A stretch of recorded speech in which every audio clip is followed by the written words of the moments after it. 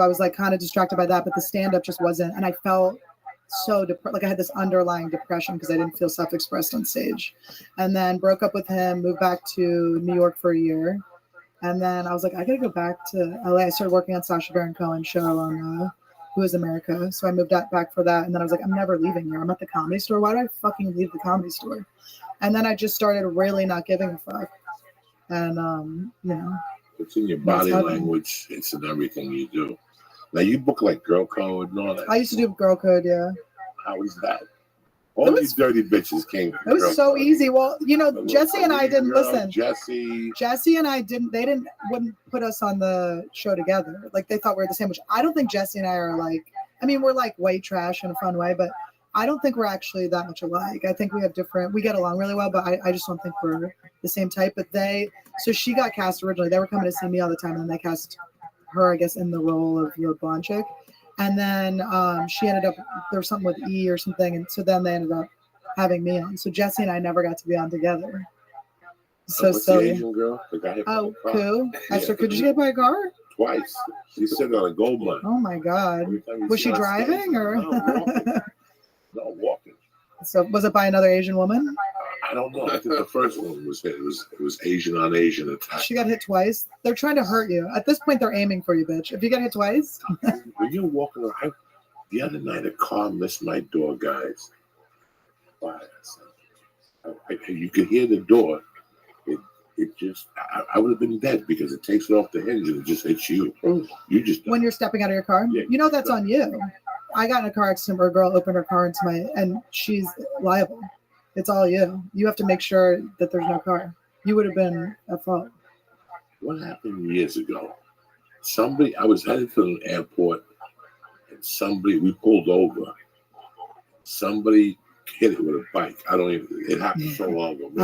It was when my wife was driving to the airport. Yeah. Which has to be 20 years ago in the beginning.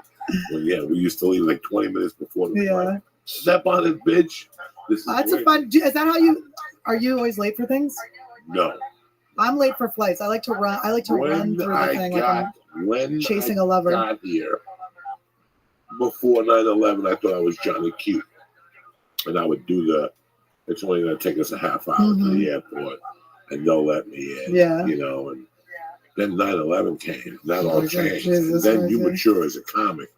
Because when you're a feature act, or you're a non-important headliner, like you're just headlining, and you're getting the basic scale, they don't give a fuck if you show or not. They don't give a fuck. They can call some other janitor down the corner. They got a local headliner. They don't give a fuck. They got to give him the same. The club owner will just do the spot. Yeah. It's not like Tracy Morgan. Yeah. It's not like Joe Rogan coming to town. People are excited. Who's in town this week? I don't know. Some guy named John Smith. That's when you're that person. I didn't give a fuck either. But then it's your mindset. You start thinking about that. Yeah. You start thinking about these people, like our babysitters. Yeah. They want to see you. They're excited. They want to hear a joke about you mugging a hooker and like a wig on fire. And you go, you know what? Let me get to the airport a little early. Yeah. What's stuff on? Because it's two different feelings. It's being stressed out the whole time till you get on the plane and you go, right. Or you walk in, it's like that old expression. You could run down there and fuck one of them, or walk down there and fuck them all. You know what I'm saying? So Lee and I were having this conversation last night. We live in Los Angeles. He was saying that Andrew Dice Clay made tapes 2 days ago from LAX, that he had to wait for an hour to get picked up. Did you see there was a fire last night at LAX at the bus station where the Uber people get picked up? Oh my God! Did you start it? Did you go down there? You knew I was with you all night. Last time I spoke to you was at 12:30. Don't even say that because the cops are going to be interrogating me. And we did a bunch of edibles and we did some bad pills. So I passed out on the couch. So don't even say that I lit it on fire. I'm just asking you. Trust me, when I saw it lit on fire, I thought it was me too. I was sitting there thinking that I walked down there last night and just light that Uber station on fire. Trust me, I got no problems in my own. You know the Jew in me comes out when I get aggravated. So I this morning, that's why I woke up and said, Mercy, look at the kid over there. Weren't the buses on fire at LAX this morning? She don't care. She don't care. I told you. The place to show she's over there. She's on level 9 or whatever the hell. Somebody lit 2 buses on fire at the Uber lot last night. That's so funny. So people who were waiting for Uber were really pissed off last night. It does suck when you come back and you're like waiting for a fucking, and you're like, and you order the Uber and then it's like 8 minutes. And it's like 8 minutes. Then yeah, and then you're like, wait a second, why is it not moving? Wait, where are you going? Where the fuck are you going? And then it's hours later, and you're just like so tired, you just want to get home. We have no idea what, like, people have no idea what it's like to go down to LAX and how you feel. And I'm telling you that we're to the point now where I'm not going to Uber. I'm not doing it. Forget it. I'm not taking a limo down. I'm not Joey Bananas. I'm not the Mafia. I'm not Tony Pro. So let's just do this. Let's just take the first flight out. And if it's at 6 a.m., that means I got to be there at 5. I love getting up at 3 a.m. I would just pull an all-nighter probably. No. I can't trust myself to fall asleep and wake up if I'm only going to sleep an hour. No, you're not going to sleep an hour. You're going to cancel your spot at the fucking store. No way. And you're going to go to bed at 9 and get 5 hours sleep. So you. How the fuck do you go to bed at 9? What are you taking? I'll give you a little something. All right. I'm going to bed early tonight. You call me and we'll get you something. And you go to bed at 9 and you get up. And let's say the alarm sets up at 2, 3. You'll get up at 2:30 to give you an extra half hour to drink your coffee in peace. Mm-hmm. Write your little log, go on the internet, tell somebody on Twitter that their mother's ass smells like Bayonne. And that they need a bidet from Tushy. You get in your car and you drive down. And you go to the airport at 4:30, you park right next to the elevator. Yeah. And you walk in, you go through clear. Because I'm a felon. They don't give me that. I got to take my shoes off. They want to smell my fungi towel. So I give it to them. And you go in there and you pray that somebody's open. You know, like when I left Boston, Legal Seafood was open. Bitch. Have a little morning lobster. I want to have my little Legal Seafood card. Oh shit! We gotta get some seafood, bitch. Oh yeah, I got them all. I got Legal Seafood. I'm gonna fucking roll with you, and then we're going to get it. I got my little credit card, but I got 1,000 of these. I got about $21,000 or $22,000 on Jersey Mike's. Oh my god, you're so funny. Because I like the turkey and provolone sandwich. Ooh, Jersey Mike's is good. No, it's not good. Come on. Turkey and provolone is good. That's it. Everything else is box. Okay. Nah, the cheesesteak ain't bad. Listen, the cheesesteak ain't you bad. have to adjust your expectations when you're not in New Jersey. You miss the East Coast? I do miss the East Coast. And I'm excited to go back for the holidays, but I am very happy here. But I do it's fun to meet East Coast people here. I got in a fight with this chick in the audience in the main room. It was not the same chick. You know, I get a PMS. I get a little, you heckle me when I'm PMSing, you're going to get a bitch. But so I was fighting with this girl and it was fun. I mean, it was fun. You know, when you go too far, but it feels good when you lose it and you're like, oh God, that felt great. It was like that, you know? And afterwards I was like, oh, I probably shouldn't have lost my shit so much, even though it ended well. And then everyone came up to me afterwards and they're like, that was awesome. I realized for some reason it was all East Coast people in the audience. So everyone fucking loved it. They were so psyched. You know, in LA, they're like, chill, don't yell. And in Philly, they're like, well, fucking beat the shit out of this bitch.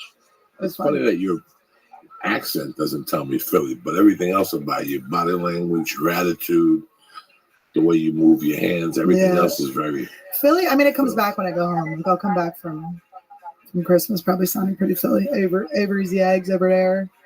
What are you plans for the future? What are your plans for 2020? What do you want to do? 2020, I'm trying to go into 2020 with no beefs, because I honestly, I don't really have any ill will towards people, but I'm just trying to drop any sort of expectations maybe of people, trying to forgive everyone and myself for all my stuff just going really clean. I want to go in clean to 2020. Did you mean work-wise? Work-wise. Yeah, rich and famous. How are you going to get that? I don't know. We'll see. It's going to happen. I'm working on, I'm writing some stuff. It's just focusing on stand-up. I'm writing some other stuff. I want to write a book. I got plans. Yeah, no, I don't know. I'm just happy. I just think my set of outfits. You are very go out. happy. Whenever I see you, you make me happy at the Mhm. store. You're one of those people that it's always a pleasure to see. The other thing was that night I fell. I'm laying there. You ever watch like a football player when a play gets broken up and he lands and he holds his knee and then he holds his head? Okay. Because the pain is so much that you have to control yourself. Like, I'm surprised I didn't pass out at the store that night. Like right now, my leg is healed except for it's shot. It feels like somebody shot me in the ass with a needle, Mhm. and they did it like without training. It's like a little numb pain. Like a That little numb pain. Yeah. But that night I was in pain, and I was breathing out of my nose. I was focusing really hard not to pass out. They turned me around. Whitney was talking to me and trying to get me pain pills and figure out what it is and asking me if I want to go to the hospital. In the middle of all this, Annie Letterman looks me in the fucking eye and goes, "Hey, blowjob? No. I don't care how much pain you are. I don't care if you're dying, if you're taking your last breath. When you ask a man if he wants a blowjob, he doesn't give a fuck. He has to think twice. He could be bleeding from I your was gonna say side. your leg didn't hurt anymore. You could be bleeding from your side, and you'll actually think about it. Can I bleed and get a blowjob at the same time?" And I look at Annie like, you got to knock it off. Because I don't want nobody sucking my dick. I'm an old man. Like, it's a shame. Like, I feel bad for a young girl that would suck my dick. It's a real injustice to them. When they go home and they go, the sperm was a little chunkier. You know, It was so slow. I'm 56. It's a different type of fucking dick. I go, Annie, knock it off. And she goes, I wasn't going to suck your dick. I was going to get one of these guys to suck your dick. Let me tell you something. I went from being in pain, and that's what people don't understand with a guy like me. Like, I went to the same doctor for 22 years because I'm scared of doctors. But he figured out how to soften me up by telling me funny things. The real genius of comedy is changing how somebody feels. Like, I love it. I don't love it. I love somebody's parent dies, and I have to call them, or I have to go to their house. Yeah. I know what it feels like to lose a parent. But it's such a morbid fucking time in your life. It's so morbid that your inner respect for a parent, your mom or your dad, doesn't even want you. Like, you're like, how can I even think of putting on Seinfeld at a moment like this? Yeah. You know, like your inner, but you're praying for Joey to say something. Yeah, I always will. yeah. I'm Me the type of too, motherfucker that'll come up to you and hug you and say, I'm really sorry about your dad. I know how much you love him. Yeah, it's been a real blow to my family. My mother can't get over it. But, well, fuck it. At least we're getting that boat down the yacht. Yeah. You look at me and you go, you're such a dirty motherfucker. Yeah. Oh my God, don't make me laugh. Like, people, when somebody looks at you and says, please don't make me laugh. Please don't. My friend, you did your job. My best friend got a cesarean section. She was like, you can come over and meet the baby, but she's like, you can't make me laugh. And I was like, it was the best day of my fucking life. I'm such a cunt. She was like, please stop. But I just couldn't. I was like, don't you dare tell me not to make you laugh. I love all that shit. Oh, it was the most fun. I love, like, I still remember one particular night, my friend had a broken arm. My friend was having a month from fucking hell. We were 18. He went to, you know how you throw your car at somebody? Like, he threw the car at somebody, like he stepped, like Lee's crossing the street. Yeah, when Esther Koo's going by and I run her ass over. Yeah, and you stop before you get there. He went to stop, we hit my friend. So my friend got up, my friend threw a punch at him. My buddy put his arm up to block him. He was so skinny and broke his arm. Oh my God, he was so having funny. a month of hell. So he's got a broken arm. He's got a girlfriend in high school that's hot to try. Yeah. She's available to the highest bidder. Everybody says she sucked a good dick, whatever. You brought her a ring, you outdid him. Yeah. So he bought her a TV. And she was at home. She broke up with him. She was at home watching the TV with the guy. Oh, yeah. So he kept calling her up at home, calling her a cunt, fucking whore, and all this shit. She actually came up to the bar, threw a fucking beat on him in front of all of us. That's so funny. We were all kids. She jumped out of the car and just started smacking on one end. She's a Jersey so girl. hilarious. Don't you ever call me a whore. Your mother's a whore. Yeah. And he's getting beat up. We pull her off. We put her in the car. We take him inside. We sit down. We're sitting there. He's just staring at his beer. And he goes, I should go down and take the fucking TV. That's what I was thinking about. And next thing you know, my buddy goes, just look at the bright side. Right now, her and Lou's are probably watching that TV. And I'll never forget popping his head up and just shaking it, and then laughing. Yeah. Like that's when you go, you know what, man? That's what it's for. It's our gift. And that night I went home and I told my wife we were both fucking. And I hit you up that night. Yeah. I said, thank you for making me laugh at such a difficult. It was because I was thinking about Miami. Yeah. I had 2 weeks that I could not cancel. Yeah. I couldn't cancel. Like I would have had to go up there with stitches. There's no way. Did you have a wheelchair? No, I did it. Yeah. I did it. I went home. I did it the right way. I iced it. I did it from A to Z. I ended up in urgent care because it swelled too big. Mm-hmm. I did the 2 days of pain pills. I got rid of it. I got a steroid. But then the healing process has been acupuncture, cryotherapy, Novathor, massage. Nate Ellenberger gave us a gun to bust out your muscles. So at night, I don't even ask my wife. I just bust out my leg muscles. Yeah. And then I stretch. It makes me stretch, that hamstring. Yeah. Because I bust it all the way down to my ankle. And it's like a fucking machine gun that breaks up all your blood. I think I know what you're talking And about. then I hang my legs upside down. I mean, I've worked on this. Yeah. Hamstring. I gave it blood. I've been doing leg extensions and still go to, but now I've been kickboxing. Yeah. I've kickboxed Cool. twice in 10 days and nothing so far. Can you roll or no? No, I'm not going to roll at all. That's too. Hip It's hip escapes. That's it. Hip escapes and passing the guard, I can't do. Yeah. That's definite. And, when somebody slices through on the pass, how long have you been involved with jiu-jitsu? I've been doing it on and off for like a year. What do you think so far? I love it. It's so fun. And you love the no-gi. I do no gi. Just no-gi straight Yeah, I mean, I never tried gi, so I don't know. I can't. There's nothing to compare it to. It's a lot of fun too. I mean, I would try all of it. It's so fun. I mean, I can't believe I'm like, what the fuck was I doing? Exercising by myself and like a gym. That's so boring. And Black Dante? Oh, I know Dante. Yeah. Is he your boy? Yeah, that's my boy. I saw him the other night. He was at the store. He was at the store. Yeah. That's what I heard. I sent a picture to Scotty Epstein. Did you see the video that I made with the I'll send it to you. Scotty and I made a video because he's got these giant, we call them Dante, like they're these big giant black dummies for I guess striking or whatever. So we put them out back and we did a video where I was pretending to blow them and he came back to catch me. And he was like, Dante, and he goes, get back in class. And I'm blowing them and I go, don't tell my dad. And then they like pan over to the one black student who's just like shaking his head. That's Dante. No, it wasn't Dante. Dante hasn't been there. It's like, Dante, if you're listening, what the fuck? No, I called him. He said he hurt his foot. He stepped in grass or something. I called him the other night, checked up on him. I know he got to get roommates and whatnot. So, Dante's family for 20 years. Dante's been family since 1997. Yeah. I still remember coming over my house, falling asleep with a bag of fish. He would go to Rouse. He'd buy fish. I'd cut it up and fry it for you. Okay. But he would be hammered. He'd fall asleep and Finney, my cat, would figure out how to go in the bag. I'll never forget, he woke up. He's like, get this motherfucking cat out of my fish. The cat had been in the fucking, he was head first in there. Yeah. Lucky his whole cat. head was greasy and everything for a week. So funny. He looked like fucking Elvis, the cat. His hair was over his back. He had the grease around his ears. The whole fucking thing.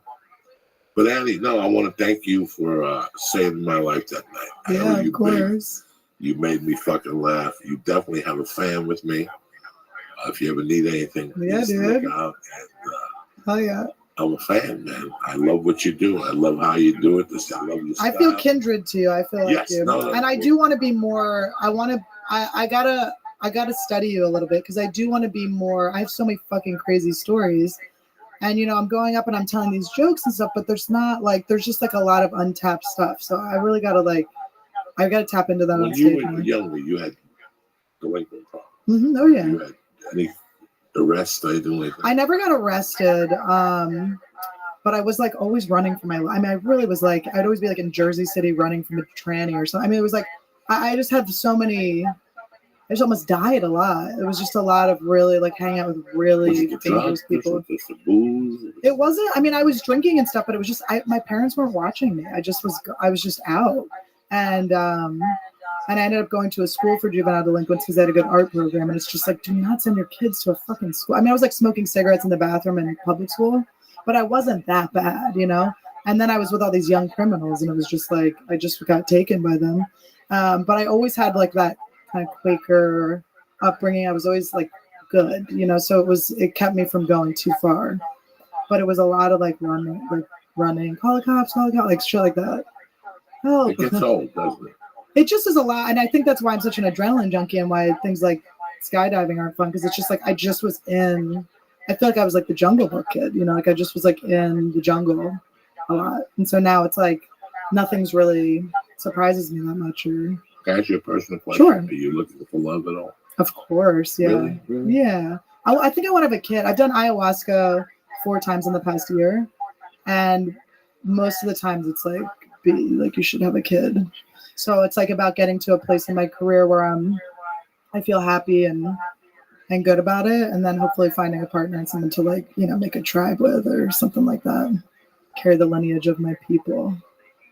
So I'm thinking about it. I mean, I don't know, but it's, you know, I have a lot to work on. I have some issues. Well, you're very funny. You're a beautiful girl and you have a great career. Who do I fucking date? Who dates me? It's like, it's hard. If I was 20 years younger, better looking, and I could keep up with you, I'd try you. You know what I'm saying? I'd give you a world, but it's too much. You're a backbreaker. It's a lot. It's a lot. I gotta find the right person. You're the real deal. You need a special, you need an opposite. Yeah. You need the quiet guy that says, she's crazy. What can I do? Yeah. You need to date the guy that's like Paulie and Goodfellas. I talk to them all the time. They don't listen. Yeah. It's hard. Brian Simpson. Do you know Brian Simpson? I know the name. Yeah, he does late night. He's so funny. He's really great. You wouldn't see him just because you leave, but he is fucking hilarious. He just did David Spade. He did stand up on there.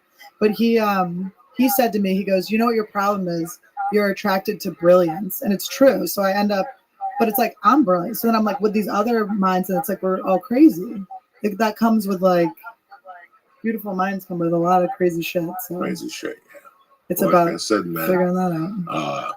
Anytime you always have an open door here. I love you dearly. Thanks. I'm a fan, and you need anything, you call. Thanks. You too. I got you.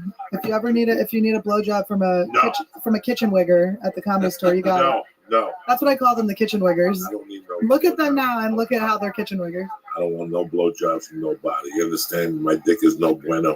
All right, guys, it's a wrap on Joey's dick. Yeah, no. Any dates you want to promote? You hit the road. I don't have shit right now. I just right now working on getting back with a road agent right now. I got nothing. Unless you want to take me.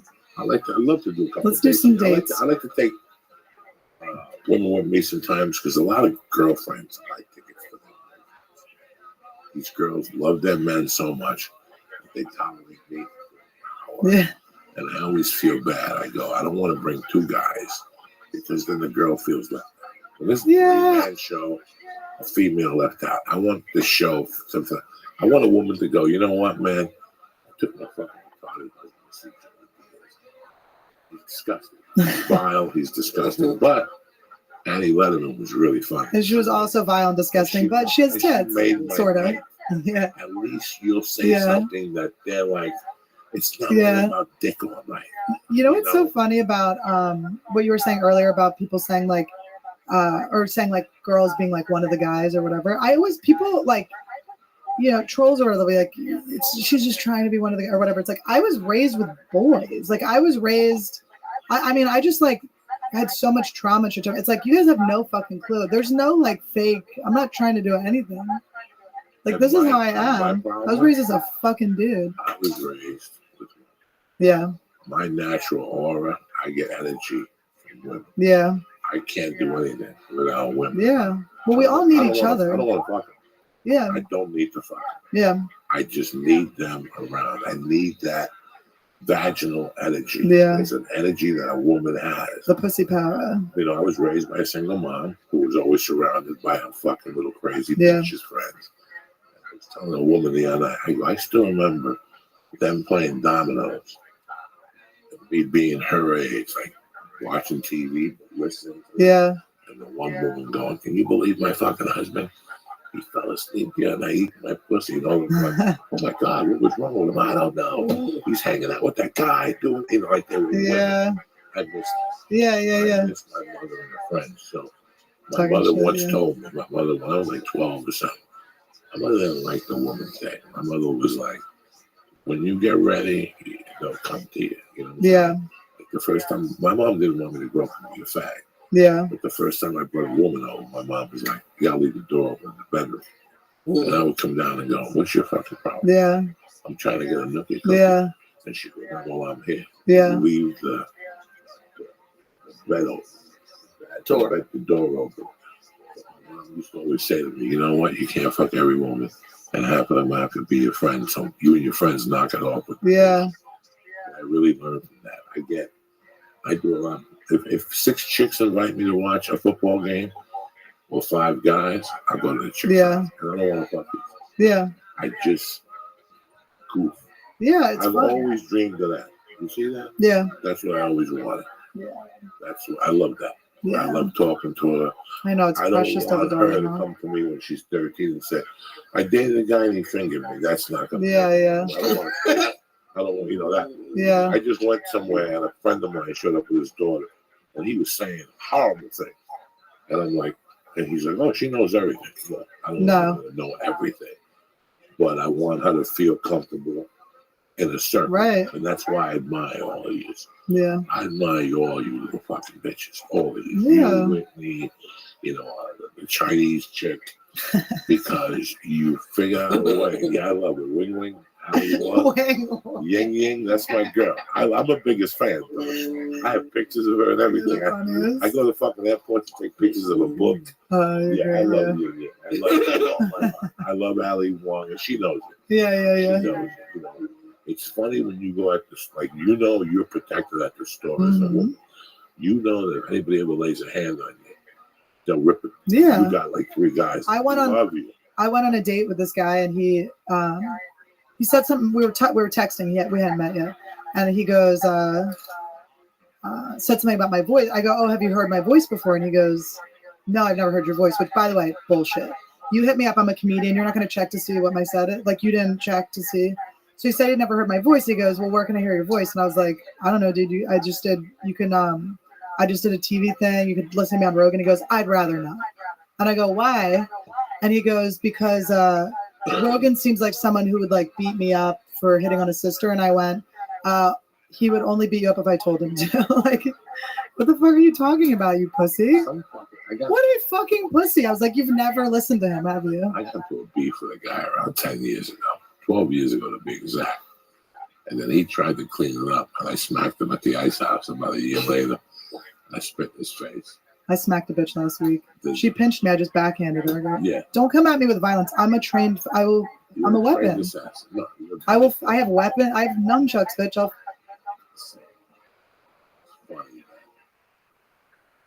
Oh wait, you slapped a guy at Ice House. I slapped him at the Ice House, but I forgot what the point of the fucking story was. Sorry, I interrupted. I'm too fucking high. Who gives a shit? Who cares? It's Monday morning. That's all. Oh fuck! I want to hear it. It's 2 days before Christmas, and that's it, man. It's the holidays. See my family.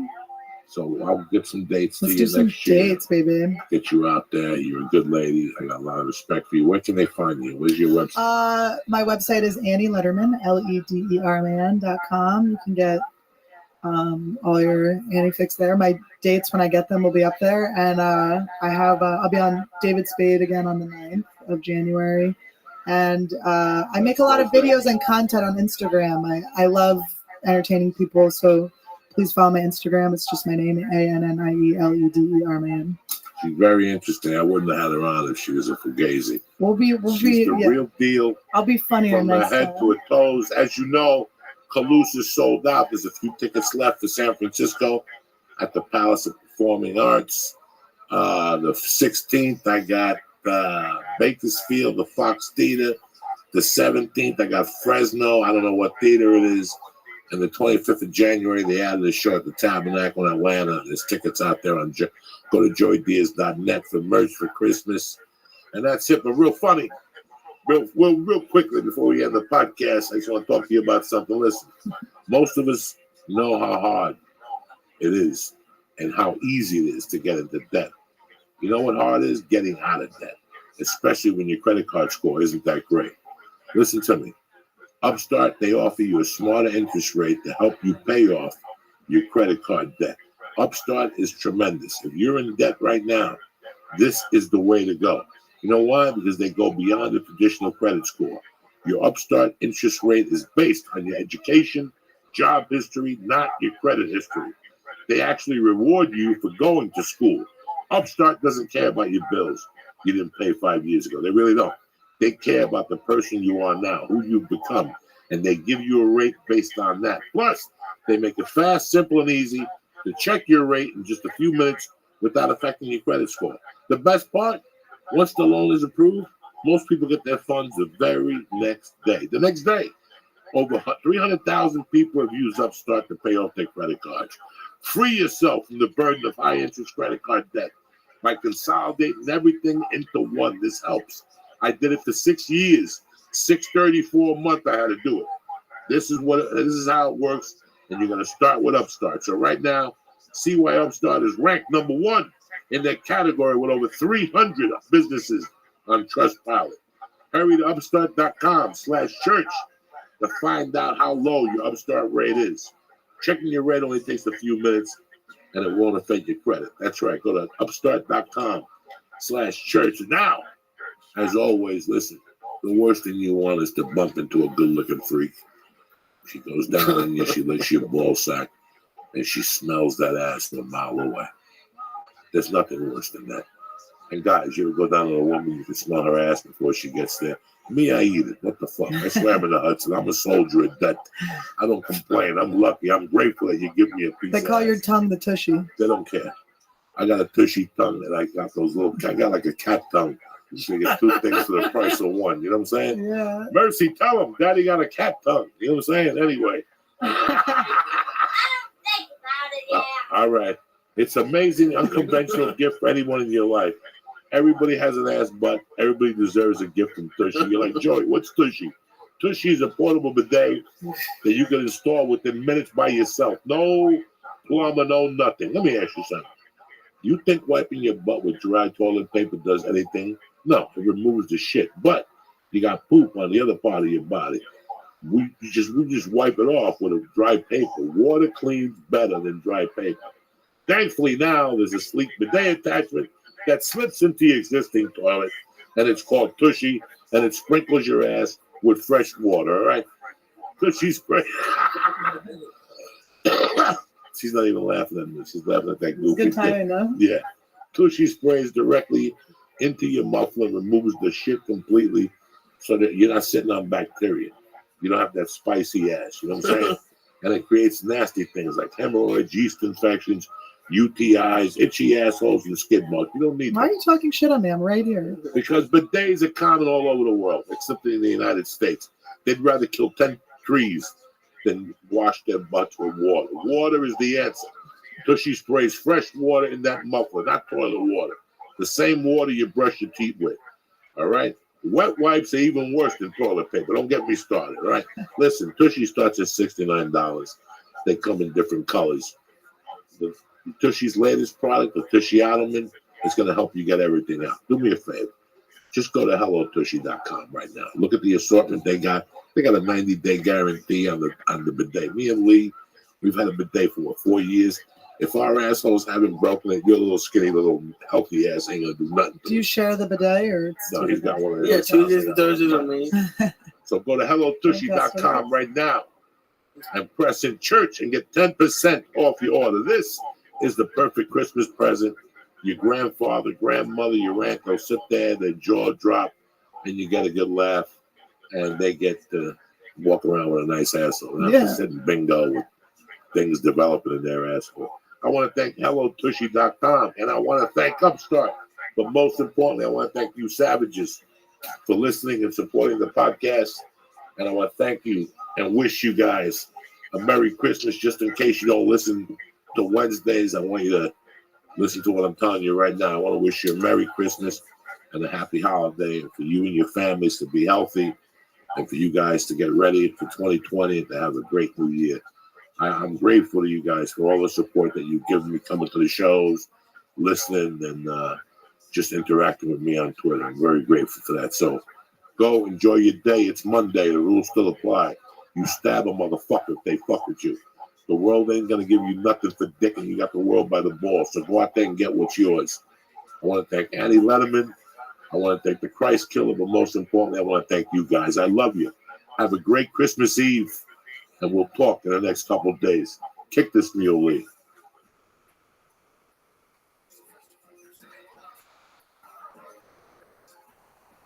Greetings from Podcastville.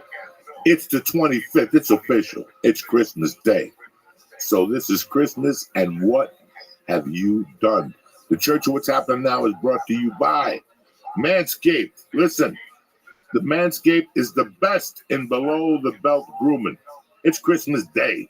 You're showing up like Santa with 2 big sacks full of holiday cheer and yum-yum juice for everybody. What if it looks like a cave? And all of a sudden you remind people of those little 12-type kids when they walked into the dungeon. This is what I'm saying to you. They got a thing called the Lawnmower 2.0 for a reason. They threw away the 1.0 and upgraded the trimmer with a skin-safe technology, so you're always looking sharp down there around the nutsack and around the party stick. You know what I'm saying?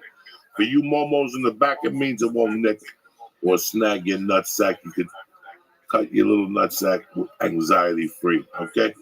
So do me a favor, those church listeners, get up to 20% off your first order when you use promo code CHURCH at manscaped.com. Order the perfect package, which you talk about at the end of the show. And they're going to throw in a free travel bag. It's the coolest thing you ever seen. It's got an indoor zipper. People always ask me, Uncle Joey, what do you hide the goods at? Well, talk to me later. I'll tell you. So for right now, go to manscaped.com. Use promo code CHURCH, CHURCH, and get 20% off your first order. Listen, with Manscaped, you keep your nutsack nice and polished. You know what I'm saying? Number 2, I also talk to you about Onnit in the same way. Onnit's got the Alpha Brain. Look, 100% money back guarantee. And right now they're running a contest. You buy Onnit Alpha Brain, they send you a raffle ticket. You get the raffle ticket, you win. You get the whole Onnit experience. Listen, you go to the steakhouse, they're giving you $2,000 in cash. You get to jump up and down with professionals. They give you a year's supply of Onnit. It just doesn't stop. Go to Onnit.com right now and get your bottle of Alpha Brain and cut this shit. It's your lucky year. 2020 is the way to go. Kick this mule, Lee. Getting this day started. Merry Christmas to all you guys and your families.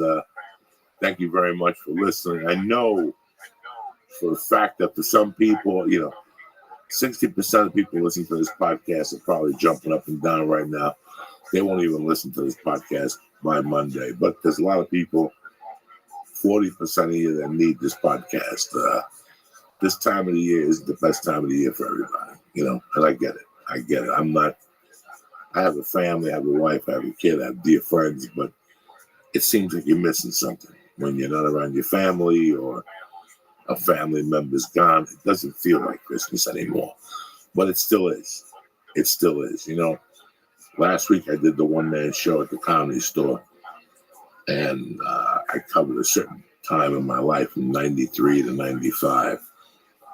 And I'll never forget Christmas in 94. Christmas in 94 will always stick with me forever. For 1,000 reasons. I made something out of nothing. I woke up with $3 in my pocket and stole a Christmas tree and got $180 cash and got Chinese food and stole a bike and made Jackie, my first sibling.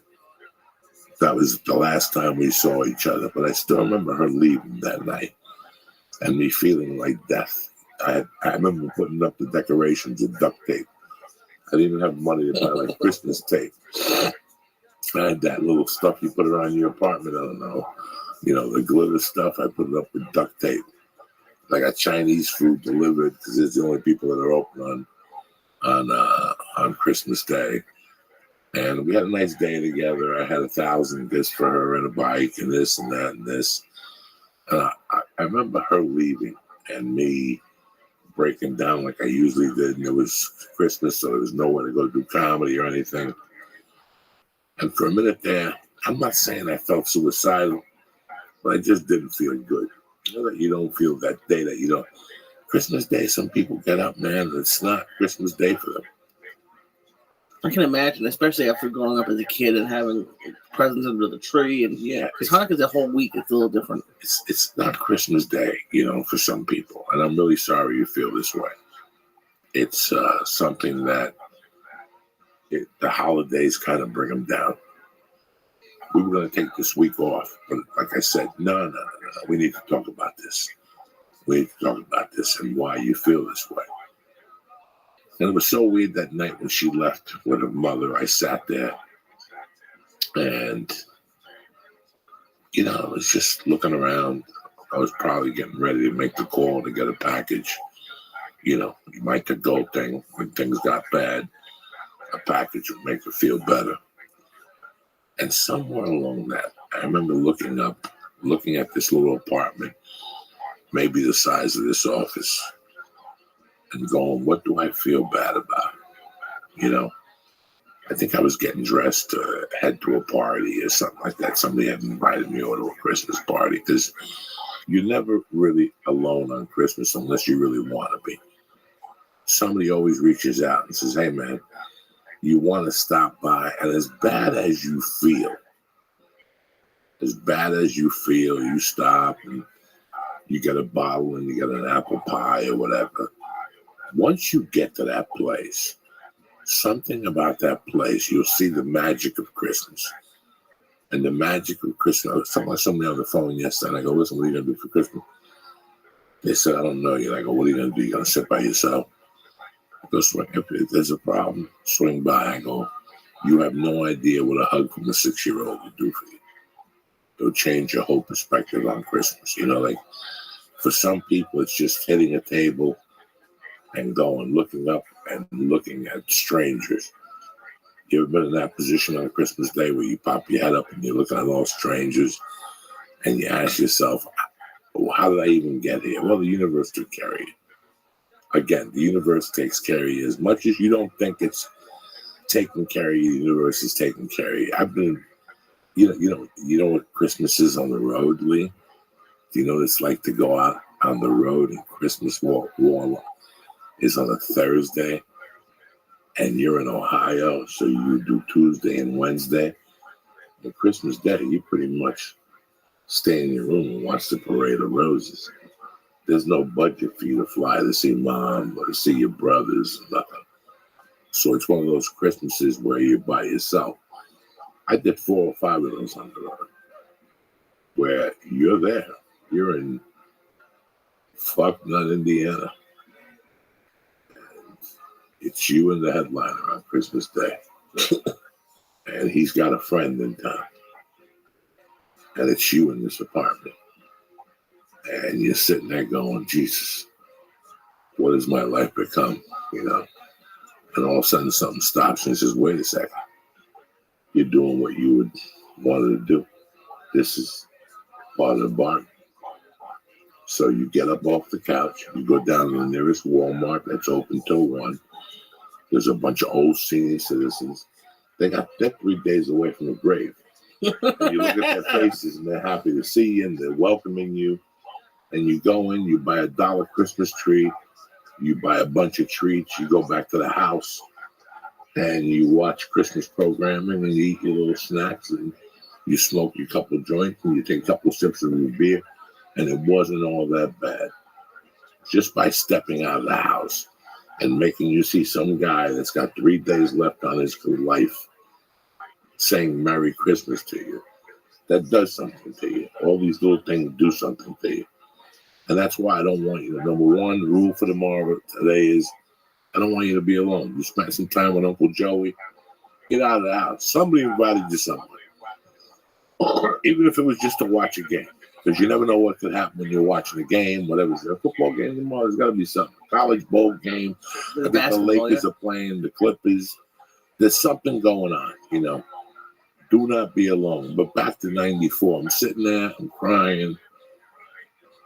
And all of a sudden, something happened that made me open my calendar.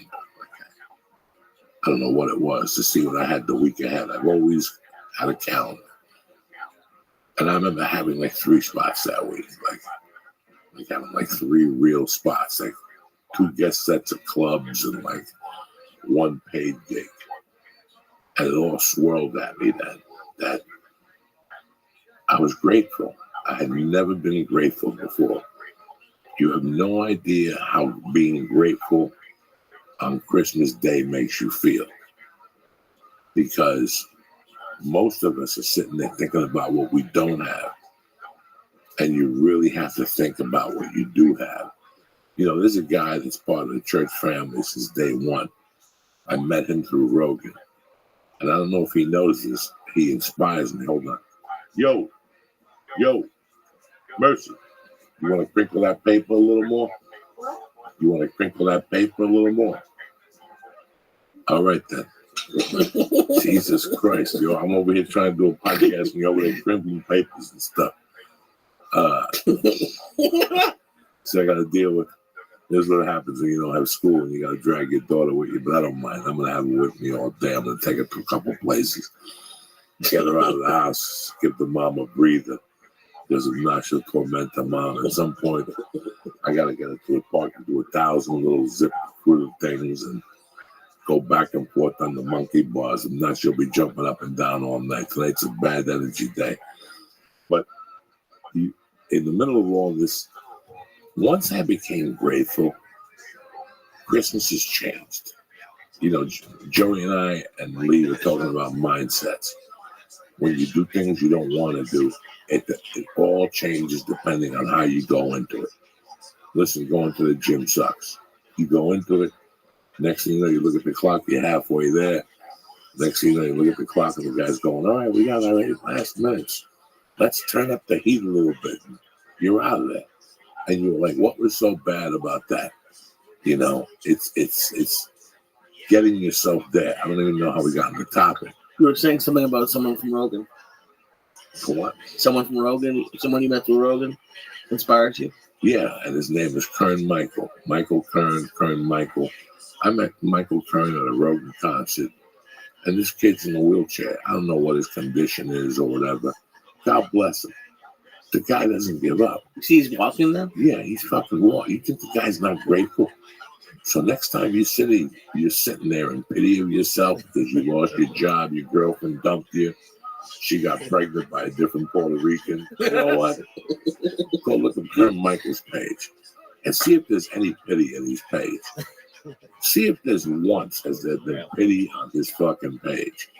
See if there's a picture of him all mangled up. No. It's pictures of him walking. It's pictures of him with no shirt on. Then he shows up to shows of bitches. For all you motherfuckers that are waiting for the next coming of life, this guy's in the wheelchair getting his dead dick sucked. What are you doing? What are you doing? You know, you think about it. You really have to look at somebody like Kern Michael to really appreciate life and go, what am I doing with my life? This guy is in a wheelchair and he's walking around like Jesus. Remember when Jesus was hitting those people in the head and they started walking? So I look at that guy there and I go, what am I doing with my life? I got to go make people laugh and I'm depressed. I got to go make people laugh and I have anxiety. I'm scared. I mean, you have to, and I'm not saying this in a negative way, but while you're sitting there falling in pity for yourself on Christmas, there's somebody else that's in a tent. Yeah. There's somebody else that's in a shelter. There's somebody else that's under observation for psychiatric reasons, for whatever it may be. And here you are sitting in your apartment watching the Rose Bowl parade, like, you know, thinking about pulling a Chris Cornell. No. Look at it from a different angle. Look at it from how grateful you are to have what you have. Your mother might be an alkie, but guess what? At least you got a mother. You don't see me going to my mother's house. So whatever you might be thinking that Joey's going to Bert Kreischer's or Tom Segura's, they're going to be jumping up and down. You got your mother. I don't have a mother. So we all have our little personal Vietnams. But from December 23rd to January 6th, they all go away. Listen, what are they going to do? Put you in debtor's prison? What are they going to do? Put you in jail because they're going to evict you? They can't. Listen, be grateful for what you have. And Christmas and the rest of the year will be better. You know why I'm grateful also on this day? because I know I'm getting one day closer to a new start. Listen, just like you, I'm not fond about Christmas. You don't see me with Santa hats on. I got a daughter that don't like Christmas. She don't like Santa Claus. she don't ask to take pictures of Santa Claus.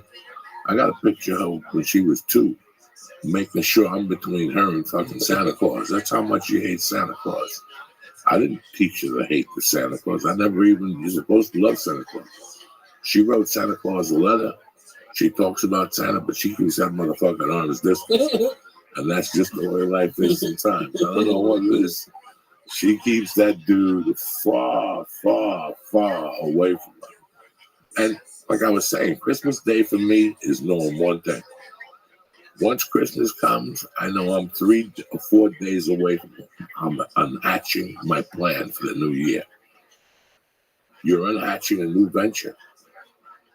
2020 for you should be a new business. You're opening up a new business. How excited are you? You ever go down to the bank and you get the paperwork approved and you find the location and you got to deal with the landlord and you got to build a bathroom because midgets got to use a midget bathroom and you got to deal with the sign. Oh, yeah. And finally that day has come that you're going to do the grand opening soft party. Well, guess what? That's what 2020 is. You're getting a chance to open up your own business. Think about that. No matter how bad Christmas feels, no matter how bad of a year you had this year, no matter how good of a year you have this year, think about this. 2020, you're opening up a whole new restaurant. Oh my God, am I excited? I got go-go girls while you eat meatball. While you're eating a hamburger, women are going to come by and cut their pubes and throw them in your face. That's the idea I got for a new restaurant. I'm bullshitting you people. What I'm trying to say to you is you have a new chance to be a new you for 2020. That thing you've been thinking about doing that's been on the back burner for last year, it's time to execute it. So today and tomorrow, you walk down to CVS, you get yourself the cheapest notebook they have, and you write down this business you're starting. This business that's called you. If your name is John Smith, it's the John Smith, and I'm the CEO of my company. How is it going to be different this year? Well, maybe John Smith has a high-paying job that makes $120,000 a year with full benefits. Maybe John Smith is happy with what he has, but maybe John Smith just wants a little more. He's in a relationship. He's got a kid. He's married. He wants a little bit more out of life. As you get older, if you don't want more, you're retarded. When you're 38, one day you're going to wake up and go, you know what? When I was 6, I wanted to play the fucking flute in a band. And you're going to go on internet flute, and who's got a flute club around here in my neighborhood? And you're going to sit around with 6 other potential fags and play the fucking flute until you're happy. I'm not saying you're gay. What I'm saying is that you're going to go play the flute or the guitar because that's what human nature is. Wanting more. There's nothing wrong with wanting more. So John Smith could be a guy that's making $120,000 a year with full benefits, but there's something missing from his life because it's better to want than to have. See, we get lied to. We're going to go to college, and then we're going to find the life of our dreams. And, you know, all you jerk-offs watch Office Space and all these movies, and you think that it's just a fucking party that you go there, and then afterward you get drinks and and it's Michelob time. What's that new one? Maker's Mark. The Puerto Rican with his mother. Everybody knows Puerto Ricans drink Colt 45. Knock it off with fucking Maker's Mark. That commercial. You know, everybody thinks that this is going to be a life. Lee and I have had this conversation. We've seen college students around us that have graduated and think it's this TV show. Well, it's not. It's not. It's a challenge. And a lot of you guys are college graduates and you're sitting there thinking about your next meal because that piece of paper didn't do dick. Now what needs to come into balance is that piece of paper, a thing called good old American common sense. And that's what's going on with John Smith. John Smith knows he's making a ton of money for his fucking company. He sits in a goddamn cubicle all day, but he wants just a little bit more out of life. Just a little bit more. So John Smith's going to take a shot this year. He's going to take a class that's 3 hours a week on fucking gemology. And then once the class is over, he's going to meet somebody in that stupid class who has the same needs and interests that he has, in the same position. And maybe they got a booth at a fucking a gem convention twice a year to start off with. This is what 2020 should be meaning to you right now. Oh, it's a new decade. I don't give a fuck if it's a new decade. To me, it's just another fucking day in a new year. And it means another day in a new year that you get the chance to do what you really, really, really, really, really, really wanted to do. Not what your parents wanted, not what your wife is pushing you in a direction. Fuck all that. What you really want to do. What is it that's going to add to my life? Or how am I going to change? We have so many different options for 2020. It's ridiculous. It's ridiculous how good 2020 looks right now. And I got nothing going on. It's not like you don't see me shoot the Netflix special. You don't see me on no fucking selling a lifestyle. I got nothing. I just know that I'm going to be a better person. And I know that I'm going to be a better stand-up comic. I'm going to keep going out to that fucking store. And I'm going to keep getting better and fucking better and keep writing. I'm starting to write a new hour. You know, we do have, hopefully, the book will come out this year. I've been working on putting together a vocal book, whatever the fuck. Audio book, because listen, as far as the writing's concerned, you got a better chance of fucking Jesus coming down and raping you with his dick. Because it takes me 3 days to write a paragraph.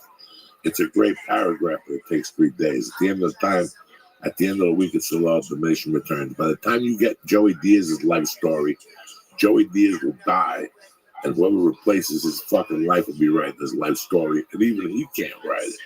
So I said, forget all that. We're going to switch it up. So yeah, I have things I'm looking forward to doing.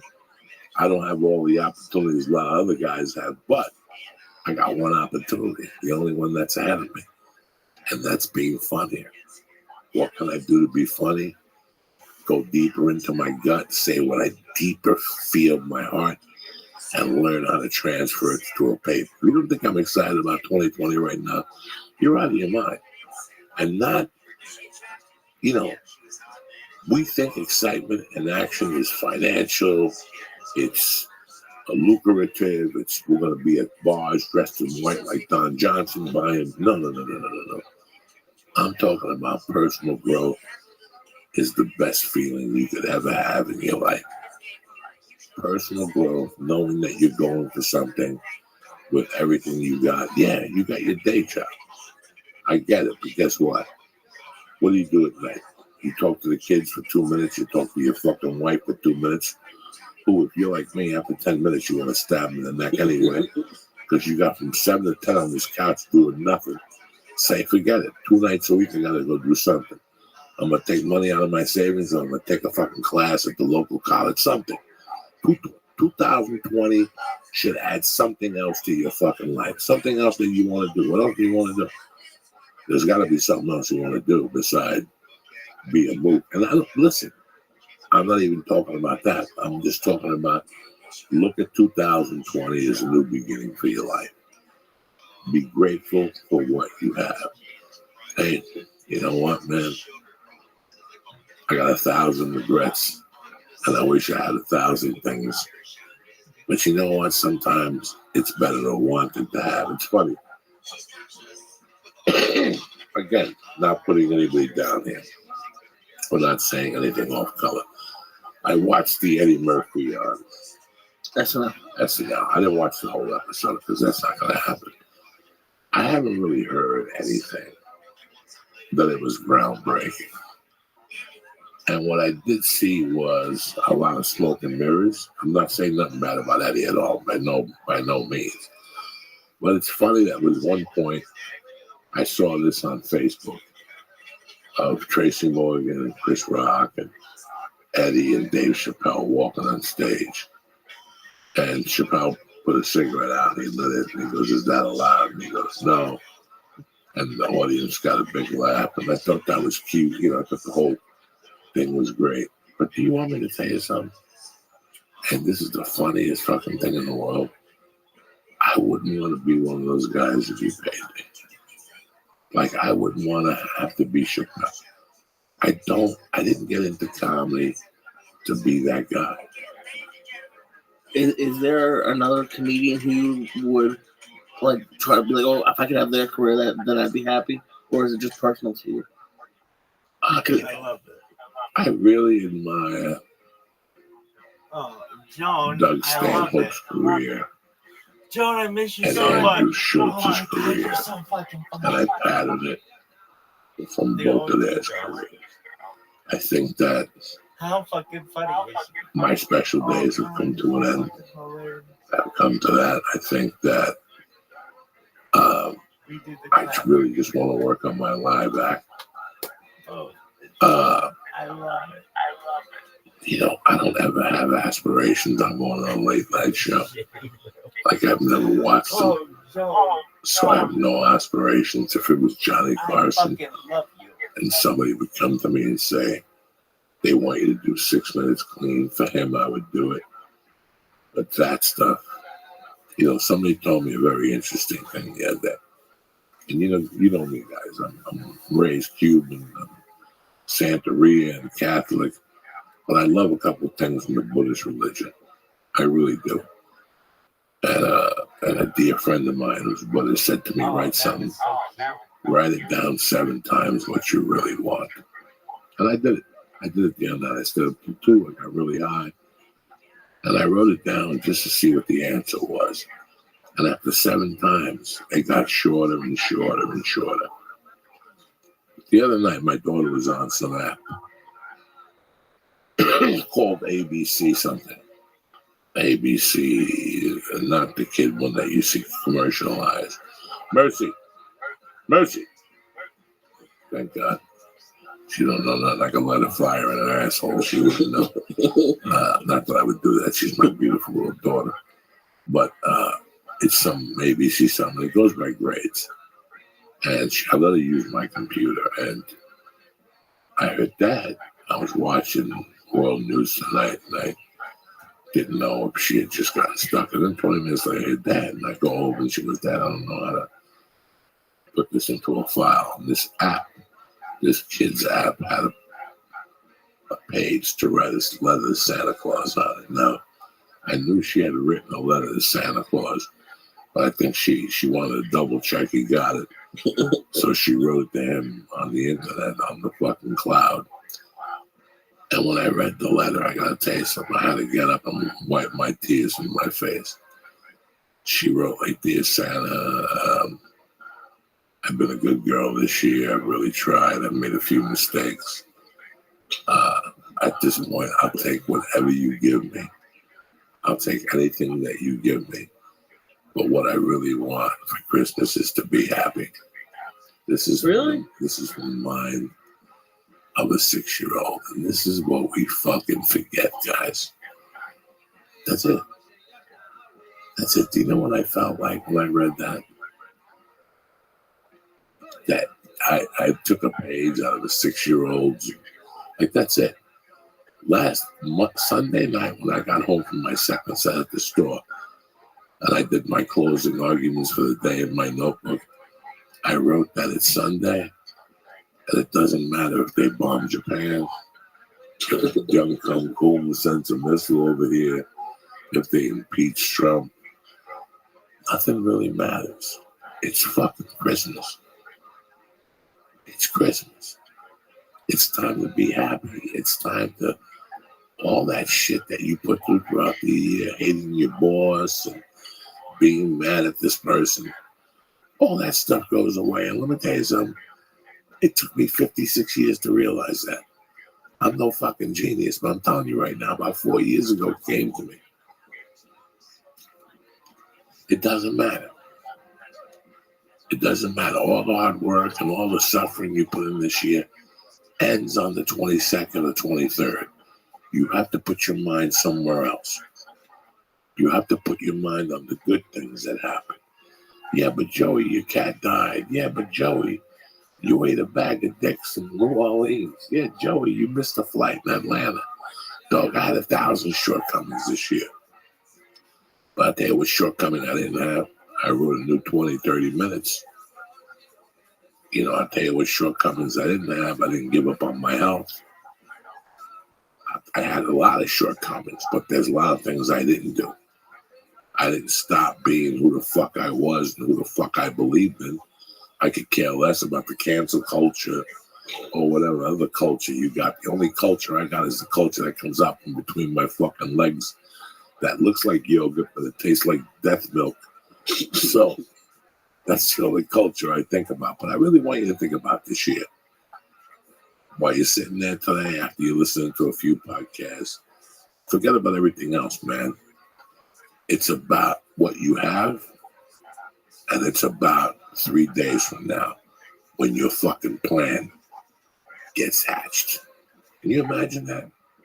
This thing you've been dreaming about for years, that you've been scared of trying because you might fail.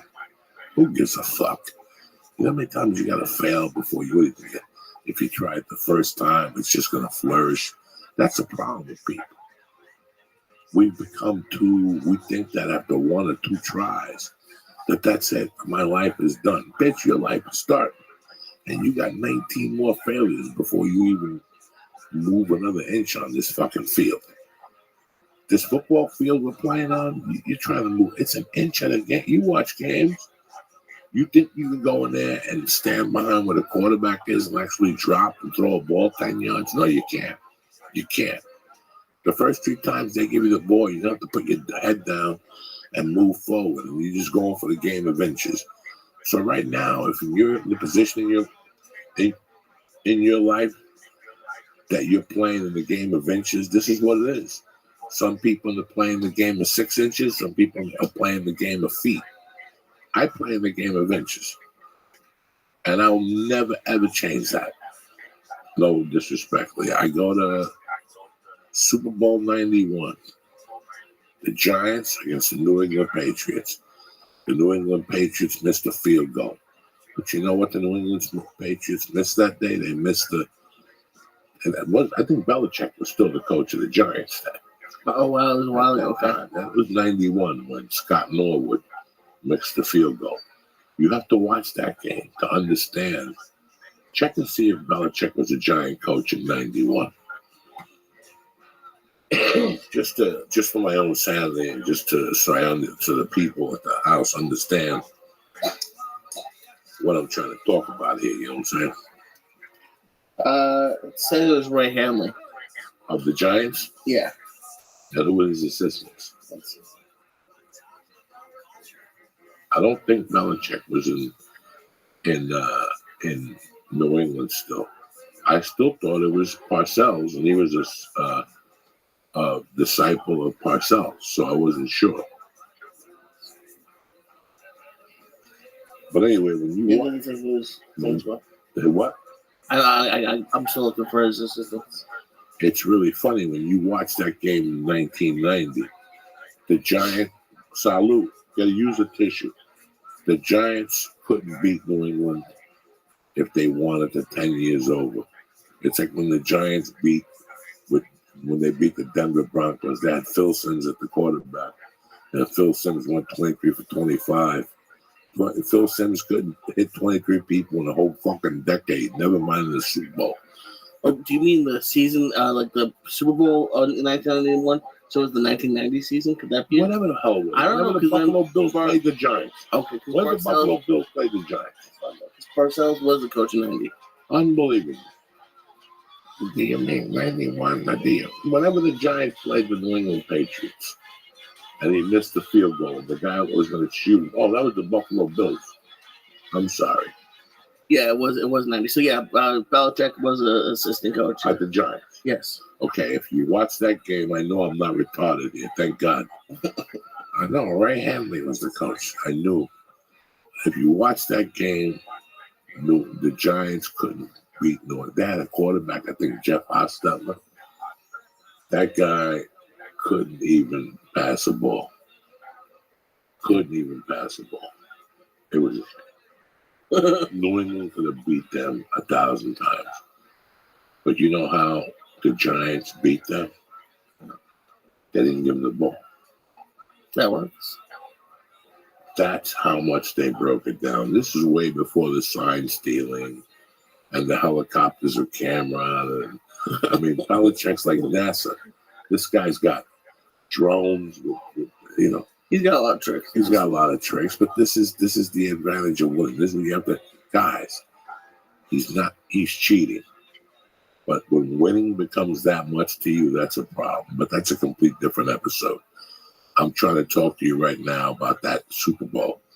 Because that Super Bowl, watching that Super Bowl, I was still married. I was still very unhappy. I think the Tedders were over. This family from Boulder, who they were both trying to be millionaires. Now they got 19 fucking kids, and the wife is still a cunt. So it doesn't matter. The husband's a cunt too. They turned on me during the divorce. I never forgot you filthy fucks. Anyway, they were over the house. We were eating onion dip like normal Americans. This was way before hummus, before suicide bombers and people getting blown up. And this is when America was America. And fucking the Giants played New England in the Super Bowl. And they beat them with a guy named O.J. Anderson that was a 36-year-old running back. Wow. And what their objective was to run out the clock, take as much time as they could in between plays, and let this guy run 3 yards at a time. 3 yards at a time. 3 yards at a time. They changed the offensive line. 3 yards at a time. Put in another skinny black guy. Let him run 1 yard. OJ, take a breather. 3 more. And they ended up beating him. You're like, Joey, your fucking point. How many times does a guy run for 3 yards? 1,000 times. They took the ball away but when I'm going back to this, they had a plan for that game. They had a plan for that game. When I ate the dick with Netflix on the way home, I made a plan for my podcast, my stand-up, and my personal life. And I stuck to them to the best of my ability, and I'm reaping some of the rewards. Some of them, you can't be, if you go for 4 and you get 3 out of 4, you can't complain. You got 3 out of 4. It's like I told Lee and I were talking about a Weight Watcher diet. And I go, Lee, first of all, the diet isn't a diet. It's called a lifestyle change. It's your lifestyle change. It's not a diet. Diet's an ugly word. Diet is the end word of health. Don't use diet. It's a lifestyle change. Instead of eating that piece of toast, I'm going to eat an apple. Instead of drinking that smoothie, I'm going to drink water. It's a lifestyle change. We were talking about a particular thing about the Weight Watchers, how it works. How it teaches you to make deals with yourself. Make deals with yourself, Like I'll do this and I won't do this. I'll do this and I won't do this. It's kind of the same thing, I don't even know what the fuck I'm talking about now. Well, the one thing I wanted to talk to you about, and not to disagree with you, but at the beginning we're like, don't be alone, because I've been alone on a lot of holidays, and there's people who are working today, and they'll be alone, or maybe they move somewhere new. I definitely see what you're saying. How we were talking about it on the last podcast, where if you have some mental health, it's not good to isolate, and I agree with that. But I think there's some people who, and almost I'm looking forward to spending a day and going over my notes or just doing nothing for a few hours. To me, I sometimes enjoy. You've been to prison? No, I haven't. All right, you don't want to sit alone. You could sit. I don't mind you waking up at 9, looking through your notes, and jerking off one time, and maybe taking a bag of clothes that you don't need and getting it ready and take it to the fucking Salvation Army on the 26th. Maybe taking your time, taking a shower. But you know what? Take care of yourself. The worst thing scenario, go to Denny's. Get the 4x4 diet. Go out. See the beauty that there is out there. I know some people like to be alone. You're talking to the person that invented being alone. You're talking to somebody who's an only child. You had a brother, and you like being alone. Think about somebody who's raised being alone. I love being alone. Yes, I had a prime example. Yes, I had not much on the plate. It was Monday. What I needed to do was lift. I lift every Monday at 10 with a trainer, and I had nothing else to do. I mean, my wife was going to Universal. We were running a bunch of things. Nobody really knew because there's no school this week. I did what I had to do. I went and lifted. I went home and I made 15 calls, 15 emails. I had to end up motherfucking a few people, whatever. But then I forced myself to get the hell out of the house because I know I'm going to be in the house all week. I'm going to be in the house all week. It's Christmas. I'm not going out at night. I forced myself to call down to the Comedy Store Thursday night. And don't get me wrong, Christmas Eve, Christmas night, things ain't going good. Or there's a midnight showing of Uncut Gems. I will be at the Comedy Store Christmas night, tonight, just sitting around to watch comedy. I'll try to get on stage, but I'm not there to step on somebody's toes. Somebody always cancels on Christmas. Right. Because they realize they went somewhere and had 2 cocktails. Some nights there'll be 6. Some nights they'll just pull an open mic up there on Christmas. Oh, geez, I'm going to have to go. Yeah, because nobody shows up down there. So depending on how I feel tonight, I might shoot down there. That's just the way it is. I didn't call in for it. I'll definitely be down there tomorrow night. And I got Calusa Thursday. And I don't have, they opened up some tickets for San Francisco. So if you want to go, this is the chance to get your tickets right now. I know you got a little envelope for Christmas. Grandma gave you a $50 savings bond. If you trade it in, you get $21. Who cares about the 30-year growth? You ain't got time for that stuff anyway. You know what I'm saying? What I'm trying to say to you is this, man. Be grateful for what you have. Don't worry about what you don't have. It's Christmas Day. You do the best you can. There's no use crying over spilt milk at this point over the year. The year is done. The year is done and gone, and it's never going to come back again. You know what? My cats are never going to come back. Netflix is never going to give me another special. There's 1,000 things that aren't going to happen. But you know what? 2020 is coming. And I know there's going to be a good year for you guys and for myself. Whether it's Bob Lalingus, whether it's, I know Hubs is having a hard time up there. I know 1,000 of you guys that, Scott Cunningham, I want to congratulate you on the birth of your new child. I'm watching. Guys, I'm watching. You know what I'm saying? Lon Rosenkirk still supporting after all these years. I'm watching you guys. And we still got a tight-knit family. This is more than a podcast. This is a state of mind. And this is 2 people who have no reason. We do all our communication online. Can you believe that? Can you believe that? We do all our communication online. And then I come to your hometown, you shake my hand, and we take a picture, and we move on for the rest of the year. But listen, today is not the day to worry about what happened 3 months ago. Today is not the day to worry about what happened 6 months ago. Today is not the day to worry about what happened 20 years ago. What happened?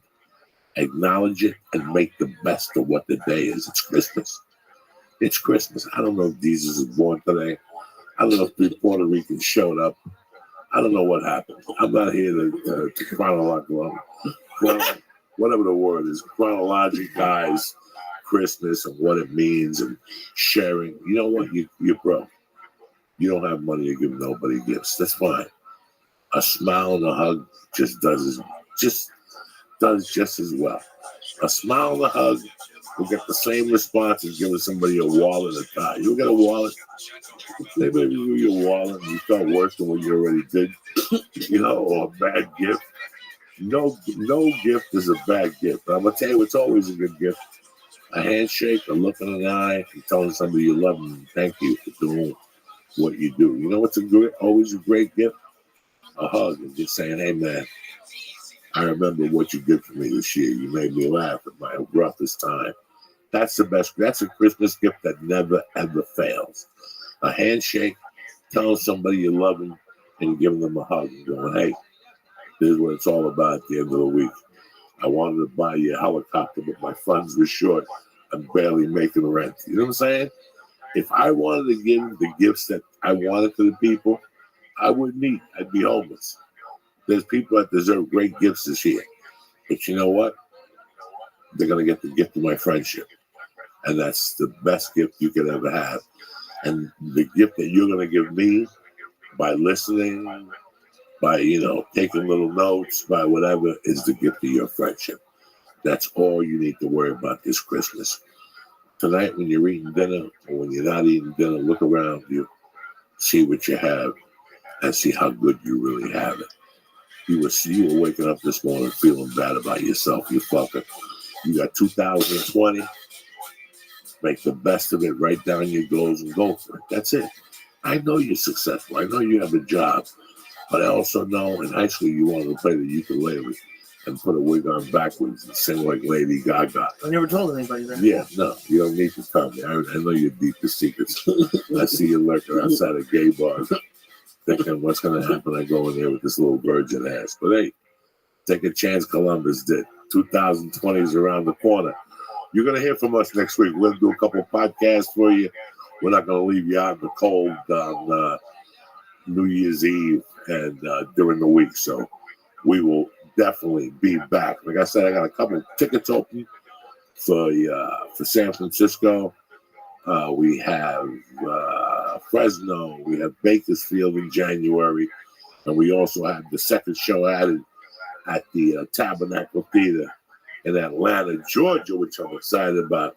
Get to go hang out with Gladys Knight, stand online, eat some whatever the hell black soul food, and I'm ready to go. You know what I'm saying? I show up on stage with a big dick and afro and a picture of Black Panther. When was the last time you showed up with a picture of Black Panther? Before we leave real quick, I want to thank our sponsors that have been with us since day one. I want to thank Onnit. Onnit.com has always been there for us since day one. You understand me? Why? Because I believe in them and they believe in us. Me, as far as I'm concerned, Alpha Brain is the way to go. Why? Because they give you 100% money back guarantee and they don't even want the product back. That's class. That's American. That's what I'm talking about. You want to start a new year on the right foot? Alpha Brain.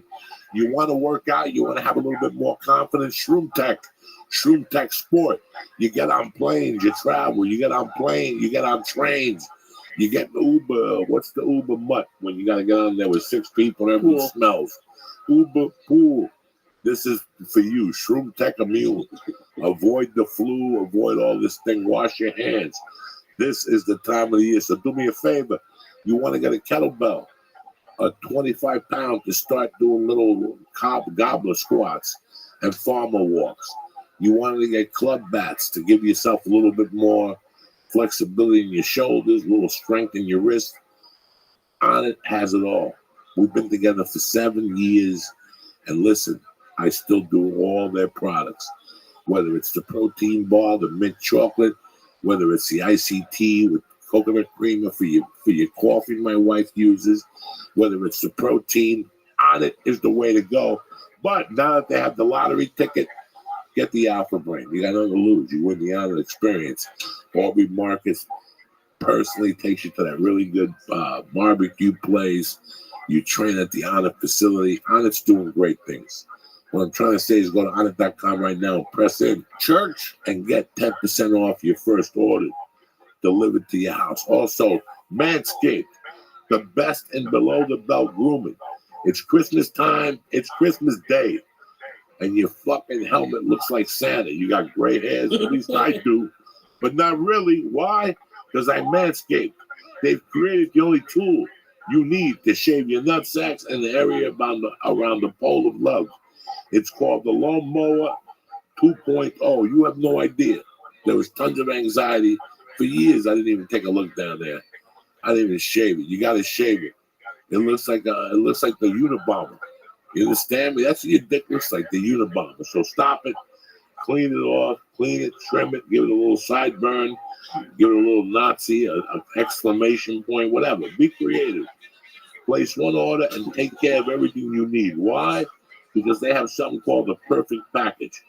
You get the lawnmower, you get a pair of anti-chafing boxes that won't scratch your sack. Plus, they're going to throw in the crop preserver, a deodorant for balls, and the Reviver, a sprit that tones and refreshes your junk and keeps you cool. It's like the CGI package they used on the Irishman. Your balls are smooth. With the perfect package, you'll be as smooth as a snowman. You understand me? So do me a favor. You want 2020 to start a new thing. You want to get on Tinder. You want women to do dirty things with. If you show up and you're not trimmed and you're not prepared, what are they going to think? You only got 10 minutes to make a good impression. Maybe your face ain't right. Maybe you're missing a tooth. Maybe you got bad breath. But once they see that uke stick and it's all trimmed and they see the love in that stick of death and those nuts are shaved and they look like an Arab when he's neatly trimmed, you know what I'm saying? Like they're like the little points. They're going to say, this is what we're going for, baby boy. This guy is taking care of his dick. And it starts with Manscaped. And Manscaped also makes a great Christmas gift.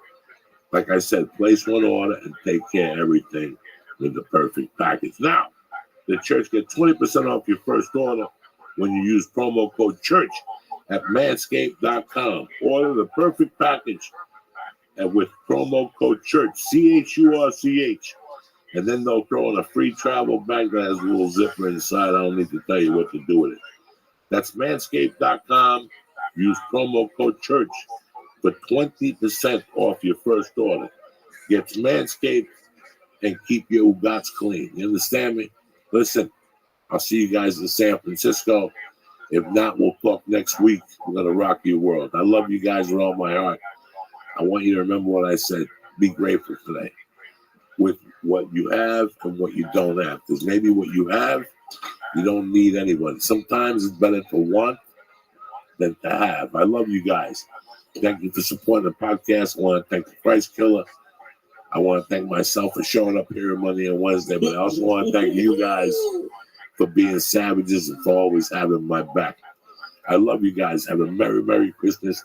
Hug your families and have a great, safe day. Take this meal, Lee.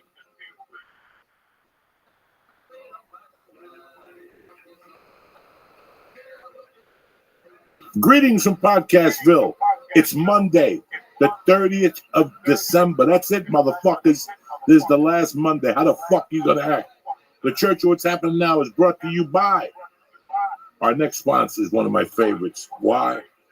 Because I believe in hygiene. And I believe if you don't have a clean ass, what type of person are you? You got no fucking character. You understand me? The Hello Tushy bidet is something you install at home. It takes 10 minutes and it changes your whole life. You're like, Joey, what type of life-changing experience? I'm talking a type you'll take your wife and throw her out the fucking window because she's not necessary anymore. This is hot water cleaning your ass. You're walking around all day, nice and clean, a little pep in your step. Hello Tushy comes in different colors, and they start at $79. If you're getting this podcast right now, it's never too late to get somebody a Hello Tushy. Never. Never. You know why? Because everybody's ass smells like a fucking dead Egyptian. That's why. So do yourself a favor. Stop killing trees. Stop using fucking dirty. This is the same water you brush your teeth with. This ain't that toilet water. Your asshole's going to be tip-top. Go to HelloTushy.com right now and press in church and get 10% off your order, all right? The church is also brought to you by one of my personal favorites. And since you want to start the year off on a good foot, this is the way to start the new year off. Alpha Brain, Shroom Tech Sport, Shroom Tech Immune, kettlebells, club bells. Onyx got everything for you. You understand me? That's why I do business with them. That's why they've been a sponsor of the show for 7 years. Who else takes a product, stands behind it, and if you don't like it, they'll give you your money back. They don't even ask questions. That's on it. That's why I do business with them. They're running a contest.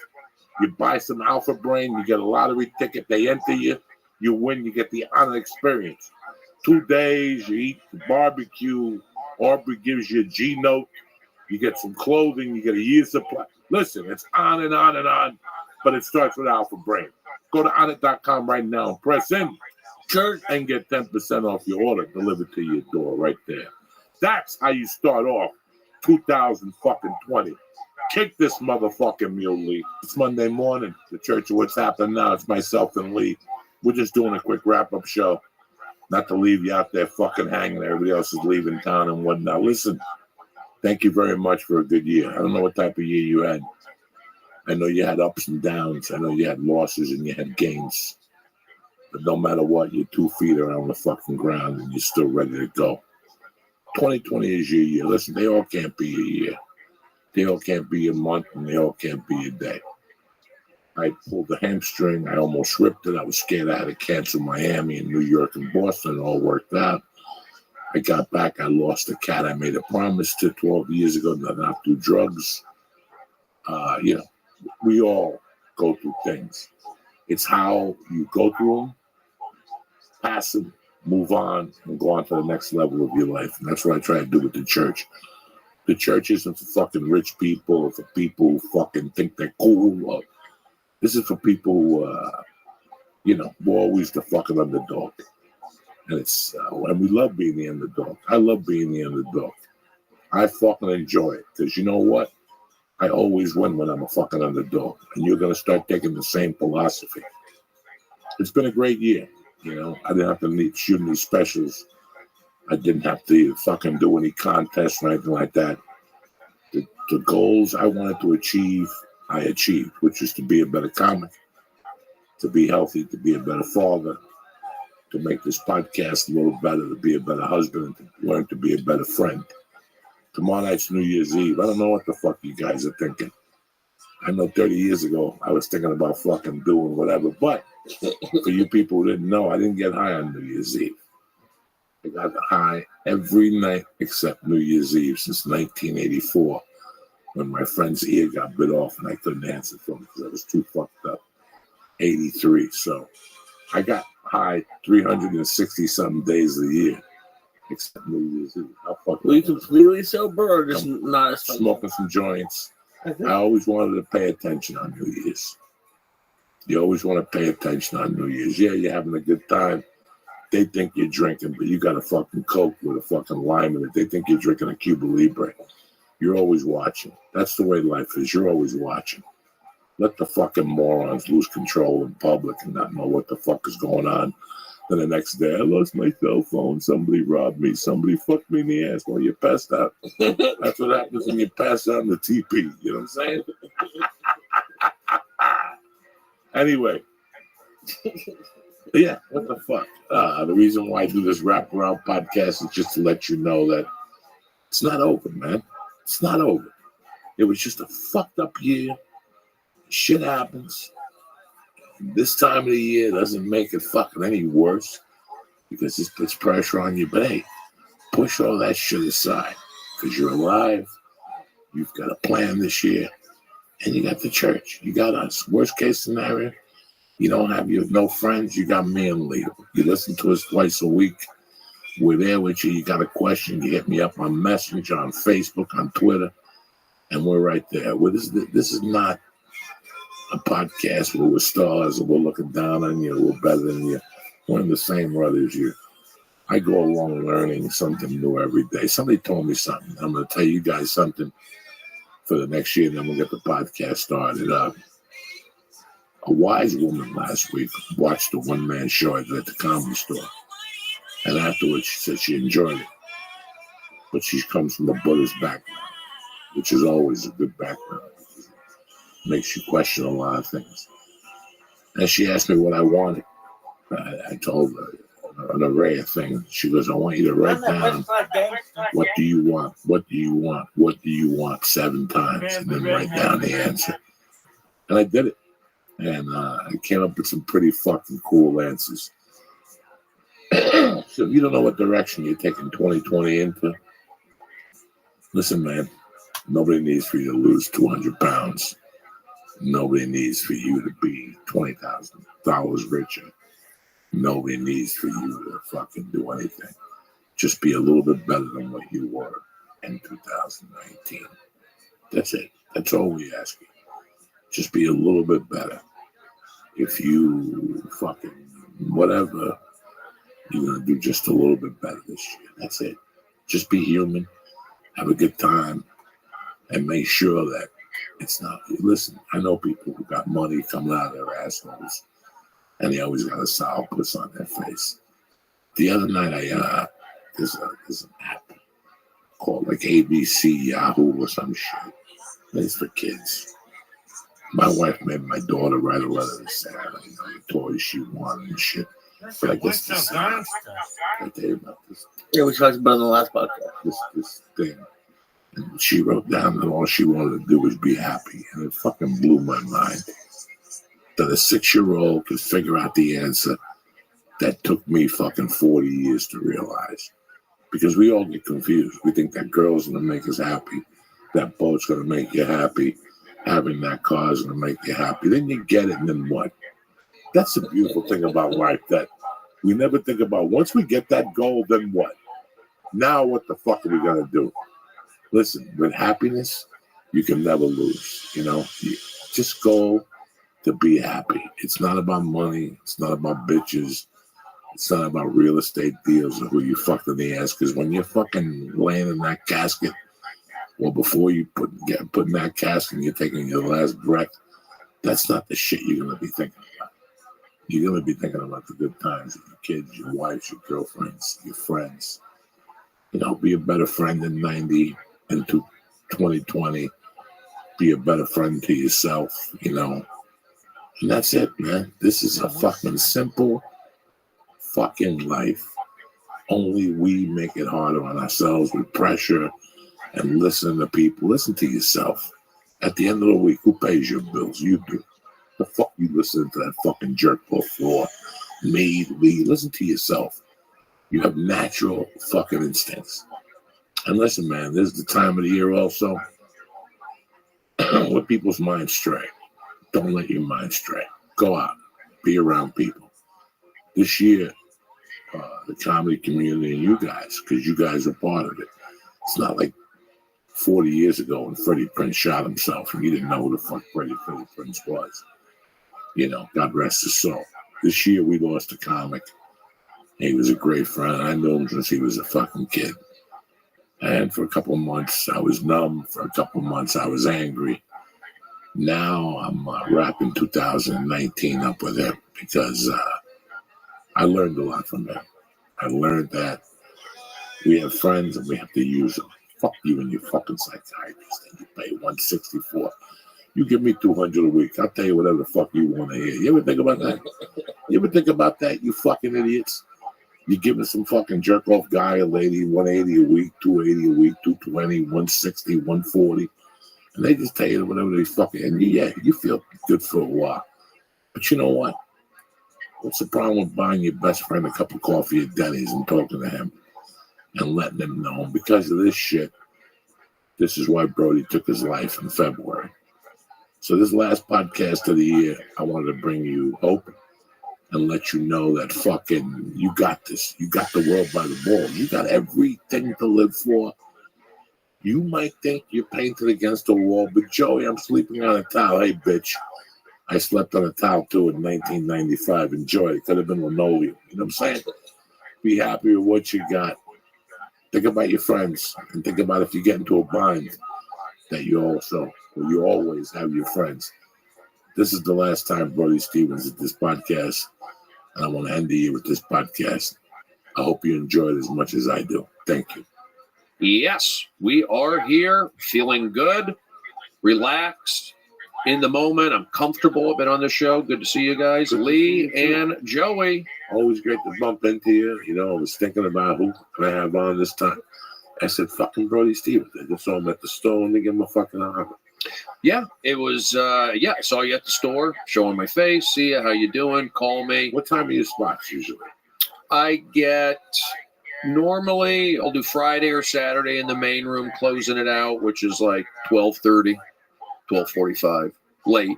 And then occasionally I'll get an earlier spot in the original room, like at 10:45 or an 11. So Adam, the booker, and they mix it up for me, but I get 2 to 3 spots a week.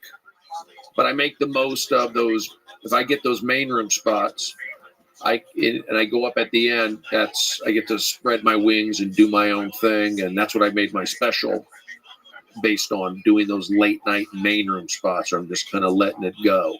So I still do those. I'm kind of, I've done it already, so I'm looking to do something more, but getting some motivation for, but they switch it up, but you got to hustle. Got to play the Laugh Factory. Got to go to the Improv. Got to do these other shows. Got to show your face. Listen, the hustle never ends. Like I said, Sebastian Maniscalco sold out 4 shows in Madison Square Garden. And I'm telling you, every day, all of the struggle, whatever level you're at, comically, stat, whatever. Right. Every day you got to get up and face it and work and fucking, whatever it is that you do to get, closer to your goal, whatever the fuck it is. It was interesting. You were talking about at the beginning of the show that you're done with the meds. You're done. Well, I have been. For how long? 4 months. How do you feel? Good. My mood is low. I feel like I have to rewire my brain a little bit and my body. I think that it takes several months to get it out of your system, and then you get used to being different. But essentially, I feel like my old self. But that doesn't necessarily, pre-comedy, because I had been taking some kind of an antidepressant, something to take the edge off since Seattle. And I had a year or two in New York when I was not really on anything. But being here in Los Angeles since 2000, I think the pressures maybe of the internet made me, there's so many more things happening. But initially I started taking it in Seattle because I'd get up there and do comedy and I wouldn't feel right. I felt like, oh, Brody, you're funny playing baseball. Then when I went up there and did comedy, it was rough. So I did take something to help me have the edge taken off. However, I feel like 20 years now later to say you're only on a med because it helps your comedy is kind of like a weak excuse.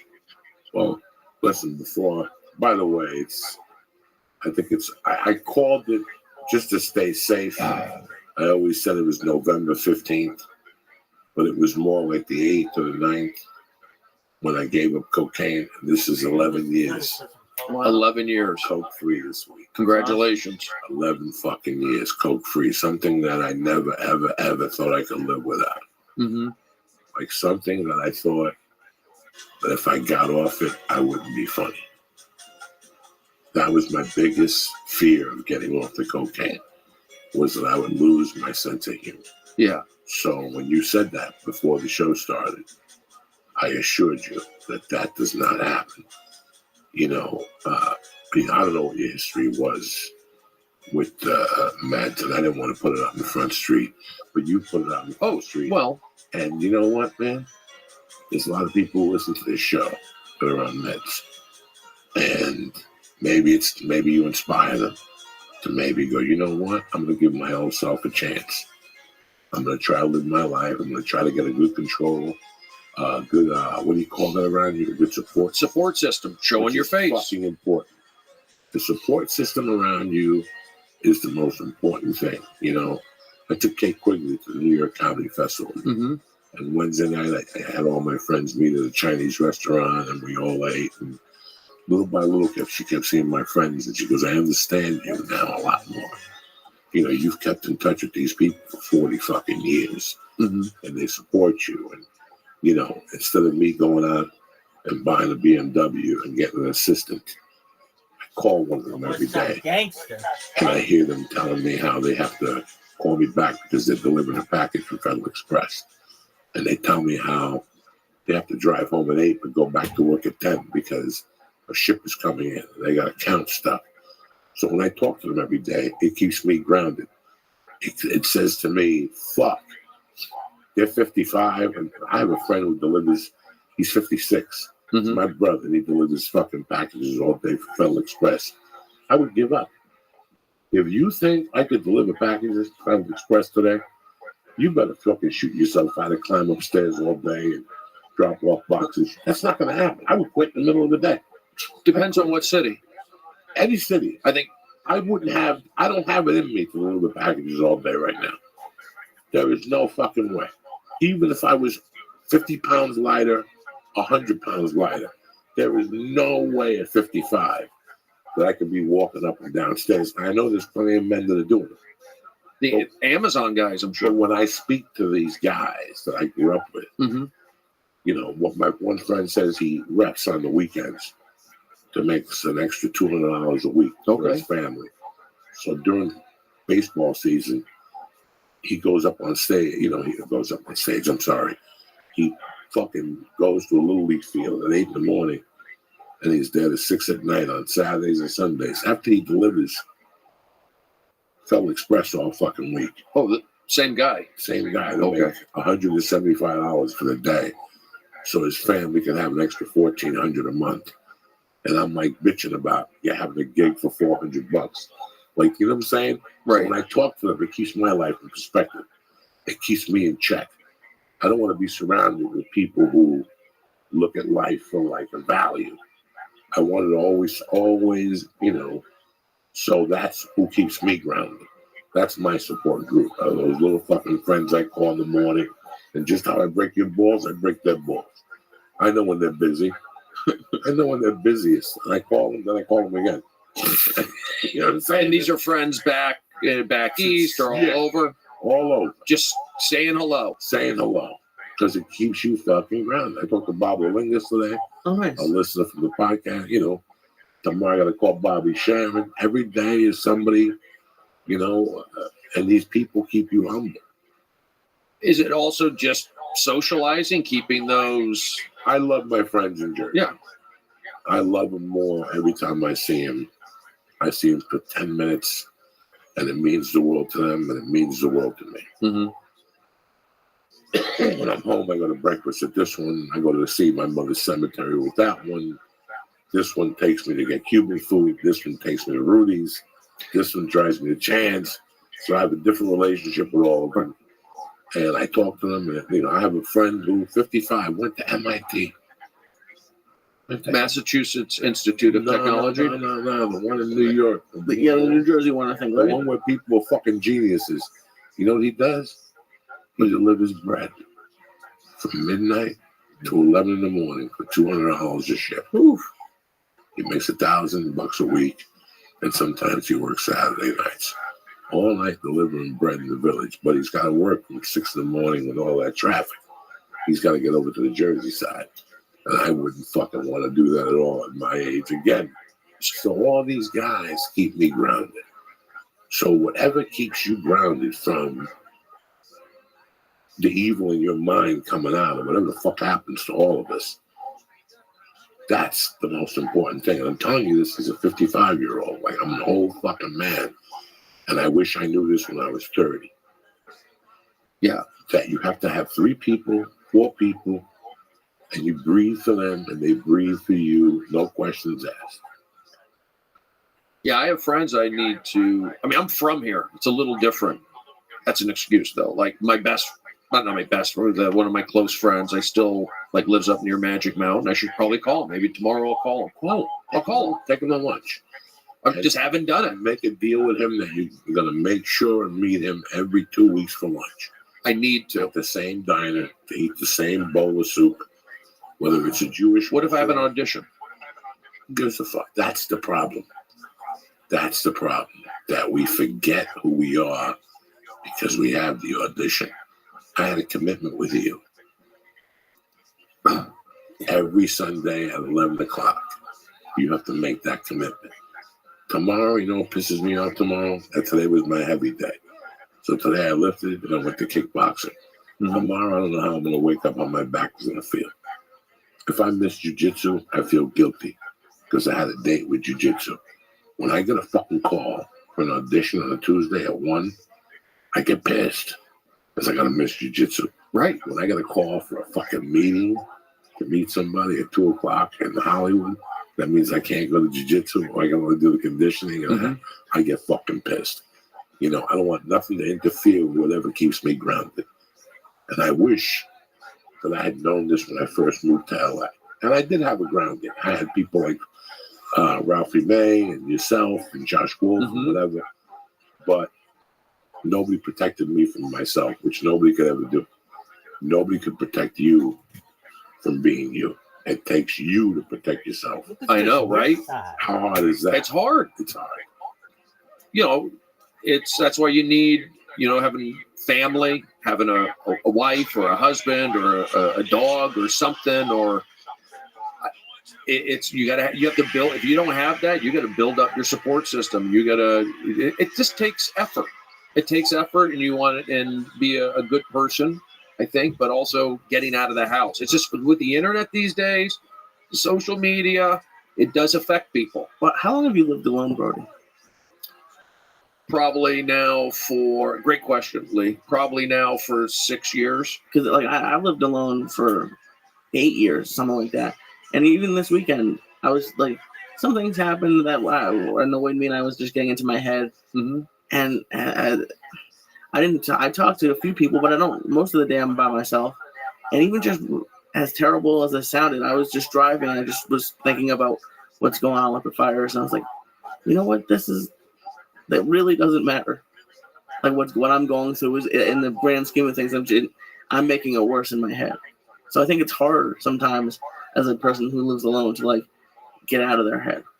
Well, yeah. I mean, that's why I go for walks, actually getting out, and then I do that Periscope. I do talk. I mean, I'm not hearing their voices, but I am doing these check-ins. I am connecting with my community.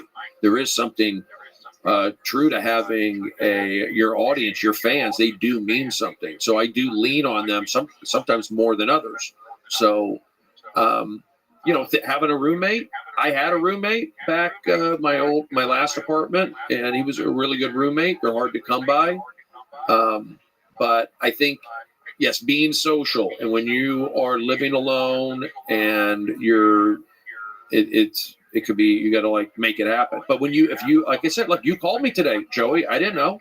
This was not like something that was booked. It was energy. I feel like you got to be in it to win it. That's half the battle. So, and not feeling sorry for yourself, but I think having a roommate, you think that would be better? Like, no, because trust me, I haven't had a roommate since college, and that's. Oh, really? Yeah, but I have sacrificed financially for it. I could have saved a lot of money by getting a roommate, or even if I was spending the same amount of money getting a bigger place. But I lived with someone for a year, and even he would say when I did it that it's like I'm a very much introverted person. Yeah, and it takes a special I can't live with that many people. Okay. I like my space. I like to go somewhere and have no one like to unplug. Like something that's been kind of a struggle for me that I have to work on is hanging out after comedy sets. I don't feel comfortable really. Hanging out after. Yeah. After the show. Yeah. So and then what? Talking to the other comedians, talking to the fans. Well, the audience members. The people. Yeah, the people who come. It's a little bit different. It's just quicker conversations. I can ask them if I can talk. Be like, hey, what do you do? And this and that. But and I have some friends that I do open mics with now. Right. But I don't, unless it's a few people, like 2 or 3 people, I could hang around for an hour. If it's 7 or 8 people, I'll hang around for like 20 minutes. So you just want to get out of there? Yeah. I just want to go home. And you feel like that's not good? Yeah, I think I need to be a little bit more social. I mean, I'm more social already, but I think it would be beneficial if I was, hanging out and getting to know people on like a more personal basis. I mean, that's why the Comedy Store is so popular. Yeah. You can hang out. You hang out there, right? You come by there? A little bit, yeah. And I just have to force myself to stay and do. I've done it like twice in the past week, but one of the times I had a show, so I didn't really count it as just hanging out. But you set up, you go like on a whatever night once or. I have to start doing that more. I've been avoiding it. Yeah, because everybody's hanging out there. They're all similar, same likes, and you're at the Comedy Store, right? And then you're gonna meet other comedians. You're gonna meet fans. You're gonna be around people. All that stuff. I mean, that's why I go. I go. I know I have a place. I do the same thing. Yeah. I do the same thing. I force myself to go to the store, but let's back this conversation up because these are some interesting fucking things that are happening here. Okay. Just now. Lee and I, when we first started doing the podcast, we started in my apartment. I had an extra bedroom. And then, and this is not, I'm not hating on Lee, people. Lee knows what I'm about to tell you, people. And then Lee got an apartment, and it was a 2-bedroom. And we do the podcast out of his apartment. Mm-hmm. And I love Lee. Lee has come over my home. Lee knows my family. Lee can come to my home whenever he wants. He knows that. Yeah. I know from doing the podcast that year in Lee's apartment and how he acted that I have never been back to one of Lee's apartments. Not because he's a bad person. He's always hosted me. He always had Diet Cokes for me. His apartment was clean. Okay. I just know Lee. I know from me being who I am that Lee, there's people who want you at their house. There's people who love open up the door, go come in, sit down, take your shoes off, put your feet on the table, eat, get there. There's people who are naturals at that. Yeah. There's people who are fucking naturals at that. They want to entertain. I wish I could be one of those people. Okay, so just that relationship of me going to Lee's home in the morning to do his podcast, and at one time there was a girl sleeping on his couch. Oh, I could see that the effect of when that girl moved out on Lee, and I tried to tell him, not because I'm a hater. Before Lee told me he was going to let his girlfriend move in, I go, Lee, from a standpoint of a fucking old man that reads people and is a loner. Remember, guys, I was a loner. You put me in my room by myself as a kid, I was an only child. As long as I got a fucking record player and a TV, but something happened to me in 1987. In 1986, something interesting happened to me. And I'll admit this on the air right now. And it's called something, but it affected me in a different way. It's called cabin fever. okay. The same thing that happened to the guy in The Shining. Oh, yeah. Okay, so what happened is in Aspen, the spring of '86, my girlfriend, who became my wife, said, it's the off season. Everybody loses their job. So instead of sitting, all the restaurants close. Right. Everything closes. I mean, it goes from being heavy duty, fucking people jumping off cliffs with bikinis on, to April 15th, Nothing. like nothing, like from traffic to 6 cars. And the only thing that stays open is a supermarket. At least this is how it was in '86. All that would stay openly was a supermarket for limited hours. Because all that was left was the residents of that town. People who work at the So ski. instead of there being 9 bars now, there was a hotel with 1 bar open. And that's the way it was till mid-June. Then the bicycle races came, and the hot air balloons came, and then it became people come back up. Yeah. But this is 6 weeks span, Lee, that I had to work 3 hours a day, some days, just to open up the video store. And I can look at you guys in the face and tell you that there were days I wouldn't even open the door. The door, this is no drugs. This is me smoking pot, popping video after video in the movies. Video after video. Just watching movies. Yeah, pissing and shitting in between, eating something in between, making a shake. Yeah. I did that. You could do that back then. I did that for 6 weeks.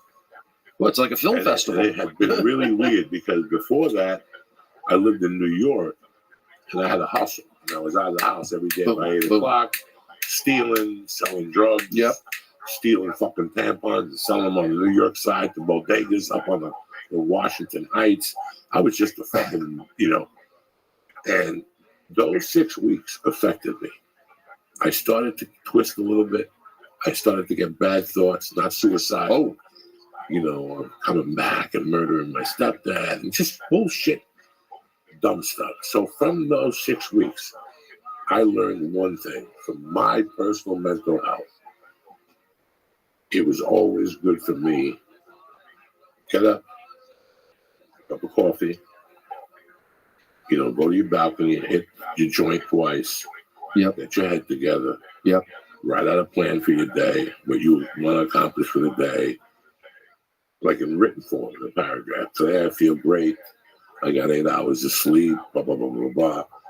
And take a shower and get out of the house. Even if you have nowhere to go. And make your bed, actually. It's so healthy for you. But if you look at the questionnaire for depression, it starts with that being alone, not getting your hand forced. Mm-hmm. I'm not crying.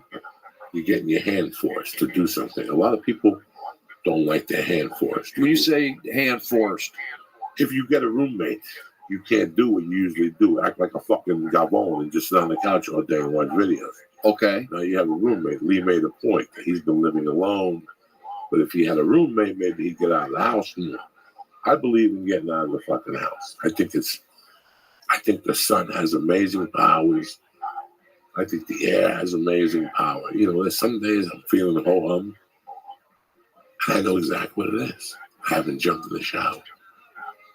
It's proven walking is beneficial for you, for your brain, for your body, for everything. So there's no the only thing somebody would say about walking, you should be doing more. You should be then turn it into a hike. The bottom line is walking helps anybody. If it's helping you, and especially as a performer, just mentally, I go out and I walk, and a lot of the creative ideas come from when people walk. I do my periscopes when I'm walking. I check in with people, and then luckily we're here in Southern California, we have that sunlight. So I do, at least I'm doing that. I always say, I'm not a couch potato. I'm checking in. Even if I'm doing another periscope and I'm playing drums, I'm sitting on a Swiss ball. I'm exercising. So I'm trying to at least, show people being active. And if I don't do a periscope or, I don't do an Instagram video, people are going to go, hey, Brody, what's up? So they kind of, it still doesn't beat having an actual physical person with you. It's a little bit of an AI thing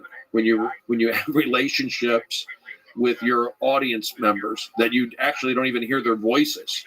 So you do need that human interaction. And part of it is having guests on a podcast.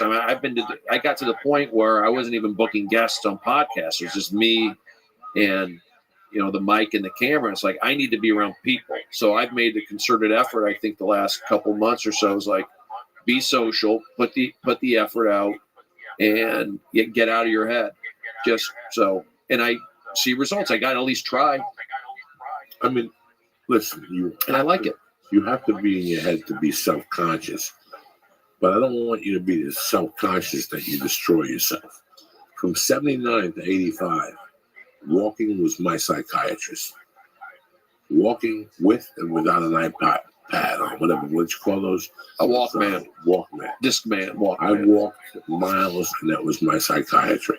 Mm-hmm. I would just walk. Get your steps in. Walk.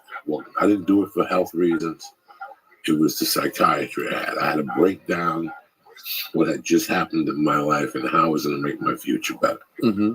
And it would be smoking a joint and walking from Cliffside Park to fucking Englewood and back. 6 miles or something. A retardation. Just wasting time. Mm-hmm. I was what's that called? Procrastinating? Yeah, that's what I I do. was also breaking it down what had just happened. And I was breaking down my next attack. And I finally had the balls, and it took me, and I launched in 85. That was my attack, but that was a year of walking. So you were walking before you were doing stand-up? Stand-up wasn't even in my future. Okay. Prison was in my future at that time. Gotcha. And I was a walker, walking away. If I lived here, I would walk towards fucking, Sunland every day, on a slant with an iPod. I would force myself to walk by myself. No cell phone in your pocket, no calls, and break down what had just happened in my life. The death of my mother, how I was going to survive. Was I going to go to vocational school? Was I going to go to college? Mm-hmm. Was I going to get my GED? How was I going to, it was just a constant walking was my psychiatrist. Today I got up this morning early. There was no school today. So me and my wife had to share duties. So I got up this morning, hung out with her early, watched television. And then at 9, I went to my Muay Thai little conditioning class. Mm-hmm. But I remember before I walked in, I got to the 8:45. I just stood there on my car for 4 minutes, and I just soaked in the sun. Mm-hmm. And naturally, I said to myself, just being outside is helping me. Mm-hmm. I always tell people that you can take private lessons or you can be in a class setting. And I'd much rather be in a class setting so I have relationships with different people in that class, because I'm the type of guy that I can get up at 8, go to Marie T, and sit there writing till 1, and then go home, go to your office, get on social media for an hour, return emails, and then talk to my wife, talk to my kid, and I could stay home. Mm-hmm. And I could do that for 3 or 4 nights in a row.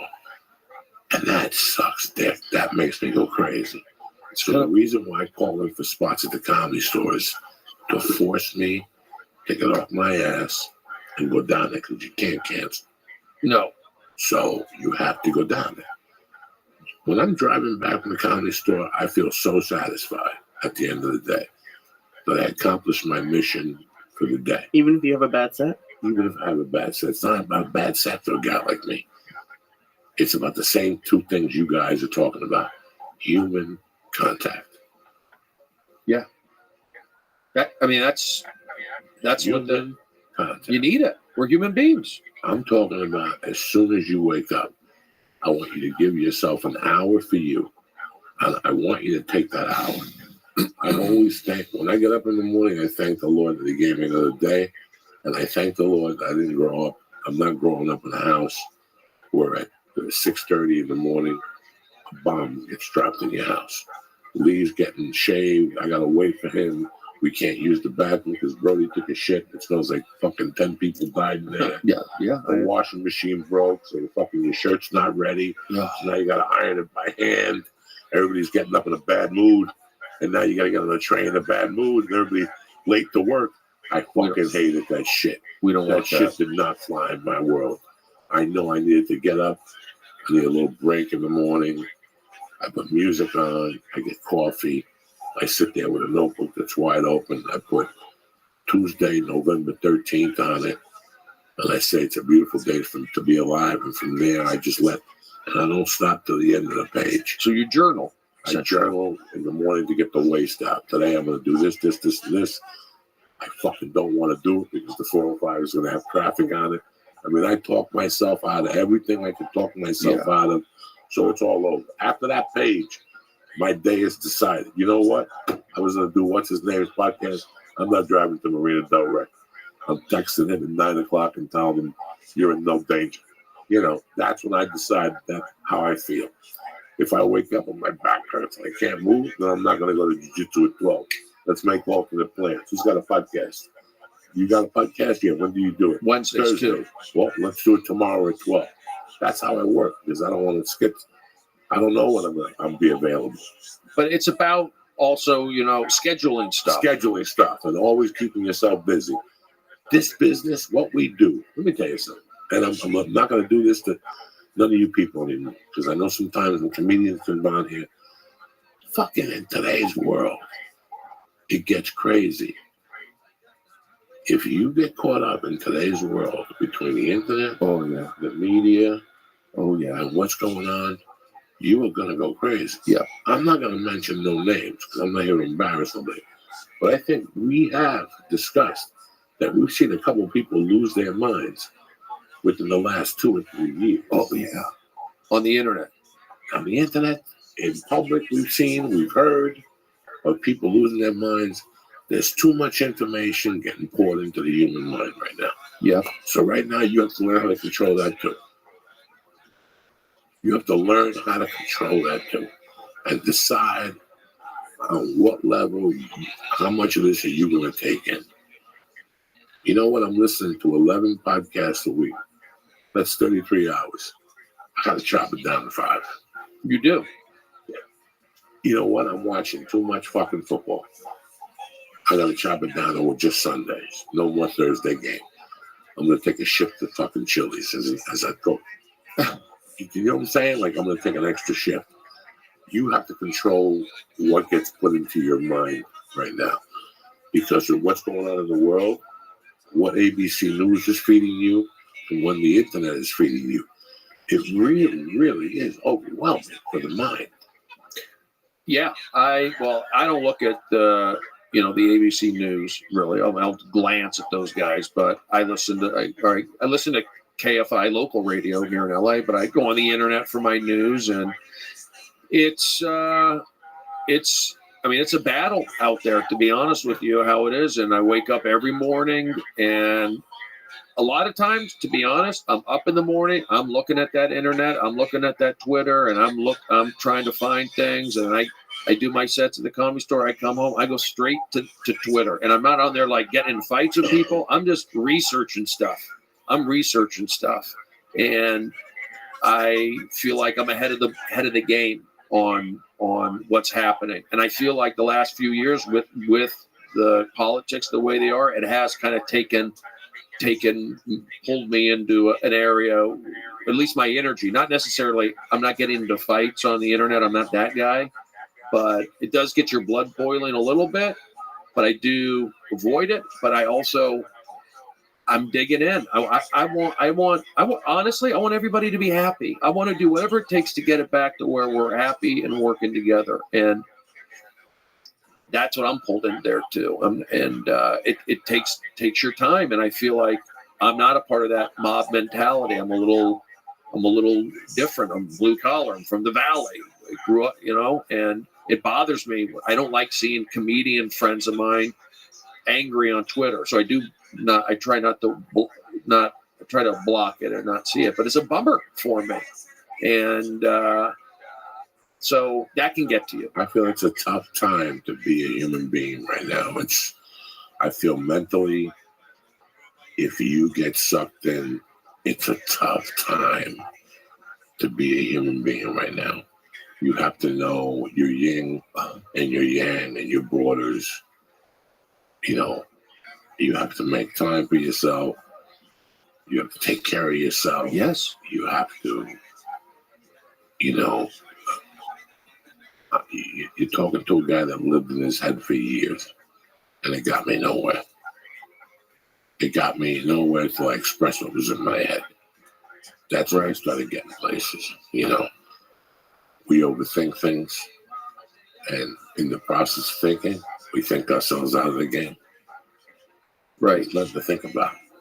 You get the idea, you get a piece of paper, you write it out, and you go to work.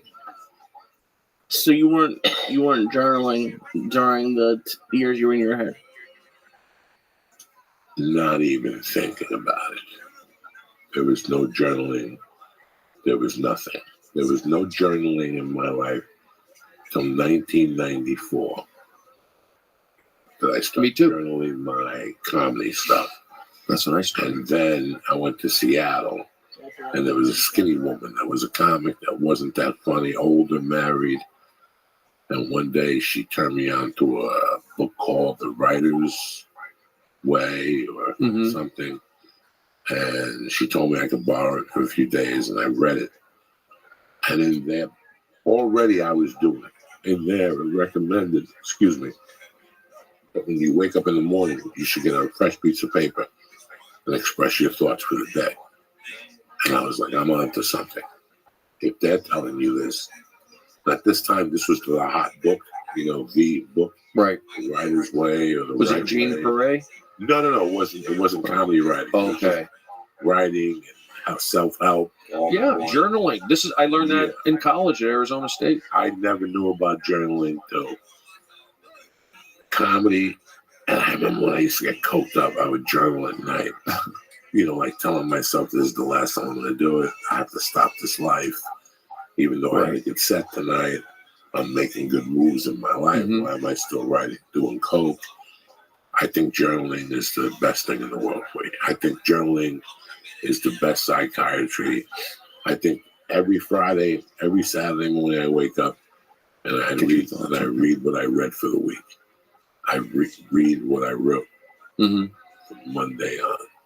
Number one, everything that I write in that journal in the mornings gets done.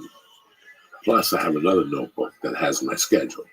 Plus, I have a calendar that has my schedule. And, I have three things to know my schedule. One is my day, step by step. 9 o'clock, 11 o'clock, 12:30, 4 o'clock, 5:30, 8 o'clock podcast, 10 o'clock spot at the comedy store. And then there's the journal part of it. Right. It's just a yellow notebook. And every day I wake up and I write backwards to front. So I start in the back and I write to the front. I don't start in the front. I start in the back and I write to the front. Just superstitious. I don't want to write like everybody else. I start in the back and I write to the front. And it opens up with Monday, November 13th. First line is always, it's a beautiful day to be alive. That's the first thought that's just coming to your head. I don't give a fuck if you're in a ditch and there's a rock on top of you. As long as you're breathing, if you say that to yourself, your day is going to be completely fucking different. It's been proven. It's been proven. People who pray, the limits go up.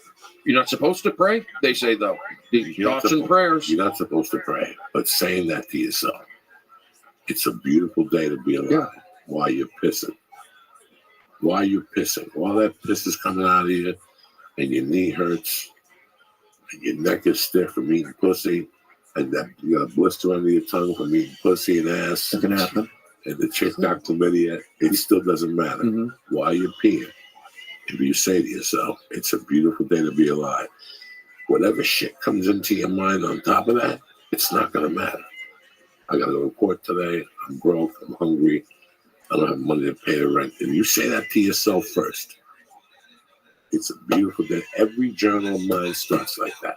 Right. Thursday, November 16th. It's a fucking beautiful fucking day to be alive. Today, I got to do this. I got to do this. I got to go see this fucking scumbag. I got to go deal with this fucking piece of shit. And whatever. I got to pick the baby up at 4. But hey, you know what? 20 years ago, I was fucking trying to stab somebody. Look where I am today. At least I'm living, I'm breathing, I'm healthy. I got my, it's just that part of it. Yeah. Well, that's why I like working on a TV show every day, or working with maybe with the baseball team. You bring that energy in. Yes, we're here. Push. People like that. They like that energy, bringing it, lifting people up, positive self-talk. You have to do it because it does work. I know it sounds silly, but it does work to put that, you're putting that energy out. It really is an energy of, you're putting it out, and it does, I'm not saying it comes back to you, but you do put it out. And people like being around it. That's the thing. People like being around that. That's, it's like a coach. It's motivational, upbeat. It can be done. And you can kind of train yourself, I would think, or at least to believe that it works. It's not easy to do, but if you believe it, it's there. And that's what I learned that from, I learned at Arizona State about the power of the mind being positive and visualizing, because I saw it affect my pitching. I saw it affect my schoolwork. I saw it affect my confidence. I got everything out of baseball at Arizona State that I wanted.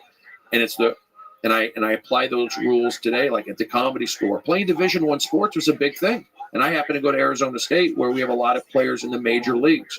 And we had access to professional baseball coaches there. And that's where I learned the visualization. And then I see it around when I hung out with the baseball teams, the Yankees, the Dodgers, and the Cubs.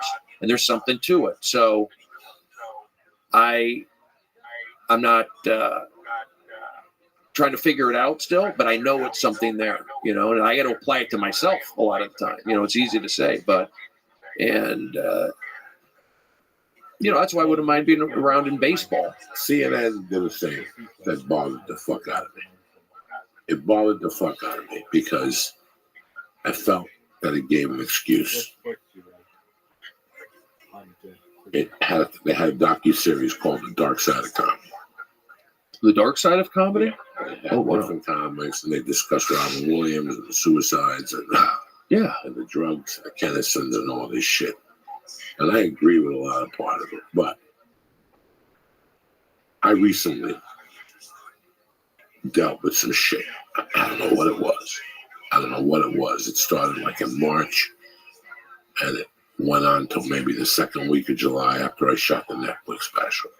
It wasn't pressure. It was just this doubt, this form of depression that came over me. It affected my stomach. And it was just really weird that I found out from reading the old journals about a month ago, 3 weeks ago. I go, let me go back and see what I was writing in March. Yeah. And one thing about depression is a motherfucker if you let him in. Yeah. Okay. So how do you let depression in from getting into your mind and not getting sunlight and not having contact? And I know all about it because, like I'm telling you guys, I fucking hate driving. I fucking hate it. But those weeks that I'm in town all week, I don't have to go on the road, Sometimes I schedule something for Thursday that's out of my character, and the whole week I dread it. But while I'm driving in the 405 in bumper-to-bumper traffic, I go, thank God I got out of the valley. Like, thank God.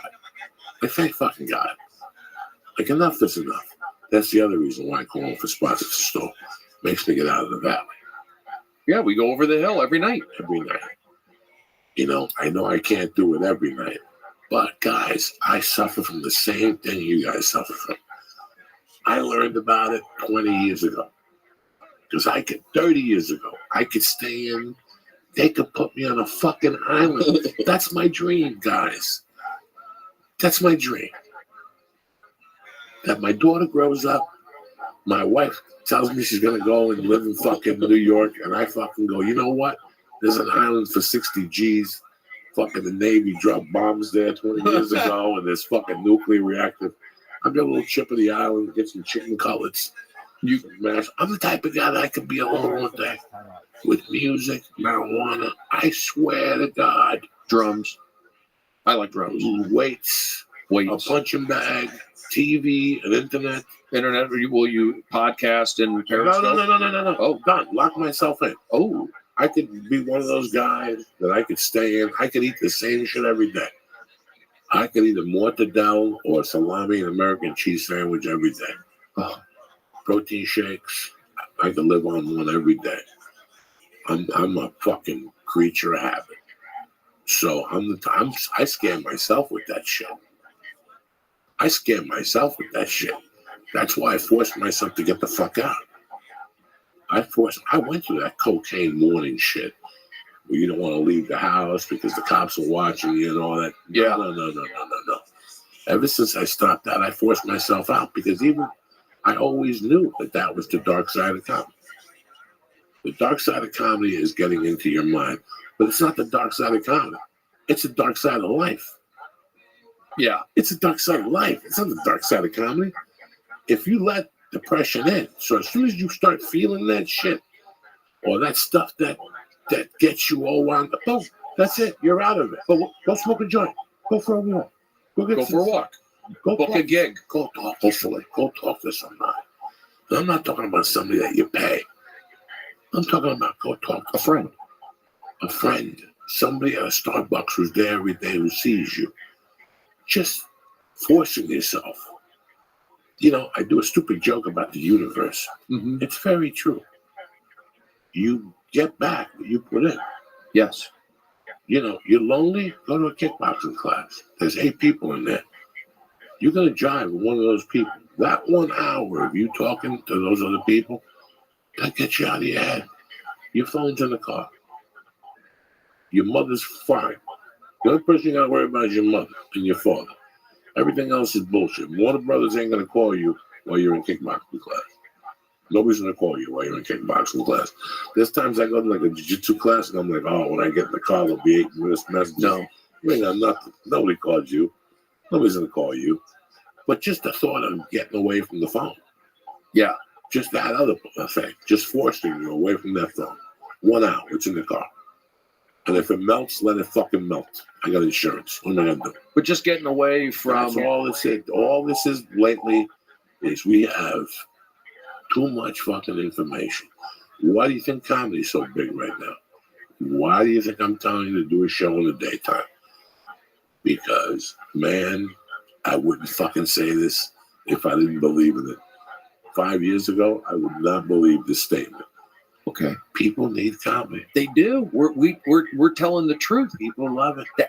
They love it. That's why, especially we're on the front lines at the Comedy Store. We're here in Hollywood, and I feel like if you have stage time, you're fucking just watching you interact with the donut Korean. Let's say you went to the same Cold Water and Riverside. Next to the dry cleaners, there's a Krav Maga Jew place. There's a Chinese donut place. in there. There's a donut in on the corner. I know what. There's a Mexican joint there. Yeah. There's a frozen ice. Shaved ice. Those people are real Korean in there. I went in there one day to get a bagel.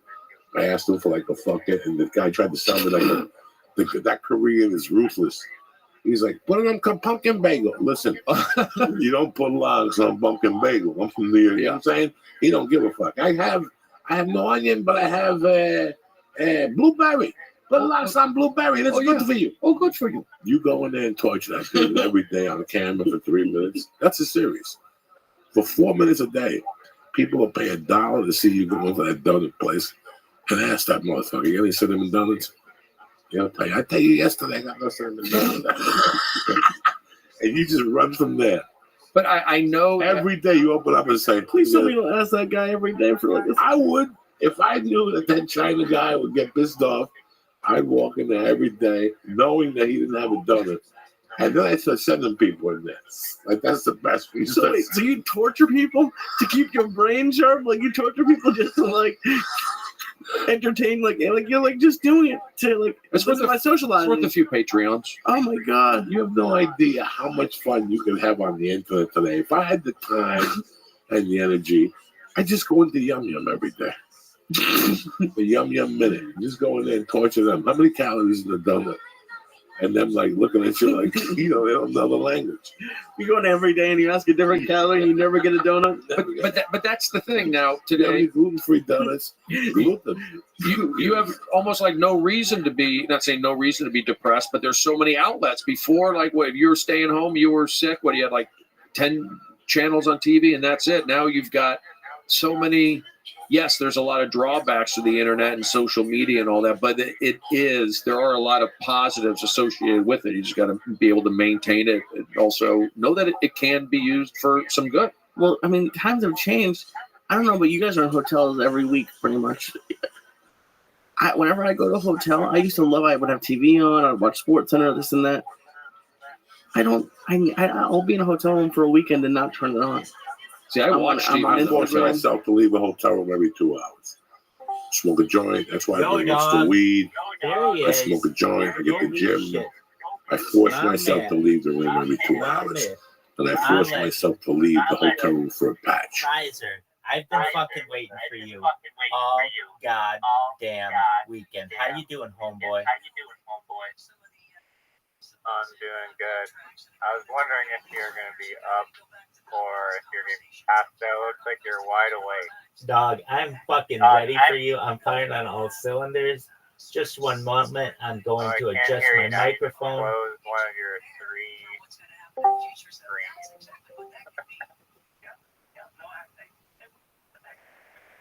Pimp, I just want to hear you and all your greatness. How are you?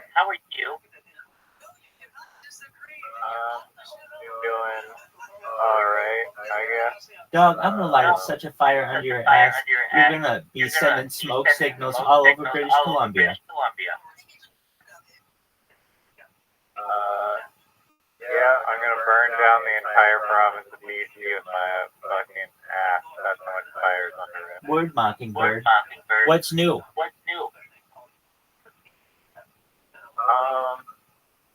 Nothing much. I played pickleball like 6 days in a row with this buddy who's from Morocco, but he lived in Quebec for a while. So he has like a French accent, but he's technically not a Quebec person, so I technically can't hate him just for existing. But I've been playing pickleball. That's cool. Is he good? He is good. He is good. There's like this whole rating system in pickleball where they rank you from like from 1 to 6. It's called some like super rating, and I'm not sure how they rank pickleball players to come up with their skill level, but I'm probably a fucking 2.5, maybe. Wait, what the fuck is it? It's 0 to 6? Yeah. Dog, can I just tell you something? In the future, when I have a say in the world, it's going to be 0 to 10. So 0 to 6, and you're like a 2.5. Yeah. Like 6 is like pro. 5.0 is like exceptionally good. 5.5 is like you're almost a pro. Okay, so you're like pretty good. You're better than most people.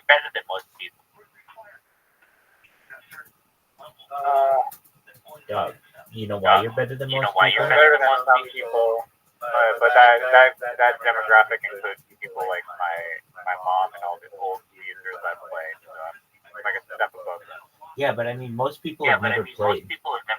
And most people aren't athletic enough to be able to even play an action sport. So you're already in the top 50%. From there, you play. So I now don't think that. I'm taking you against every motherfucker. I'm taking you against rural motherfuckers in China, quadriplegics in Nepal. I'm talking about motherfuckers in the Amazon rainforest who've never seen a fucking plastic ball before. I'm talking about the best fucking pickleball champions ever. I'm talking about everybody.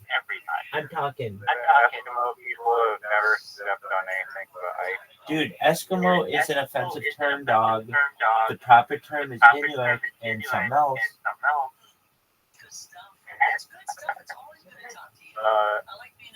Is it really offensive? Yeah, it Is is. it like the N word for Inuit people? To my people. Because somehow, some way, I guarantee you I can trace my fucking lineage to some igloo somewhere.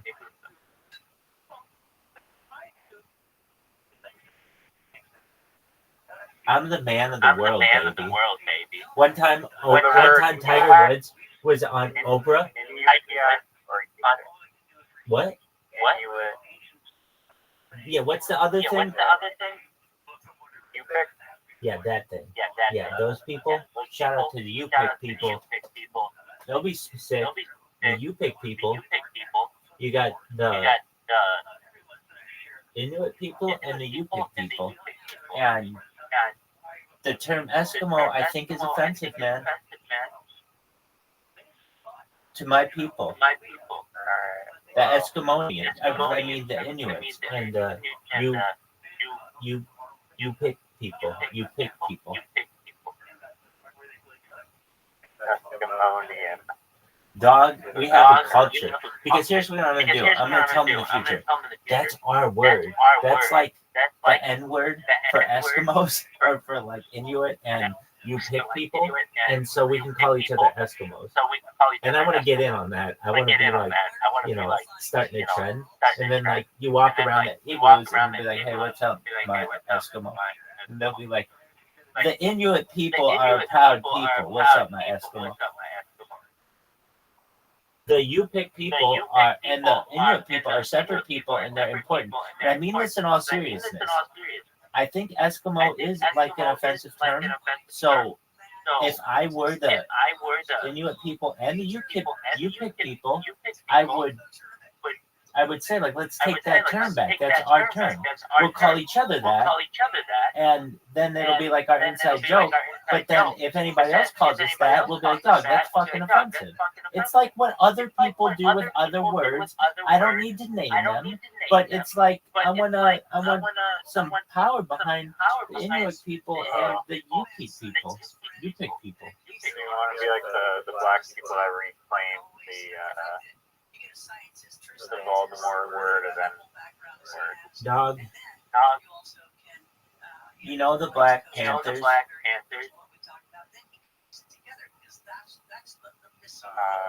Yes, I'm very, very well versed in Black Panthers.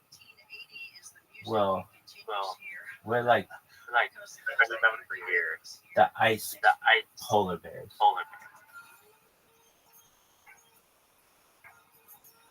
They're not called ice polar bears. Dog, we're whatever the fuck I want us to be. I'm telling you this right now. I'm very serious about this. Okay, and if I had I'll just pretend you're sitting there with an Inuit person and a U-Pick person, and Inuit person be named Bob Marley. dog, look up Alaska Air. They had some Inuit guy. I'll look him up. He's on their fucking plane. He's so fucking famous. This motherfucker used to just greet people at the airport, and he became so famous that he was, when he died, they put him on the plane. Okay, who's the guy on the plane? Who's the guy on Alaska Air. Meaning, this motherfucker just used to greet the planes because like nobody would fucking say hi to them. Okay, what's his name? Who's the guy on Alaska Air?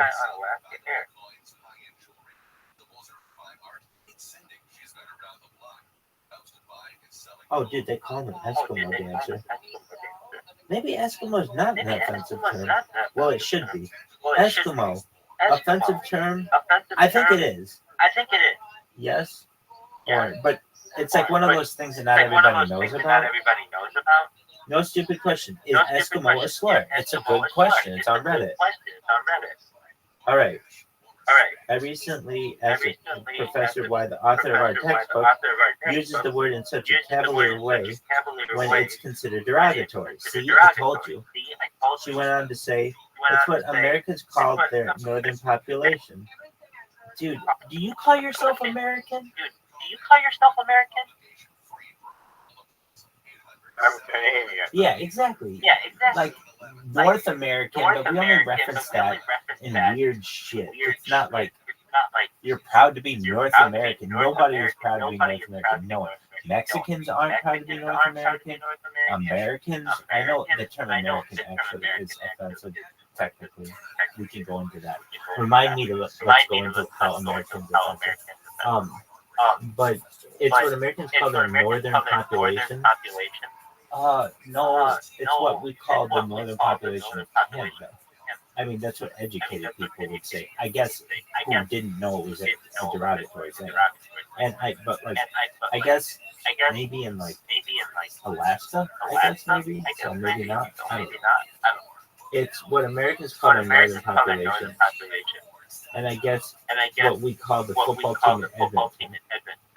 Not a slave. The word means eaters of raw fish. But Alaskan Eskimos use the term to identify themselves.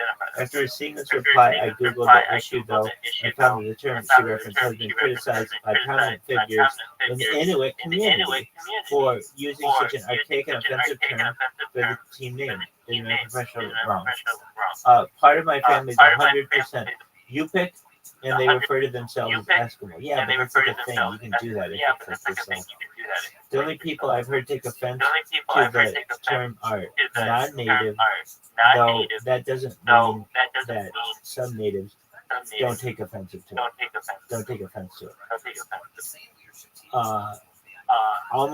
Okay, so then I think that we're going to draw a line in the sand. Like if I were teaching my kids right now, I would say, kids, you don't want to use this term Eskimo unless you are using it with an Inuit person and a Yupik person, and they're going to understand because your daddy is the one who gave them the word back. I'm giving the Inuit people and the Yupik people their word back. And the kids would be like, what do you mean you gave them their word back? I'd be like, this was a term that was filled with lots of stereotypes in Western culture. Particularly, this is what it was. First, it means eater of raw fish, which is kind of like, I mean, hey, to me, that is not, like, the most offensive. No, it's definitely not. Trying to piss someone off. Like, if someone walked up to me in the streets or some Japanese guy in the streets and was like, you're the eater of raw fish. Like, I'd be like, shrug it off. Like, okay, I like sushi. Like, no, let's just pretend it's not. I'm just gonna say that even the stereotypes that are involved with that are basically this. I don't care enough about you to find out anything about you. I know from cartoons that you live in an igloo, that you use like walrus as like your heating oil, and you wear super big fur coats, and frankly, I can't tell the difference between like any of you. You could take like 50 Inuit people and 50 Yupik people, and I don't think I'd be able to tell the difference between the two 50s. I don't know. They kind of like with their hats on, or like they're all covered up and bundled up, you can only see their eyes. Exactly, that's what I'm saying. I'm sure if they didn't have their big hats on, you could see the difference. here's the thing. I bet you could, but I don't have. Maybe it's just because I don't see race, but I don't know what the features are of either group really. I mean, aside from like what I just mentioned. I mean, I've watched like some documentaries on the people, but what I'm saying is that right now that word is kind of like a weird word that is used by some people to not be offensive, and other people do take offense to it. And I can see how people would take offense to it. It means basically to some people, you don't know enough about my culture to actually learn anything about me. To other people, it's like, that's how we identify ourselves.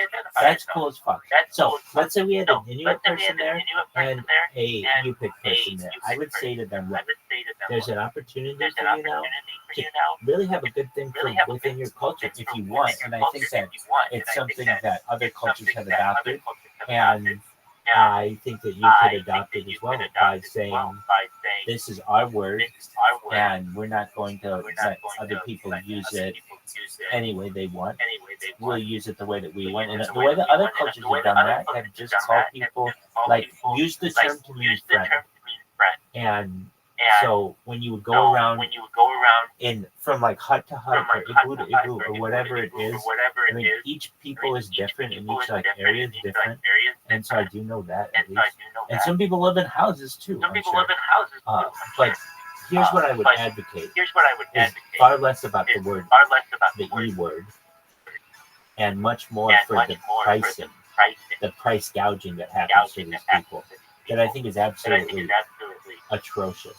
And they, as I understand, kind of many of them are completely like off the grid, so to speak. But some of them live in a world that's kind of in the middle, and where they have to get like milk and eggs and things, and they can't normally get that kind of stuff where they live, and this stuff is just super expensive. And I really think that that's unfortunate, and I feel like particularly the Canadian government should recognize that these people are being gouged. And like, what industry do they have? There's nothing. They don't own the oil, like the oil area, like the refineries and things. They literally have less than basically anyone in the country. So the least you could do is not gouge them for the necessities in life. So what would I say? I would say whatever the fuck the capital of Canada is it Ontario or Ottawa? Ottawa? Wait, it's Ottawa, Ontario, right? It's Ottawa, right? Canada is not Ontario. It's in Ontario. It's Ottawa. Right. I know that. Wait, Ottawa is in Ontario, right? Yeah. Yeah, exactly. Ontario is a province. Apologies, yeah. Why? Because honestly, we really don't learn this stuff in American schools, and it's like, well, you can learn it on your own. I'm so pro like America, and in my head, just it's not that I didn't know it. Wait, yeah. Hey, you guys are like strangely patriotic. Yeah, where like definitely. you're just like so in love with your country. I'm like. I don't need to like gloat about it. I don't need to. Well, right, because you haven't been brainwashed for the last. Everyone else thinks that they're American. They're from the greatest country. It's like brainwashed into like a young age. Dog, you don't understand. You just don't understand. You can't. I guess it would be like me trying to understand what it's like to be. I don't know. I was gonna say cold a lot, but you're not cold all that much. You live in a much more Mediterranean climate than most Canadians. It would be just like something that's very unique to you. That is just, how would I describe it? I don't know. I live in a rainforest. It's like, you know how people, yeah, that is true. You know how people talk about hockey where you are? It depends what circle of friends you're in. On the news? Yeah. A lot of Canadian people do love Tim Hortons and hockey. Exactly, that shit. It's like that times 100. And all that has been told to you and every generation before you is that you're the best fucking thing on earth. So we'll talk about this. It's like a weird inflated sense of pride.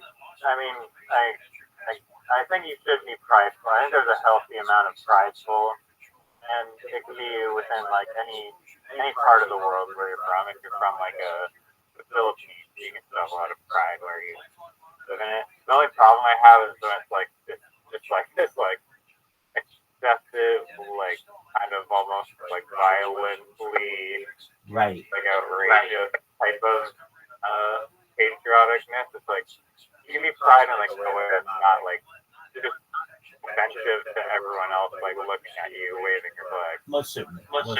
But the way that patriotism is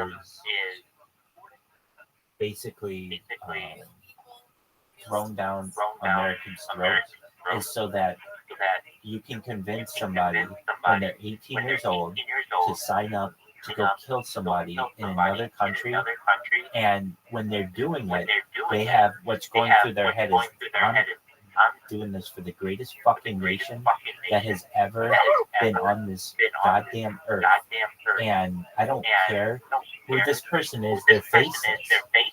I don't care who it is. I'm for the fucking United States of America.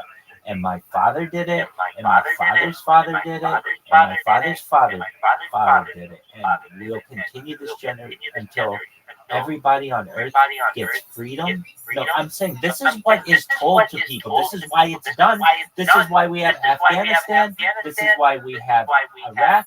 This is why we have military bases all over the world. And I would love to tell you, how many military bases the United States has, but I can't because it's classified, and not even I choose to keep track of what that is. Why? Because if I really go into it, I consider military bases to be like way secret shit too, and you run out of time. But I mean, it's in hundreds of countries, hundreds of bases in hundreds of countries, and that just doesn't happen. There's secret ones in the U.S. too. Pardon me? There's secret bases in the U.S. Oh, those are the ones that I'm referencing primarily. Yeah, definitely. I'm talking about Area 51, Dulce Bays, some like until the 2010s, until the Obama administration, Area 51 wouldn't have been included on that, but now it would be. You know what I mean? So when we're keeping track of numbers, it's difficult for me to be able to say there are 197 because do you count the secret ones or not? And if you do, how do you know about all of them? I mean, not even every day that I look into the history of the deep underground military base, like of anything that I want to say, I'm not a fucking expert in this, but I know more than anybody else you're gonna fucking meet. And I guess that, like, so what does that mean? The experts are the people who won't fucking talk about this. And I'm just a person who's heard about their leaks and the whistleblowers, and I put all these things together and say, okay, this is how it's real. But at least when it comes to how many military bases that the United States government has, I don't know. The number isn't acknowledged at all. So I can't even say like, well, the United States acknowledges 250, but there are really no, it doesn't even acknowledge it. So with that being said, when it comes to American patriotism, that's why that is done. So that a kid will go into another country and kick down somebody else's door, some fucking stranger, and shoot them and their families and go get a bunch of fucking medals for it. It's terrible. You think that is like the primary underlying purpose behind getting America to be so patriotic? It's get people passionately enlisting in the military. I mean, it makes sense totally. No, it's just one of the many benefits of doing this. What are other benefits that do it? It helps the economy. How do they do it though from like a young age? How do they get through media, through video games, through how did I would say sports had a lot to do with it. So every single sporting event is a ceremony, and it starts with the national anthem. So sometimes there's a pledge of allegiance. Like a pledge of allegiance is in its own way of prayer. I mean, There's even a mention of God in it. Under depending on which one you use, but under the official one. And so, with that said, there is almost a hypnotism that happens to someone. Welcome. How are you? Hey, dude. Long time no see. It's my friend Zoot. Good to see you. Dude, I saw you in the Harry Potter Obama Sonic 10 email chat. Hey, listen. Tonight, 6 p.m. Pacific time, so whatever that is where you are, we're going to have a meeting for Harry Potter Obama Sonic 10 email. I'm going to teach the community how to use their computer or an extra device to program robot to follow, create a clip, and spam Harry Potter Obama Sonic 10 email information all over the Kick platform. And if you would like to participate, be there 6 p.m. That's fine.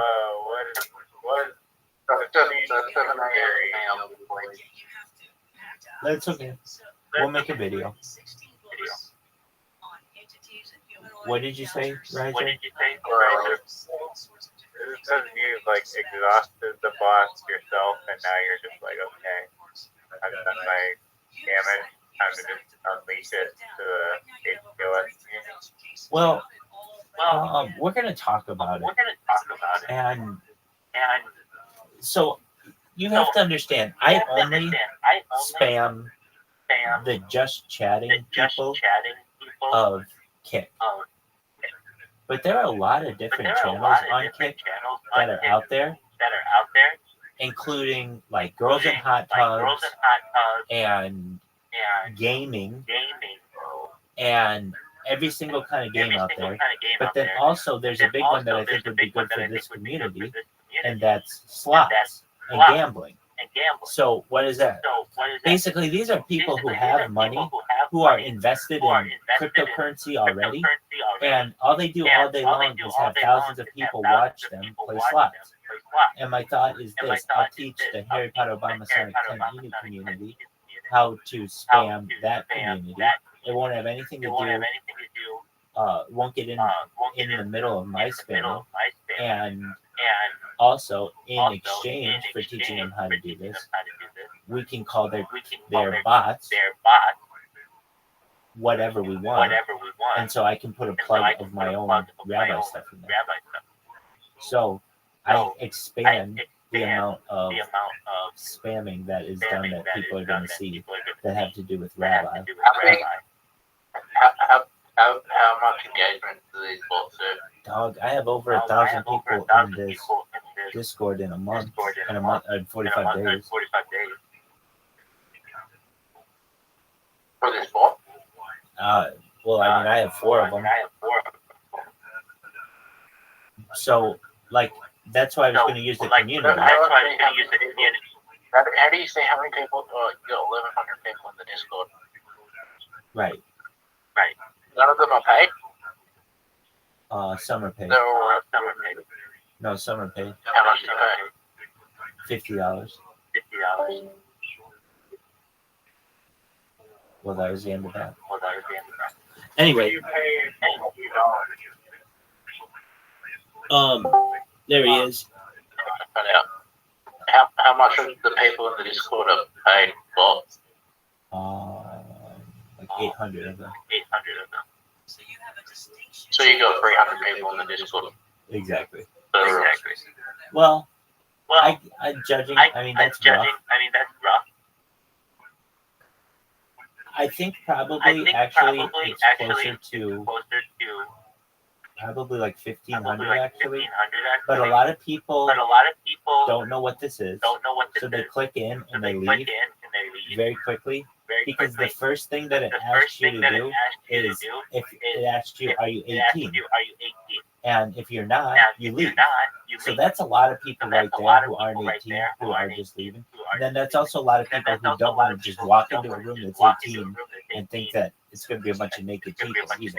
So I get a lot of people. If you actually look at the welcomer screen, I have way more than 1,200. That's why I can say it's. I would say it's probably actually somewhere about 1,000 people organically, but they haven't all stayed.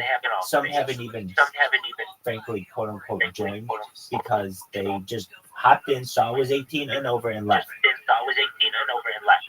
But I did buy some, and I do have people come in every day, and I say, "How did you find me?" They say, "I found you through Pick. You spam my chat every day, and we wanted to find out more about you. What is this?" And I'm able to say, "Oh, great. Do you know about this project for World Peace? I should know 24/7, etc., etc." It gives me a great opportunity to discuss this. So anyway, Are you targeting large accounts, or are you targeting small accounts? both, but primarily live. Do you get large accounts coming in here, or are they mostly smaller accounts? Okay, so the biggest account I've ever had that I know of that came into my YouTube stream was Hayden Ross, and he brought like 300 people on it. And do you know who Aiden Ross is? You go Hayden Ross. Yeah, I can't even tell you what computer it was on. He knows exactly who I am. I'm live in the Aiden Ross. I'm live in Aiden Ross's Discord right now. Video. My video is going in his Discord right now. But yeah, Wait, did you speak to Hayden Ross? I did an AMA through chat. So he asked questions like, okay, why do you stream your live? And would you show me your ID? And I did. And I showed him my passport. Then they wanted to see. He's like, okay, will you show me your debit card? And I was able to do that. And I'm like, he's like, why do you do all this? I'm like, well, I live a very public life. My whole life is out there. So there are scans of my passport all over the internet. My driver's license is all over the internet. I have my whole life is public. So go ahead. If you want to know more about me, feel free. And they were like, there was just a rush of people that came in, and I remember the computer on which it came. And I didn't. The funny thing is, I didn't know who Aiden Ross. The funny thing is, I didn't know who Aiden Ross was. So I was just like, so what? Who are you guys with? And they're like, oh, Aiden Ross, like owner of Kick. And I'm like, oh, okay, well, what did what is this about? Like, I was just cut off there. So he was in my stream. This happened earlier this year. This was just not long ago. This was maybe in May. And since then, I've been able to stream. That was only 2 months ago. Yeah, exactly. So it wasn't that long ago. It could have been April. It was April or May though. It was the end of April or the beginning of May, something like that. And since then, I've been streaming live in the Aiden Ross Discord for 3 months straight, and he's been really, really great in there. The people have been really great. Well, I shouldn't say that. They're mean as fuck. But he's been really nice. The community's been really nice because they've let me stream in there and they haven't banned me. Other communities just straight up ban me for streaming in your Discord 24/7. And I understand some people don't want that. But his has been really cool. And so they allow me to just stream in there all the time. So,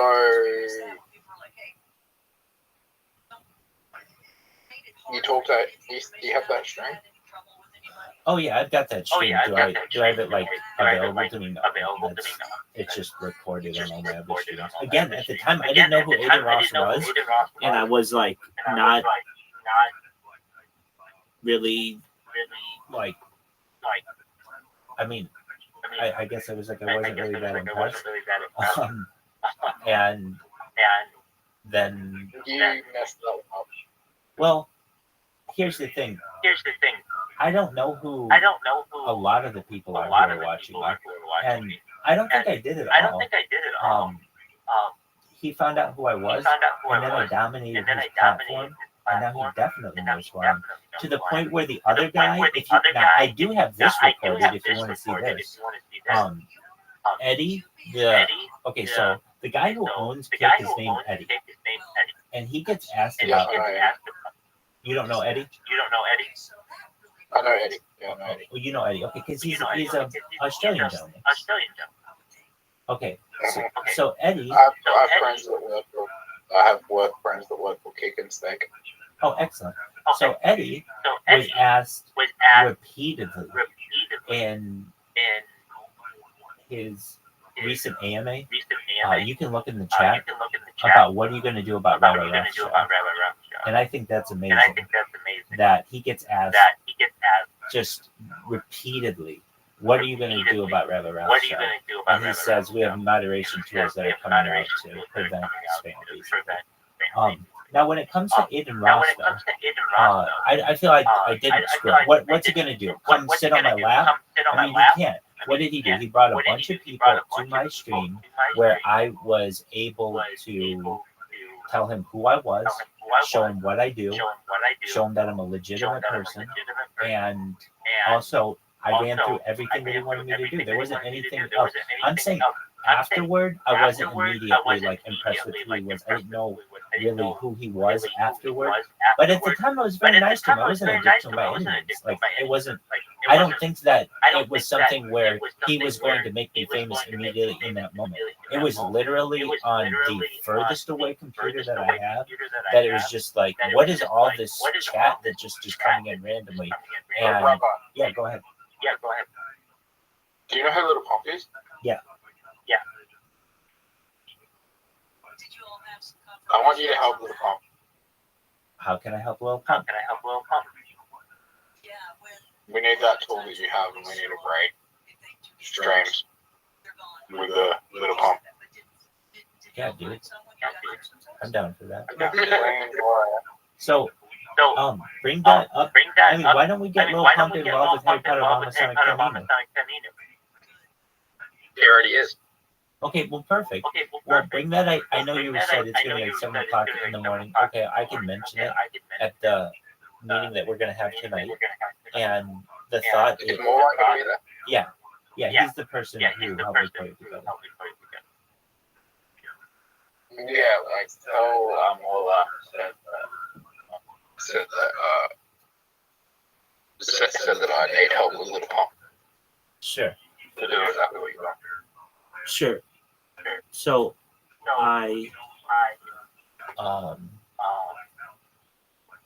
the plan is to do what I do, except not on just chatting, on slots, and just inundate the people on slots with Harry Potter about the Sonic Canino stuff. And when slots, yeah, it's automated. So basically, like some of the people in the community.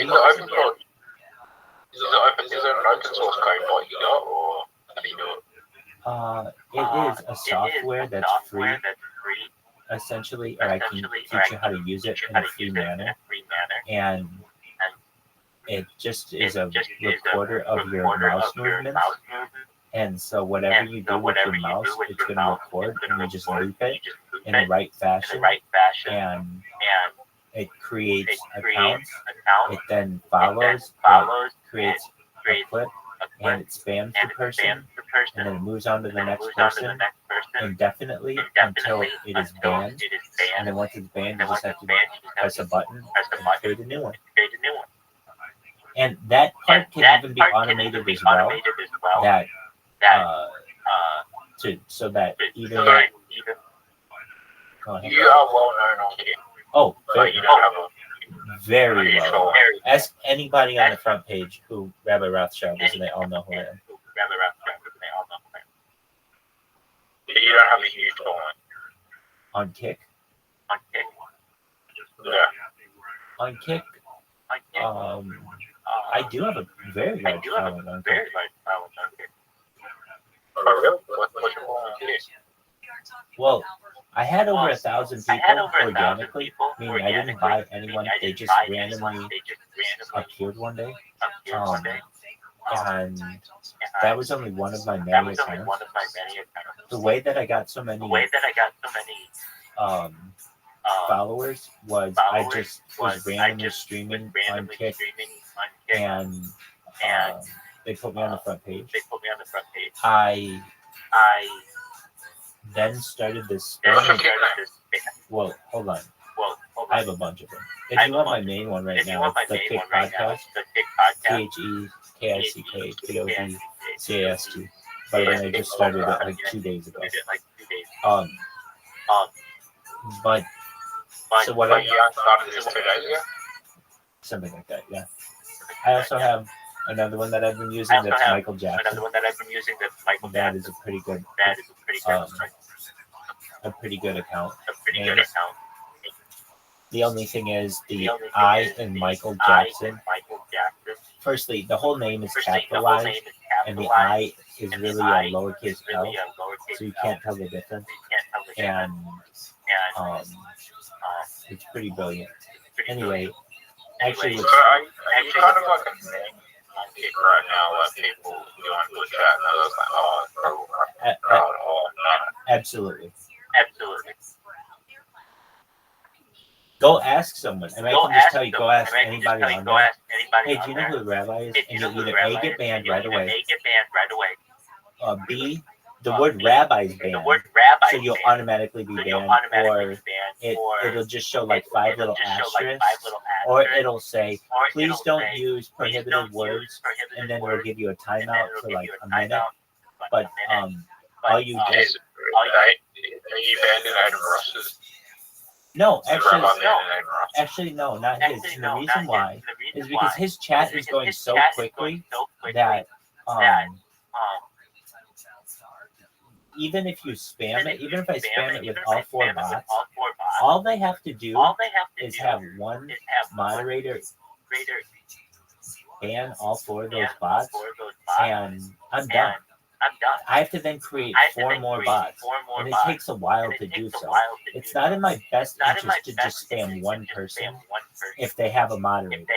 If someone doesn't have a moderator, well then it's the Wild Wild West. You can do whatever you want. But if they have a moderator, well, it's very easy for them to defend against me. That's what a moderator is for. The thing is, why my strategy is very beneficial is the moderator can't delete their clips. The creator has to delete their own clips. So what are their clips? It's like a 30 to 60 second piece of their footage, their digital clip, and you can name it whatever you want. And that's where I'm dangerous. I go in and name it, join Rabbi's Discord and put my Discord.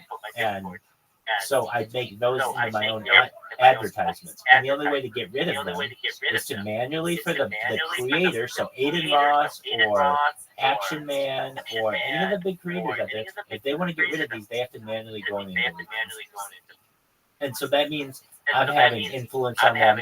I'm making an impact on them. Now, if they don't want to delete them, that's fine. Leave them. But every time they look at their clips, they're going to see every 2 or 3 clips it says Rabbi Rothschild, and they're like, who the fuck is this? Or they already know who I am. Like Aiden Ross already knows who I am.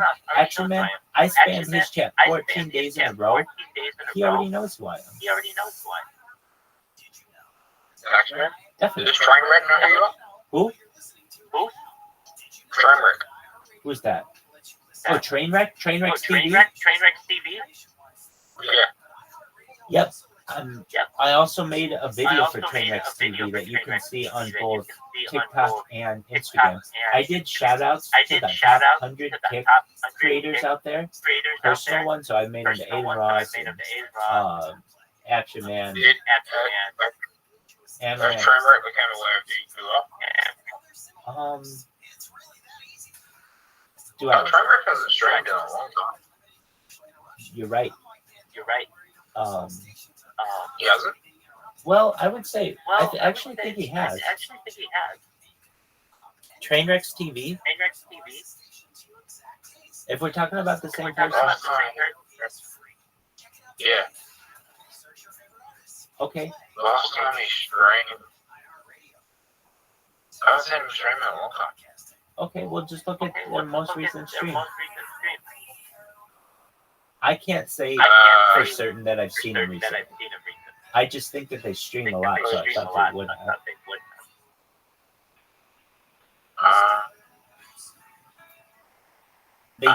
They were streaming every day. Or pretty close to it. He knows who you are? Who? Primark knows who you are. Well, yeah, I would say so, because not only have I spammed him, but I've also tagged him on Instagram, and I've tagged him on TikTok, and perhaps even sent him a post.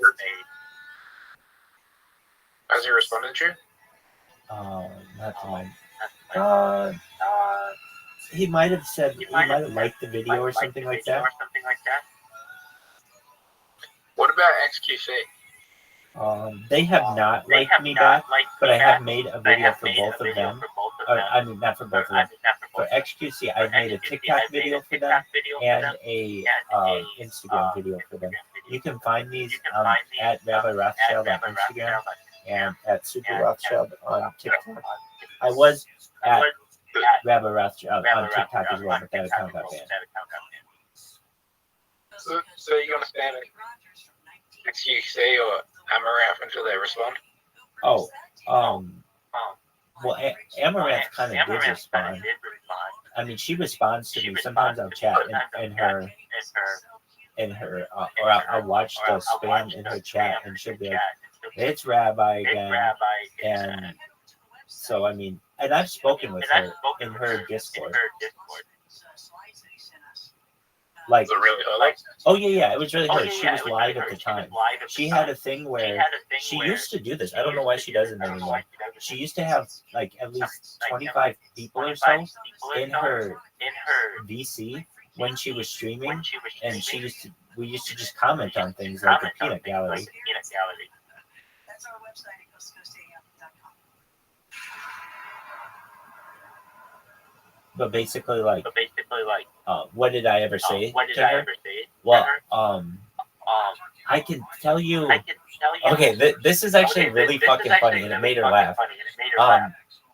Okay, we were in there, and this one guy was like, she was like, does anybody have any interesting hobbies here or something like that? And before I could even say I live stream my life 24/7, this guy's like, I can suck my own penis, and we're all like, whoa, and she's like, whoa, what do you mean? He's like, I have an unusually large penis, and I can suck my own dick, and I do it on OnlyFans, and I make like $400 or no, like maybe like over $1,000 a month.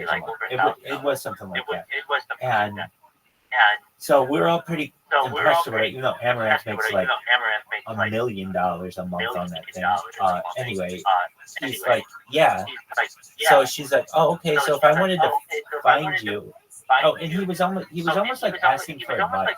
Like, yeah, he's like, but my channel, like, it's got a lot of positive.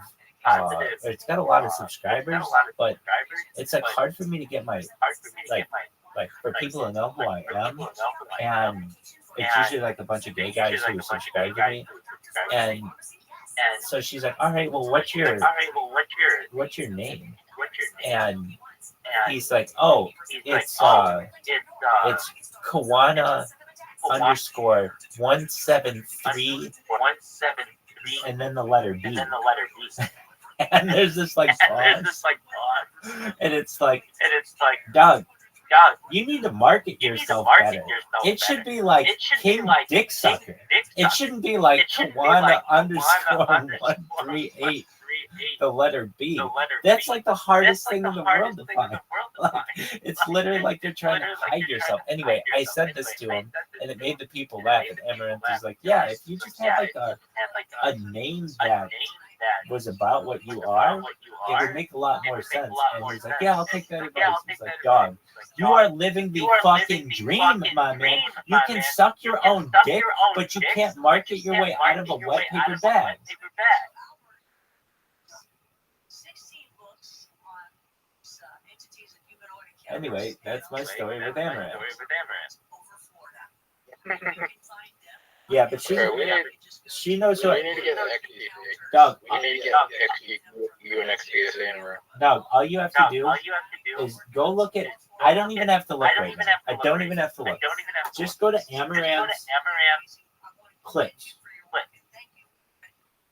Just go to her clips. I'm not even looking right now. I can tell you just this with absolute pure cockiness. At least one of the 20 is going to say Rabbi Rothschild, but probably a lot more than this.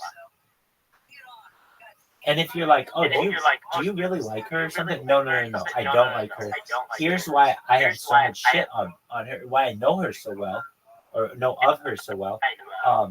She's always on the front page. She's always like the top spot.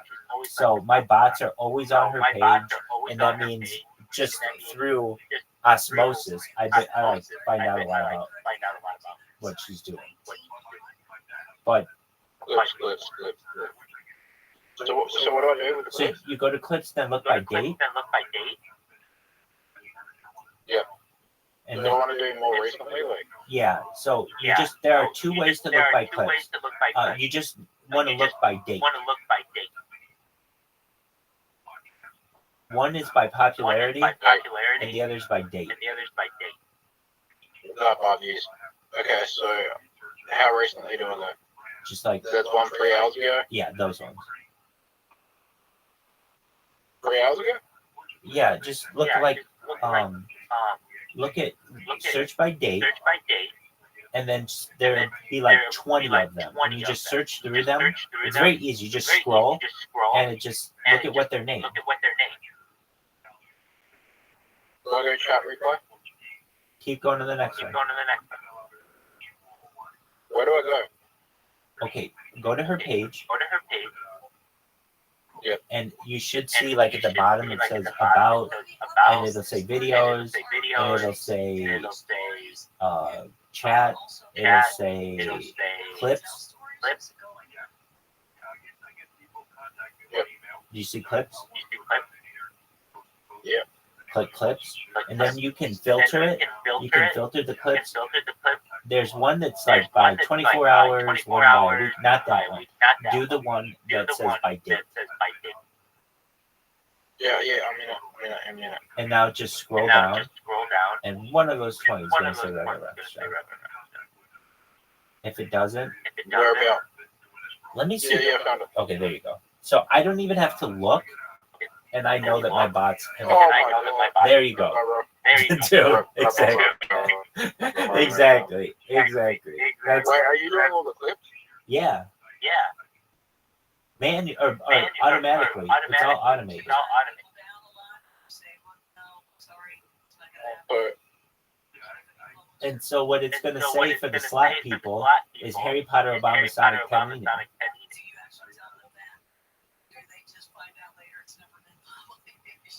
okay, clip.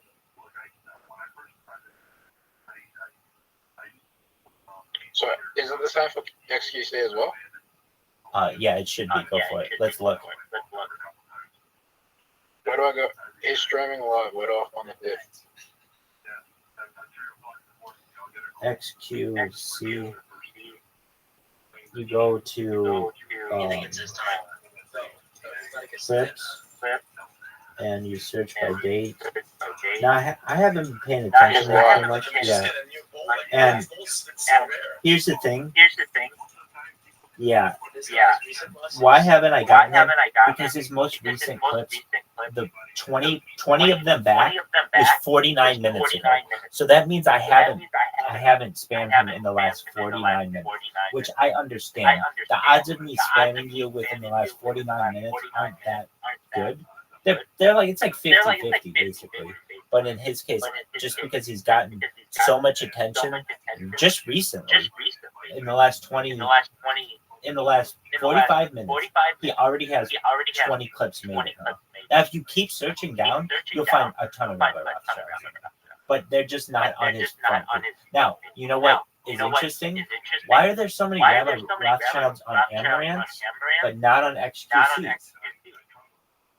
Because Amaranth doesn't have as busy of a chat as XQC does. Amaranth doesn't really have that many viewers. Those are inflated numbers. XQC, his viewers, he has 26,000 viewers right now. That's a lot of people. She has like 4,000.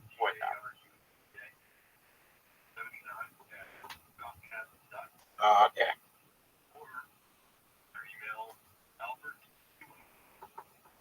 She's not as big as she used to be. Yeah, it kind of seems that way, or at least her numbers aren't as big. However, she is the queen of kick. There's no doubt about it. She's at the top of their list. I think she's the top female streamer that they have. XQC is the top mouse.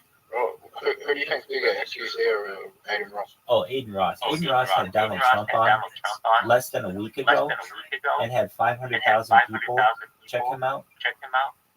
Okay, so that's where they can find you. By the way, Donald Trump is going to be on Twitter today with Elon Musk. Come up with some theories of Oh, Donald Trump's going to be on Twitter with Elon Musk there. Yes. whether maybe, of who Well, they are, propaganda. what it means.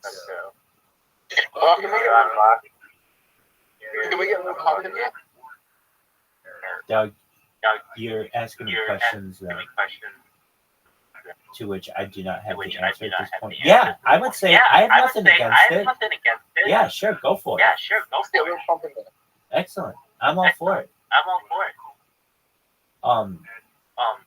Okay, so when it comes to who's the bigger streamer, XQC, I would say XQC is, if he's fortunate, a top 10 streamer on Kick. Just because of this. Here's why.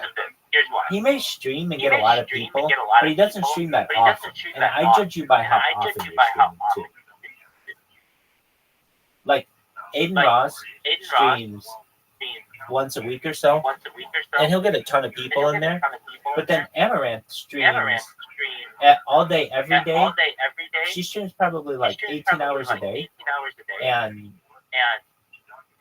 she has like 4,000 people all the time. Of those, how many are real? This is what I've learned with Kick. Let's say you're watching a stream that has 1,125 people watching, like, that say they're viewing. That means that they are really probably about 125 people really watching. That the streamer bought 1,000 bots, and then there are 125 real people watching. Like Eddie, the guy who owns Kick, his streams, like routinely when he's streaming, are like exactly what I said, 1,125 people. And I even think he has trouble garnering viewers. He does a stream. I mean, I know he owns the site, but I just was in his AMA that was 4 hours long. The entire time he had the same amount of people there. So it's not like there was a huge influx of people or any of that other shit that you would expect on an organic platform, especially like if it's the owner of the site. And it was the same 1,100 people the whole time. And if you look at his most recent AMA, it took place. I want to say it took place yesterday. It was 4 hours long, and the last 30 minutes, the entire chat is asking, "What are you going to do about Rabbi Rothschild?" And they at him, and they at the head moderator, and as I've heard the head moderator say, we do not. They've been asked point blankly in interviews about me, because I've heard the interviews, and they say that we do not have an answer for that person. As of right now, they can use VPNs and alternative emails and essentially do whatever they want. And we don't have an answer to it as of right now. Now that doesn't mean in the future that they won't, but I will already have done my damage. Everybody on the fucking platform knows who I am, or all their big people do. So I could just literally go on Twitch and do the same thing and do it for 6 months on Twitch or so, and then once Twitch got sick of me, go to another platform. So long as I'm not shitting on YouTube, which is my primary bread and butter, I'm gonna be okay. Is it in the clips? Like, if I go to Eddie right now, can I find it in the clips? How long ago was it? Did they ask the question? Yeah, so you can see. I'll find it with you. This goes 2 weeks. Oh yeah. It's not like that. It's not like that. Okay, so you go to his most recent stream, Eddie Weekly stream, and you go all the way to the end, like the last. Let's go 3:45 and just look at the chat of what people are saying, and I can tell you the person who or so. Just put it there and see what happens. You're gonna see. I can tell you the person's name who keeps spamming him. What are you gonna do about Rabbi Rothschild? And there are a bunch of people who do this stuff. So I can't tell you all of them, but one of them. Is it 3:35 first 3 minutes? Oh no, it's like the last. Well, it could be. I don't know. The only time that I shouldn't say the only time. I was just organically watching the stream, and I saw a bunch of people talking about me, and I was just watching at the very end of the stream. It was at like 3 hours and 45 minutes or so, and just look at the chat.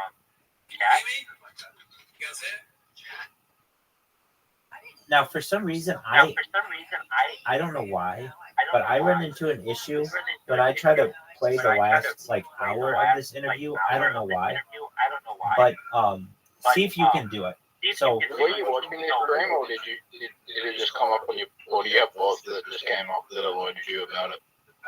No, I was just organically watching. I was like, oh, Eddie, this is that guy who owns Cake with Aiden Ross. I wonder what he's talking about. And I saw that there were all these people spamming him questions about me. A lot of people all at once. And all he kept saying was that we're going to come out with moderation tools that are going to help to stop some of the spam. And he kept being asked it so many times that it was like kind of like, wow, these people really know who I am. If he's like if there are so many people in the chat who are just asking the creator of the platform to do something about me, that's fucking telling me I'm doing my job.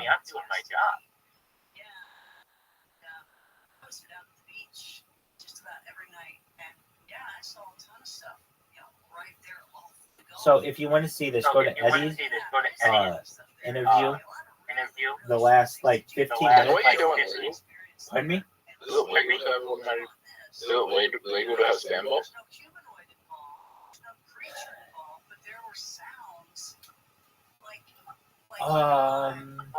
Right. I would say Is yeah. it legal to have spam? I would say it depends on where you are. But in the United States, like something that I'm doing is legal. Yeah, the worst that they could basically say is that I'm breaching their terms and conditions and probably send me a cease and desist letter. That's the worst. I mean, like it's very, very minor. Now in some other countries it might be bigger. But especially because I'm not spamming political propaganda. Like it'd be one thing if I was trying to change an election or do something like that, but none of my stuff is political. It's all very much. It says Rabbi loves you, and it tells you that I have the biggest AMA in Reddit history, and to check it out. And then it gives my Discord. There's nothing political about this. Pro Eskimo propaganda. That's absolutely true. Those are my people. And if you're like, Rabbi, how are those your people?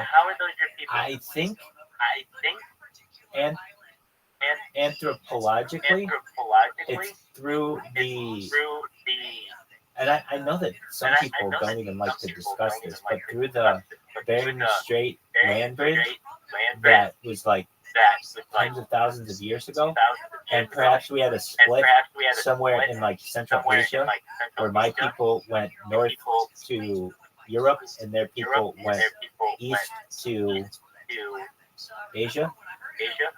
But nevertheless, we're one people. One love. One love, Inuits. One love, you picks. Correct. You have correct one of the biggest marketing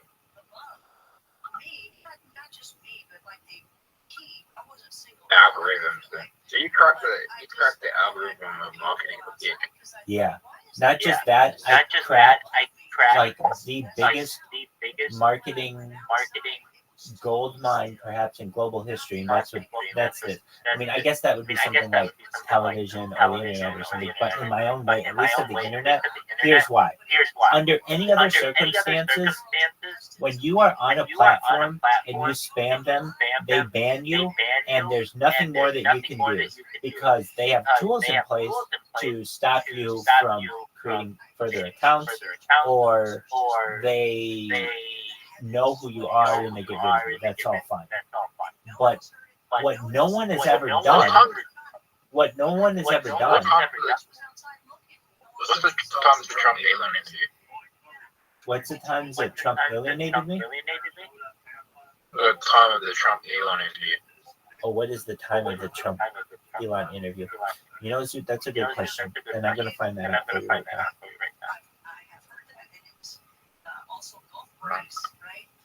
Hey, dude. Did Elon tweet about it? I think so. I EMAT. Okay. Then my Not 30 tomorrow. then my thing might have to change. They might do it because I was doing our thing at 6 p.m. which their interview is 5 p.m. and it probably won't be over. So I don't know. I'll check with Morlight what he wants to do. But that's fine. And if the community doesn't want to do it, Harry Potter Obama Sonic 10 unit, that's absolutely fine. Here's what I'm going to say. I'm going to just flat out say to them. Have any of you heard of the free rider problem? And if anybody has, I'll say please explain. If no one knows what I'm referencing, it's the idea in sociology that basically one person is going to have to do most of the work for the larger of the group, and eventually the larger group won't do any work. It's essentially what it is. And so with this, if I say, hey guys, I'm gonna teach you guys how to do these robots. After the first day, let's say 10 people are involved. 9 of them may still be doing it. After the second day, 6 of them are still doing it. After the third day, 4 of them are still doing it. After a week, 2 of them are still doing it. And then after 2 weeks, 9 of them are still doing it. And then I'm still doing it all myself. So I can see that happening. So I just have to judge the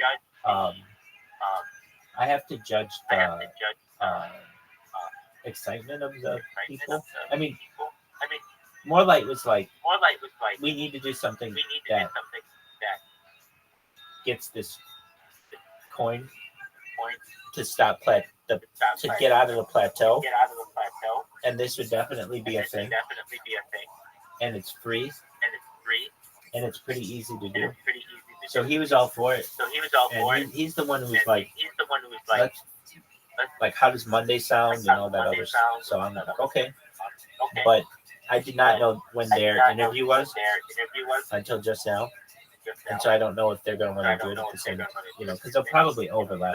Their interview is an open-ended interview. I imagine it'll be an hour and a half or 2 hours and plus probably. Those two guys can both talk a lot. And yeah, so I don't want to interfere with that. So I might just message Morlight that we don't do it at that time. We can do it another night or even. I'm fine, just having my bots do what they're doing. They do a good job of getting out the word about me. This was just something that could help the community. And I mean, I'm not gonna lie. I could. Was Adam Roth watching you live on stream? Yeah, he was watching my top computer. He brought in So- like. Was his stream watching you? Yeah, I think so.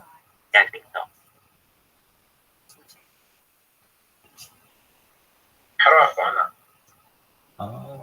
You would go to his kick stream from late April, early May, and you would see him in my stream.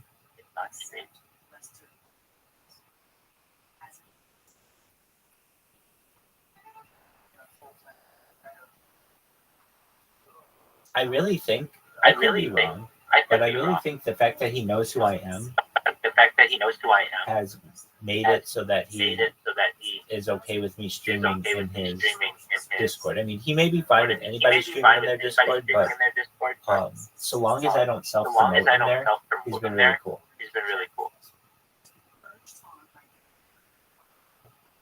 And I understand that. Adam Ross. Rabbi Adam Ross Extreme. You could just Google that.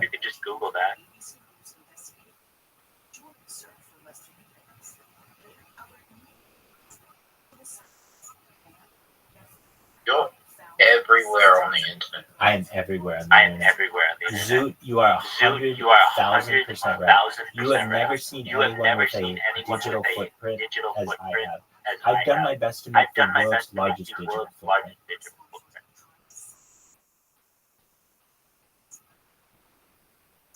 But when I Google you, you don't really show up. No, I'm shadow banned. It also has the world's biggest octopus print, but people don't like to talk about that. Word Mockingbird. With human growth hormone and stem cells, you watch. I will. I'm going to have an 18-inch penis. You can see it from outer space. Nope, just 18 inches. I just want an 18-inch penis. Hang out An 18-inch penis, and I'm going to be able to suck on it, and it'll be a wonderful day. So you cracked the code of how to go viral online. Yeah. For only $9.99, we will teach you the secret. Exactly. Just enroll in my program. But yeah, I mean, Okay, I think honestly, I think between me, Dude, and Rabbi, if we fucking made up some random course and had Rabbi do it, like internet marketing course, put some fucking masterclass videos. Doug, I have this. Wait. That thing's gonna fly. Wait, this is what I do, and it's actually quite successful for people. Anyone who asks me for money, who has any sense, I say to them, "Do you have a Fiverr account? Like your name, Riser, but Fiverr." And they're usually like, "No, I don't know what your reference is." I say, "Okay, create an account, and then what you want to do is create a TikTok account, a Facebook account, an Instagram account, a YouTube account, a Flickr account, an Imager account, a Reddit account, a Dig account, an Omegle, like every kind of account that you can, and basically get the real estate of a username for a business." And so they'll be like, "Okay," and I'll be like, "What's the name of your business?" They'll be like, "Well, I don't know." So then I say, go to ChatGPT and ask ChatGPT for 100 different business usernames, and it'll give you like, whatever, Tom's Creative Design. Okay, great. And then they take that and they get Tom's Creative Design on all these different platforms, and then they create a link tree. And then I say, "Okay, you know what you just did?" And they're like, "Yeah, I mean, I basically got all my social media." And I say, "Yes." Now on Fiverr, you volunteer to do that for someone else, or not volunteer, but you volunteer your services. So you volunteer to at least get bids on what you'll do for someone. But you can say, "I will create your social media for you for $200 on 20 different platforms." And it's a really good deal for people. I mean, someone who doesn't have time, who's like, "Man, I don't have time to fucking create all these different social media accounts. I wish somebody could just give me a spreadsheet that has everything, and all I have to do is change the username or change the passwords on them, and they're all mine." I'll pay $200 for that.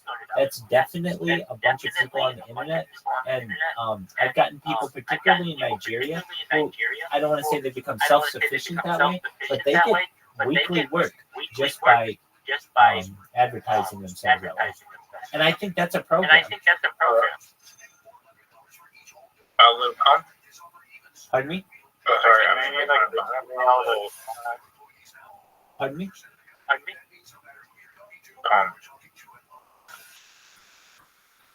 Why are you so obsessed with little pumps? because I'm heavily invested in Luke. What does that mean? Little Pump has a token. Oh, you're trying to pump trying to get a little pump, you give your Bitcoin a little dump.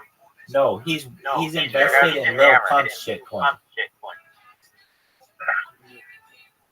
That guy's like the biggest fucking champ. What about Soulja Boy? What about Soulja Boy? That's Superman, that hoe. Soulja Boy is the biggest scam. Luke Pump's not a scam. There you go.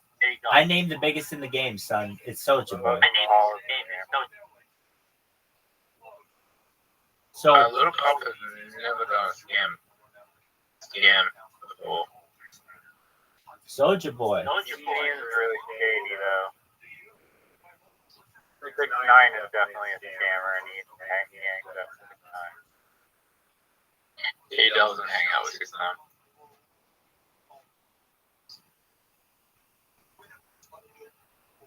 What market cap did you buy this god awful little pump coin at? 1.1 million. Okay. And what's it at now? Market cap? 1.1 million. So you like just bought it today? Did you just launch this coin today or something, or recently? He wants to 2 months ago. What's the ticker? Little Pump.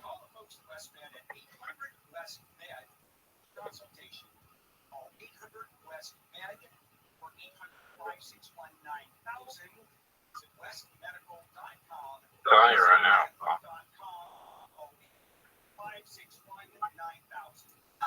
Wow.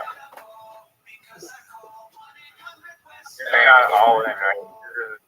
How much do you have invested in this thing? I'm the top holder.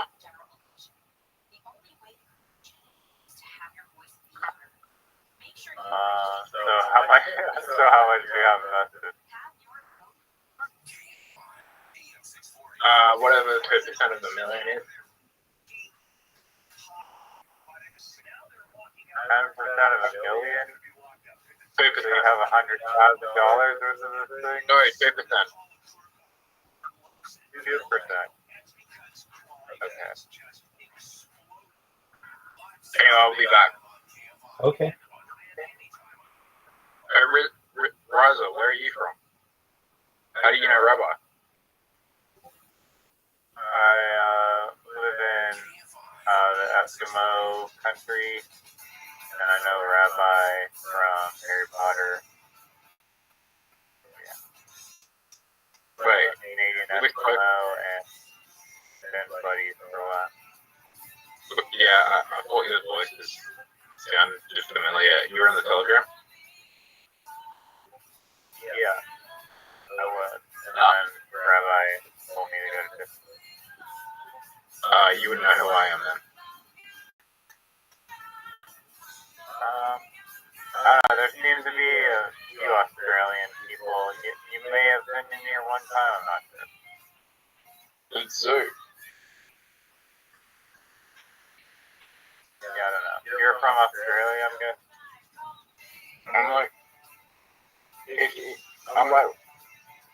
If you're in that Telegram or you've been on Twitter, you know who I am. I don't pay attention to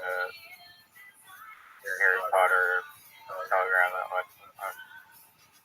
But, yeah. When do you get in? Oh gosh. Maybe like 5 months ago, 6 months ago. Maybe a little more than that.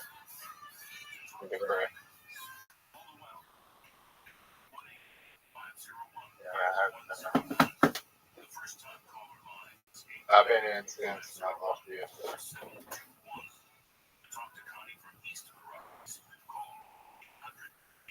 Are you a Harry Potter whale? I saw it at 30K and I didn't know, and then I bought it at 8 million.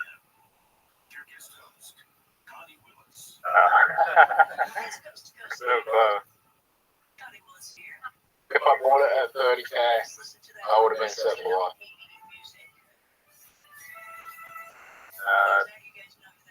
That's what happens with crypto.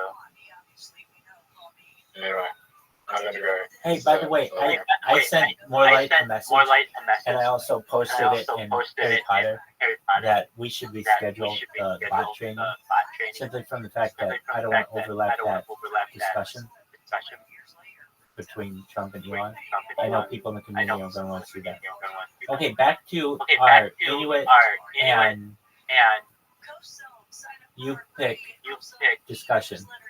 So I think that we have shared DNA, and thus somehow, some way, we are one people. And what else am I trying to say? That the Inuit people and the Yupik people should take back the word Eskimo, which I think they're doing. And perhaps I should be saying we, perhaps we're doing it because I'm speaking on their behalf. But in reality, in seriousness, I wouldn't advocate on their behalf for that word. That word is a different discussion. What I'd advocate for them is the cost of living where they are, and how it's inhumane to price gouge these people. And with the amount of money that the Canadian government has, they can get people a gallon of milk for less than $25.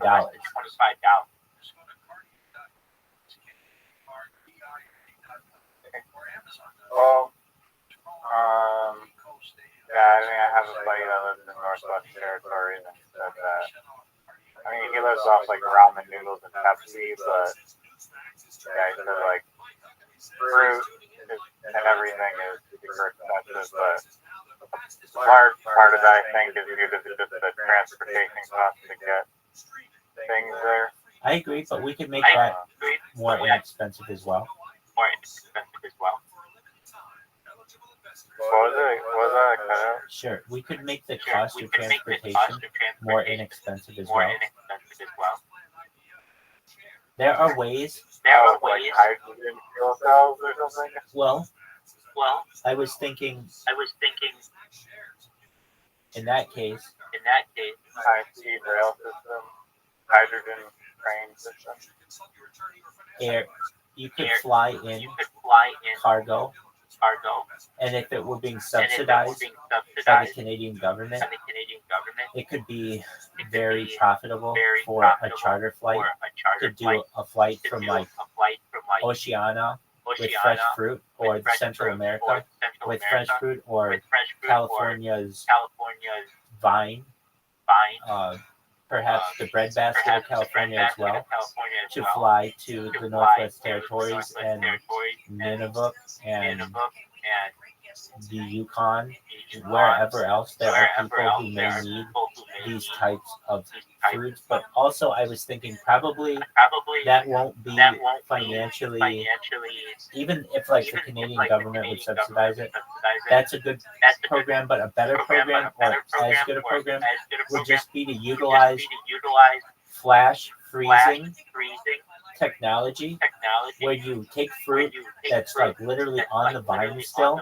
and you freeze it, and then you transport it while frozen to its location, and then you thaw it, and it basically continues to it continues to ripen.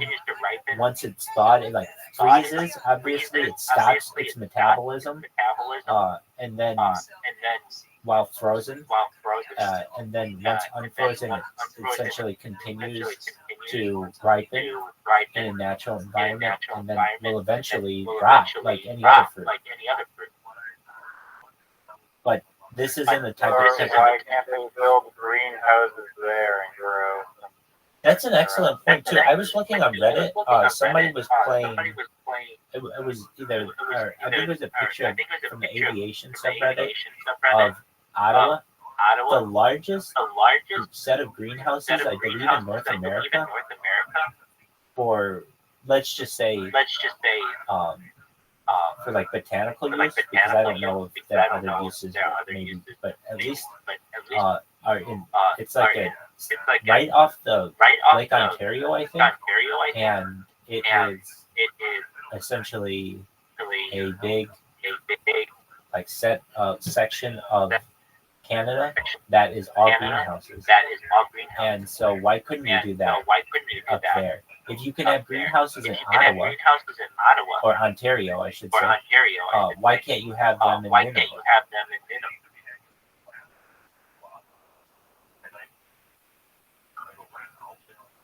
It's an excellent question.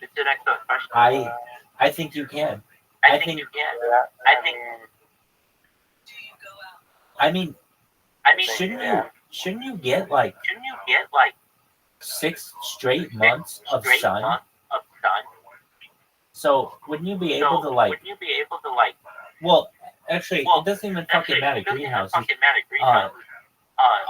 What they had done in Ontario is those were the reason why I was on the aviation subreddit is because it's so bright from the sky. And somebody asked, what the hell is this on the ground that's so bright? And somebody said, oh, that's the world's largest set of greenhouses, or the North America's largest set of greenhouses, and they're located in Ontario, right off of Lake Ontario, or something like that. And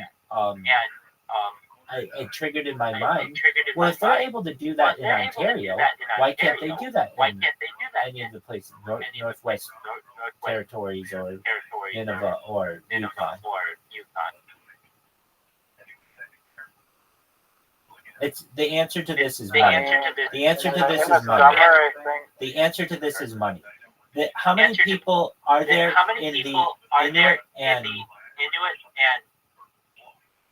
Yupik communities? I mean, truthfully, it's like what? Less than 100,000 people? It's not a lot. So even though the Canadian government, has people there, what are the odds those people are voting? And even still, it's like a really small segment of the overall, like, 40 million people that live in Canada or something like that. And thus, it's not that important. It's great when it comes to, like, hey, we did something nice for the Indigenous people, and they want a photo opportunity, but they don't really care about the people. And so that's why nobody cares about this. But I do. I've seen documentaries on the prices and the price gouging that happens there. And look, when people say, well, that's just the cost of transportation, you can't tell me that every single person isn't gouging along the way. The guy who's delivering it via semi-truck is gouging. The store is gouging. The people selling the fruit are gouging. Every single person is gouging. And the last person on the line are a lot of times very poor Indigenous people. And I want to help them. I don't think that that's right.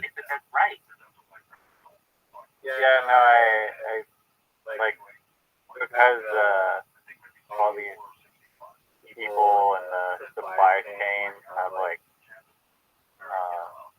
all like the power basically, then they can't. I didn't know that the price gouging was really a problem, but it makes sense now that you explain it. They have too much power in the supply chain, so they can't just be like. They have some jack up the prices, because what are you gonna do? Like the store has like so much control over who they're selling it to. Like they're the only store in town probably. Exactly. They carry fruit, so it's like they have some weird statistic up there where it's like the place that produces the most amount of oil that has the highest price to buy oil. Or something like that. There's some weird statistic like that. of anywhere in the world. And why is that? Because it's not refined in those areas. So basically, you're pumping it from a very difficult place.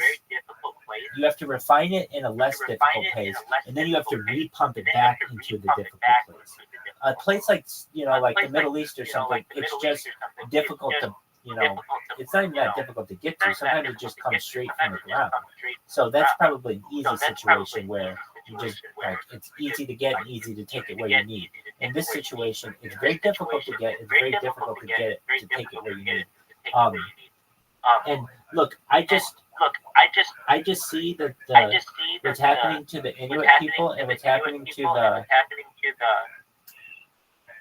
Yupik people and really the people on the really outskirts of society is that they are being priced out of living. They're being priced out of living healthy food. And that means that their life expectancies are going to have a glass ceiling. Your friend who drinks Pepsi and eats ramen, if you do that for 50 years, you might not make it to another 50 years. When if you're eating fresh fruits and vegetables and things like that, you might have a better opportunity. So what do I propose? I say that eventually, if you keep doing this with pricing on food, you'll price out everybody in Canada on food. And you don't want to do that. People will say, well, Northwest Territories is too far. Now British Columbia is too far. And Alberta's too far. And Manitoba's too far. And then basically the only people are going to get anything are people in Toronto. And then eventually people will say, well, you know what? Or people in Ottawa too. And then you know what? Maybe we just don't need to take care of Canada. Which, for all the jokes that I make, I care about the people. And so how do you stop this?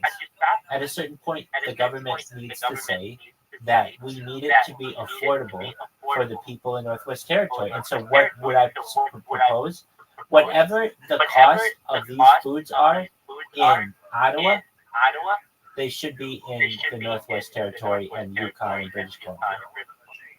I propose the same thing in the United States. And what is this? At least in the United States, we've done this for the last 70 years or so, where stuff in Hawaii and Alaska is different than in the continental USA or the contiguous USA. And it is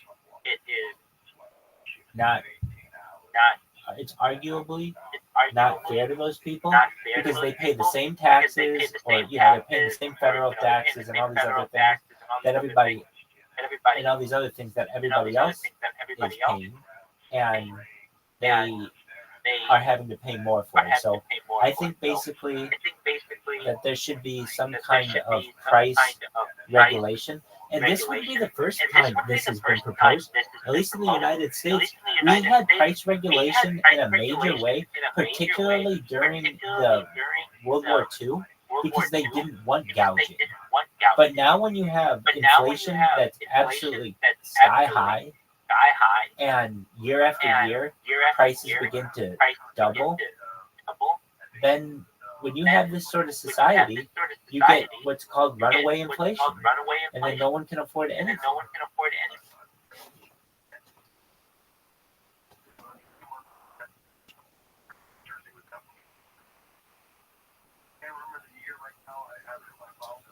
Dog, did we have the discussion that No, I'm listening. I'm listening. I was just trying to come down there.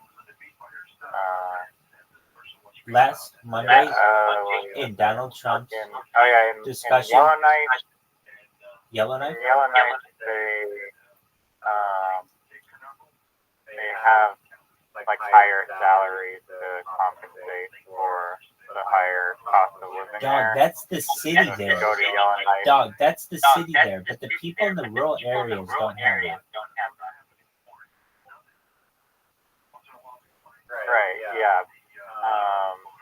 So I'm talking. I think, and then, ideally there should be.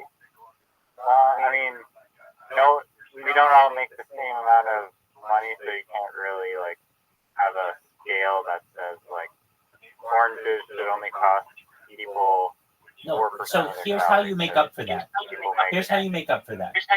You give the people who or need maybe it. you adjust the actual price of No, the way that you can do it without fucking with your economy too much is you just give people essentially food stamps for fresh food, so that's all going to be basically paid for by the government, and so it can be you can charge $100 for a dozen oranges or something like that. That's fine because the person can use their little card that will be paid for by the government for fresh food. If they want to buy Pepsi and ramen, that's on their own dime. But at least for fresh food, to give the people an opportunity at it, it should be subsidized by the government.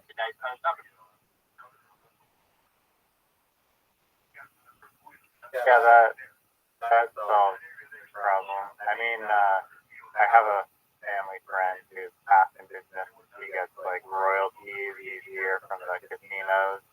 And I guess some portion of indigenous people, I guess, that are tied to the casinos get these like spend their money on like new Ford Raptors each year to drive like. Yeah, but that's more someone who's on the more developed side of things. I'm talking about people who've never heard of the Ford Motor Company, who don't know about SUVs. I'm talking about people who don't have any access to fresh food, to fresh fruit, and to fresh vegetables, and they need this in their diet, perhaps, and at least want to give them the opportunity. If they want to have these cards and they never use them, what are we going to call them? The E-card? Because not only are they electronic, but it's the E-word. The E-word is their word. It's our word. If you have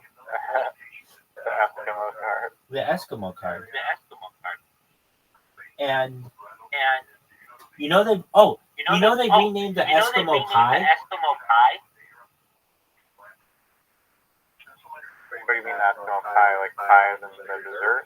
Yeah, there's like a when they did all this like they changed like Uncle Ben and Aunt Jemima. When they did all this woke stuff and they changed all the characters that weren't like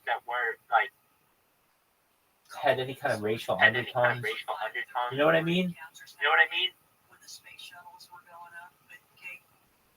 I didn't hear about that. Dude, where the fuck were you? It was like a 3-year process. We're like, have you ever heard of Aunt Jemima syrup? Yes, I have. It's not called that anymore. What's it called? They took it off the shelves. Oh, what the fuck? That's illegal.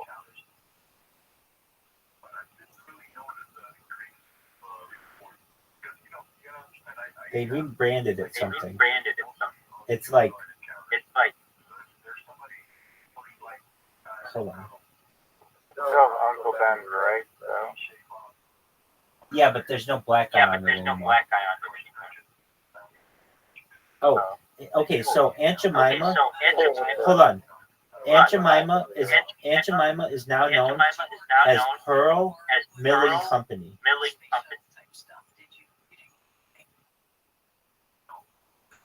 That's probably the most depressing fact that I've heard today. Yeah, because that's how it was originally advertised as a ready mixed product. Okay, now Uncle Ben. You don't remember this when they got rid of all these people? No, to my knowledge, Aunt Jemima was still on the shelf and had no reason to be. So. Yeah, okay, so here are the other ones. Do you remember the Land O'Lakes Native American? Is that a food product? Yeah, it was like it was actually a really cool piece of art. But it was like a Native American on butter.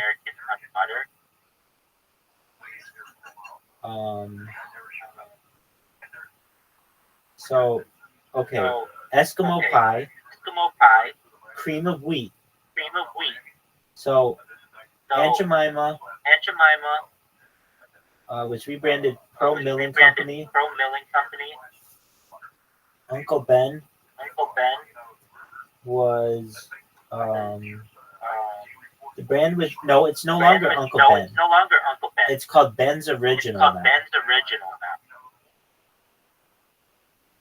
Did you hear me? Yeah, at least they didn't nuke the name, I guess. Eskimo pie. This is the big one, dog. A brand of ice cream. Eskimo pie featured a cartoon Inuit boy on its packaging. The brand was rebranded as Eddie's Pie, and a commitment was made to support marginalized and underrepresented creators. The Land O'Lakes had a native person, a maiden on its packaging. The brand removed the image. Cream of Wheat had a stereotypical black cook. There were other ones that changed.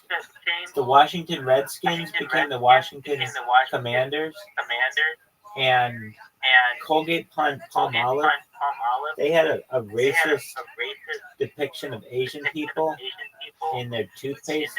They still make some really bad ones. There's still one in Asia that's like, they still make some racist ones in Asia. But yeah. So see all the shit you learned from Rabbi? Where the fuck were you? Asian toothpaste today. Dog, no. I don't think Aunt Jemima was like offensive. I thought Dude, that was it's like a totally brand offensive. that people love. No, it's like it's a stereotype. I mean, it's totally offensive in some circles and totally not offensive in other circles. In some circles, Aunt Jemima is like seen. It's the stereotype of what's known as a mammy, M-A-M-I-E, which would have been like in a plantation household, a slave who would take care of the children, and could also be perhaps a wet nurse, a woman who would breastfeed the children who weren't hers. She was basically just like a maid, and she was well trusted in the family, and this became very stereotypical in the South, particularly, and so that's what was featured. Aunt Jemima was kind of featured as a stereotypical mammy. Oh, well, then, yeah, I guess makes sense. But still, she was always seen as like a good light. It wasn't necessarily better circumstances, it's just her No, there were some really positive things about it too. Like some of the first people who were the models for Aunt Jemima, I think the first black female millionaire made her money from being like from one of these things. There's like an argument to be made like, wait a second, this is actually a symbol of accomplishment. Let me see who this is. First, not the first black millionaire, because I'm sure that was some African queen. TV show called America's Next Top Aunt Jemima.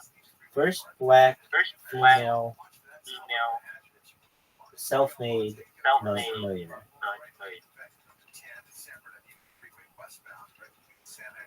First female black. Okay. Madam C. Walker. Who is this lady? Who is this woman? She was the first female millionaire. First African self-made female millionaire. Okay, how did she do it? Door-to-door strategy. Wow, but it doesn't really say how she did it. Well, shout out to Madam C. Walker. I thought it. Look, it's not Aunt Jemima. That's not a real person. But there was something having to do with it. That there was like a model for it.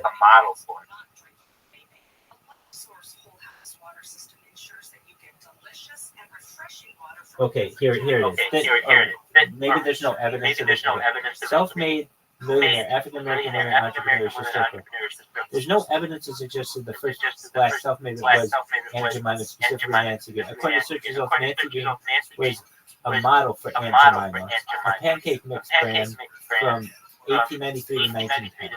While she may have earned a decent income from her promotional work, she's on many occasions she died a millionaire. In fact, the available evidence is that she continued to work as a housekeeper until a few years before her death in 1923. Additionally, the search results do not provide any information about her net worth or finances. Okay, so this was a discussion that this woman had made some money. So shout out to Nancy Green as well. This was the lady. She's a former slave who was Aunt Jemima. So basically, every time you had like that bottle, it was a reminder that like this is a slave, which I could totally see as being offensive. But she's a billionaire, so that's okay. No, she didn't become a billionaire, unfortunately. She never. Oh, well, it was a fake person to begin with. Was it the person on the bottle who got all? Who became a billionaire?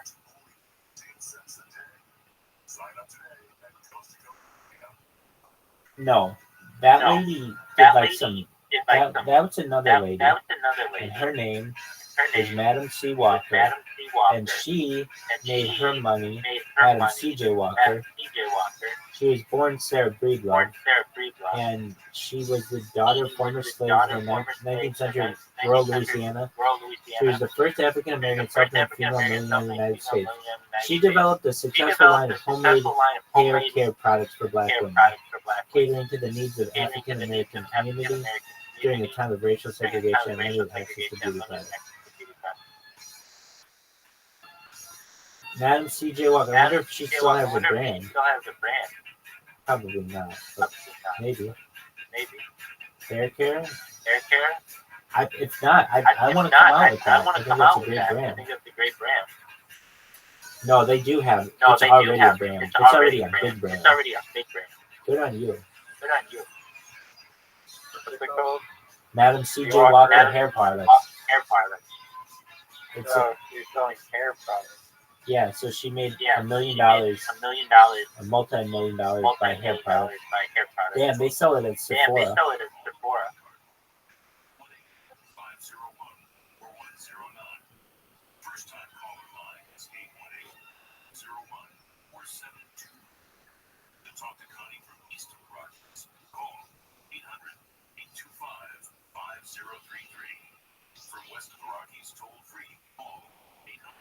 See all the shit you're learning, dog? And see how sexy I am?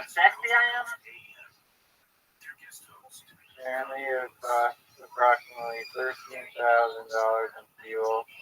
Fly fruit from California to Nineveh using a Boeing 737.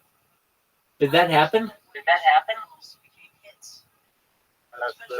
a rough approximation for the fuel to fly from fruit from California to Nineveh. Okay, so here's what I'm saying. You flash freeze it, and then it can take as long as you want. Bring it by a boat. Bring it by a sled team if you want. Dog sled team of Eskimos. Inuit and Yupik people.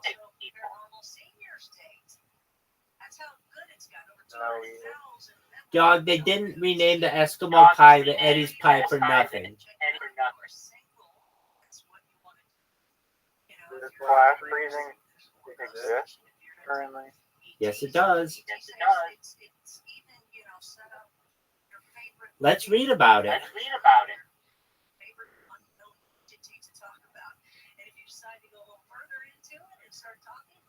I like how I just made up a term, and I think it exists. No, it does. I've seen it. It is natural industrial process whereby objects are frozen in a short time due to exposure of cryogenic temperatures. So it is commonly used in the food industry. So what do you do?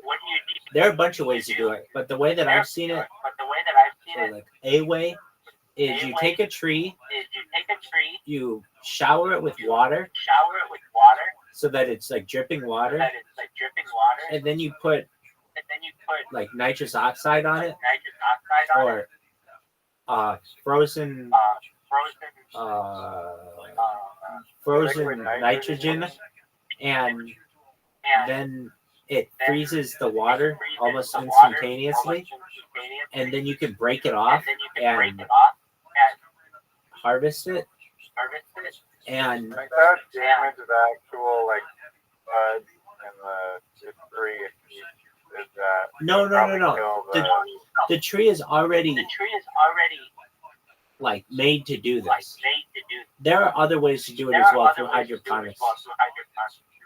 There's like a bunch of different ways to do it. But why can't you like harvest the fruit first and then soak it in liquid nitrogen? you can do that too.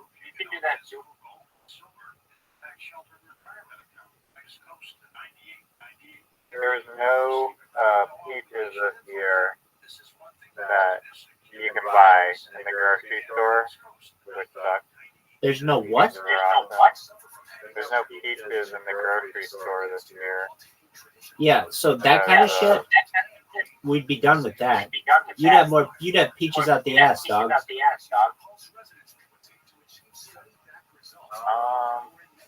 Flash freezing? Through flash freezing, exactly. I guess. It sounds expensive though. No, it's really fucking cheap. It's super cheap. All you need is water and a refrigeration system. And you have to transport it through a refrigerated manner. But it's... Don't you keep them at like super cold temperatures though, like negative 198? No, not that cold. It just has to be freezing. The difference between negative 198 and negative 40 is negligible. Once it's frozen, once it's past 0 Celsius, it's basically the molecules inside aren't moving. It's not at negative 0. It's not at absolute 0, of course, where there's absolutely no movement. But it stops ripening, and it basically is like a frozen in time for indefinite amount of time, depending on the environment. But then, since you're only encapsulating it in a frozen state for a few days before it gets to its destination, it can be done and keep the fruit relatively fresh.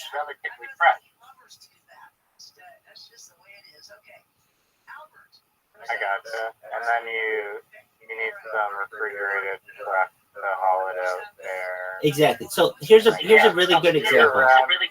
Here's a really good example of what's happening to the people in Northwest Territories and those places. Let's say they want to buy frozen fruit.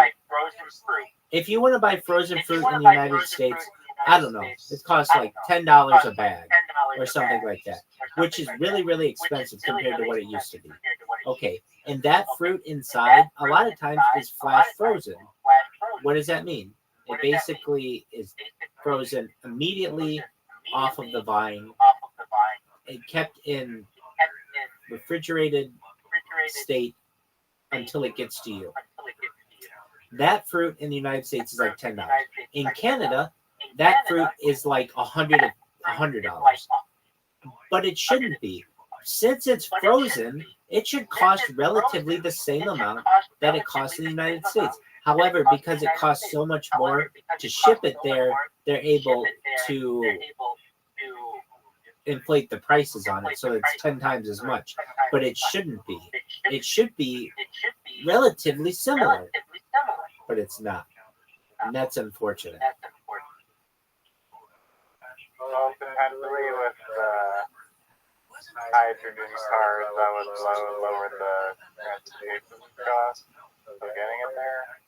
Well, really, in my opinion, the most efficient way to get it there, which probably isn't being utilized, is to get it from the like Southeast Asia or Oceania or I should say Oceania or Central and South America, and then flash freeze it and take it via cargo ship to Canada.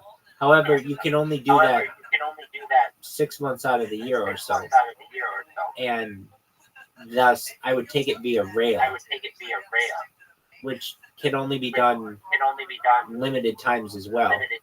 But basically, I would develop a cargo system where we would be able to take shipping containers in an easy fashion or relatively easy and efficient fashion, put them on rail cars, take them to the major towns of these places, and allow people to purchase the fruit using a Canada electronic benefits card. And maybe you need to charge $500 for a bag of fruit. Okay, that's fine. But that means that the person having to purchase it is going to have that cost subsidized so that it's not going to break their bank.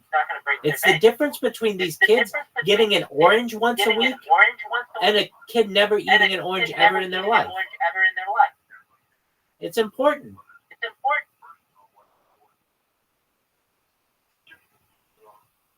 I don't know. Maybe I'm the only motherfucker who cares about Canada. But maybe I do, and maybe that's the thing. But I'm a big fan of the fucking Inuit people. What can I say? I agree with you. It's totally important, and they deserve good quality of life as much as any other person. Agreed. So why are you anti-Inuit? That's my question. Why are you using Inuit slurs? Why are you using Inuit slurs? Inuit and Yupik slurs. I don't view it as a slur.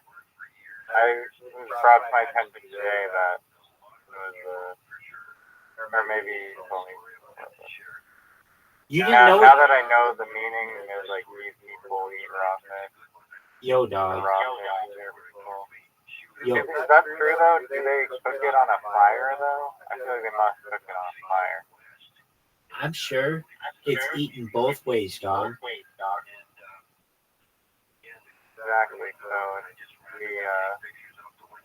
do we cook fish or raw fish?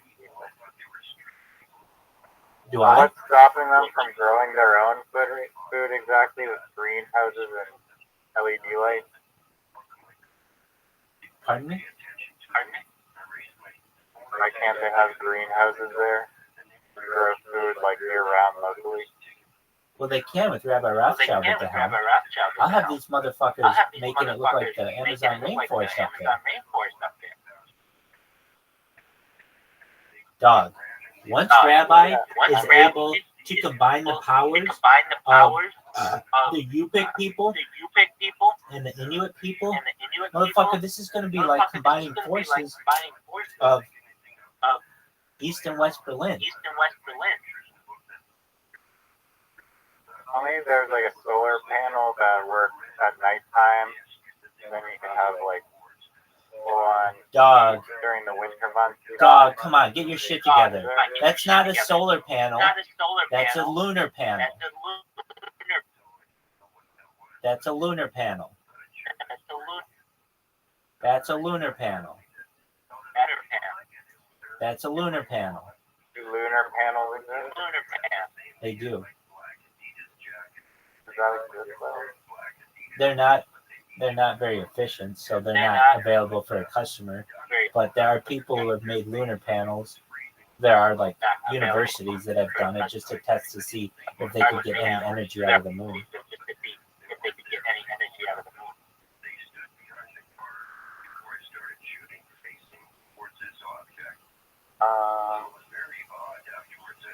That would be great. They say Lunar panels do not exist as a commercial available product, and I know that.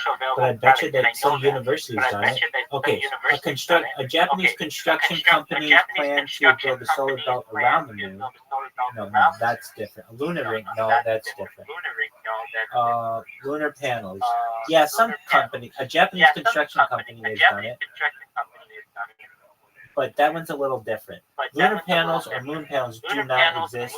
Sunlight creates the moon's rays, which are mere reflections. Oh, yeah. So I guess it would just still be solar panels. However, I think that lunar panels sounds cool. Well, I like the idea. Dog, that's going up there with fucking bear scare. Lunar panels. Hold on. So here's the thing: a solar panel is a lunar panel. So we've had lunar panels for a long time, dog. For as long as we've had solar panels. How is a solar panel lunar panel? Because it'll still work at night. Yeah, a lot easier. It will, exactly. But the light that is shining off of the moon is the sun's light. So it's solar light anyway. And technically the moon is still, you can still see the moon during the day sometimes. So yeah, that's some just a percentage of that light is coming from the moon. A little bit, yeah. A little bit. I'm in agreement with you. So I think that we're onto something. They're solar panels, but we market them as lunar panels. Why? Because why don't you want to fucking... We just say that we've solved harnessing energy from the moon and market them as lunar panels, but they're just regular old solar. Yeah, you know what? Hold on. $1 billion VC scam. Hold on. This is an excellent idea.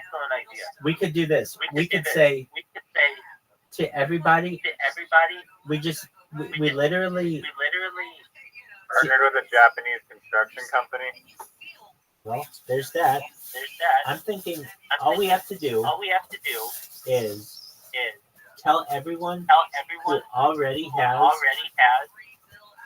solar that we have an addition to their current system that will allow them to harness lunar power in addition to solar power at a small upcharge of like $100 a month, but they'll be able to harness not just the power of the sun, but the power of the moon as well. Just hearing that you can harness the power of the moon is exciting to most Californians. They'd be like, I'm in.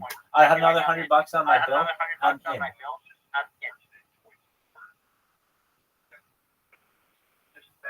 Now, how do we budget the numbers so that it looks like they're generating power when the moon is up? Well, it is technically generating a tiny little bit of power. Well, what are we actually, like, what do we present the customer with? We say like to them, here you go. all we would be doing is basically telling them, making them aware that their solar panels are also working at night, a tiny little bit. We could call it stellar power. We could call it, dude, listen to that, stellar power, where we use the starlight. No, that's an additional upgrade. Yes, it we is. We have our standard lunar package, and then we can go. Yes, the stellar package. Now you're talking. We have the standard lunar, and then upgrade to the stellar package. I love it. Dog. But in reality, I really mean this, 100%. I mean this. So look at me when I say how serious I am when I say it. Given enough time, humanity will be able to improve itself technologically so that we would be able to harness power from the moon, just the moon and not the sun, using solar panels, and additionally, eventually, just using star panels or stellar power, and then eventually just using a single star. Eventually, if given enough time, humanity will make things efficient enough. It just takes time. That's all. A single star power source would be like a Dyson sphere. Well, that's different. I mean that you're seeing just using solar power, a very efficient solar panel with one star in the sky. That star powering your solar panel. It would mean that the solar panel was essentially so amazingly efficient that it could absorb all of that energy and transfer it into whatever type of power it needed to.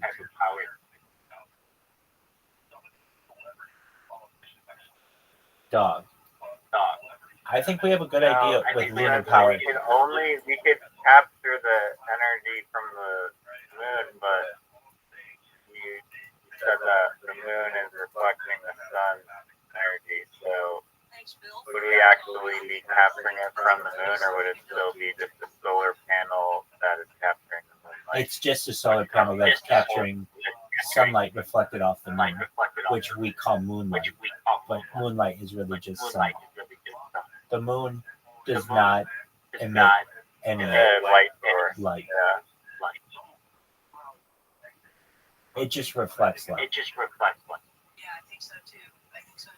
I mean, this could be like a movie, like where, like I'm envisioning me and you were dressed up like plumbers with like a van, whole bunch of tools. We got a phone call to go fake and install the lunar panels, but we actually do like install some fake device that's marketed as the lunar panel onto some person's solar panels, and then boom. $100 a month. No Starlink required. We have several constellation packages for the Dog, star. I have a good idea. I have a fucking brilliant idea. You ready for this? Hit me with your best shot. Dog.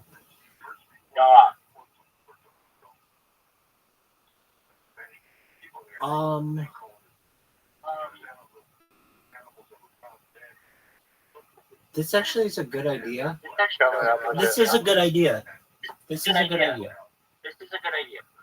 If it works. It's actually a really good idea. Okay. Imagine like a glitter. You know what glitter is, right? Like craft glitter. Again, glitter bomb glitter. Yeah, exactly. So you take glitter and you put it in like a epoxy. You know what an epoxy is? Like a clear epoxy.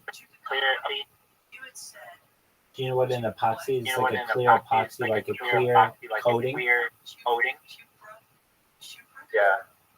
And you take this and you, if it would work, but basically, and you put this on solar panels,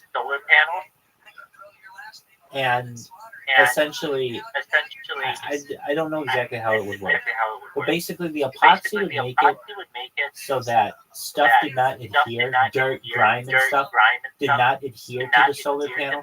We'd have to make it so that the epoxy didn't diminish the return on energy from the solar panel, and then the glitter, because it's so reflective, actually would increase the amount of energy that the solar panel was reflecting, because there's a little bit of glitter in it, and this would cause perhaps an increase in the amount of efficiency of everyone's solar system. It's basically just a coating, like a glitter that you put on your solar panels that keeps them clean, but also improves their efficiency.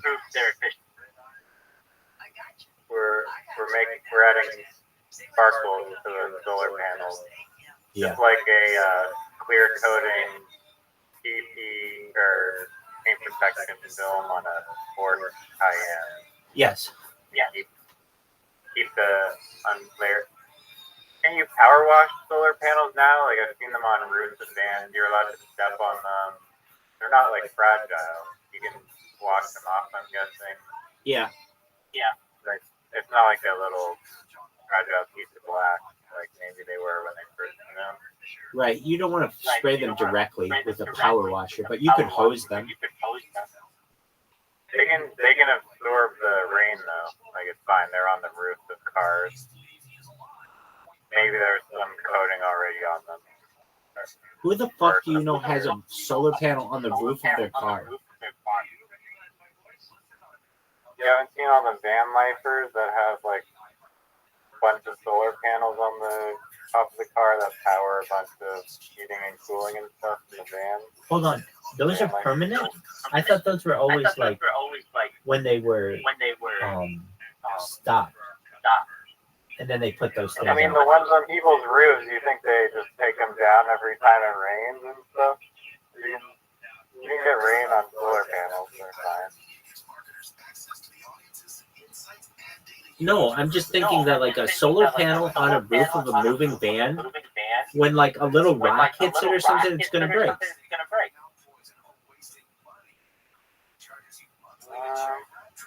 I mean, they're doing it. So. Okay, in answer to your question, have I ever seen a solar panel on a roof permanently? I see how it's done. Okay, it can be done.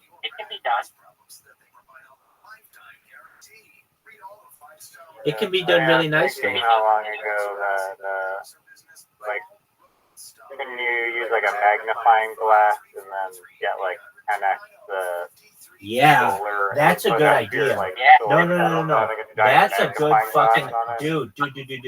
That's a good idea. Basically, if you could put a piece of plexiglass over your solar panel and make it get like 10x. Yeah, exactly. No, but I thought that the magnifying glass is only increasing the heat and that solar panels work off the solar irritant. Dog, we have to ask ChatGPT this question. Solar radiation, basically, that the solar panel is working off, and then I'm pretty sure the magnifying glass would increase the temperature and possibly start a fire and fry the whole thing. So, yeah, I think you have to figure out a way to increase the solar Here's what it says.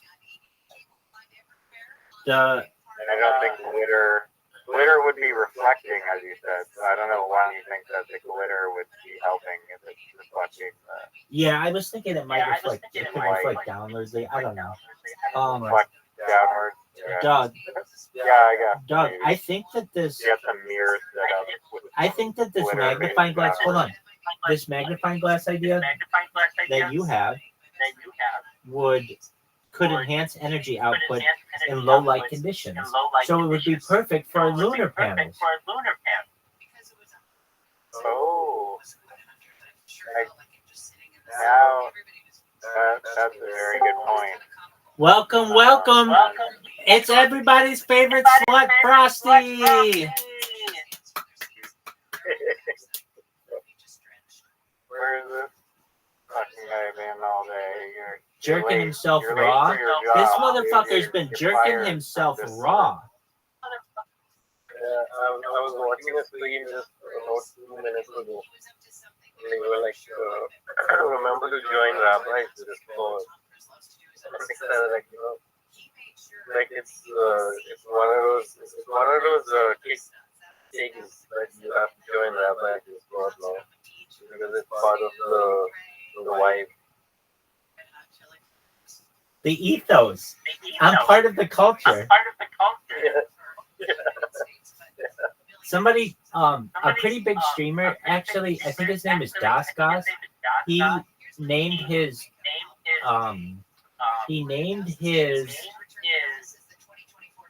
video stream whatever my Discord is, and a bunch of people came into my Discord. I'm like, hey, how'd you find out about me? And they're like, oh, do you know who Gas Gas is? He literally got so sick of you spamming him that he just named his stream after you. I was like, oh, that's really nice of him. So, so you're saying, Frosty? I don't know why you do something nice in this one. Frosty, so you're saying completely organically, without me telling you, you were randomly on Kick and you saw somebody who said you have to join Rabbi's Discord as part of like the lore of being a member of Kick now? Yeah, it encourages the community and to be part of it. Do you know who stream this was? This was Caname, something like that. Can. Okay, very well. It wasn't Shakti G, was it? No, it was some guy playing Destiny too. Do you know who Shakti G is? Yeah. I love Shakti G. He's one of my favorite streamers. Yeah, he has. If I ever do in real life stream, that'll be the worst thing I've ever done, to be honest. So. An IRL stream would be the worst thing you ever did? I don't think, like, I don't know, if I was ever to do in real life stream, it would be mad. Like, that stuff shouldn't be, due to my own conscience, but not because I'm offending people, just that it's due to my own conscience, it would be wrong to have an in real life stream. All right. Yeah, I can do a room case stream, that's nice. But even that is gonna take some time. Yeah. Hey, do you know that Elon Musk has an interview with Donald Trump today? Holy shit, that's crazy. It's gonna be on Twitter in about 15 hours. Today I saw a YouTube link that says don't let the pimps of materialism try to sell you a home on Mars. And it was a Buddhist monk guy who's just kind of warning people about the dumb shit that they're gonna get into. Like you prepare to go to Mars and then you just die or something. I don't know what exactly happens to you, but maybe they have like robots killing you and then putting you on digital frames, and then you're living in Mars, but you're actually dead. That's what it seems like right now.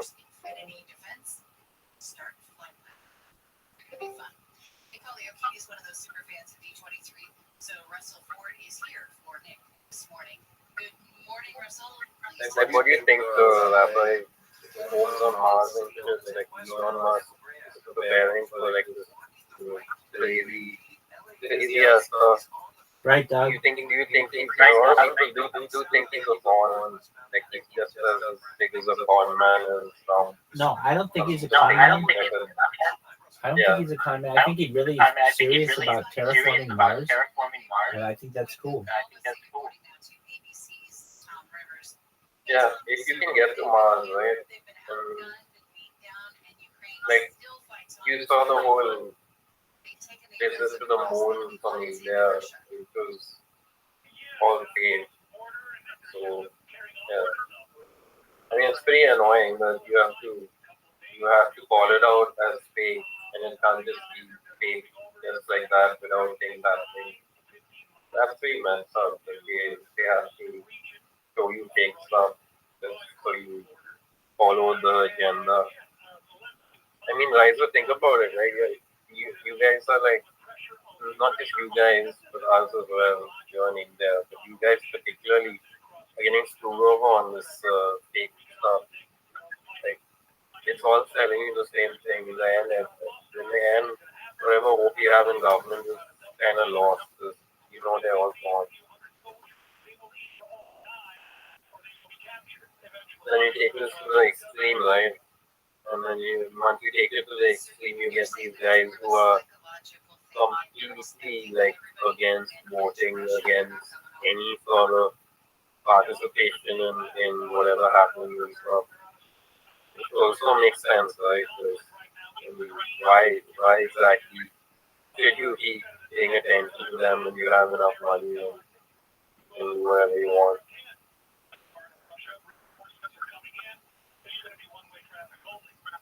That's what I was going to ask you about that. I was like, are they worried that they're going to, be surrounded from behind and then they're stuck there? And it sounds like they already know that's kind of just scary. But have they gained any ground back since the stuff that they've lost in Ukraine, Tom? Or is it still Russia just chipping away?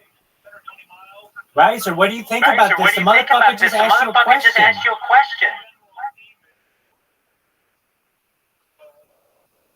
Riser is not selling his free product to me. Not answering. Riser, why you being such a bitch? Riser, why you being such a bitch? Riser, why you being such a bitch? Riser, why you being such a bitch? Riser, why are you being such a bitch? Riser.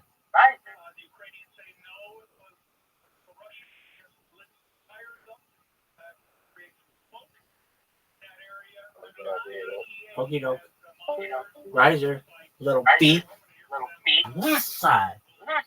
We just were talking to you, Riser, and then you're like, oh, okay. I'm not going to talk to anybody anymore because I'm better than everyone. Fuck you. Ray Leonard, I heard my name, Carlos Ellis Rocky for the block. So I wasn't high, but I felt like I was high. Okay, Carlos Ellis Rocky for the block, and I'm in the square looking out at a show I used to watch as a kid. It was all fucking surreal. So, strange that we would have these connections that I've compartmentalized and forgotten about, but that was a pretty incredible time because both of our lives changed respectively. Yeah, I had all this money coming in. I had a merchandise deal, and I had to move out of my apartment because, for tax purposes, you need to get a house. Oh, fuck, okay. And I bought one in the valley, and modest little house. I can afford it. I didn't go nuts. I didn't go, I'm going to live on Sunset Boulevard in a mansion because I'm the Taco Bell dog. My brother was there to no, invest your money. I can buy a house you can afford. Put it in a financial market planning thing, do all those things, which I did, and it paid off. But yeah, our lives change. You go from I had a moderate amount of money. I lived in a studio apartment in Burbank. I was paying $695 a month for a studio apartment and doing some voiceover work and doing some comedy on the road to pay for that. And then this thing happened, and I've always spoken about how every comedian's journey is different. Yes. I too, if I could have it my way, now at this point in my life, I wouldn't go on the road. Yes. But I do love it so much. You still love it, yeah. I still love it to go out twice a month. Yeah. My body, I don't want to write a check I can't cover. Do you do a weekend? I'll do a weekend. Friday and Saturday? Friday and Saturday. 4 shows. 4 shows sometimes. Yo. Travel with a comic you know and like? Yes. A big difference. I would do that. What the fuck happened, dog? My choices. I don't work Sundays. I'd like to travel on Thursdays from time to Where time. the fuck have you been? Want to work out material, I'll take it. I make it a fucking millionaire panel, dude. They're not gonna fucking. I gotta keep the lights on. The millionaire panel. What about the magnifying glasses?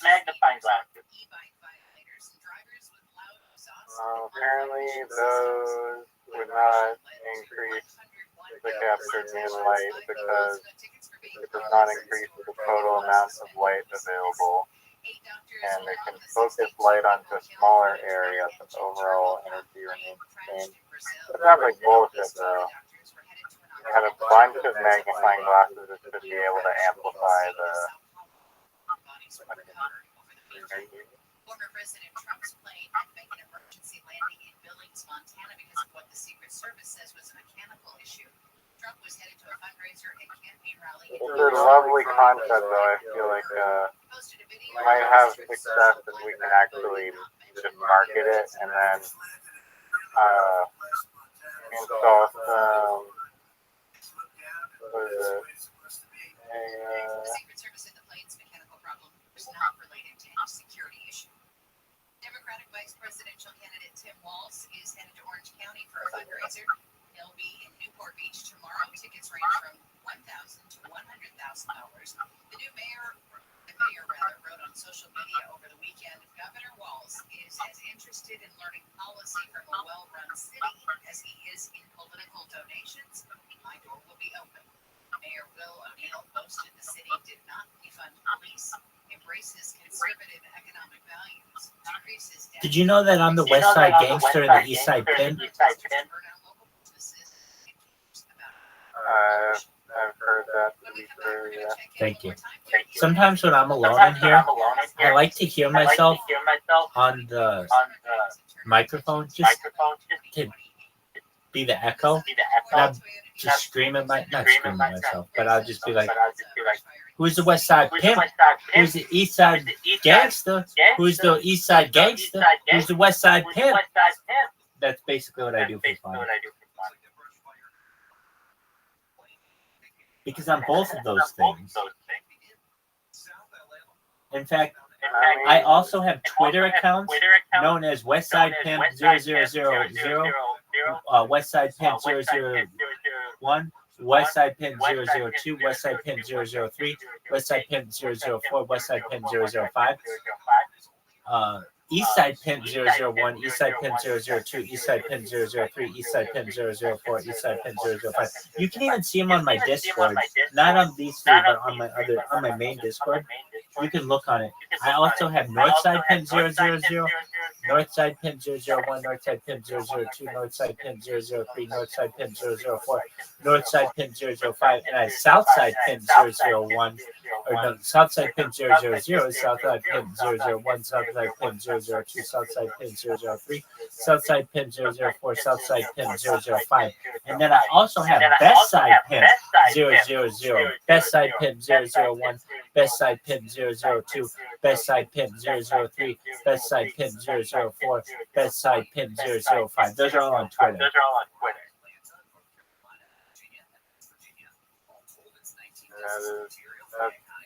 That's fucking amazing. Thank you. Thank you. Have you been watching the Young Thug trial at all? No, dog. What happened to Young Thug?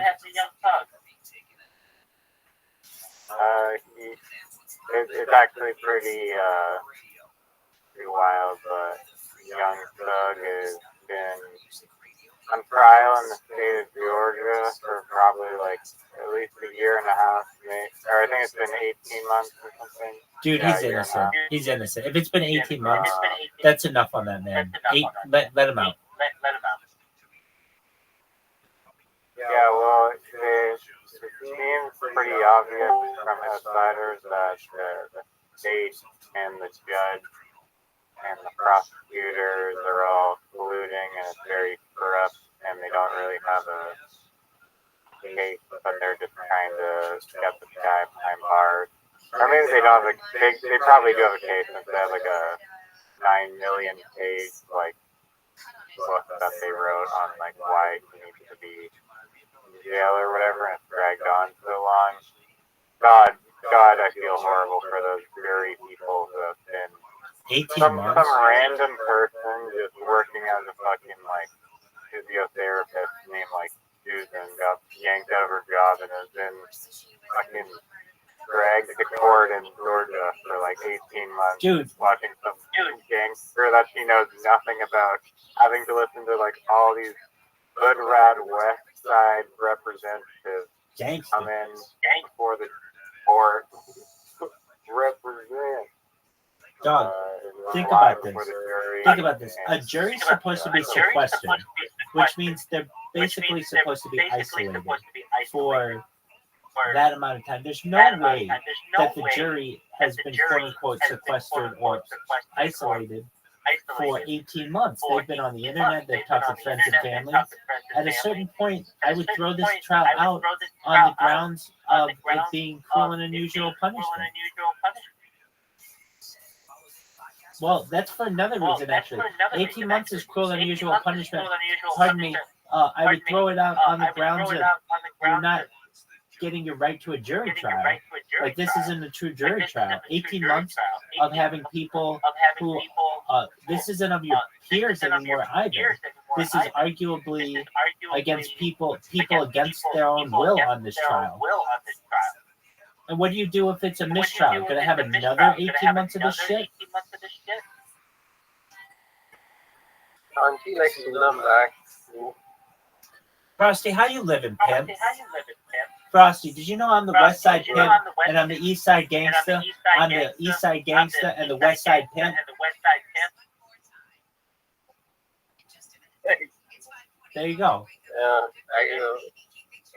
I have new info about this sequel to this live. You want to listen to it? Yeah, I'd love to.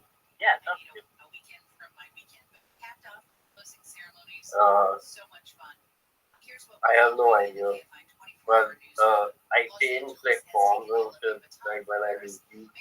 So you're like the guy that stopped me from becoming my T form. So then like you have to play a game like when everyone's just stuck in their body and shit. And I'm stuck in my body. It's kind of stupid. But that is the info I've been receiving so far. All right. It's very stupid, but doesn't make any sense. I get all my info from music. You know, it's very stupid. It doesn't make any sense. Like, why would that happen? But this is the ending of music videos. This is what they do. They just like stock out any life you have and turn it into like this kind of inspiration. Happens to some people, like whatever it is, the thing.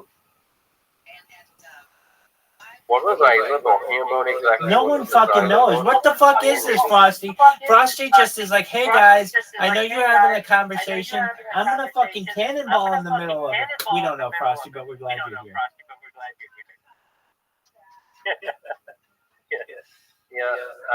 What? There's like a lady, a physiotherapist lady, taking a vote for what? There's a famous rapper named Young Thug.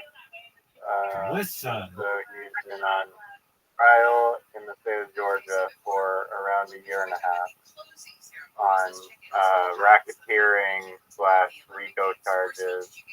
And so I was commenting about the jury and how random it must be for those people to just get yanked out of their professional career as like whatever, a nurse, physiotherapist, like whatever they do, and then have to sit there in the courtroom listening to like these prosecutors trying to convict this like gangster rapper, and then have all these weird like witnesses, Rabbi, King of the West and Southside 001 Twitter account come into the fucking Twitter or courtroom and just give their fucking declaration. And then Rabbi was saying that he's the biggest pimp of all time. Be sequestered and that there's. Well, I was gonna ask the question of like, do you think that just on the basis of the 18-month trial that the jury is like colluding with each other or organizing outside the court? It's just they're supposed to be. I thought the jury was allowed to be in the same room as each other, and then they come to consensus based on all the evidence that we hear. So the thing is, right? Like when it comes to like these rappers getting in the courtroom, like it it's got more to do with how merciful the jury is. It's got more to do with how the whole case kind of moves on and how he reacts to it and how he tries to like, oh, his lawyer or whatever. And because that's the main problem with these rappers is that people don't want to send them to jail and shit. They rather give them a hefty fine because like they're not worth much anyway. Like it's not like they're committing crimes, and most of the times it's because they were too stoned or too high, or they were just like lost in the moment or some shit like that. So yeah, they deserve like to be in jail. So it depends on the mercy of the court.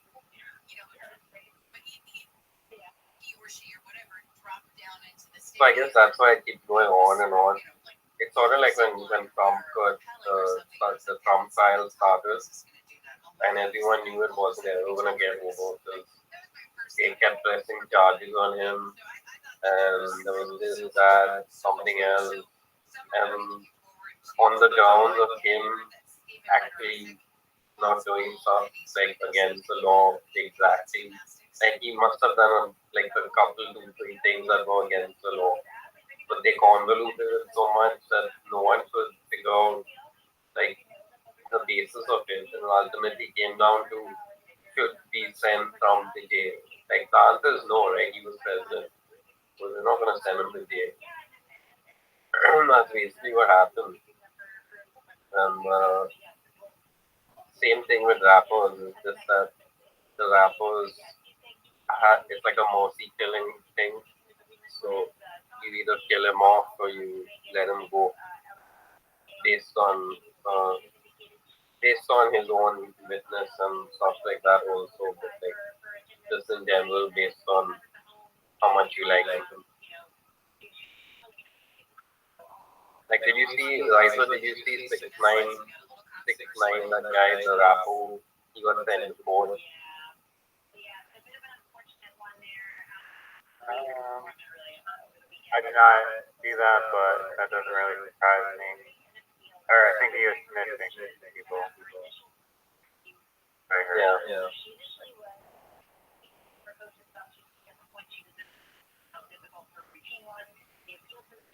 Yeah. Young Thug was a good member of the community, though. So he does not see. Well, I mean, he's supposedly organizing murders, so I guess I shouldn't speak, but he does donate to causes and help people from the south side. So that's it. But I gotta go to sleep. So fucking late, man. Oh, fuck. I gotta go. We'll talk. Take care, Pam. Hey. Yeah, good. Take care, baby. Don't ever forget. The West Side Pimp loves you. The East Side Gangster loves you. The East Side Gangster loves you. The West Side Pimp loves you. Take care, Al. You're the man. You West Side 10.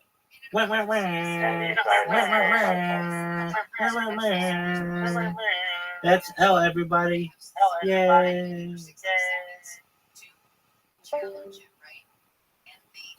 How you living, my man? Frosty? Who is this guy? Okay, I take a glimpse of the guy behind you, right? And he looks like that Indian government. Who, this guy?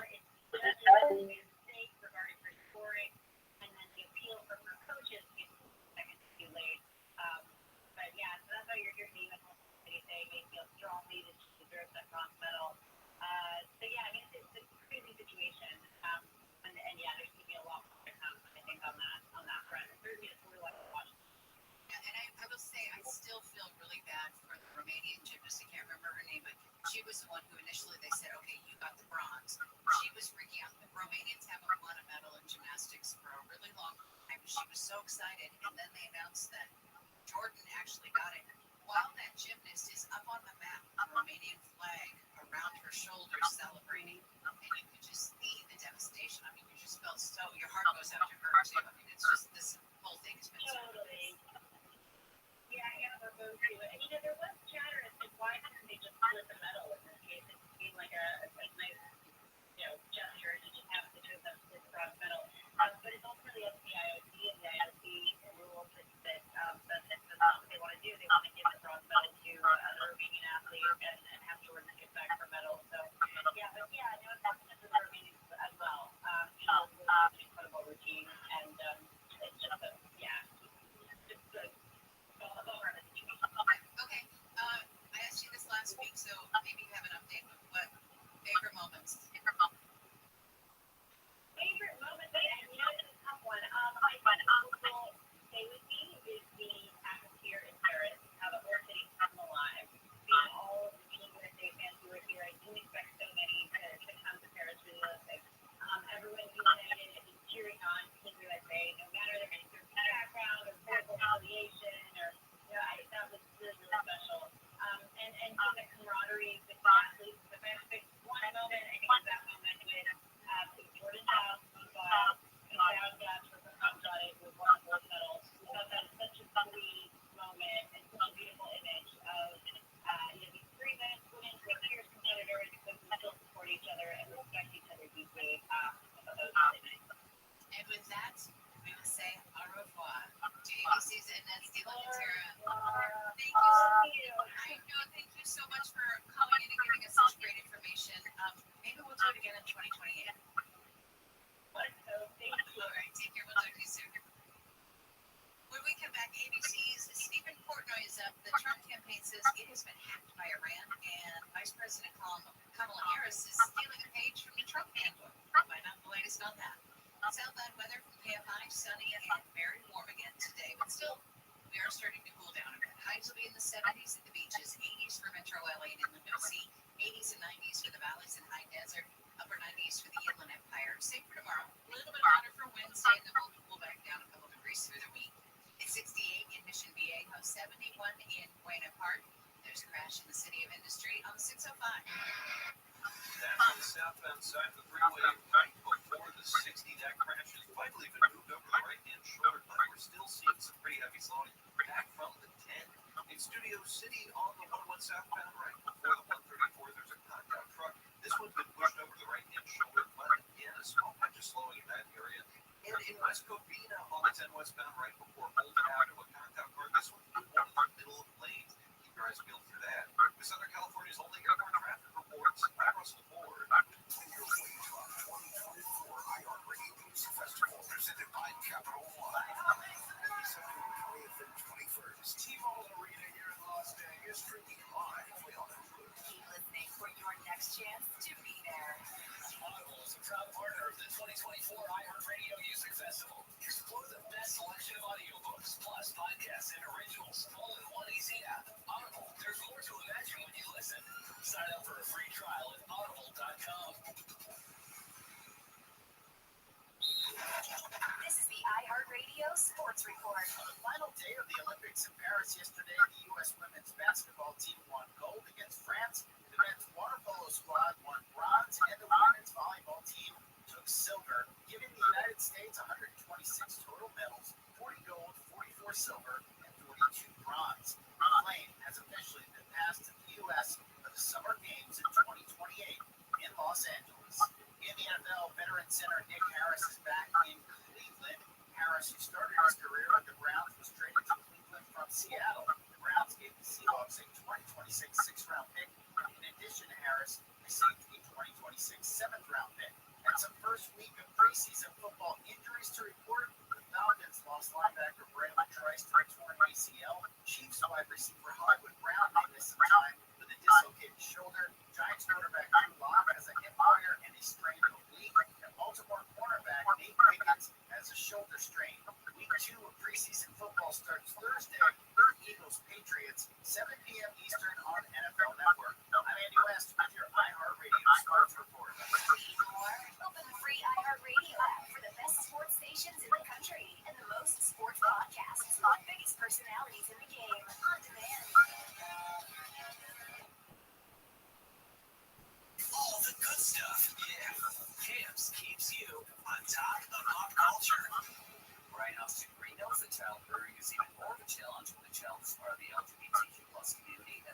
Cassius's. Andrew joined Lance Bass and iHeartRadio's Frosted Tips podcast to share how he handles the situation and people's reactions. It's been a challenge just because, honestly, my Sunday day was just unknown for me. But I think a lot of people are afraid of because I'm not. So it's like I would get in these conversations with Cash where it was like I really need to understand the things that seem so different to me at first when you realize like, oh, this isn't different at all. While moving past the unknown and finding common ground was a big part of the journey, not everyone feels the same way. And in an atmosphere of rising anti-LGBTQ plus rhetoric going hand in hand with anti-LGBTQ plus legal restrictions, threats, and violence on the rise, they feel strongly that people deserve the freedom to be themselves. That's the thing I'm always trying to be with people now. It's like it does not affect you. Why are you trying to somehow believe your feelings or opinion something that it does not affect you at all? Parents looking for support raising their LGBTQ plus youth can reach out to PFLAG at pflag.org. And you can hear more from Brian Austin Green and other guests on the Frosted Tips and Lance Bass podcast, available for free on demand on the iHeartRadio app. And that's what's poppin'.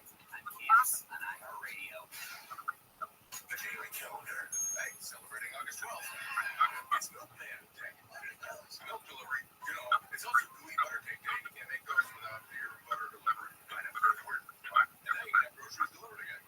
And speaking of old school, it is Vinyl Record Day. When music used to come on giant discs, but you had to scratch with a needle to get your music. I know. True though. And add your daily calendar from KFI AM 640.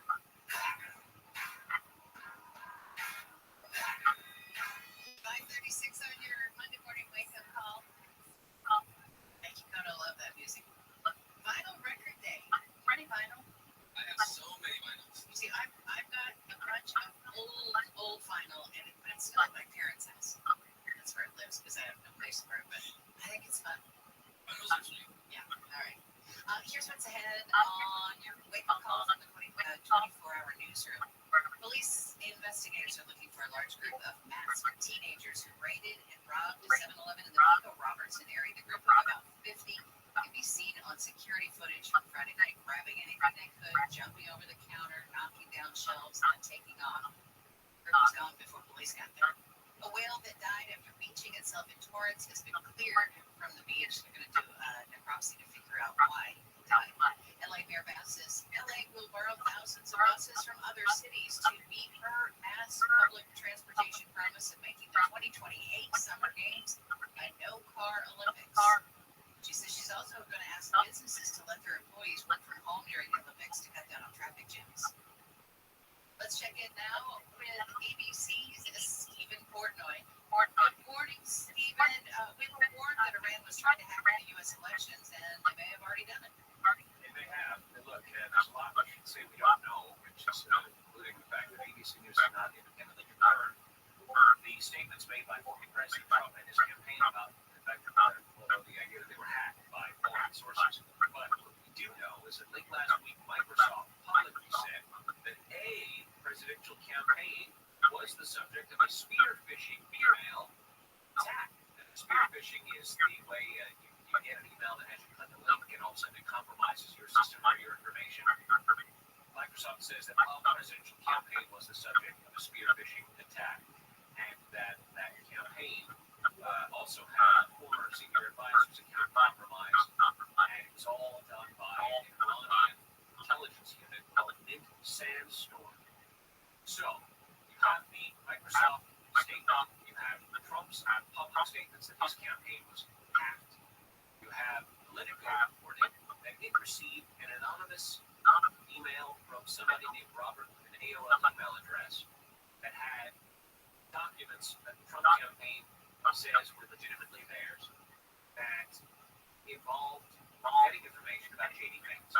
Now, the Trump campaign shrugs this off as all publicly available information, which it no doubt was. Stuff in the public domain, mainly about the things that J.D. Vance had said about Trump years ago, potential vulnerabilities for a Trump Vance ticket.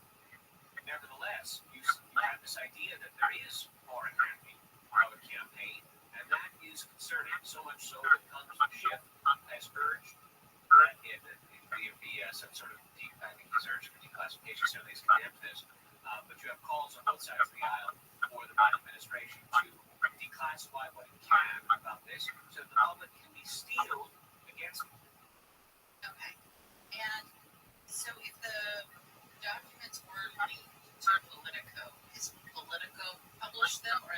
like saying we're not going to because this was a hack?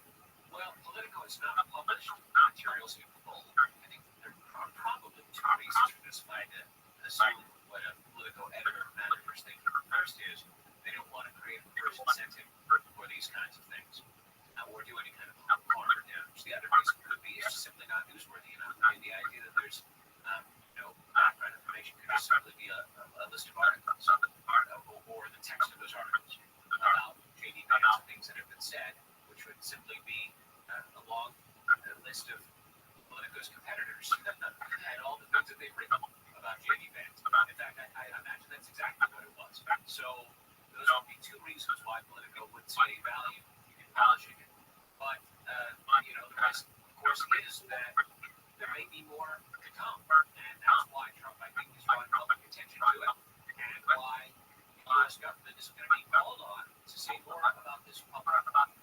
In the last election, did Russia get into Hillary Clinton's accounts or something? Well, it was 2 elections ago in 2016, and that was the subject of WikiLeaks controversy that had Donald Trump publicly, and maybe in jest, he would say it was a jest, but regardless, publicly calling on Russia to do more to hack Hillary Clinton. And so that became the subject of an intense investigation by the Justice Department, ultimately culminated in Donald Trump's impeachment, in part, because of his efforts to shut down the Mueller investigation and the Mueller investigation into the phone call that he placed to Volodymyr Zelensky and all the things that happened in 2019 and 2020. And so, look, the idea of foreign interference in the U.S. election is a terrible thing. Members of both parties are condemning it, and I wish there were more we knew. But at the moment, there's a lot we don't know, various pieces of string that we can pull. But the point is that we all need to be on guard for this potential. Don't click those links, you guys. That's right. Okay, on to other things. Vice President Harris and her vice presidential pick, Tim Walz, have hit the road. They're campaigning in battleground states. And over the weekend in Las Vegas, Harris made a rather surprising campaign promise. She promised that if she's elected president, she will work to end taxes on tips. Where have we heard that before? Well, you've heard that from Donald Trump. You've heard it from months from Donald Trump. So the idea here is that Kamala Harris is stealing an idea from Donald Trump. Well, no response to that from Harris, except to say it is a bit of political jitsu, right? So, jujitsu, I guess. But the point is that, look, it's meant to be a play for the service economy workers in Nevada. And she packed that arena in Nevada all the way up to the rafters. That's an emblem of the new enthusiasm that exists on the left for her candidacy. Perhaps it's been dormant for some time on the Democratic side, but now it's been awakened and energized by Kamala Harris just being at the top of the ticket without even laying out a single policy position. She's got the crowd engaged. And this is the first time she has stepped forward to say this is what she would do if she were elected president. And it's one of Trump's ideas, which is really kind of interesting. But the question becomes, how do you pay for such a thing? Now, Trump does not offer those details, neither is Kamala Harris. There's only 2 ways to do it. One is you simply add it to the national debt. The other way is you figure out a way to raise taxes on somebody else so that it doesn't have a negative impact on the debt. We're waiting on those details from Kamala Harris, as we are from Trump as well. How unusual is it, Stephen, and I would imagine it's very frustrating for journalists that Kamala Harris still hasn't talked to anybody, really? Well, look, I mean, in fairness, Harris has done a limited number of brief engagements, like the ones A minute and a half. Yeah, that's right, where she takes that. Gang is back. So that you talked about starting something for the new year, which sets your year. And that when I found out that news finally that this was going to come back, and the money that they're negotiating with, because that's good money. I'm like, I'll take whatever. I'm not a whatever you want to give me, I'll take. But if you say we can negotiate for more, okay, I'll take it. Yeah. I'll take it. So, and it's weird. I don't know about you. I don't. Only in terms of helping pay for this movie that I financed, I don't really think about, I get so much money. I think about, I get to be creative again. Yeah. It's so weird how at this age the money is, I've got enough. I've made some good investments. You always want more. You can always want more, but it's like, that doesn't move the needle for me. It's like, no, we're doing Reno again. That's why I say, whatever you want to fucking pay me, I'm fine. I'm down. I'm doing comedy in Spanish. Oh, really? Yeah. I'm starting in Miami. That's great. Just in Miami. Yeah. They're the only ones that understand what the fuck I'm saying. Yeah. Like Cuban accent. I was doing Espanol. Yeah. I'm doing, the name of my show is Me No Speak English. Me No Speak English. Me No Speak English. Me No Speak English. I love it. You know, I'm I trying to understand. put a one-man show together. What? Yeah. Trying to put a one-man show together, do little workouts once a month at the comedy, so the third Wednesday of the month. Yeah. You know, we'll go anywhere. I have no idea. I want to see you on Prado's prequel. Yeah, you're fucking pussy. That. We're ready. No, I'm not pussy. Yeah. It's a complete difference. Are you going to be on it? It's the prequel. You should be on it. I am. You are on it. Yeah, I shot it already. Of course you September were. 25th. That's great. How was it? How was Gandolfini's son? Tremendous. Really nice kid. Yeah, what a guy great that guy. really impressed me. A couple guys impressed me, but David Chase is a different level. Yeah. Different comedic. He wrote about his family. He's Italian. Yeah. His name is like David Cianiglia. Yeah. He's quite the fuck. So no Michael Imperioli, no. This is all. Oh, Joe, you're perfect for that. That's gonna launch. This is 1966. Oh wow! So Uncle Junior was younger. Yeah, Junior was younger. Yeah. Anthony's a kid. Dude, you're in. No, I really like me and my age right now. I got the podcast. I got my daughter. I like going to the store twice a week. Mm-hmm. Like this week, I go down. Went down last night. I go down Saturday and Sunday. But I'm not big on the TV. Mm-hmm. Especially after doing the podcast and doing this with your own rules, your own beliefs. It's pretty much to go on. Yeah. Scripted. The word is the, not the, and you're like, come here. I want to be fucking autonomous. Can you understand that? Nobody wants it. Yeah, exactly. Okay, nobody's gonna come up to me on the train and go, "Hey, I saw you on the show on NBC." Yeah. Doesn't matter whether it's. So every time they come up to me, they just take the fucking gun up. Yeah. If I do something, it's because I really want to do it. Yeah. You're gonna shoot me out first in the morning. But it was different with Chase. Have Chase. me fucking lurking around all fucking day like I'm Luke on a TV show. Yeah. Shoot me out like Tracy Morgan before I start Me Too and bitches. Yeah. Okay, so what do you want to have? A Me Too fucking campaign? Yeah. Or me getting the fuck out of here at 12? Just shoot me and call those out. I'm Yeah. not gonna fucking threat. These people were paid to stick around for 12 hours. You want the best of me? Yeah. 58. 57 or 58? 57 with testosterone. Yeah. Like Oh, yeah. I don't have time. You're not going to catch me here. Yeah. I'm going to go out there. I'm not going to want to be here. I know myself. I lose the energy. Yeah. So if it's something like that, yes, I'm in. Yeah. The Monsters remake, I'm Grandpa. Yeah. You know, when she shot, the psychiatrist shot The Sopranos. Mm-hmm. Her scenes were all done in one day. Oh, wow. Okay, that's what she negotiated. Lorraine Bracco. So I come in Tuesdays, I'll shoot 6 to fucking 2 in the morning. Yeah. I don't give a fuck. I'll shoot 25 hours straight. Yeah. I want to do it in one day. Uh-huh. That is something that would interest me. Yeah. I don't want to work for 4 12-hour days. Yeah. Like we got the girls. Yeah. We got the girls. You got to be home for dinner. Yeah. You got to be home to help them with their homework. You got to be home to help them bathe. Yeah. You got to be home to talk to them. If not, they're going to bump into some fucking guy, Bikram yoga. Yeah, exactly. You know, they're I saw sucking that. that fucking hummus stick. Yeah. And you don't want that. All because you shot 4 days all outside. before you shot 4 12-hour days. Yeah. For a little bit of change that if you really, because it's not like they're paying what they were paying when you and I got here. Yeah. They're not even paying close to that shit. No, you know. So it's not really one of my things anymore. Yeah. It used to be. I loved acting. I loved movies. Yeah. But now, well, who's going to see you in a movie? Yeah. So many choices. I went up to McMahon and said, did anything really, did the needle move after the Joker? I mean, the best movie of the year, the needle should have moved a little bit. Yeah. You should have gone from selling the Improv out to maybe 2 weeks of the Improv, or maybe an extra Wednesday. You know what I'm saying? Those days are done. Yeah. Those days are done. But What are you gonna do? We just keep plugging, brother.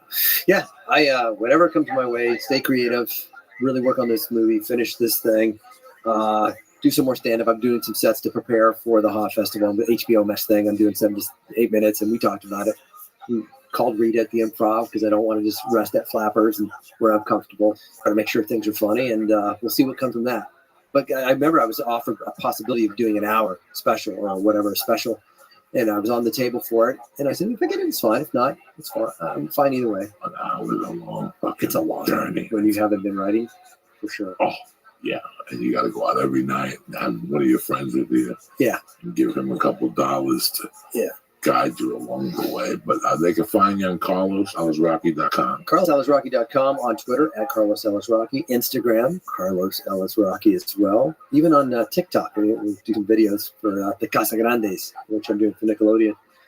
And I'll be Rudy Moreno. Actually, he just I guess he's made it public. He had a heart attack. Yes, he did. And he's allowed me to do a set on an all-woman show on the 8th, which is tomorrow night in Pasadena with Joe Michelle Melian and a couple of great female comics. And I'll be at Flappers on the 18th doing 8 o'clock, 10 o'clock guest spots in Burbank. And then just be everywhere, yeah. And then I do my Stephanie Miller radio show once a week. You still do it? I still do it once a week. I wake up at 4:30, 6 to 9. Yeah. Good for her. I hosted this last time. Carlos, it's been a real honor to have you on. Yeah, You're yeah. just not I don't understand if you know how real you are and how Thanks. what an impact you had on my career, and you're just a great guy. You deserve all the success that you get. I'm happy for the Quip show, and Quippy. We'll have you on here for the premiere. So Yeah, let's do it. know. And when Witness Infection comes out, we'll do the same. We'll do the same, and I'll get Brett on. Yeah. Brett does great. He's not the guy. That's him. He called me a couple Let me weeks do ago this with his fucking fucking mother in the car. Yeah. And we just went at it. Yeah. Because his mother knows the same people. You know, his Yeah. mother grew up where I grew up. They're Jersey guys. Yes. My wife's a Jersey guy. She knows the whole fucking Yeah. deal. The mother knows that Jimmy Hoffa was buried. Yeah. Yeah, she 12 minutes late for my burial. Yeah. Well, thank you very much for coming on. Do not forget, go to CarlosEllisRocky.com and check out when he comes to your town, whether to do comedy or whether it's just one of the con. Let's say you're a fucking big time Reno 911. Go down there, say hello, tell him that you heard of him on here, and he'll fucking give you an extra autograph, all right? Yeah. Listen, I want to give a shout out to my sponsors who are the best. Like I told you earlier, listen, time is money, baby. Stop wasting your time going to the post office when you can use stamp.com. All you need is a computer to print postage 24/7, any letter, any size package going anywhere in the world, right from your couch. You're the post office now, Jack. And the best part is the mailman will come and pick it up. No more lugging boxes down to the post office. More time to get things done. You got no excuses. And stamps.com is actually cheaper than the post office. Get 5 cents off every first class stamp, up to 40% off priority mail. Never pay full price again. How many more times am I going to schlep to the post office? How many more times are you going to schlep to the post office in your life? How many? Go ahead. Stop leaving money on the table. Sign up with stamps.com today. No more waiting online the post office like a Momo. With stamps.com, you do everything from your house and you save money. I love stamps.com. My wife loves stamps.com. And I'm telling you, if you don't have stamps, you're losing out. So do me a favor. Right now, give yourself a resolution you're going to stick to. Go to stamps.com. Right now, they're running a special offer for the church family. You ready? A 4-week trial plus postage and a digital scale. No long-term commitments or contracts. It's easy. Go to stamps.com. Click on the microphone at the top page of the home page and press in church. That's it. That's stamps.com, press in church. Never go to the post office again. You're hiring, aren't you? ZipRecruiter is the answer. Listen, it's tough out there for a pimp. Kids are graduating by the day. There's a lot of good employees and there's a lot of dead people out there. It's a new year. Take your business to the next level by hiring the right people. Finding qualified candidates can be challenging. Hey, you're talking to the man himself. But ZipRecruiter.com/church makes it easy. How, Uncle Joey? ZipRecruiter sends jobs to over 100 of the web's leading job boards, but they don't stop there.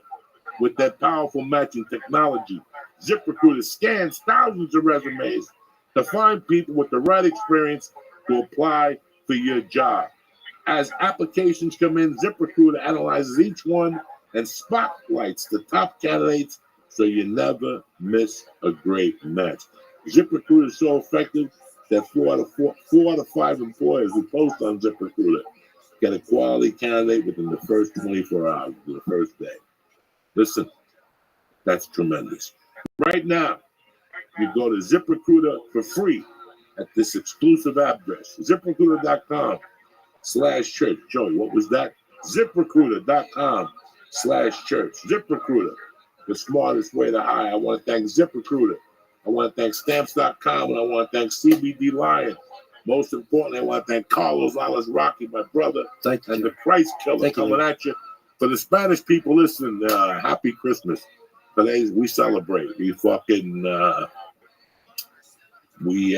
Cubans. Today is the 3 wise men. Yeah. So you have to fucking for good luck. We're like the Jews. We gotta fucking give somebody a little money. There you go, Lee. Sushi happy hour. If I find out you fucking don't go to happy hour at Sushi Man, I want you there at 3:01. I'll leave right now. Don't blow that on a chicken in a box. I'm taking that fucking money back, cocksucker. That's how I roll. It's Cuban Christmas today. Give somebody you love a 20. Feliz Navidad, coño. Feliz Navidad. Today's the day when the 3 guys showed up in Cuba. So today's an extra Christmas. So when you're Cuban, your parents test you. Like you were good all year, bitch. Let's see how you're gonna act from Christmas to the 7th. Yeah. Because that's when you get all your shit. Now you don't need me no more. Playing overtime. So my mom gave you cash. So after Christmas, I had to still keep it under control for a few days. Once the 7th came, then go fuck yourself. I ain't sweeping the garage. You know what I'm saying? But on the 6th, you should have seen me sweeping, mopping, painting. After that, you can suck my dick, shovel the fucking driveway yourself, take an aspirin, bitch. Anyway, don't forget, next week, Fox Theater in Bakersfield, Friday night. Saturday night, Power in Fresno. And then we just added a second show at the Tabernacle Theater in Atlanta, Georgia on the 25th of January. Pre-Super Bowl, motherfuckers. I'll see you there. Listen, I want to thank Carlos again. Go to carlosalicerocky.com. I want to thank the Flying Fucking Jew, a.k.a. the Christ Killer. But most importantly, I want to thank you guys for being fucking savages and for always giving us love. Happy New Year. Have a great first week. And we'll see you motherfuckers next Monday. Tip-top Magoo. Ready to go. Wash your assholes, cocksucker. It's going to be a good year. Thank you again, Carlos. Thank you, Joe. Bam! Greetings from Podcastville. It's Monday, the 13th of fucking January 2020, and you're still sitting there thinking to myself, what am I going to do with my life? I'll tell you what the fuck you're going to do. You know, listen to the church of what's happening now. Kick this motherfucking Mule Lee. Oh, there ain't no music no more. They won't let us on Spotify without music. Here's my man, Tom Rhodes. I got the Christ Killer. It's Monday morning. What the fuck you want from me? How are you, Tom? Joey, how are you, my brother? My brother. Great time at the Comedy Store Saturday night. Oh, my God. That was probably one of the best lineups. It was me.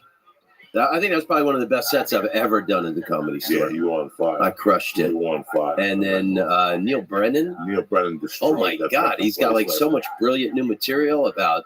That dude's a writer and a half. It's impressive to see, you know, how he turns it over and his thought process. You know, it's a lot of philosophy and social commentary. Just absolutely brilliant. Did you hang out for the rest of the night? Or? Yeah, a little bit. And I watched your set. You crushed it. You're doing new material I've never seen you do before. You got to try it. I love it. That's the exciting thing about playing there. It's like you see the best of the best, and it makes you want to raise your game. You know, that's why I kept going there, because you see what other guys are doing. You're like, I got. That's how hard I got to be working. So it's a constant rotation. Fuck work. How's life? Good, man. And I did a show last Wednesday in Palm Springs for some old white people. I don't know why I took this gig. And I ate one of the biggest shit sandwiches I've eaten in quite a few years. And, you know, they just said, don't do any political stuff. So I was like, okay, cool. But apparently some of my like regular jokes were too hard for these people. And so that set I did at the Comedy Store on Saturday. You know, like if you have like a bad set as a comedian, it just stays in your head and you can't erase it until you crush it. So like I was washing that stink off me on that stage. Every joke that killed, I was just getting in the crevices. And, Was it a private? yeah, it was just, I guess, it was just a gig that I had no business being a part of. Did the promoter make a bad call? I mean, yeah. What happens in those gigs? Because I don't take privates. It wasn't a private gig. I don't do private gigs either. And I noticed, you know, I don't do cruise ships. I don't want to play anywhere where there's old white people that are going to get upset by anything, you know. Well, that's everywhere.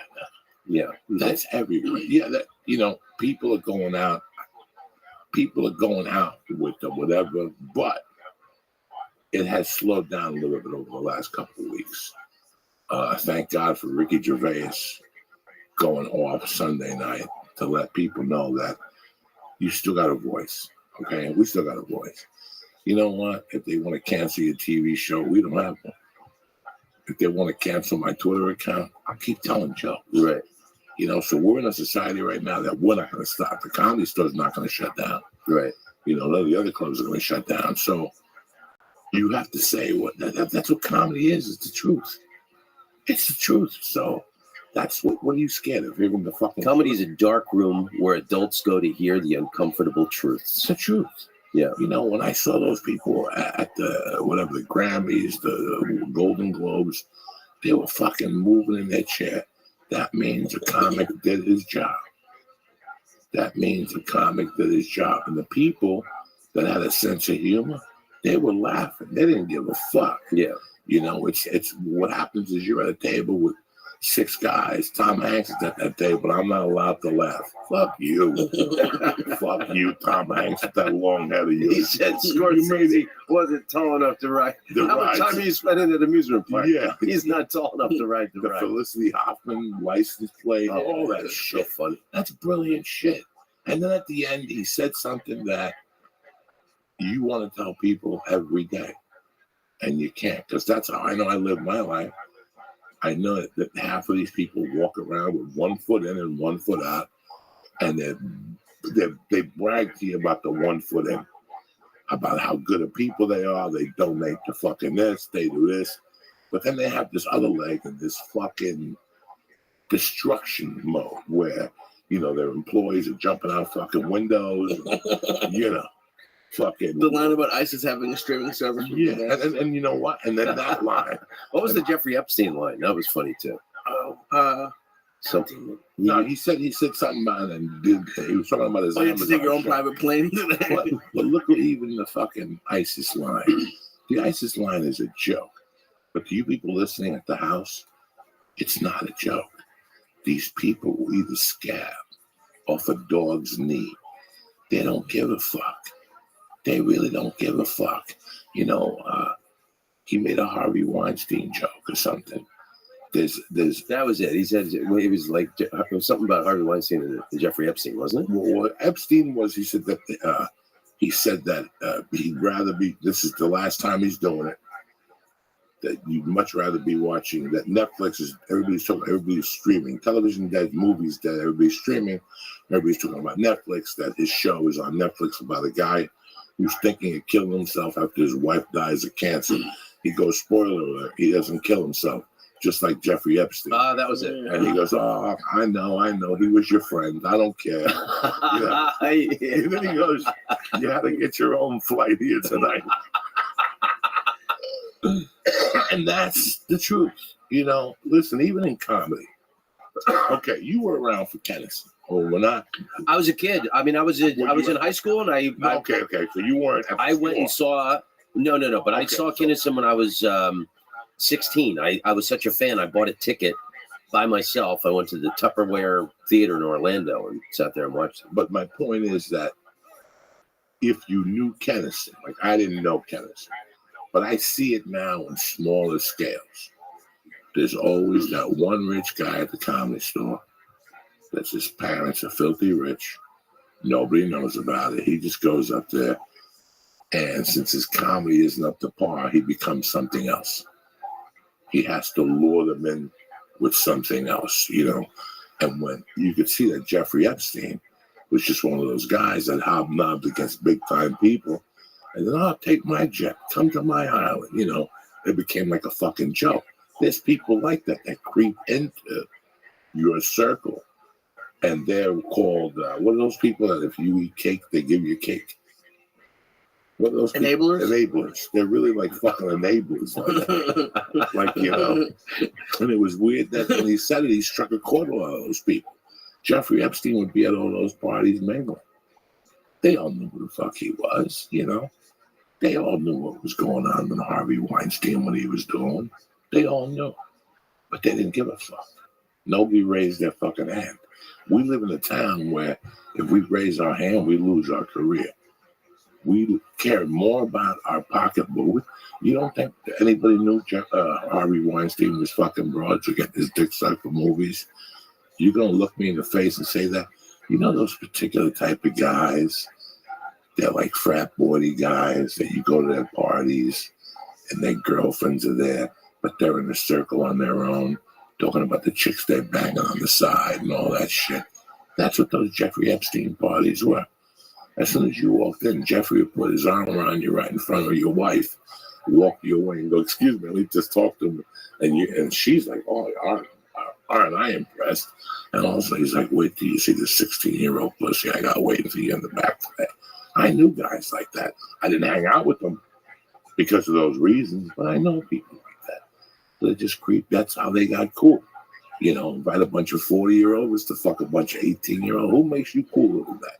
If I called you right now and said, come over to the house, and you came over to my house, and I had 3 18-year-olds in the back with a couple lines of coke, and all of a sudden you get there and you're like, who are they? And they're like, we're going to be in Joey's new movie. There ain't no movie.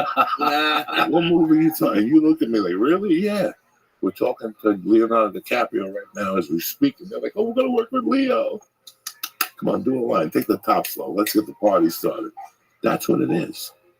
You're going to tell me you didn't know about those parties? You're going to look me in the Matt Damon didn't know about those.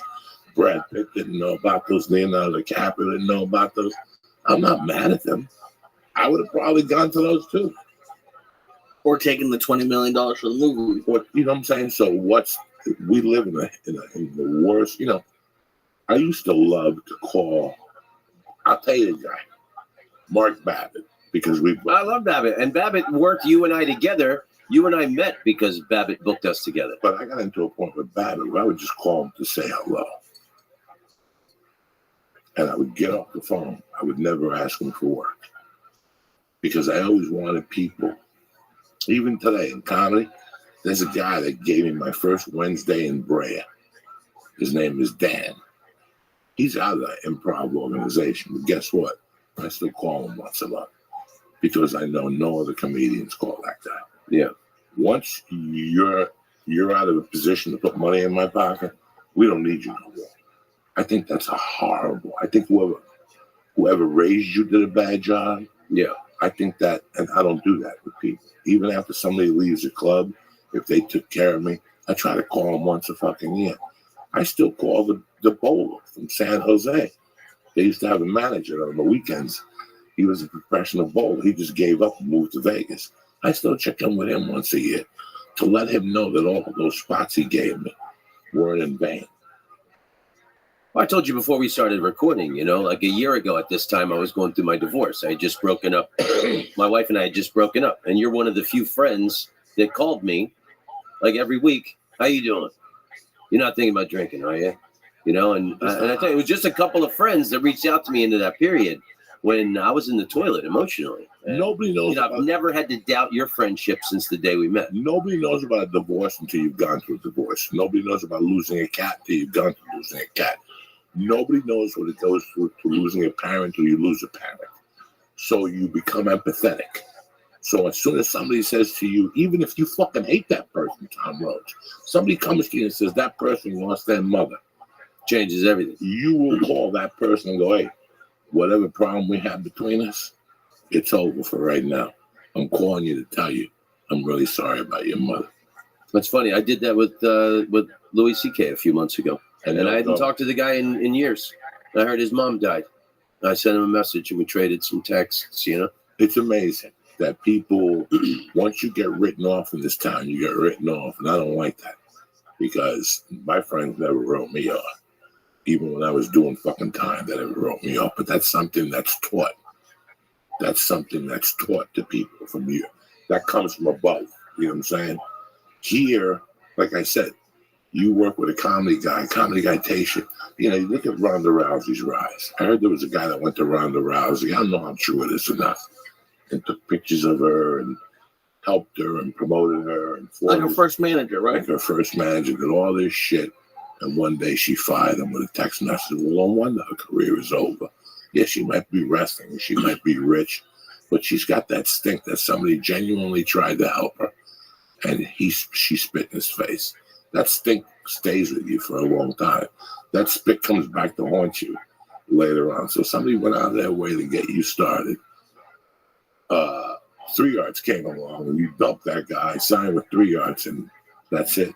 People do that in this town all the time. Then they don't realize, you know, it's so weird how I got into comedy to fucking do comedy, but I ended up becoming a man. Comedy, because comedy was like my religious belief. It helped me become a man. That's how I feel. Comedy's my religion and my political party. It's my religion. Yeah, it's my religion, and it's who, you know. And I tell people all the time, it's not like me and Rogan talk every day about stupid shit. We don't. We really don't. 22 years. But when him and I get together, we just talk about the dynamic, which is comedy. What he's been doing, what's not working. You know, how he's been doing it differently. There's a whole science to it. And even if our friendship is connected by that alone right there, you know, like that bond we have, you and I have since day one. But I was talking about Babbitt. I remember one day Babbitt calling me back and going, hey, don't you want to work a week in my club? And I go, yeah, but we'll get to that when it's time. Because I treated bookers like girls. I treated bookers like you would treat a woman that wants you. You don't chase a woman that wants you. You give them a little bit, then you pull back and see where the pieces fall. And they'll come to you like fucking a pigeon comes to a fucking little worm. Because, you know, it's like when you walk into a room and there's a hot chick there and you don't react to her. But 20 guys reacted to her. That chick isn't concerned about the 20 guys that reacted to her. She's concerned about why Tom Rhodes didn't look my way. Not that Tom Rhodes means anything, but that guy didn't look my way. Do you know what I'm saying? Mm-hmm. Like that guy didn't go, wow, look at your tits. He just walked right past you and said, go fuck yourself. You got titties just like everybody else, you dumb fuck. So it's so weird how that works. Comedy bookings, like, and just friendships and how you have to work bookers' relationships. Just call them up. Hey, what's going on? Nothing. Well, I like what you said about, you know, comedy taught you to be a man. And, you know, you're empathetic. You're a great friend. You know, I've never had to doubt your friendship. I had an incredible thing happen to me. You know, a year ago at this time, my wife moved out New Year's Eve last year, not this one that just passed. So last December was really rough. I took my mom to Israel at the beginning of December last year, and then I was home for the holidays in Orlando. And I was flying back to Los Angeles on Christmas Eve. My flight was at 7 a.m. from the Orlando airport. And I'm checking in. I'm the first person in line. There's people with the Delta agents. And this guy comes up to me and he says, can my family and I cut in front of you? My brother just committed suicide. We have to get to Hawaii. And I turned around and I just saw this family destroyed. They were just crying, and the dad could barely stand up. His name is Dean. He's a fan of yours. Hello, Dean. And when I knew that feeling when my sister died of cancer. I didn't know a human being could cry that much. I would hyperventilating crying. I would be exhausted from crying so much, physically exhausted where I couldn't even stand up. And I saw this family, and I let them go through, and it just like put everything into perspective for me. I'm going through a divorce. I thought I was having a hard time, feeling all sorry for myself. I'll never be loved again. And I see this family, and I knew instantly, well, I know that feeling. I've been there. And I realized going through a divorce isn't the worst level of pain you could experience. And I wouldn't even classify it as pain. It's an inconvenience. So I talked about it on my podcast, and this friend of mine that I grew up with, guy I played baseball with, Chuck Bowman, whose son is a fan of yours who listens to this show, he contacted me and said, "Hey man, I know that family. The son was a soldier. You know, he had PTSD, and he said, I know these people. So through my buddy Chuck, I got in touch with this family, with the dad. So last year, over the course of a year, we've traded emails and stuff. And then when I was just home at Christmas in Orlando or Oviedo, I went and met this family. And it's a year later, they're doing much better. I mean, you'll never recover from something like that. I know. I'll never get over my dad and my sister's death. There's just degrees of better as time goes on. But like, I feel bonded to these people. Like I feel like they're my brothers. I feel related to these people, you know, just because I feel like I somehow was in on this private family moment that was probably the worst day of their lives. I know the day my sister died was the worst day of my life. You know, it's so funny how I get emails. Then I text with them, the dad and the son. You still do? Yeah. I mean, I just met them. Yeah. I mean, I feel closer to these two guys than I do my own brothers, who are morons. You know, so like I feel blessed to know these people, and they were all military people. They've all served. You know, I'm from Oviedo, Florida. I graduated in '85. The dean, the father, he graduated from Oviedo in 1974. When I was there, it was like a small citrus farming village. It was one traffic light and a tractor crossing, you know? So I couldn't imagine. This is Oviedo, Florida. Oviedo, Florida. It's like 17 miles east of Orlando. So it was a citrus farming town, and then Orlando expanded. They built a circular highway around Orlando, and now it's kind of like a highway exit. There's a Target and a Chili's and all that other suburban American shit. Yeah. It's really funny how you meet people on the road sometimes who shock you also. You hear little stories on the road. Like I'm probably, in my phone, I probably have 20 people who I keep in touch with from the road that just touch you. Sometimes the road could be a fucking lonely place, and somebody just talks to you not even from a comedy perspective. And then they find out later you're a comic, and we get to talk, and they go, "Oh, my uncle likes you," or whatever the fuck it is, and you have this relationship with them for life, you know. Yeah. You know, I have the Lingus in Chicago, Bobby Sharon in Texas. You know, you meet these people, and it adds so much pizzazz. You know, Ookie Spooky in Texas. You know, she's got my back. You know, you got all these different people that we've met through the years, even through this fucking funny thing called the podcast and these wires. Yeah. You know, and it's just, it teaches you a different degree of even on the internet, it teaches you a different degree of empathy. You know, I would hate to go like, I felt when my cat died, I felt bad. And I really wanted to write something about Superbad and put them up. And the reach was overwhelming. You know, people get it. People get that one line. You know, I believe that you have to make somebody's day every day. That's the key to life. If you want a great life, forget about giving somebody money or sucking somebody's asshole. It's just making somebody smile once a day, a call, just making somebody's day, whatever it could be. Whatever it could be. Giving some, I instill it in my daughter. That's the most important thing of your day, is making somebody's day, and everything else falls into place. I always say that it's so easy to change somebody's life for the better. You know, like when I see like more famous comedians and like their fans will come on them, you know, and they'll be like, give them the cold shoulder and stuff. I always find that ingratitude. Well, there's two types of walking up on somebody also. There's 20 different, we could go on 20 different things according to that, because years ago when we were kids, there was a thing with George Michael. George Michael went on public record and said, "Leave me the fuck alone. I don't want to talk to nobody. Don't fucking say hello to me." You know, just don't fucking say hello to me. I was a George Michael fan. Did I buy his music? I didn't buy his music. I like the videos, you know. That's what you get, all that shit with the models and stuff. But I felt it to be rude. Yeah, I felt it to be rude. I felt it to even be rude. Okay, so let's say you're not coming. Let's say I have a TV show. Let's say I was not a stand-up comic and I have a TV show. And every week you can take a half hour out of your life to watch the show. I could give you a minute out of my life to say hello, how you doing, whatever. There's a thin line. But there's a thin line.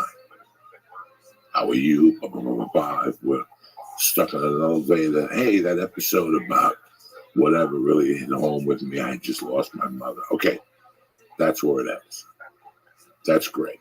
I love people coming to the shows, and I love talking to people after the shows. It's the expectations. You know, I can't be at a restaurant with my daughter, and you come up to me and say, it's blue cheese with wings and go fuck your mother in front of my daughter. It's happened. Oh, wow. It's happened. You know, you can't manhandle me. You know what I'm saying? Like, come up to me with 6 guys and go, yo, you motherfucker. I can't deal with that. There's always a place and a time for everything. And you have to decide as a human being, what's more important? Do I go up to Tom Rhodes, who I'm a fan of, at the airport online with 200 people waiting before you board a plane? Can I just come up to you and go, Tom, I love what you do. I heard John Whitney Cummings' podcast. That shit was funny. Or you come up to me at 6 a.m. when I'm half mummified from the night before and want to ask me about episode 648 of Joe Rogan when I quoted that Ruben Blades is going to beat up Chi Ramirez in a game of fucking ping pong. And then they want to ask you for a picture on the line. There's 200 people here. You're going to blow up my fucking shit in front of 200 people at 6 in the morning when you know I'm a fucking stoner. You know I'm high as a kite. You know I'm going to get uncomfortable. You know what I'm saying? Yeah. You know, when I've so many people, that's the type of shit that bothers me. Then you go to the shows. You go to these shows and you pull up around the back and there's these 6 geeks with everything you ever did. Print it out. And they want you to sign it so they can sell it on eBay. Yeah. And I'm supposed to feel bad. You know what I'm saying? Like, that's a different level of me feeling bad. I really don't mind giving them an autograph or 2. Hey, everybody needs $1. But these guys will sit there and just keep saying, can you sign this? Can you sign this? Can you sign? If you sign 1, you got to sign 20. You know, before a show last night, when you're at the Comedy Store, Tom Rhodes is on stage. Tom Rhodes is doing his best. I moved 2 feet over. Can I get a picture? I can't give you a picture because I'm disrespecting Tom Rhodes. If I walk through if I'm doing the Improv and Break and the show starts and Lee's hosting, and I walk out into the front, and a guy grabs me while Lee's on stage, and he goes, can I get a picture? And I take a picture. That's disrespectful to Lee, even if I'm the headliner. That's Lee's 15 minutes. Who the fuck am I to take a picture in the showroom when Lee's on stage? So there's different degrees of everything. You as the fan or my family member, I mean, that's showmanship etiquette. Like, even when like a comedian will get off stage and then start talking with someone loudly in the back. I want to fucking smack him in the mouth. Yeah, I hate that. I want to smack him in the mouth. Take the comic and take him downstairs and go around the fucking bed. And yeah, at the Comedy Store, we get loud in the hallway sometimes. Mm-hmm. We go off in the hallway sometimes, you know, whatever. I catch myself and I try to keep it a little tame. You want respect, you have to give respect in this world. And when it comes to pictures and all that shit at restaurants and whatever, you know, I've had people pay for meals for me. And I'll get up and walk over to their table, shake their hand, hug them, take a picture, and then I'll get the fuck out of there. But don't come over to my table yelling and screaming when I have my wife and my kids there. Right. It's just there's always a fine line that you, as the human being, has to decide on. You don't know how many times I've seen somebody who blows me out of the water like an actor or something. The last thing on my mind is asking for a picture. I was on an elevator with Lou Reed once, and I love Lou Reed. Love him, yeah. And I think that 1989 album, New York, I think probably saved my life when I was living in New York that year and struggling and everything. And I was on an elevator with him once, and I'm such a fan. Didn't say a word to him. Didn't bother him. Let him enjoy his 16 floors in silence. Sometimes a wink is as good as a nod to a blind horse. You know, why? I have that faces out. Why be like everybody else? Be original. Put your hand out and say, I really like what you do, man. Yeah. And sometimes they won't put their hand out. And now you just learned about the guy. You learned where he really stands. You know, I've got 1,000 people that put my hand out, that put their hand. That's the end of the conversation. I don't even want a fucking picture because we are at the fucking airport. Because we're at a restaurant. Because, you know what I'm saying? Yeah. If not, now I'm going to have 10 other people coming to take pictures of you. I remember, so six years ago, January 1st, this year was when I blacked out and busted my head open in Philadelphia. And I haven't drank alcohol since then. And, you know, it was like 2 years after my dad and my sister died where I had stopped drinking for pleasure. And I really started to get that alcoholic white guy booze face with the bulbous nose and everything. And when I busted my head open in Philadelphia, I was just so wasted. I blacked out and fell off this bar stool like a tree, busted my head open on the tile floor, had to go to the emergency room. And I got 6 stitches on my forehead and I had a black eye. And I had to do this morning radio show the next morning. And I had to go, I got out of the emergency room. I had time to go to my hotel for like probably 30 minutes before I had to go straight to this radio show. And I looked like a train wreck. And this girl who worked on the show, she goes, I'm a fan. Can we have a picture together? And I said, I would take a picture with you any day, but today. I just can't do it today. I had the fucking Frankenstein stitches and a black eye. And, you know, I just had like this, you know, huge, you know, revelation in my life that I needed to fucking dial it back on the drugs and alcohol, you know, and not the day for a picture. No, it's just really weird how the whole picture thing is. I was upset a couple of weeks ago. I played a club and they charged $10 for pictures. What? And I found out afterward. No club was it? And I don't want to embarrass them. And I had 800 people there. And, you know, usually I like taking pictures of people. It's one show. I was like, why aren't people taking pictures? Because they were charging $10 a fucking picture. Jesus. So it kind of picks me off. You know, if it's in between, if I have 2 shows where people seem to Fluffy got a lot of heat for this. Gabriel. Because Gabriel stopped going out in between shows. He realized after 15 years it took too much energy from him to do the 2 shows. Once you talk to 1,000 people, then you got to rest for 10 minutes and then go back up there and do it all over again. Right. It's kind of tough. That's why this year I'm cutting it down to only 1 shows in theaters, so I could get back out there and talk to the people. I don't want to smoke pot with you. I don't want to shoot heroin with you, but I want to take a picture of you and see what's on your mind. You know, I've always enjoyed that, meeting new people and seeing what's on their mind. I normally don't like going back, but something that you guys were talking about at the beginning, where if you go through a divorce or you go through a death, it's hard. And the thing that struck me was how it's like it's always when you lose something. Has going through those things helped you live more in the moment, like to like appreciate stuff while you have it? I mean, you realize your own mortality when you lose family members. I mean, every life just seems like this endless ribbon that keeps on flowing, and then I mean, nobody's prepared to lose a parent or a child. It definitely. And then, like, it still took me a couple of years. Like when I busted my head open, I realized that, you know, I was put on this earth to do great things, and the best way I could honor the memory of my father and my sister was by being the greatest comedian and greatest human being that I could possibly be. You know, so I think it definitely sharpened the lens focus in that regard. You know, I tell you, when people when I see somebody on social media and I lost my parent or whatever, or somebody will hit me up and say, I lost a parent. It hurts. And I go, listen, you want to ease the pain? Here it is. Become the man or the woman that they wanted you to be. Yeah. If you become the man or woman they wanted you to be, the pain will disappear. I'm lying to you. It never disappears. That's true, but I think to a degree, you're absolutely right. Softens. Yeah, because you'll never get over something like that. I just celebrated my mother's 40 years ago. We buried her November 8th. Wow. And honestly, it didn't hurt as much as I thought it would hurt. But pain plays with you.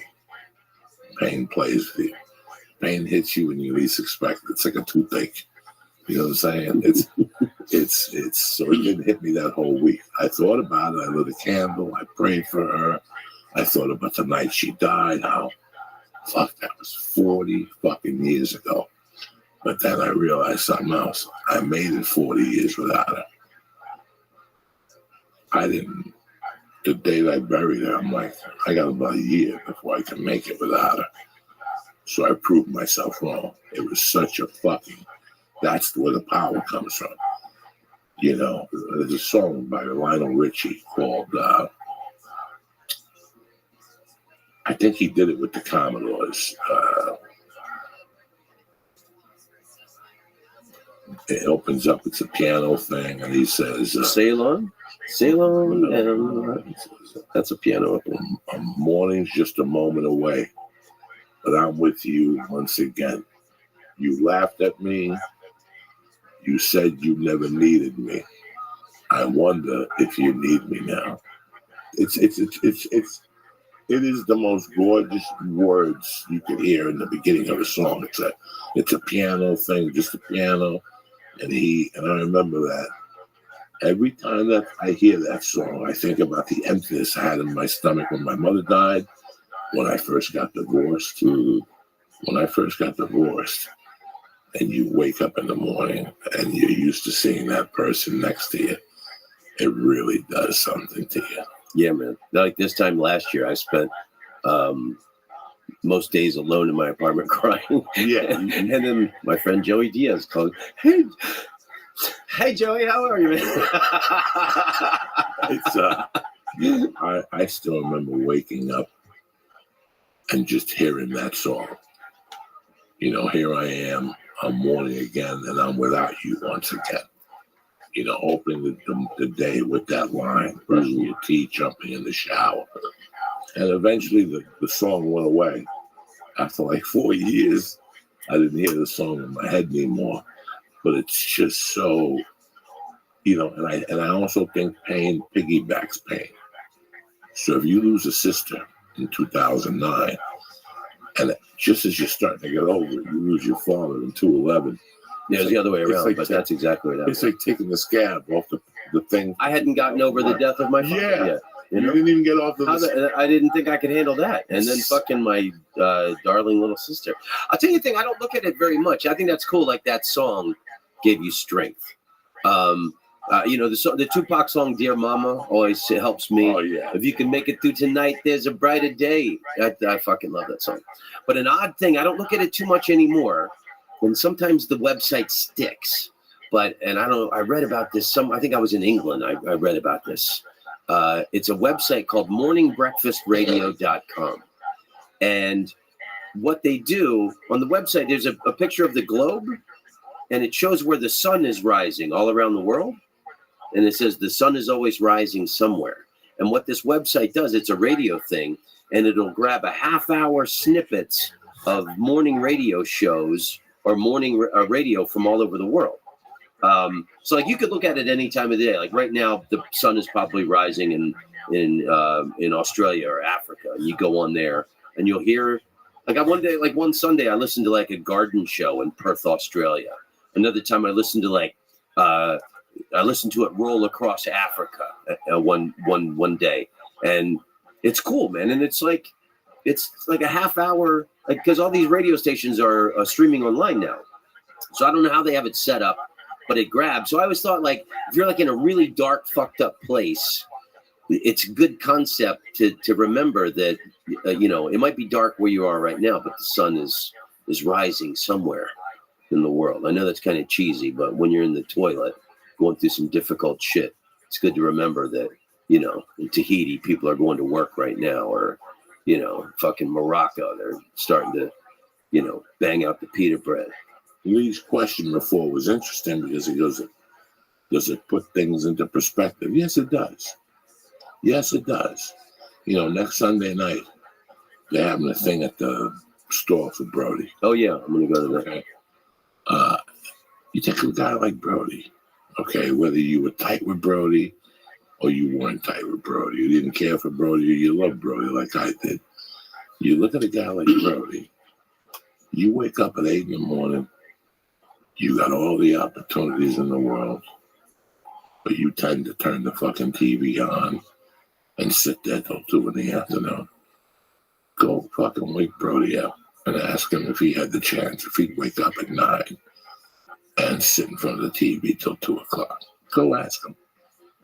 With what he just saw, the love and response he saw from Evan or wherever the fuck he is, everything that goes backwards puts something into perspective for you, because you go, I could be doing something. In the Cuban culture on Mondays, we light a candle for the people, and I have a spirit altar of all the friends I have that are gone, whether it's Carmine Balzano, whether it's Dominic Speciale, Anthony Balzano, Kurt DiLorenzo, Rago. I had a picture of all those friends of mine, my mother, my father, my friend's kid. I had a friend who her daughter was going to graduate on a Saturday and got killed in a drunk crash on a Thursday. They sent me the invite to the party. I got the invite as they were burying this girl. So I've always had her picture up. And my point is, every Monday, before the fucking day starts, before I do anything, I change water for them. I light a candle for them. And as I'm putting the glasses of water, I say, today I'm going to live for you. Well, this week I'm going to live for you. I have a friend, a bodybuilder friend of mine, that all I got to do is look up, and there he is with 3 cats that are friends of mine. 2 of those guys are dead. 2 of those guys together were dead. One of them from both of them from drugs. And I sit there and I look at them and I go, today I got to live for them, for what they couldn't do. How lucky am I that I get the opportunity? And I did as many drugs as they did. In fact, I was with them a lot of nights. How lucky am I that I'm getting the opportunity to go do what I need to do today? But they're gone. So for today, I'm going to do it for them. That's cool. You remember that movie Coco that came out a couple years ago about the Day of the Dead, that animated show? I loved that movie. And the whole thing about the photos of deceased people that you love. So because of that movie, I saw that. I only saw it like last year sometime. I took all these great photos I have of my dad and my sister, and I made, like, I wouldn't call it a shrine, but I mean, I put them on this little wall next to my kitchen where my counter is, where, like, I put my keys and all my business I got to take care of is right there. Before you leave the house, see them every day. You see them before you leave? Every day. And you see them when you come in. And you tap your hand on the table. It gives me, I don't know, it just gives you peace, inner peace. Peace and power, and it reminds me, fucking, make the most out of your life today. Not to forget about those people. Yeah. He had the picture up by midnight, or they were going to take him somewhere else, or he couldn't cross the bridge. Yeah. That's what it was, Coco, that they couldn't cross the bridge. I'm watching this, and I love that. I took my daughter. I love that. She's loving it, but I'm seeing it from an adult perspective, that I live under that rule. I live under that rule. For me to have light, I have to give light to the people before me. I think about my father every day, that poor bastard. I think about my mother, how the fuck she blew her life with alcohol and betting on the Mets. Who the fuck bets on the Mets? You deserve to die. And that's my mother. I'm like, 86, that was a good bet. Yeah, I'm like, no, she went down in flames in 73. She went down in that flame with Pete Rose, and the Cincinnati Reds went to New York, and Pete Rose ended up beating up Bud Harrelson. Bud Harrelson. That took her for her fucking life that time. So it's just, you look at those people, Lee, and you go, I'm living for that motherfucker. Josh Adam Myers is going to be on Wednesday. Josh Adam Myers is a nice kid. I really like him. You know, we're not super tight, but you know why I love the fuck out of him? He's a survivor. Because he dedicated his life change when Angelo died. Who's Angelo? Angelo was his best friend. Oh. And 8 or 9 years ago, I guess, were they in the car together? Yeah, they were open micers together, and a drunk driver hit their car. And killed Angelo, and he lived. Well, this kid was on a fucking mission. I have to respect somebody like that. Yeah. Josh Adam, whatever. Myers will always have good kid. Love his voice. Got such a great voice. He'll always have a chair at my table because he did something that a lot of people don't do. And I remember when I did his goddamn jam, I pulled him aside and I go, Angelo's watching down on you, dog. You're making him fucking proud. You know, I might be mad at Josh Adam Myers with my respect level because he turned his life around and said, I'm not doing this for me. Yeah, I'm doing this for Angelo. This is what Angelo fucking wanted. And there's certain people who do that, who do it with a fucking word on their chest. And you have to respect those people. And that's what I've done. That's what I do a one-man show at the Comedy Store. And that's what the theme is. That I'm doing this. I did this. My mother had one fucking thing for me. Yeah, she wanted me to be in the army and she wanted me to be an attorney. That was great. But the main thing she wanted me to be was to me a man. What does a man do? Does he beat up people? Does he have 50 girlfriends? No. There's a certain way a man acts. There's a certain way a man presents himself. There's a certain way a man talks about or to people. That's what she wanted out of me. Well, it took me 50 years to get there, but I got there. Yeah. Do you understand me? It took me 50 I wonder years. if my dad and my sister, if they'd have lived, if I would still be fucking up. And I don't know. You know, like maybe they died so I could have this life change. You know, I don't know. Well, you know, the thing, there's people who let things go by them, and there's people who take every sign and do something with it. God gives you signs every day. He gives you stupid fucking signs every day. When I say God, I'm lying to you. The universe. Whoever it is, Gandhi, Muhammad. What was the other guy that white people like? Buddha? No, that's Chinese. What's the one? Justin Bieber? Chow Ming. Whatever they say, roll with it. Everybody's got a philosopher. My philosopher is the universe. The universe will give you the signs you need. Little by little, they'll give you the signs, and you'll see them, miss them, and then you'll go, fuck. He told me 2 weeks ago on that stop sign, that bum said, vote Andrew Yang. I fucked up. You know what I'm saying? I went with Joe Biden. I should have voted with Andrew Yang. The black guy in the corner told me that. You get signs. And you see them sometimes in movies with a director or show you an actor getting a sign from something. Just from something. You know, Rocky, when he goes that night to the arena and he sees that his shorts, he says to the promoter, hey, look at the fucking shorts. They're wrong. My shorts are red with blue. These are blue with red. The promoter looks at him, takes a puff off his cigar, and he goes, does it really matter? We know you're going to give him a good fight. That little sentence made Rocky almost kill Apollo Creed. Yeah. He almost killed him. He almost fucking, you know.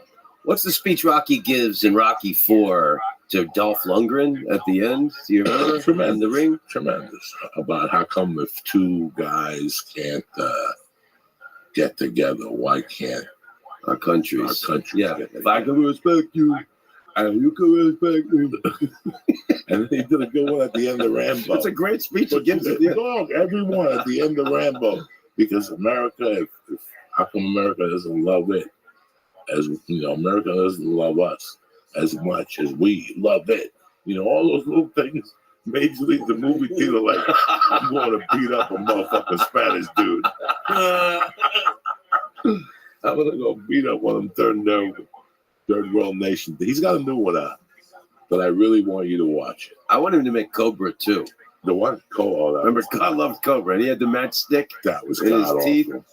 But that fucking car he had, it was like a 1948 Ford. That was god awful. That was a lot of cocaine.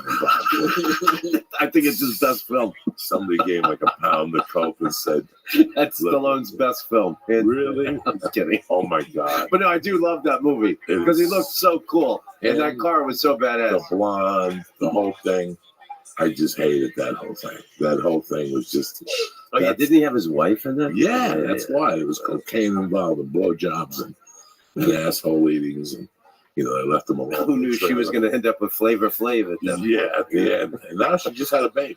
Oh, you're kidding me? She's like in her 50s. Yeah, she just had a kid. She did something miraculously. Went to like Spain, and they got that fucking bullhorn sperm over there. Yeah, I need to take a quick pee. Yeah, go take a little fucking pee-pees. You know what I'm saying? You need a pee-pees. Yeah, we got a great weekend this week. I forgot to tell you guys, me and George Perez will be up in Bakersfield Friday night at the Fox Theater. I think the Tower Theater is already sold out. And then January 25th, my friend and I, Steve D. Simone, will be in Atlanta at Tabernacle Theaters for the second show. The first show is all sold out. Second show's at 9:30. And there you have it. So don't ask me about the fucking dates later because I don't know. I'm lucky I remember this shit now. It's Monday the 13th. We're just trying to fucking keep this year together. A lot of weird things happened this week in the NFL. That was that's why I tell you motherfuckers, you never see a bookie with a part-time job. Nobody expected to see Tennessee beat New England at home. And then go into fucking Baltimore. No, they're too good. I mean, you can't smack the fuck out of that. Have you seen how big that running back is? No, it's too much. It's too much. So this is why I'm saying to you, if you haven't done anything with my bookie, start having some fun. This might be the weekend for you. I tell you, I never bet. I mean, it was never my thing. But there's certain sporting events that you can't avoid. I'm nuts about the World Cup. So the last World Cup, I bet $100 on France to win, and then my mother's from Argentina, so I put $100 on Argentina, and France won, and I won like $600. Couldn't believe it. Where'd you put the bet in with? I was at the MGM. Okay. In Vegas. You're still traveling? Not as much as I was. I'm doing about only 1 or 2 weeks a month on the road. I just did. I was home in Orlando at the Improv. I'm going to Europe in June, and other than that, I'm just focusing on LA and New York and staying in the States. Do you keep your status left this year, or did you? No. Actually, this is the last month. They send me down to platinum. Oh no. Yeah, I just can't do it anymore. I'm getting older. My body's to be on all these flights. On Tuesday, I will be 53. 53 this Tuesday, tomorrow. Yeah, the 14th. Yeah. Happy birthday to you. Thank you, my brother. What do you feel at 53? I'm just curious. I did something in December that it stayed with me for 3 days. I ate Thanksgiving with my family. Had a great day with them. Got on the red eye. Went to Fort Lauderdale. Did 4 shows in Miami. Flew back Sunday, and then that Wednesday took another 6 a.m. flight to New York. It was a 6-hour flight. Did the town hall, did 2 shows, took a train to Boston, and then flew back from Boston. It took me 3 days to recover. I mean, I still did the podcast. I was still a dad. It's hard, man. And I still went to the store on a Tuesday night. Yeah. But Thursday was when I finally felt like, ooh, and I still lifted on Monday. I still did all my regular activities. It just felt a little bit fucking heavier. Like it was like, wow, what do you feel it now? Are 2 flights a week getting to you yet back to back? I mean, it is because I've been, I've been flying so much. The last couple of years, especially, I came out with that new album last year called Around the World. And I recorded it in 24 cities around the world. Starts in Paris, ends in Jerusalem. So really? The last couple of years, I was obsessed with making this album, and I was obsessed with hitting that diamond status on Delta, which also, my wife decided she didn't want to travel anymore. So that kind of was when we, started to lose our connection and everything. But it takes a lot out on your body. You know, I got back and neck problems, and I just can't do it like I used to. And I want to focus. And also, I did a tour of England last year. I did England, Ireland, and Scotland, a really great tour, and I recorded those shows. So I'm going to come out with another album in a couple months, probably called The Honky Motherland from that tour. But I mean, I've focused so hard on the international stuff for the last however many years. I really want to focus on the States. I'm loving living in Los Angeles. I've got a new girlfriend. She's 25. I'm 53. I never wanted to be the divorced guy with the younger girlfriend, but I'm not complaining. And I'm like really happy in my life. And I love, you know, you know, like we talked about, comedy's my religion. It's my political party. It's all I give a shit about. I don't care about anything else. I'm switching up this year. I'm doing the road till May.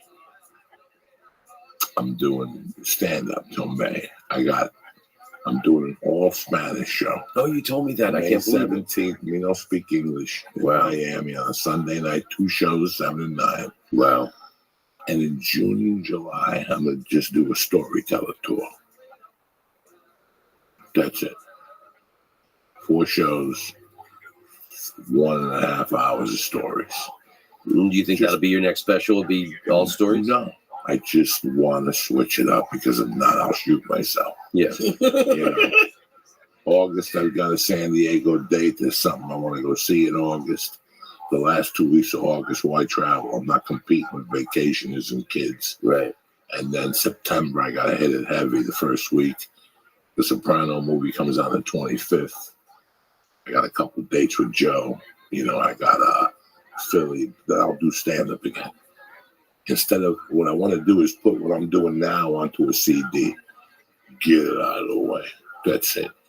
That's it. It's been 6 months I'm doing this fucking material, adding to it, blah, blah, blah. Let's get rid of it. Let's down this fucking thing. Start from scratch this week. And then have hopefully 20, 30 by May. Give it a breather again. You know, I'm trying to write this one-man show, which I perform at the store, the third Wednesday of every month. I do segments of it because I'm trying to cut it down to 2 hours. In which room? Belly room. I mean, this one-man show. I got to come. I can keep you there for 22 hours. I'll fucking put IVs in everybody, and I'll do Chappelle. I got, you know, my life story goes 22 hours, and God forbid I take. It's an epic story. If I take a left turn. So what I'm doing is I'm writing all this shit for this one-man show, but obviously I'm not going to be able to use it. I got to get to the meat and potatoes of this one-man show for me to start working it out. I think after the Comedy Store, I'll pick a little 99-seat theater in you know, LA, something 99-seat right out in Lancashire, where we bumped into each other when we went to see the Lenny Bruce. Oh yeah. Like something like that. Yeah. Listen, I'm not looking to break the bank. I'm looking to artistic expression, do different things. Yeah. At 57 years old. You know, I got into this because I like John Leguizamo specials, but I bought all of them. Like I have Spicorama on book. They just put out Latin for Morons. I'm not insulting John Leguizamo, but it's the same shit he put out 20 years ago. Yeah, I'm sure at this point I could put a way better one-man show out. And he's got that Studio 54 at $200 a ticket. Yeah. I don't even want to charge $200 a ticket. I just want to tell my story at a small theater in New York every fucking Tuesday, Wednesday, Thursday, whatever, just to have a little residency. I want to do something different, man. Yeah. I want to do something outside the box. I love the podcast. I'm never going to not do the podcast because you not having your word out there on a weekly just hurts you. You got to get out there every week and let them know whatever you're feeling, negative, positive, whatever the fuck you're feeling, because maybe they're feeling the same thing too, you know? And you go through it together through a fucking wire. Look at this. This is it. Yeah. This is it. I know what you're saying though. I think I might have talked to you about this, but I've been, I'm almost finished with this book, and it was inspired by the Around the World album. And it's all my relationship to all these different cities around the world. And it's my best stories of traveling around the world, like almost drowning in Thailand. I'm almost finished with writing about taking my mother, my 80-year-old Jesus freak mother, to Jerusalem last year. That'll probably be the last chapter in the book. So sometime later this year, I want to do something like that, do an hour one-man show that are just my stories of traveling around the world. That's it. So I want to publish the book first and then do it. And like you're saying, I'm not even thinking of turning it into a moneymaker. I'm thinking of doing it in small little theaters just to do something different. Just to do what it is. I'm 57, February 19th. And we got to record these stories for posterity. I don't know. I'm doing an audio book. I am doing an audio book. We're just working out the details right now. I'm very excited to do this because there's no reason for me to have a hardcover book. Barnes & Noble, Elvis is dead and Barnes & Noble ain't doing that good anyway. It was a dream of mine to see a book of me on a shelf, but I'm not a good writer. I don't have the patience to write. I don't know about TV anymore. Yeah. It's got to be the right fucking gig. And I'm very happy where I am. Right now I'm in a process of, I'm trying to raise a 7-year-old girl to get her ready for this fucking avenue of doom that I put her on, If I would have known the world wasn't going to be in this shape, I wouldn't have shot a load of nobody. I would have shot a load of the fucking pillow. But, you got to get your kids ready for today's world. It's a different fucking world. Yeah. That's what I'm trying to do, Tom Rose, And it's great that, think of how many guys we started with and we had long talks with, and they told us about this and this. These guys are out of the business, or not to put anybody down on a cruise ship, or they're doing something completely out of their realm, which they started doing because now they have to fucking pay a mortgage. And I'll tell you something, being a slave to a mortgage or being a slave to your fucking things you own, that's a horrible way to live. I'd rather fucking live, keep the nut low, keep everybody low, keep everybody happy, and that's it. That's why I'm at this point in my life. I'm just looking, 70 is the new 50. We still have 13 years on this mic. I know I do. There's going to be pieces of hair falling off. My nose is going to look like Artie Lang's. You know what I'm saying? My head's going to be all fucked up. But I'll still be here doing this podcast with an IV on because I don't give a fuck. I'll be doing live. I'm here with I'm like the pedophile with the voice box. You ever see a pedophile with a voice box and shit? Come here, let me give you some candy. Then he goes in his pocket and it's batteries from the voice box. It's a fucking nightmare. You're still gonna be doing acid and taking it. You're probably gonna put stuff in the IV. I really don't. It just age is just a number. And I popped into the Comedy Store last month, and John Waters was doing a show in the main room, and apparently he does a show there once a year. I love John Waters, and I talked to him afterwards. 2 Thursdays ago. Yeah, maybe 2 Thursdays ago. Because I was like, "What the fuck is he doing?" I couldn't believe it. I couldn't believe it either. And the show. How old is he now? 70. Because I know this or 71 because he wrote a book about 4 or 5 years ago about hitchhiking across America from Baltimore to San Francisco. John Waters, and I read it. And he's like, people are like, "Are you John Waters? Or you look like John Waters?" And he's like, pretty distinctive looking cat with his, Boris, the mustache. I said, "Hey man, I love that book." And he said, "I just wrote another book about doing acid at 70.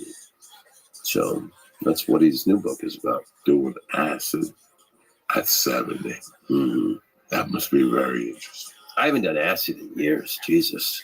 The couple times I've done the acid that's run through me, it's been good acid, but it hasn't taken me over to the spot. Yeah. Open that door. I'm going to go pee. I can't imagine doing the acid that you did then because I've done it with you a couple of times and it drives me crazy.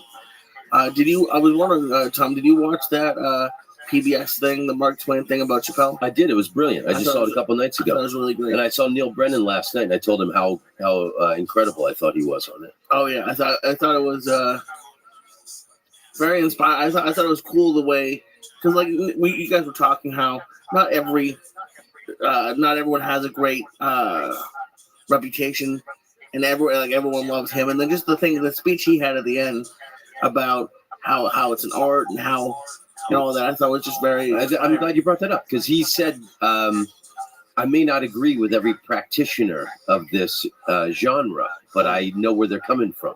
They have an idea. They want to be understood. They want to be heard. I thought that speech was beautiful. Yeah, it was. And then him having his mom there. Like I just hit 2 years, and I would say when I was watching that, I teared up a little bit because Joey had let me open for him a year ago in the Wilbur Theater, which was my growing up in Boston was like the biggest theater. Yeah. And I said a joke that I never said ever again, and I've never said before. I won't never say again. And I heard my mom laugh. Like I just like that gift that Joey gave me was pretty amazing. Like, having that memory of my mom laughing in the Wilbur Theater. Your mom seeing you at the Wilbur Theater in Boston. It's like as much as like this is fun and all that, it is pretty amazing what it gives us. Like, and I'm brand new at it. I'm nowhere near anywhere you guys are. Well, I had the greatest. I did this tour of Israel, and you have to be squeaky clean to do this tour. And I only had to do 20-minute sets. I was really nervous about it. I was like thinking of old jokes and like, it turned out not to be a problem. But the last gigs on this tour were in Jerusalem. And I brought my mother over there with me. We flew over a week early, and just to give her that experience, huge, Jesus woman who's prayed for me her whole life. And then the best shows of that entire tour were in Jerusalem, in this beautiful theater, like modern theater. And there was like a 7 p.m. show for the older people, and then there was like a 10 p.m. show for the younger people. And my mom sat in that audience and got to see me destroying in where the city where Jesus did his best work. That's probably one of the proudest moments of my life. And then when I was worried about the clean material, wasn't a problem. It's like when I travel around the world to different countries, usually what you lose in reference, you gain in observation. So like I had these great stories about just my experience with my mom in Jerusalem or in Israel. Like I told the story on stage in Jerusalem. It's on my album on the Jerusalem track where when I was 16 years old, I was dumped by my high school sweetheart. And my mother and I had to walk around Lake Charm in Oviedo, Florida, hundreds of times before I even started to feel a little bit better. And then here we were 35 years later, walking along the Mediterranean Sea in Tel Aviv, reliving this exact same moment because I was going through my divorce. And I realized at that moment that I think my mother is the love of my life. And you should have heard this audience, especially the older audience, at 7 p.m. in Jerusalem, just go, oh, So, but I'm glad you brought that up. Did you watch that, Joey, the PBS thing that Chappelle did? No. It's pretty interesting. It's brilliant, and it's great. He did a set at the Improv in D.C. the night before, the way they cut in that, and like old performance footage of him. I thought it was PBS knocked it out of the park with that. I know he accepted an award, the Mark Twain Award, which that's the Pulitzer Prize for a comedian. The first comedian ever to win the Mark Twain Award was Richard Pryor. And they do it at the Lincoln Center. It's a big deal. And I love the fact that he honored Tony Woods. And do you know Tony? I've known Tony. Tony's such a beautiful guy in the business. And everybody said forever that, Chappelle, learned how to do stand-up from him. And Chappelle takes the moment to say in the thing, Miles Davis was copying Dizzy Gillespie. And if I'm Miles Davis, I was copying you. You were the first comedian I ever saw who was doing it right, the way it was supposed to be. You were honest and fearless, and it's really great. And it makes you really like when I got into comedy, the level I thought I was going to make it to was the level of the comics that couldn't make it because of their alcohol and their drug abuse problems. You know what I'm saying? Like There's 1,000 of those. I know, yeah. The road that You know, they just travel to get high, and that's it. Yeah. They think if you live in LA and you're gay, if you play the improvs, you're a corporate sellout. They have an excuse for every level of what you do in comedy, except for what they're doing. Meanwhile, they're playing like Moonchuck's Comedy Room and fucking bumfuck. And it's just like I'm honored to be where I'm at right now. Like nobody's more grateful than I am. I feel the same way. Exactly who the fuck I am. I'm not the most famous, but I'm so grateful for what I have. I know exactly who the fuck I am and Yeah. where I came from. So when they call my name up to go in the original room, I'm like, oh my God, did I bullshit my way through this one? You know, like young guy, I'm like, I know who the fuck I am. That's why I've never caught on to none of this shit. I never, you know, I watched the Kevin Hart thing on Netflix. I love Kevin. Wouldn't want to be Kevin. I would. I've watched it too. It's wouldn't want to be Kevin. Wow. That's a different life of comedy that I like. I told you last night. My utopia for comedy was living at the Chelsea, shooting the heroin, doing comedy in between strippers like Lenny Bruce. When I read that, I go, I could accept that. There was no TV there. There was no Friends. I didn't want to be Seinfeld. That had nothing to do with all that shit. You know, how I ended up here and whatever is completely different. Yeah. But that's where my head is at as a comic. Well, I had that experience because Mitch Hedberg lived at the Chelsea 98 to 2000 when I was living in Wall Street. He died in 2005, so it's 15 years now. March. He died in March. It'll be 15 years in March. So Hedberg was one of my best friends in that period. And we'd done a ton of coke at the Chelsea. If we weren't at the Chelsea, we were at my Rockstar apartment in the Wall Street area. It was after my sitcom. I had tons of cash. And just, you know, he had like 2 guitars in his room at the Chelsea. We'd sit up all night, you know, drinking and sniffing. And or we'd be down in Wall Street at my place playing music and dancing on furniture, bringing people back that we met after the shows and stuff.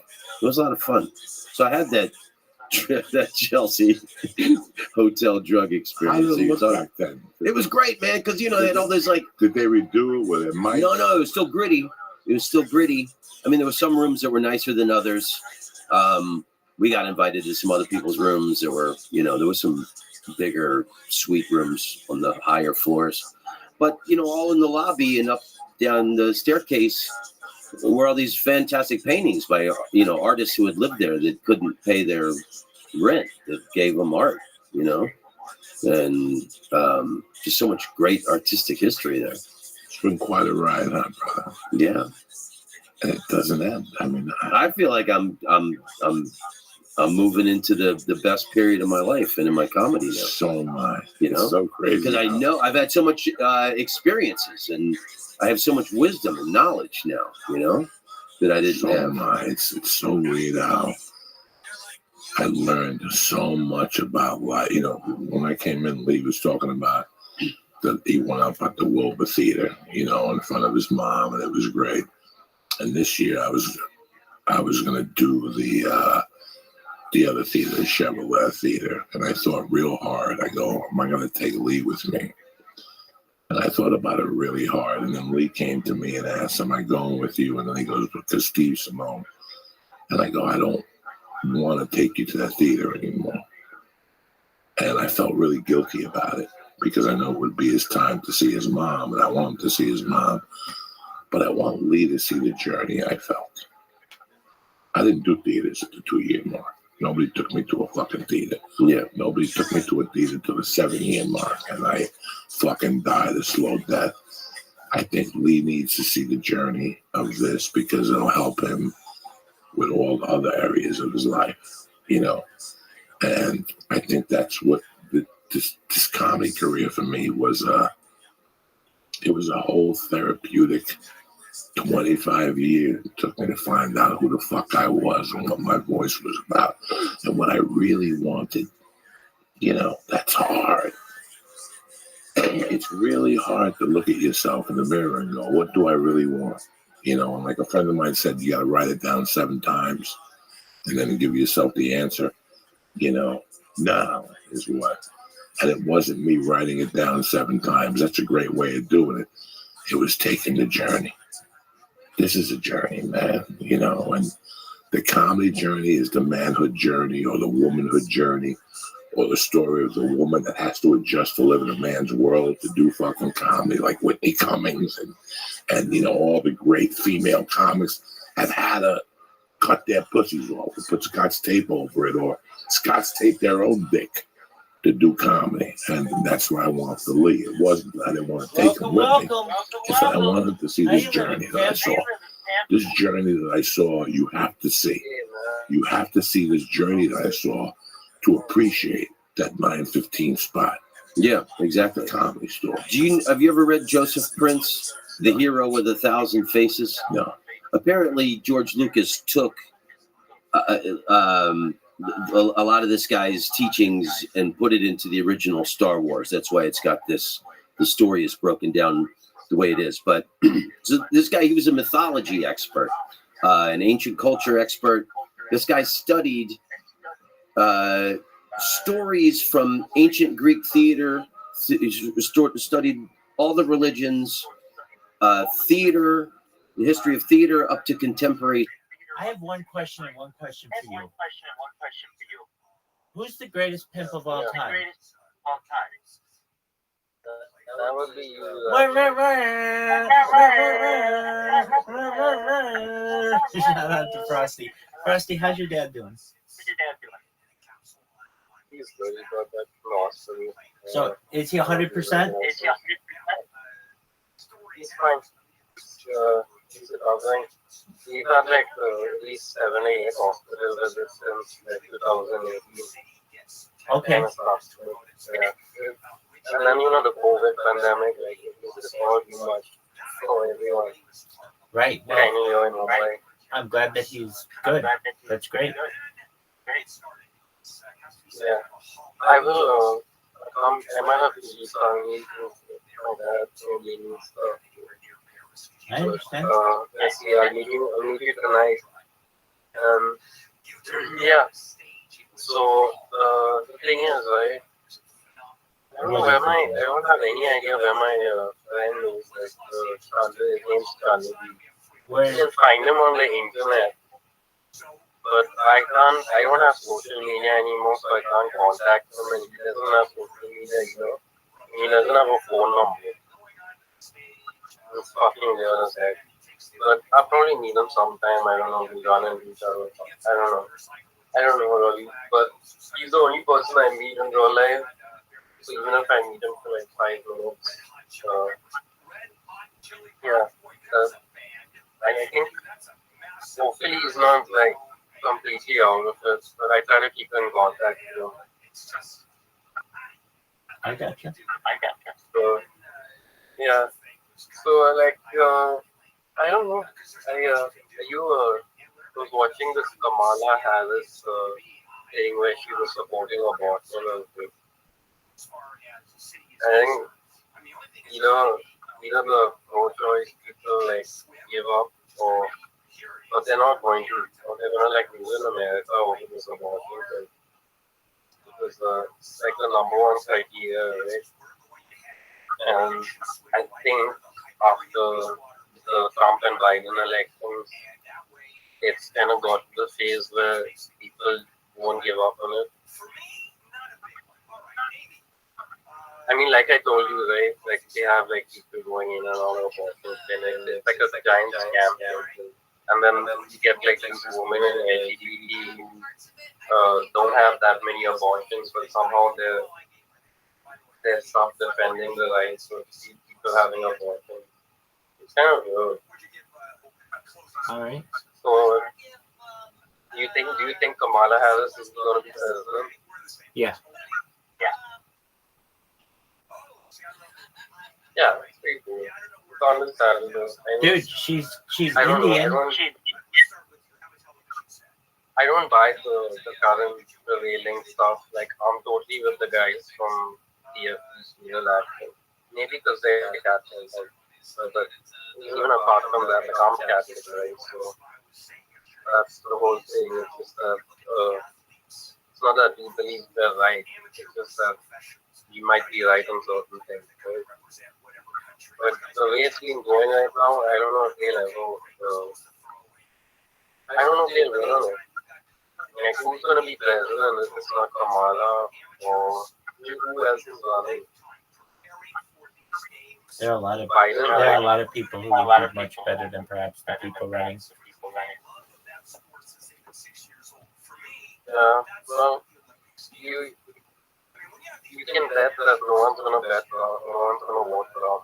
So, like, I don't know if Trump does get elected, yeah, there might be a chance to, like, I don't know, just get rid of the whole abortion issue. But I don't know. It could be they might just elect some other Republican, who knows? Or it could be Kamala. I don't know. Do you know They who sell this stuff as like women's rights, like everywhere, you know? would? And it works on everyone, largely because of the LGBT campaign.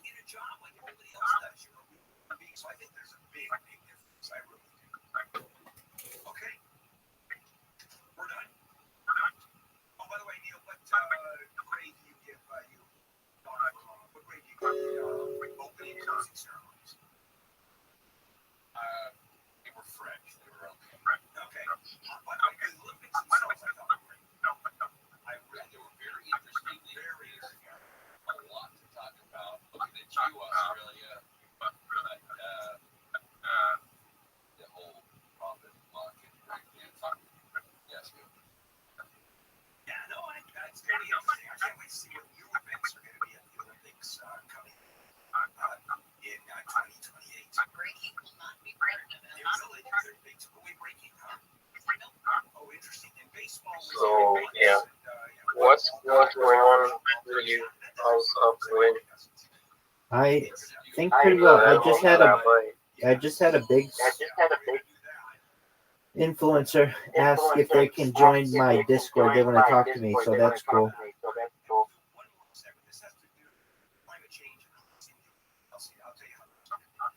Yeah. I don't know. You know, like, I think you probably have a chance if Jordan Peterson wouldn't show up as everyone's favorite bad guy anyway. Just like that's what he is now. He's everyone's favorite bad guy. So he doesn't do much at all. But I mean, I think if he didn't show up on TV all the time, people would have probably more influence in the area of anything, to be honest. But the thing with Jordan Peterson, he's like, he's vague with his intelligence. Doesn't tell anyone what he's up to.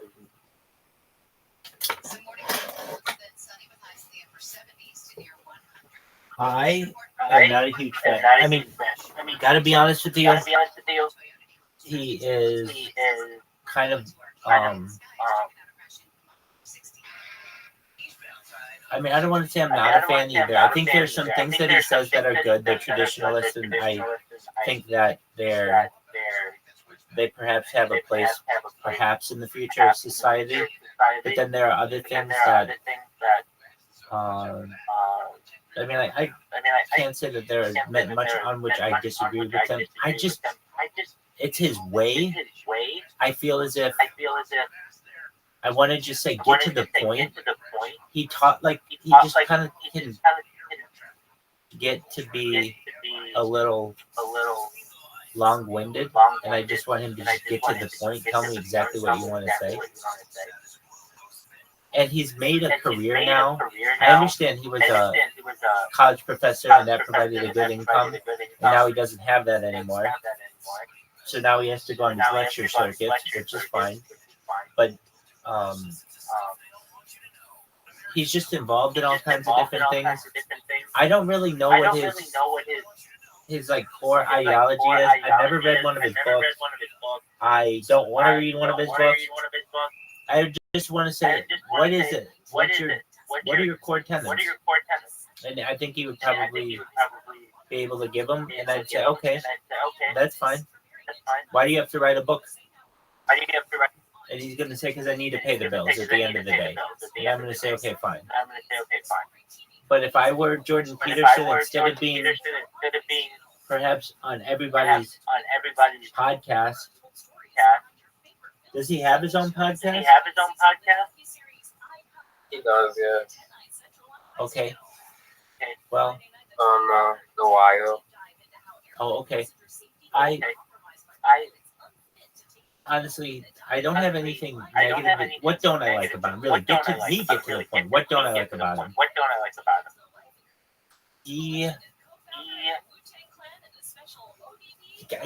I'll be honest with you. He's so Canadian that I don't. Here's what I don't like about him. Okay, here's what it is. I'm so American and he's so Canadian that sometimes the examples that he's giving, it's like I don't know what that fucking means. Or like they're it's just like his examples are a lot of times Canadian, they're not so much for the American audience. And it's very academic. I understand. Maybe I mean I'm sure I'm smart enough to understand it. It's just like what happened to him didn't happen in America. So it's like not like a lot of Americans don't care about it. I understand what happened to him as I understand. Let me understand, make sure I understand this correctly. He was at a university, I believe, whatever university, and he was supposed to reference someone as their preferred pronoun, and he basically said that, you know, not that he wasn't going to do it, it's just like that you can't really force somebody to do it, was his argument, and they got rid of him on something like this. And then he went around, okay, so what don't I like about him? It's really because he's Canadian? I don't dislike Canadian people. It's just, it's hard for me to sometimes understand what he's talking about when he's giving a lot of his, he's not an American speaker. So, because some of the examples that he gives are Canadian, like what? I don't know. Like, little things, they shouldn't bother me, but like, I have to convert when he gives, like, he'll talk in kilometers, he'll talk in, like, the Canadian dollar. It's like, dude, I understand. It's not just an American audience, like perhaps I'm used to. But what don't I like about his politics?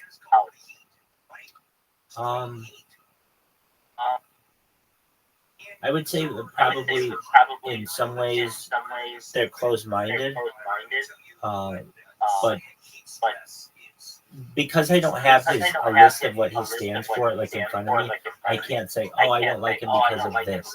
I'm giving you, like, really terrible reasons. Oh, you don't like him because he's Canadian? No, I like Canadians. It's just I don't like the way that he presents his arguments to me is sometimes too Canada-centric. Maybe is what I'm trying to say. And somebody, to me, might be saying, Rabbi, you're too America-centric. All the things that you give are the United States-centric. And I would have to say that you're probably right. And okay, so is there anything that he said that I don't like? Yeah. Here's what I really didn't like. In his most recent discussion with Joe Rogan, where he didn't get to say all that much, it was pretty clear to me that he was just there to plug a book. And I didn't like that. I just think that there are other ways to make money, that you don't have to, like, go on this book tour. And that's what it seemed like he was doing. And I don't know, it's like they talked for 4 hours or something, and they just didn't go over anything that really was real. Like, here's what I think is interesting, and I think this is a bigger discussion as to what interests me. When you can introduce new vocabulary to me, almost like a glossary, and we can talk about new technology, anti-gravity, antimatter, faster than light travel, plasma engines, quantum computing, like that kind of stuff's really interesting to me. But all he's talking about is just kind of the same old shit. It's like we've already discussed all of this so much. Let's talk about something new. He can only talk about how he doesn't like the LGBTQ plus movement, and for so long. Like, talk about something new. Talk about ending world poverty. Talk about space tourism. Talk about anti-gravity generators. Like, talk about interesting shit to me. That's kind of what I'm at. Now, same argument can be made. Rabbi, all you do, I talk about cool shit, but let's see what I listen to. I listen to Joey Diaz talk about barroom stories, basically, all day, every day. What's any different? I do that, but I mean, I want. Can I pitch in? I just want to Please, absolutely. So the thing with Jordan Peterson, right, is that the thing with him is he's been a psychologist and a professor for a while now, and he's had kind of like an influence with his audience, right, to a certain degree. So when he came and they started accusing him of stuff, he just told them, like, I've never been accused of anything in all my career, like I've never had this problem. So only when I came on to like the stage of where everyone's at, suddenly they have a problem with me and my views. So I'm starting to think like he didn't really have any idea about what he wanted to do. And then he sided with like this but like that's like whatever, fine. I mean, you're siding with like you're siding with all of the right things. That's fine. But like he's not a force of measure in the right way. Like he's not actually doing stuff. But the problem is, does he actually know what he's doing? Like when he came in there, and then he just started like being a proponent for everything that he believes in. Like, did he think about it, or like what exactly is his role? And I'm starting to think he has no idea what he's doing. And that comes to a conclusion, right? That he's playing the elaborate game of everyone being accountable to themselves and only themselves. Are you starting to get us? Like, are you starting to see it? I get that. If that's what he preaches, then that's cool. In my opinion, he can get to the point. He doesn't always have to just put out a book, or I understand he's got to put food on the table, though, and you can only do that so many ways without being a professor somewhere. I get that. Yeah. I mean, no. He's a good guy. He has a good conscience, and he explains a lot of things really well. Sometimes, most of the time, he goes out of his way to explain stuff like mythology. Yeah, but it's like mythology from like I don't know when they came up with their interpretation of the Bible, but their interpretation of the Bible is complete crap. Okay, so anyway, that's one thing. But the other problem is that what the psychology front that he takes on when he uses psychology to explain everything, that shit just doesn't work. And he tends to like label people or like point out like certain people doing this and that, but he has no power over them. Like it's not like he's actually doing anything apart from like calling people out. So I don't know what his deal is, and I'm starting to think more and more that it's mostly about. See, the thing is, like, he keeps saying, be responsible to yourself, find meaning, like doing that over and over again, to help keep young people, whoever they are, out the world, get out of their room and start working, start doing stuff like that. And I'm like, okay, fine, that's fine, but like, is that like a stick Is that like a shtick for your own purpose, which is like just getting everyone to sort of believe in something and like and then when he does that, right, he kind of controls how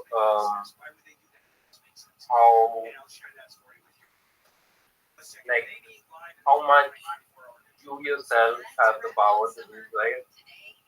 So that sense of human worth that you and I have, like as people, like that sense of human worth. If that itself is higher than someone else who might be way more successful, is that like a thing that he does? So I'm starting to realize this right now, right? Is that it could well be that he's like separating the wheat from the chaff or something. Because that's the only conclusion I can make from this, as far as I know. But yeah.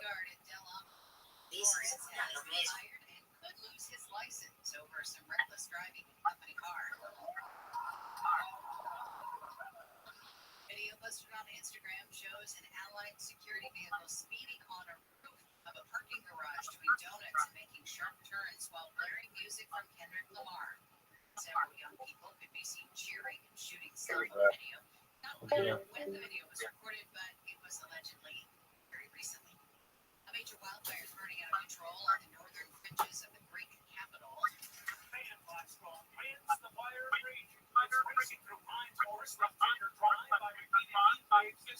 ABC's Tom Rivers says hundreds of firefighters have been trying to keep the fire from advancing toward neighborhoods, hospitals, and a couple of monasteries. The fire started yesterday. Evacuation orders have been issued for more than a dozen areas, including several near Athens. Former President Trump's campaign claims it was hacked by an Iranian group. The campaign says the intrusion in June was close to when Trump chose his vice presidential running mate. The campaign says documents accessed by the hackers included research papers on at least 2 potential picks, including J.D. Vance. Politico reported it began getting emails in July from an anonymous account sharing internal documents from the Trump campaign.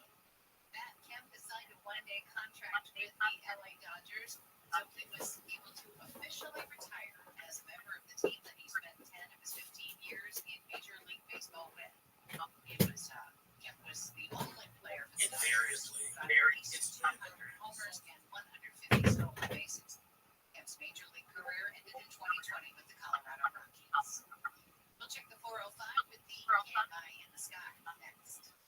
10 years ago, I installed a light source full house water filtration system in my home, and I sold a bunch of pallets. So my new home, one of the first phone calls I made was to the Life Source folks. The Life Source system delivers highly filtered, absolutely delicious water from every tap in the house. No regular maintenance. Imagine you're cooking, you're cleaning, you're doing your dishes, your clothes, and what is effectively bottled water. Call 800-WATER-99, 800-WATER-99. Visit lifesourcewater.com. Southland weather from KFI, sunny and very warm again today. Maybe a couple degrees cooler than over the weekend. Highs will be in the 70s at the beaches, 80s for Metro LA and Inland Orange County, 80s and 90s in the valleys and high desert, upper 90s for the Inland Empire. Same for tomorrow, a little bit hotter on Wednesday, and then we'll cool back down a couple degrees as we head through the week. It's 69 in Irvine, 67 in Huntington Beach. We got a crash in Van Nuys on the 405. Problem actually not just a little one. It's a 5-car crash on the southbound side of 405 Victory Boulevard. We're on our way that way, but it does look like traffic is already stacking up with the 118 on the southbound side of the 405. And then after the crash, it stays heavy pretty much all the way to Sunset Boulevard, as you might expect. Some clarification about the 60. We had a problem on the 60 eastbound at Crossroads Parkway. It's right shoulder, but the westbound side is where all the slowing is. It's pretty slow all the way, starting from about Hacienda, down off-ramp all the way past the 605. Then it gets better for you. Also, the northbound side of the 605, pretty sluggish getting away from the 105. With Southern California's only airborne traffic reports, Will Holschreiber, KFI in the Sky. 2024 iHeartRadio Music Festival presented by Capital One. Saturday, 21st. T-Mobile Arena here in Las Vegas, streaming live only on Hulu. Keep listening for your next chance to be there. Capital One is the proud presenting partner of the 2024 iHeartRadio Music Festival.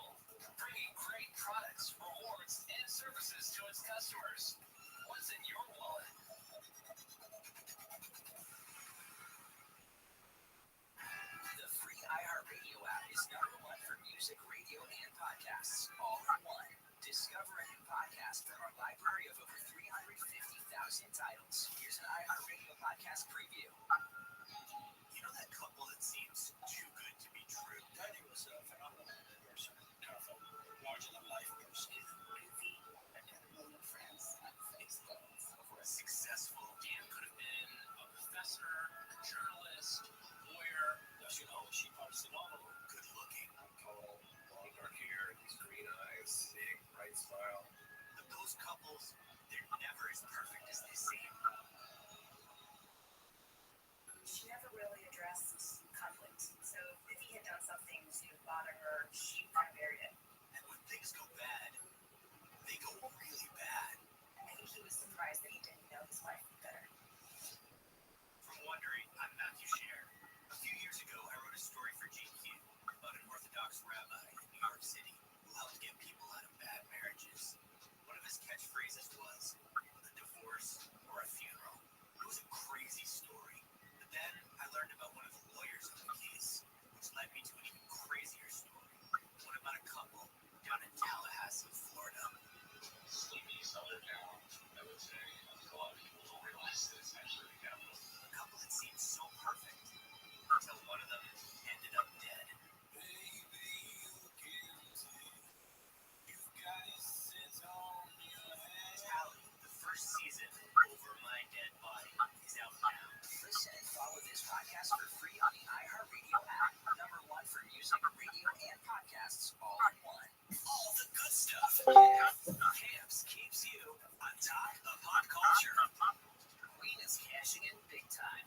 Following the trend of other acts selling their music catalog, I hear that Sony Music will pay close to $1.4 billion for the band's songs, along with rights to their name, image, and likenesses. Notably excluded from the deal is revenue from live touring, which founding members Brian May and Roger Taylor will continue to keep during their shows with Adam Lambert. The deal sets a new record for band catalog sales, topping the $500 million spent by Sony on Bruce Springsteen's works in 2021 and the $600 million for half of Michael Jackson's rights earlier this year, which values the MJ catalog at roughly $1.2 billion total.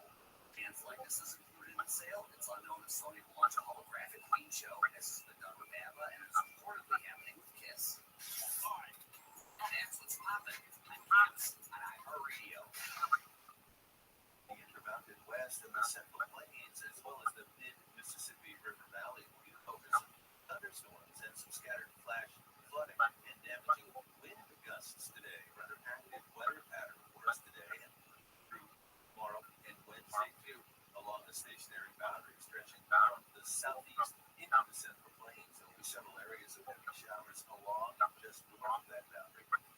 Eastern Colorado, across the Ozarks, with the main threat likely to be intense rainfall and scattered flash flooding associated with this rain. We'll watch some showers across New England and New York State today. Otherwise, some sun for the Mid-Atlantic today, back to the Great Lakes. Further south today, watch for rain along the coast of Virginia and along the coasts of the Carolinas, with thunderstorms popping along the Virginia coast and across the line of Florida.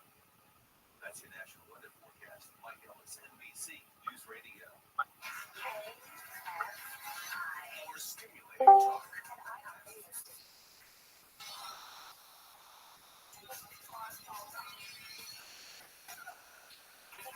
And this is 5 p.m. 6:40 Bill Handle here. Monday morning, 12 Olympic Games are over. Now the news is going to be 4 years. They're here in Los Angeles, and now the league, I guess, is going to start. I mean, we're in the middle of it. People Mover, for example. We're going to have that ready to go for the Australian Games in 2038. That should be ready to go. So we've got a lot of work ahead, that's for sure. Now, a bill that just been introduced in the Senate, California Senate Bill 610, wants to repeal current rules that classify state and local lands into moderate high, very high hazard and severity zones. It wants to get rid of the classifications. Right now, we have classifications that tell us our property is either a moderate, high, or very high hazard area. Well, this is a legislative proposal to overhaul that completely and reshape fire housing policies, deal with development in fire-prone areas. The problem is that there are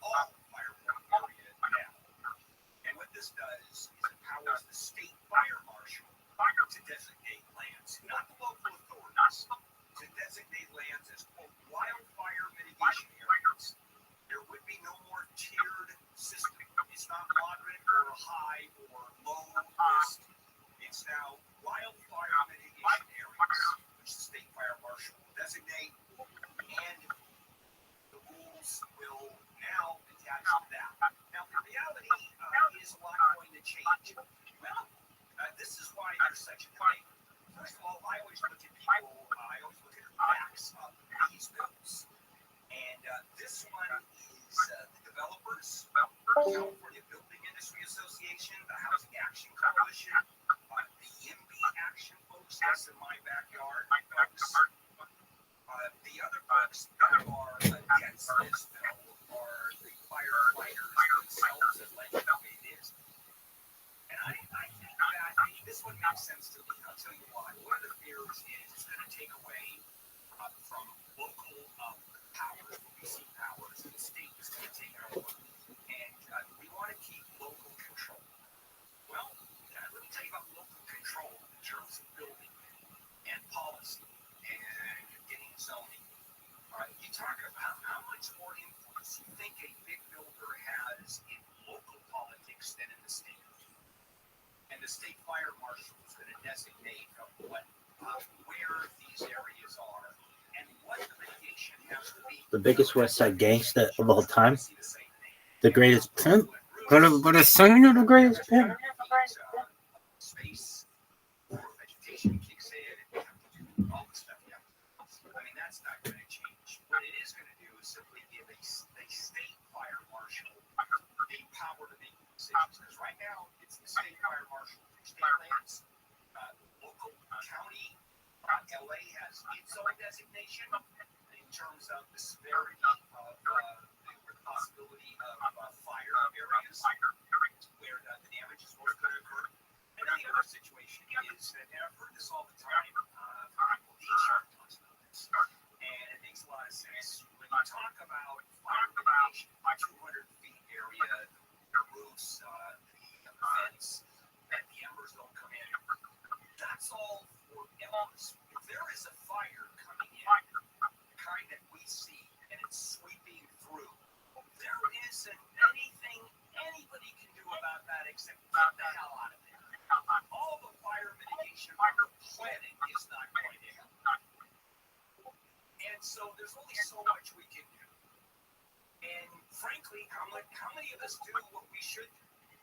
Well, and do the cities enforce or not enforce? I mean, when's the last time you saw a fire marshal come out and check out your yard to see if you have 200 feet of clearance?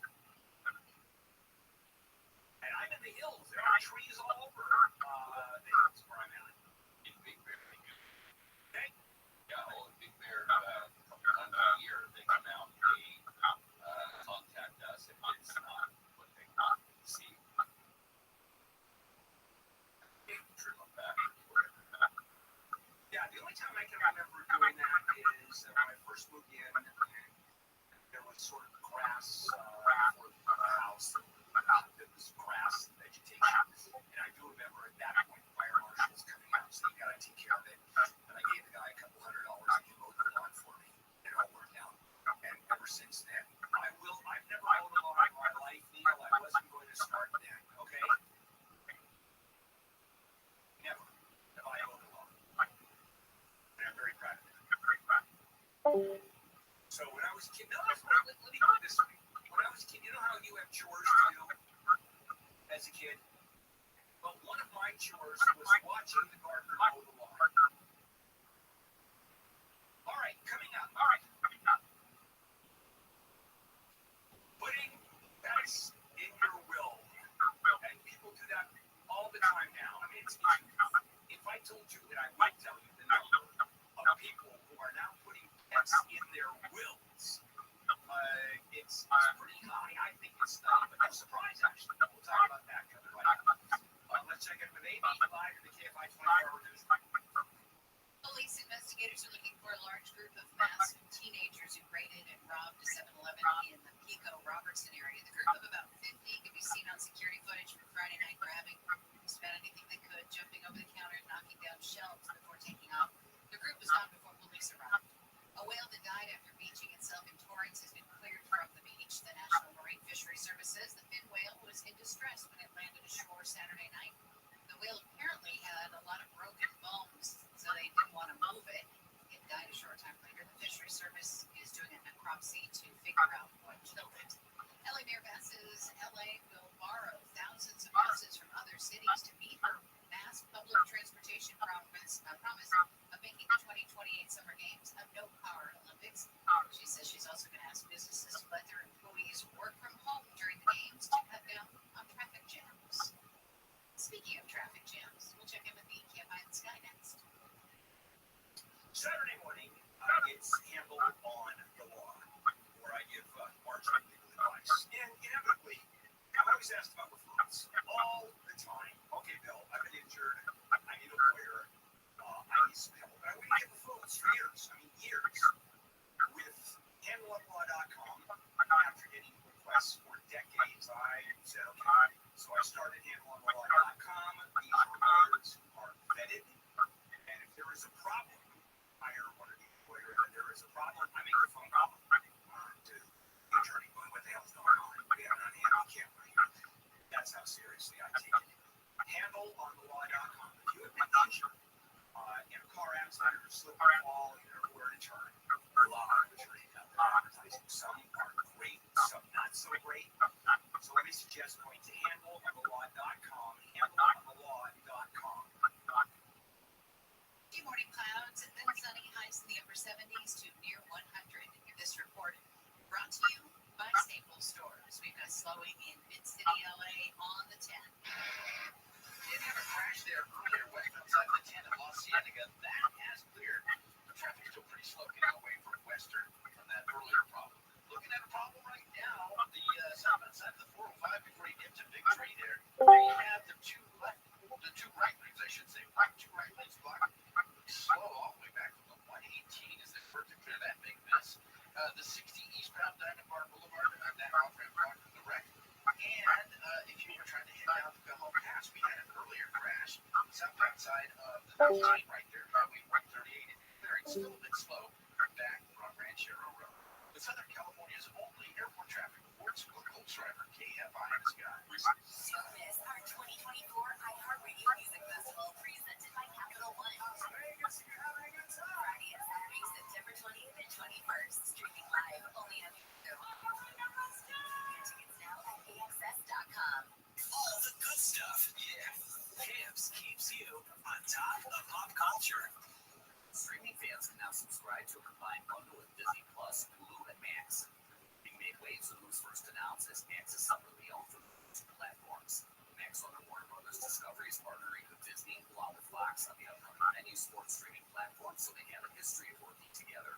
A company that won't be a part of cross-platform bundling anytime soon is Netflix, who reiterated their independence in the Safe in July earnings call where they floated the idea of hiking the rate for their ad-supported service.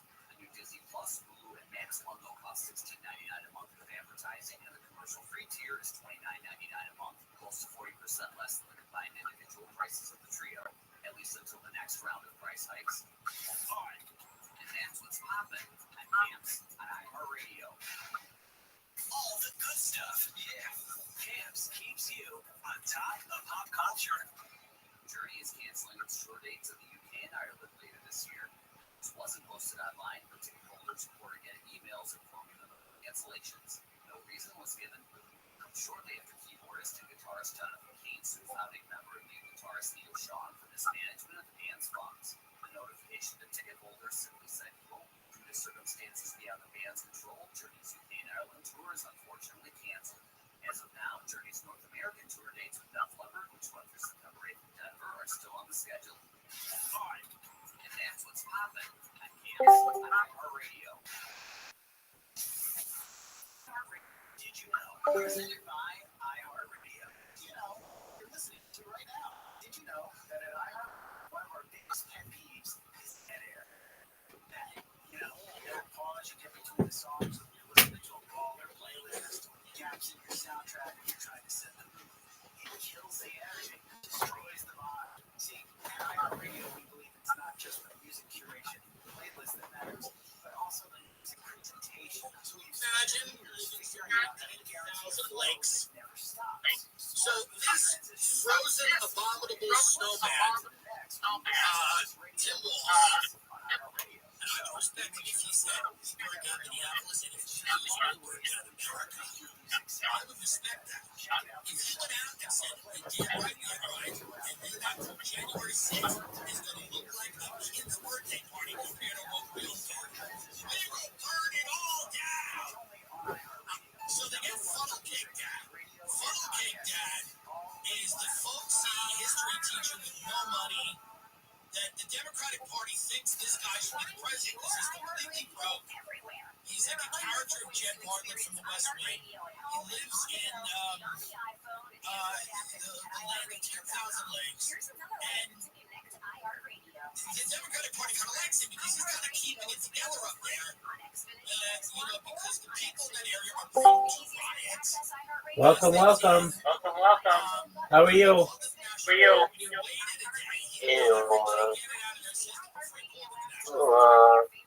Yeah, I think that's about it. It's all the this is Royal Business just doing the Royal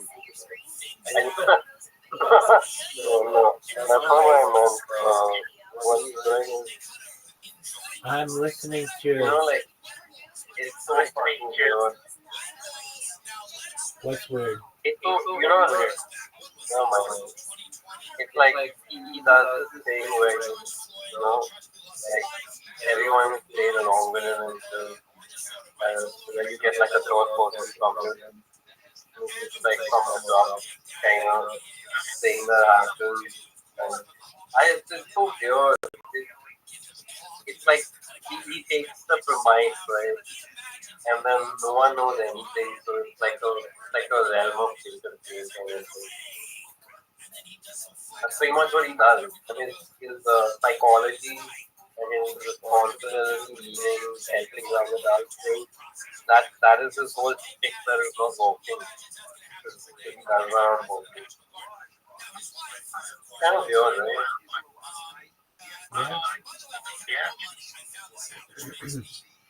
Yeah, but like, how do you see that doing something like that? Like, you must be the biggest how to really get away with it like that. That's certainly interesting. So that's not their vice. What are their vice? So let's take a look at Gwen Walls talking about how much she enjoyed the riots. I would say those first days, there were riots. I could smell the burning tires. And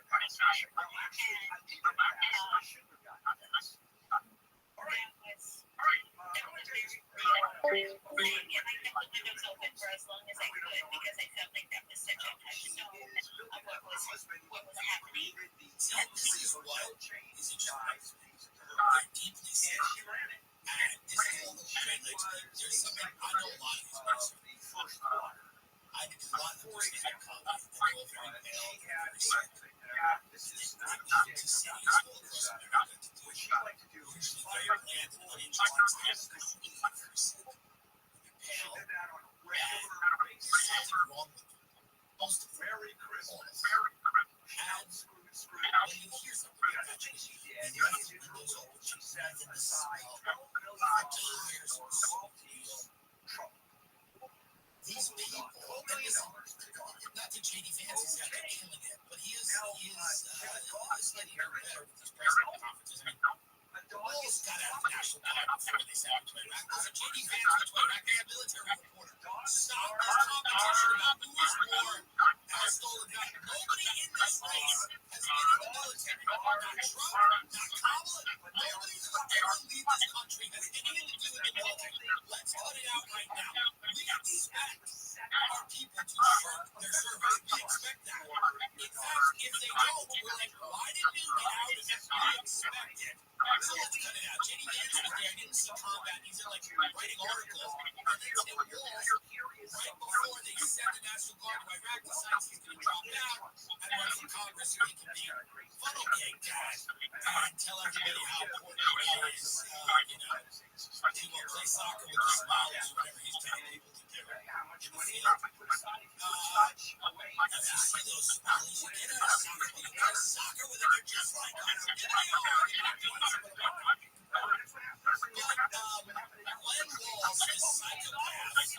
very strange as a human being, because that's an odd recollection of an event. That you wanted to smell the burning rubber of a civil breakdown. It's a societal breakdown, and you wanted to smell it. Now, whether that's true or not, I don't know, but she's chosen that as her memory of the event. Now, she doesn't say anything about it. Now, obviously, I've only watched a few minutes of this, and we'll continue this, but because I don't want to say what she didn't say it to me. But so far, she said, I don't know what she, this was her most memorable thing about that time was that she was sitting there with the windows open so she could smell the burning rubber of the They like this. Their lives are so boring. They like these riots and stuff. They go off on this. You know what I mean? How many times can you roll into the diner and order pancakes before you just like smelling burning tires?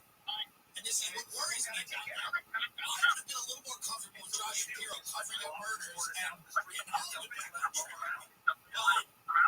But funnel kicked out and his crazy wife. And everyone's going at Tim Walsh because he had a DWI. DUI. Driving under the influence, which I don't know about. I got driven under the influence a lot. Legally, it's found that it is simply obstructing the driving. I think the whole Ely thing, to be honest, is overblown. Governor Tim Walsh has said in past campaigns that he wasn't actually drunk, he was pulled over for driving under the influence in 95. The court transcript tells a different story. A strong order of alcohol beverage was detected admitted from Mr. Walsh's breath. This is the type of thing, listen. A guy like this he's not driven by money. I don't know what else he's driven by. We don't know if he's driven by pussy. We don't think he is. He's going to throw back a few. There's nothing wrong with that. He's landed 10,000 legs. He looks cool as fuck there. He kind of looks cool in his mugshot. He's probably an insufferable guy. When you know those fans, probably. If you had to sit down for dinner with him or J.D. Vance, Trump would be a lot of fun. Kamala would be fun because she'd be Trump and giggling and, it would be like having dinner with your friend's mom. Walls and Vance, dinner's a nightmare. Dinner's a nightmare. With Walls or Vance. They lecture you. They sit there and tell you what needs to happen and how important they are. They allude to themselves in the third person. Probably a person too.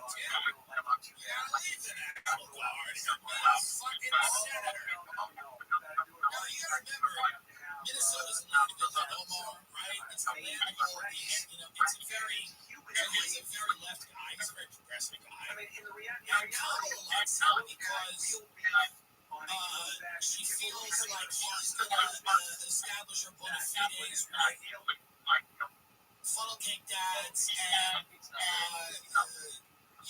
burning tire bombs all across the country. So funnel cake dad and burning tire mom. I just don't know that region governing the country, but I don't know if it's the region either of whether the people want to just put their breakfast cereal in a pipe and smoke it. I don't think they're great habits, right? Kamala's from Brentwood and Trump plays in Palm Beach, New York, and I think if we're just going to go by regions, I find this Lake region disturbing. I do, and it comes down to that. It comes down to everyone's thinking about he's taking money out of by the way, so many online businesses right now are struggling and trying to figure out how to make a profit. And one thing that I always said about e-commerce is you want to give yourself a little bit of time to start turning a profit. You want to focus on the things you need to focus on, like sales, marketing, generating new orders, and creating the things that are going to make people excited about your business. So you cannot be worrying about shipping and back office. That's why you use ShipStation. Easy to use dashboard makes managing orders smooth. Customer service, all easy, effortless seamlessly import orders from everywhere you sell online. It's amazing. The shipping configuration is automatically applied. Scale your business, reduce warehouse costs. ShipStation's reliable enterprise solution. Save thousands on shipping costs with discounts up to 89% off. UPS, DHL, Express, and USPS rates. Over 130,000 companies have grown their e-commerce businesses with ShipStation, and 98% of companies that ship with ShipStation for a year, they become customers for life. Go to ShipStation.com, use code TIMBO to sign up for your free 6-day trial. At ShipStation.com, code TIMTILLO. You gotta protect yourself in the world, and that's why you gotta protect yourself online. All my friends have ExpressVPN. Use VPN to protect your information. Provide you the privacy you deserve while you're using the internet. Specifically, I use ExpressVPN. Here's why. Have you ever data brokers? Data brokers track your online activity and personal information and sell that to other corporations who can flood you with advertisements and control the things you see online. That's a $300 billion industry. It's not corporations, it's government agencies. Angrily ExpressVPN hides my IP address, making it virtually impossible for data brokers to track my online activity and gain access to any of my information. ExpressVPN also protects me from hackers. If your phone or computer ever connects to public Wi-Fi and you forget it, any beginning level hacker can reroute your connection, reroute your connection, and gain access to all of your personal information. But with ExpressVPN, 100% of my online traffic travels through the tunnel. The Wi-Fi hackers can't crack. Why ExpressVPN? Well, it's number one VPN rated by CDT for education. It works on all of your devices, up to 8 devices simultaneously. The great way is to protect yourself and support your show. ExpressVPN.com/Timberland, and that's EXPRESSVPN.com/Timberland for 3 extra months free. EXPRESSVPN.com/Timberland. I'm going to get back to this one. I'm so stunned by how many people watch August 19th. The leaders of France, Germany, and Britain have released a joint statement endorsing the latest push by the U.S., Qatar, and Egypt for an agreement to end the war in Gaza. Mediators have spent months trying to get Israel and Hamas to agree on a 3-phase plan. Agencies tell us that the current negotiations are at an impasse because Hamas isn't talking. People getting sick. They swam the same in Paris. It's funny with climate change now, how it's going to be tough to do the Olympics anywhere because everything's so filthy. Hostages taken on That October 7th people are just going to be hospitalized from jumping in the river. Israel and Israel's It's going to be fun when they have it in LA. In 4 years, it's just burning. It's burning down. And like, you have black smoke from the fires, like, rising up. So you can barely see the guy pole vaulting, and he's doing it to black smoke from the fire. I mean, Claire Michelle, Olympic triathlete who fell ill after swimming the same rivers as a virus made her sick. Well, the rivers, disgusting. The bacteria levels are, nobody should be swimming in that river. Bacteria levels in the long polluted river have been in flux during the games, causing tests from ahead of the triathlon events to be canceled and the men's triathlon to be delayed by a day. Organizers said that the water quality test done by the day of the individual triathlon showed very good levels of fecal bacteria, E. coli, and Enterococcus coli. So basically, this is another reason we're going to have to scrap the Olympics because it's just too disgusting. We're going to be watching Olympic athletes get hospitalized and die because you're going to be swimming in contaminated rivers. It's another reason we're going to have to move the Olympics completely indoors and probably online. Just do it online. Part of the reason that all these cities are dead is because more life now happens on the internet than crazy and different sets of clothes. So it's not so much that these cities are uniquely decaying, it's that all across the country and the world, most of what drives the national conversation, what drives people's specific individual conversations is the internet. Things that they see online, things that they read online, videos they watch online. So these cities feel like they are decaying, and I think part of it is because any physical location doesn't matter nearly as much as it did 5, 10, 20 years ago. I always remember this thing called the San Vicente bungalows in Los Angeles. It's like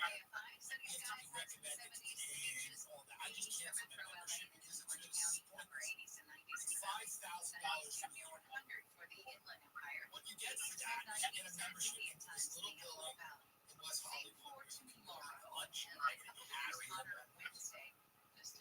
And you go there and you have a breakfast meeting or lunch meeting, you go for dinner or cocktails or whatever, and we go into someone who isn't you or not member, they put a sticker on the camera of their phone because they think that person is an animal and he's just going to start taking out their phone and if they see a famous person, they're just going to start taking photos of your home would be worth after obviously, that is true. I mean, look at this.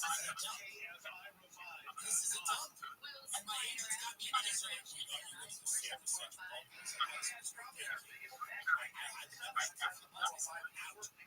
know why? You know why none of this matters anymore? Because everyone is seeing everyone online. If you got something going on, people know about it. There's no whisper campaign that originates in the San Francisco bungalows. Okay?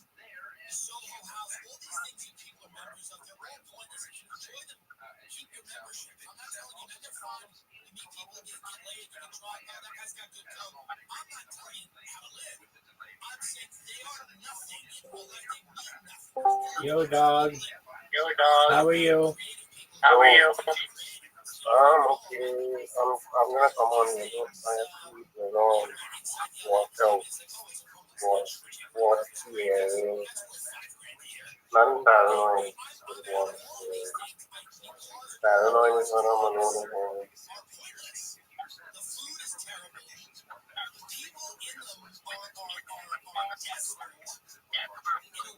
So, what do you think of going to Houston now? I was thinking about it. I really, to be honest, to be able to restate my case, I don't have anything really negative to say about him, and that's the best thing I can say about him. All the other things that I said were just kind of like weak. Like, okay, so what? He doesn't convert his units. You can figure that out. And so what if he is like pushing his book a lot? You understand? He's got to make a living. I mean, I get that.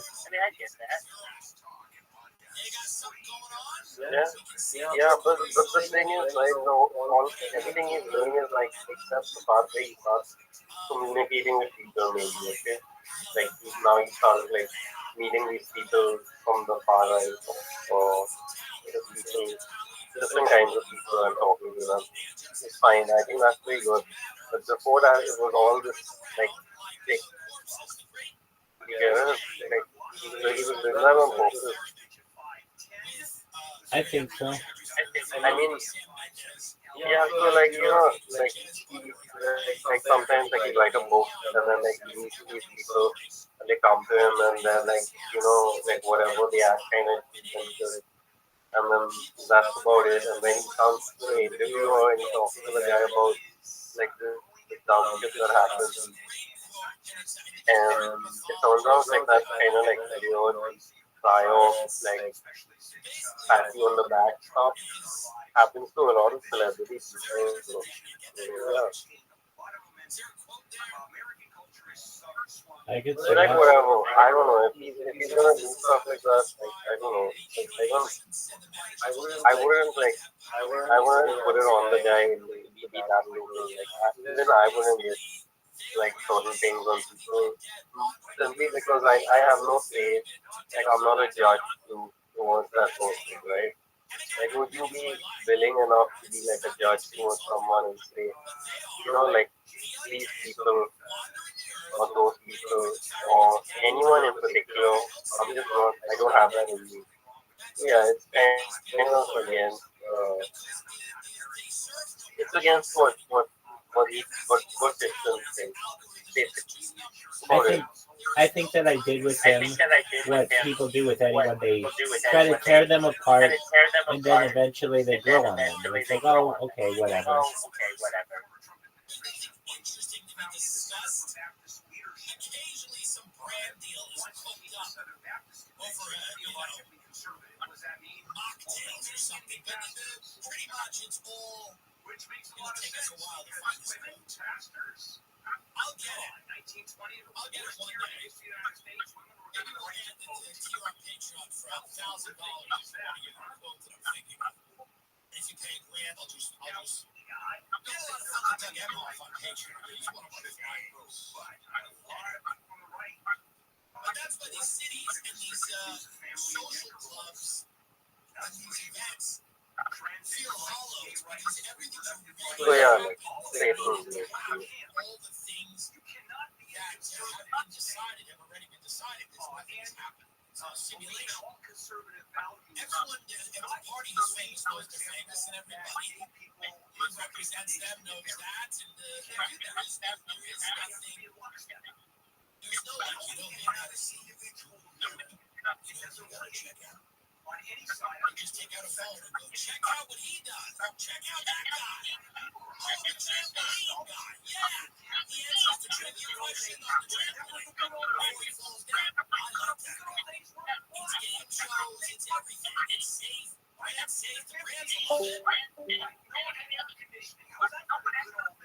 That's what makes Tim Walsh interesting. Is he's a creature from before the time where everything was numbers and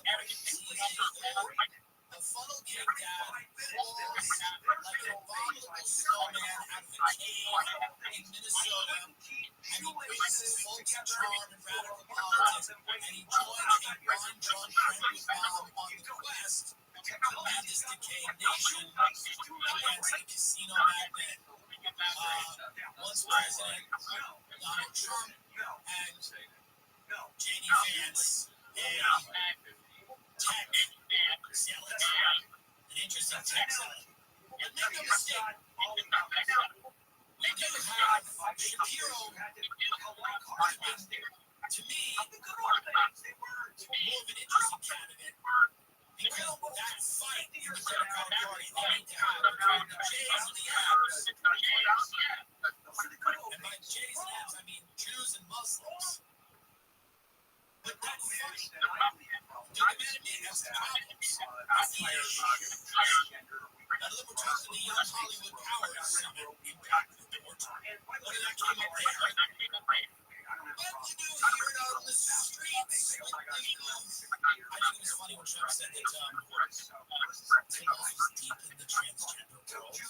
That was very funny. That was a lot of George I don't know. Like, if these, I will say, these laws that say that if you do not recognize your child's gender, the state or the judge can use that against you or remove the kid from the home, that's not warming anyone's heart, by the way. And legitimately so. Democrats need to chill with the culture stuff in the same way that the Republicans need to on the other end. Nobody wants a national abortion ban. In the whole country, the numbers don't support that. And I don't think anybody wants parents to be forced to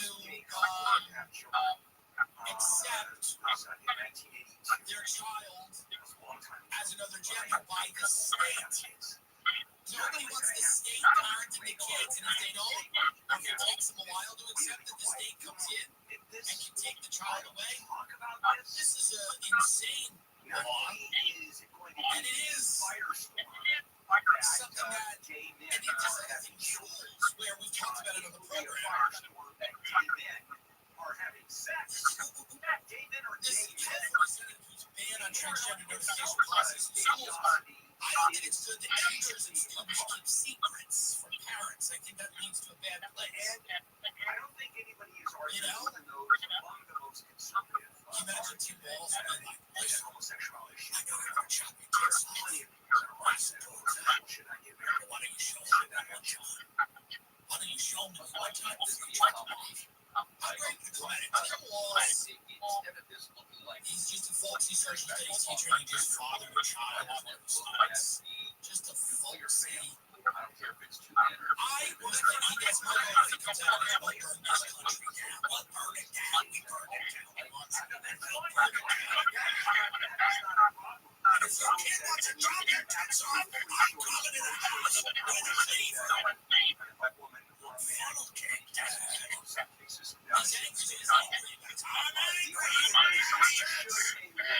He's pissed off because him and his wife had no fucking money.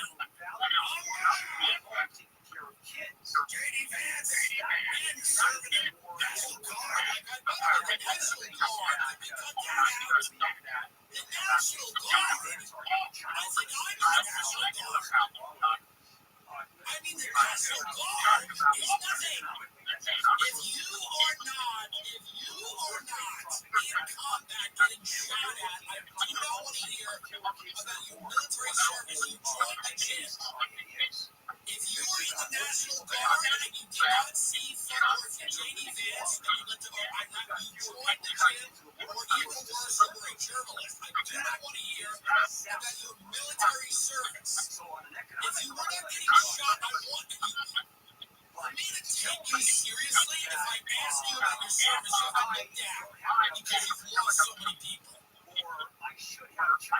I've had friends that came home from the military, and my friends tell me they got 10, and I swear to God they say this, they go, I do all these tours in Iraq, and the only way I can come back is even though I have a wife, I get on the bed, and I put an ad on Craigslist, and someone comes in and they fuck me with a gun to my head, and I put a bag on my head, and then they leave, and I never see them, and that's I can come without even touching my dick, because that's how fucked up that. That's what I want to hear from a candidate who did a bunch of tours in the military. I don't want, if you are not that level of fucked up, I don't believe you, sir. I don't believe you, sir.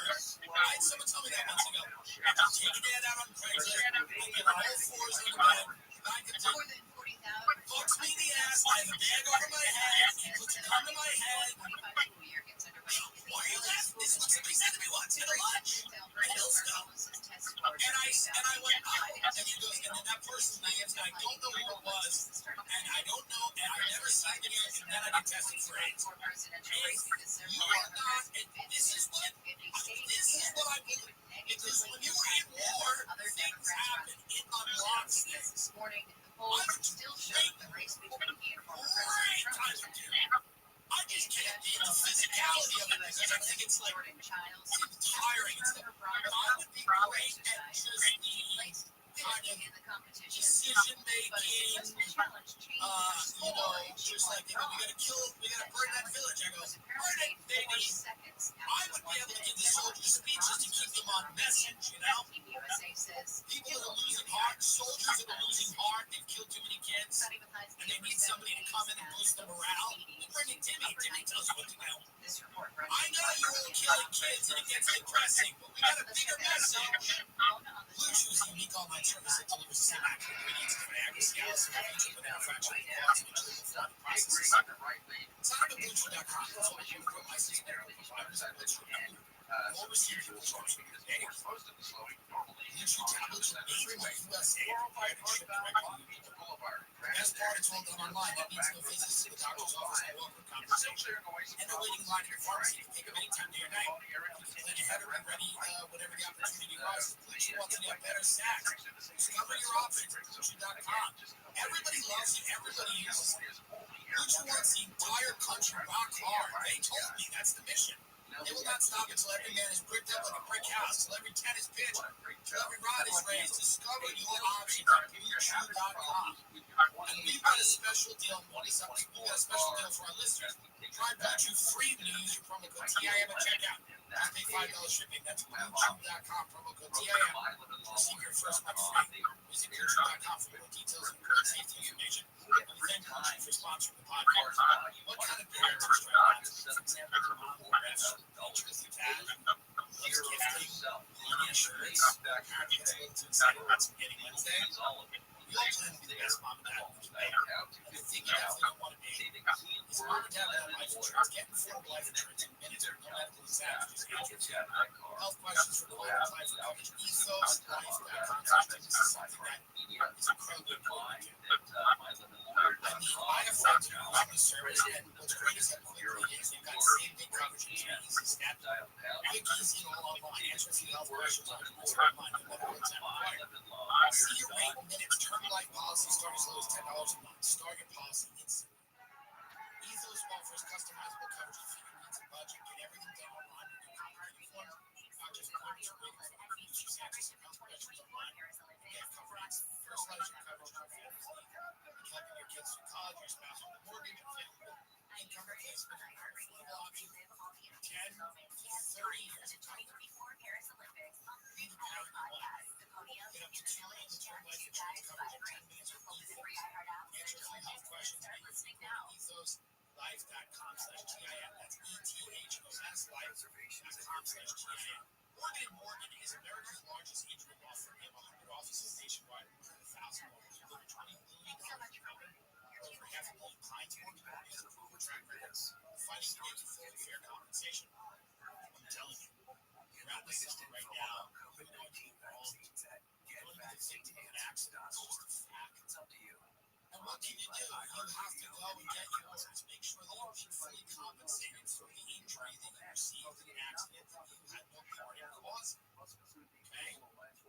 So Morgan, wherever injured, go check out Morgan & Morgan. Their fee is free unless they win. More information, go to forthepeople.com/Tim or dial #529 from your cell phone. That's forthepeople.com/Tim. Just thinking about your friend was in an accident recently. And it was one of those accidents where there was, a truck crossed over, and it was over.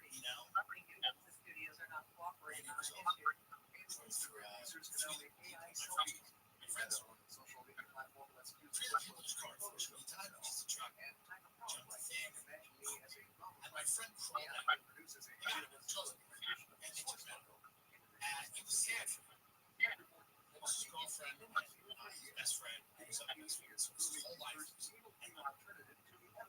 and he called me and said, it was terrible. He said, it was responsible. Every cloud has a silver lining. Because he goes, I went to Morgan & Morgan, getting me a great settlement.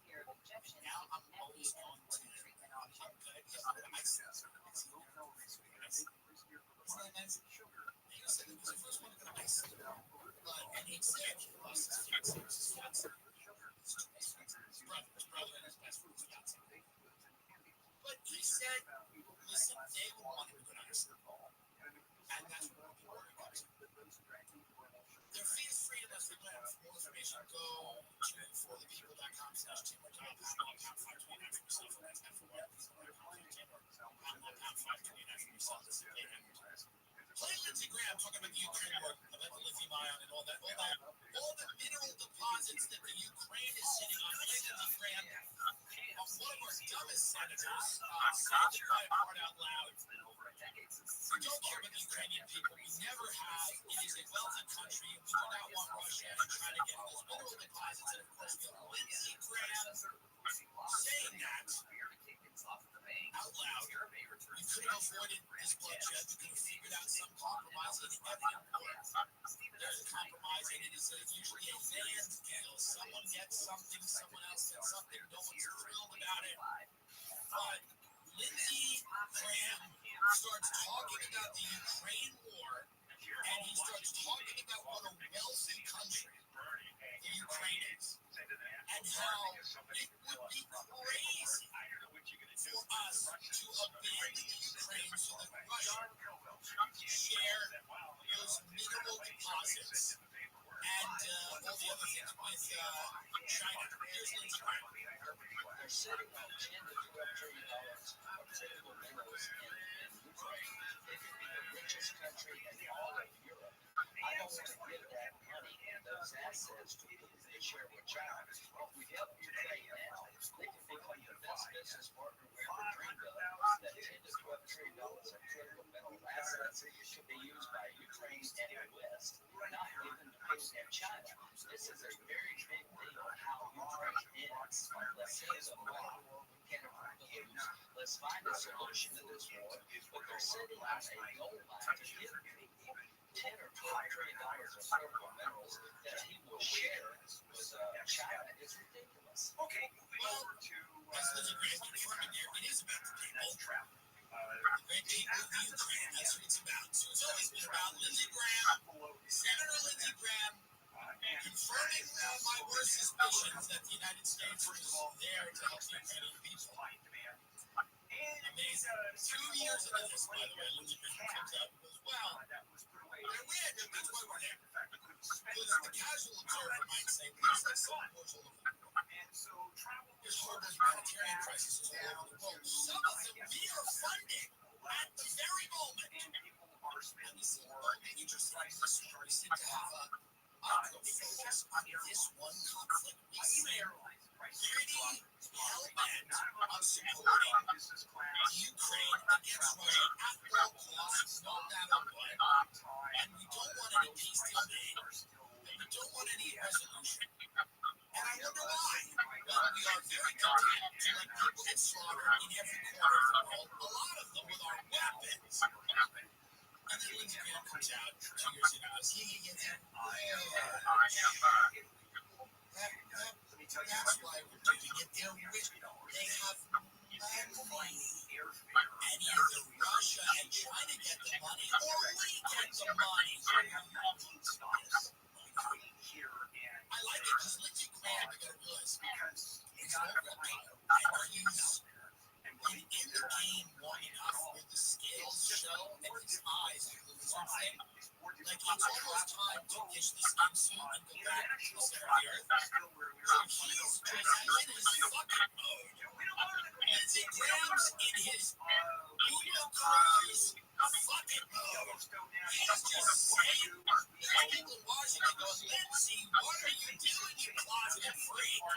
But he is out there basically saying, hey, it's about the money. What are you, stupid? And then everybody's like, Lindsey, no, it's about human rights. It's about lesbian basketball players. It's about trans athletes. It's about Russia's not nice. It's about, come on, we're doing all those other things. Lindsey's like that. And he's it's not about the money. It's about Ukrainian people. It's about self-determination. Come on, show up. And Lindsey comes out and he's fucking reptile $100. I'm about to drop this insuit off of the cleaners for the last time and go right to the center of the earth where I'll reign forever in the pits of fire. I'm going to spend my life. I'm going to but I want to and he says like an assassin gay southern way. Well, they got all that money. Well, why should we have it? Like, what Todd Chrisley? Remember that guy who and his wife in the jail for embezzlement? They were neighbors with the Kardashian? Lindsey Graham talks like that now. Well, they got all that money in Ukraine. Why wouldn't I have that money? Are you stupid or something? We need that money. We'll share with Russia and China. I love pussy and I love money. My name is Lindsey Graham, and I tell you right now, they got all that fucking money over there. They could be one of the richest people ever. And they could be our best friend. You ever had a rich best friend? You ever go to the mall with your rich best friend, and sometimes they buy jeans, and they buy you a pair too, and you just want to sit down and talk. But they can't, because you love pussy in your mouth. But in the city of that, you get all this money. I just want this money. I'm about to take this skin suit off, go live in the pits of fire. And before I do that, I'm going to say what I feel. I'm going to say what I feel. I'm going to say it. I'm not going to lie no more. This is being about money. I don't know what we don't care about the Ukraine. I don't give a shit. Ain't nobody give a shit about Ukraine. But they're rich. They got a big old house that we go swing in their pool. So we got to pretend to care about that, but we don't. The Ukrainians, I don't want Ukrainian Canadians to listen to this. They're not show that like I'm the mothership real fine. Hold the mothership. And they don't stop. Just out there, such a monstrous Disneyland is the California former operating profit in Q3, citing inflation and demand for holidays moderate. People are not going to Disney World as much. I'm very proud of my country, even though many of them are watching sport games. I'm very proud of my country that they're starting to see how disgusting Disney World is, how repulsive it is. It is terrible to bring your children to. This is not because they have gay day or whatever. Some of the cute conservative. It's because it is banal. It is boring. Disney movies have sucked now for many, many years. I don't know how to get you. They don't have villains. The reason the Disney movies suck now is they don't have villains. They don't have Maleficent. They don't have Ursula. They don't teach anybody anything about the world. They don't teach children about the world anymore. They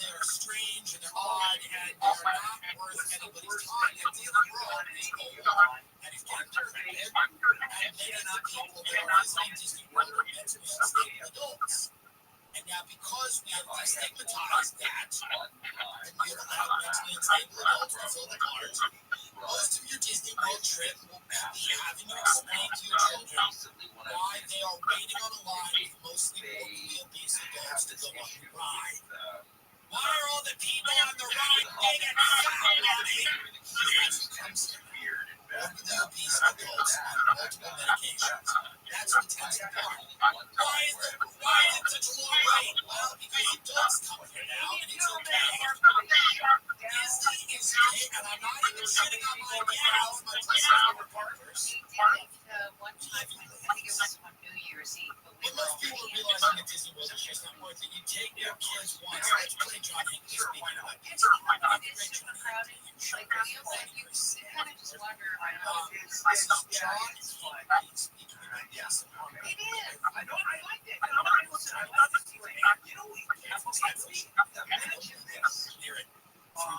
Wintertime, February, March, 5,000 people in the park. No wait for anything.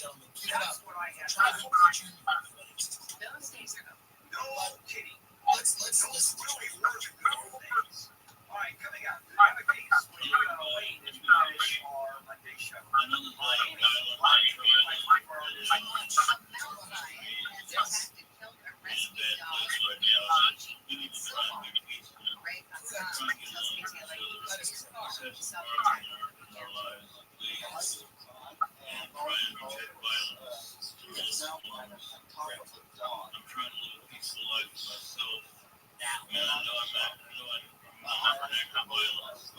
Gigi was out there walking for the weekend when that Mike Brown had started to fall in the middle of the road. A neighbor from council has issued a wildlife warning following the attack.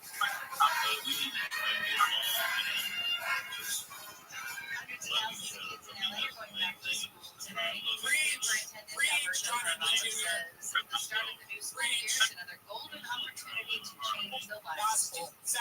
He was recently about a new focus on student safety and ambitious plans for next time he hosts Variety's Power Impact Summit of Young Hollywood.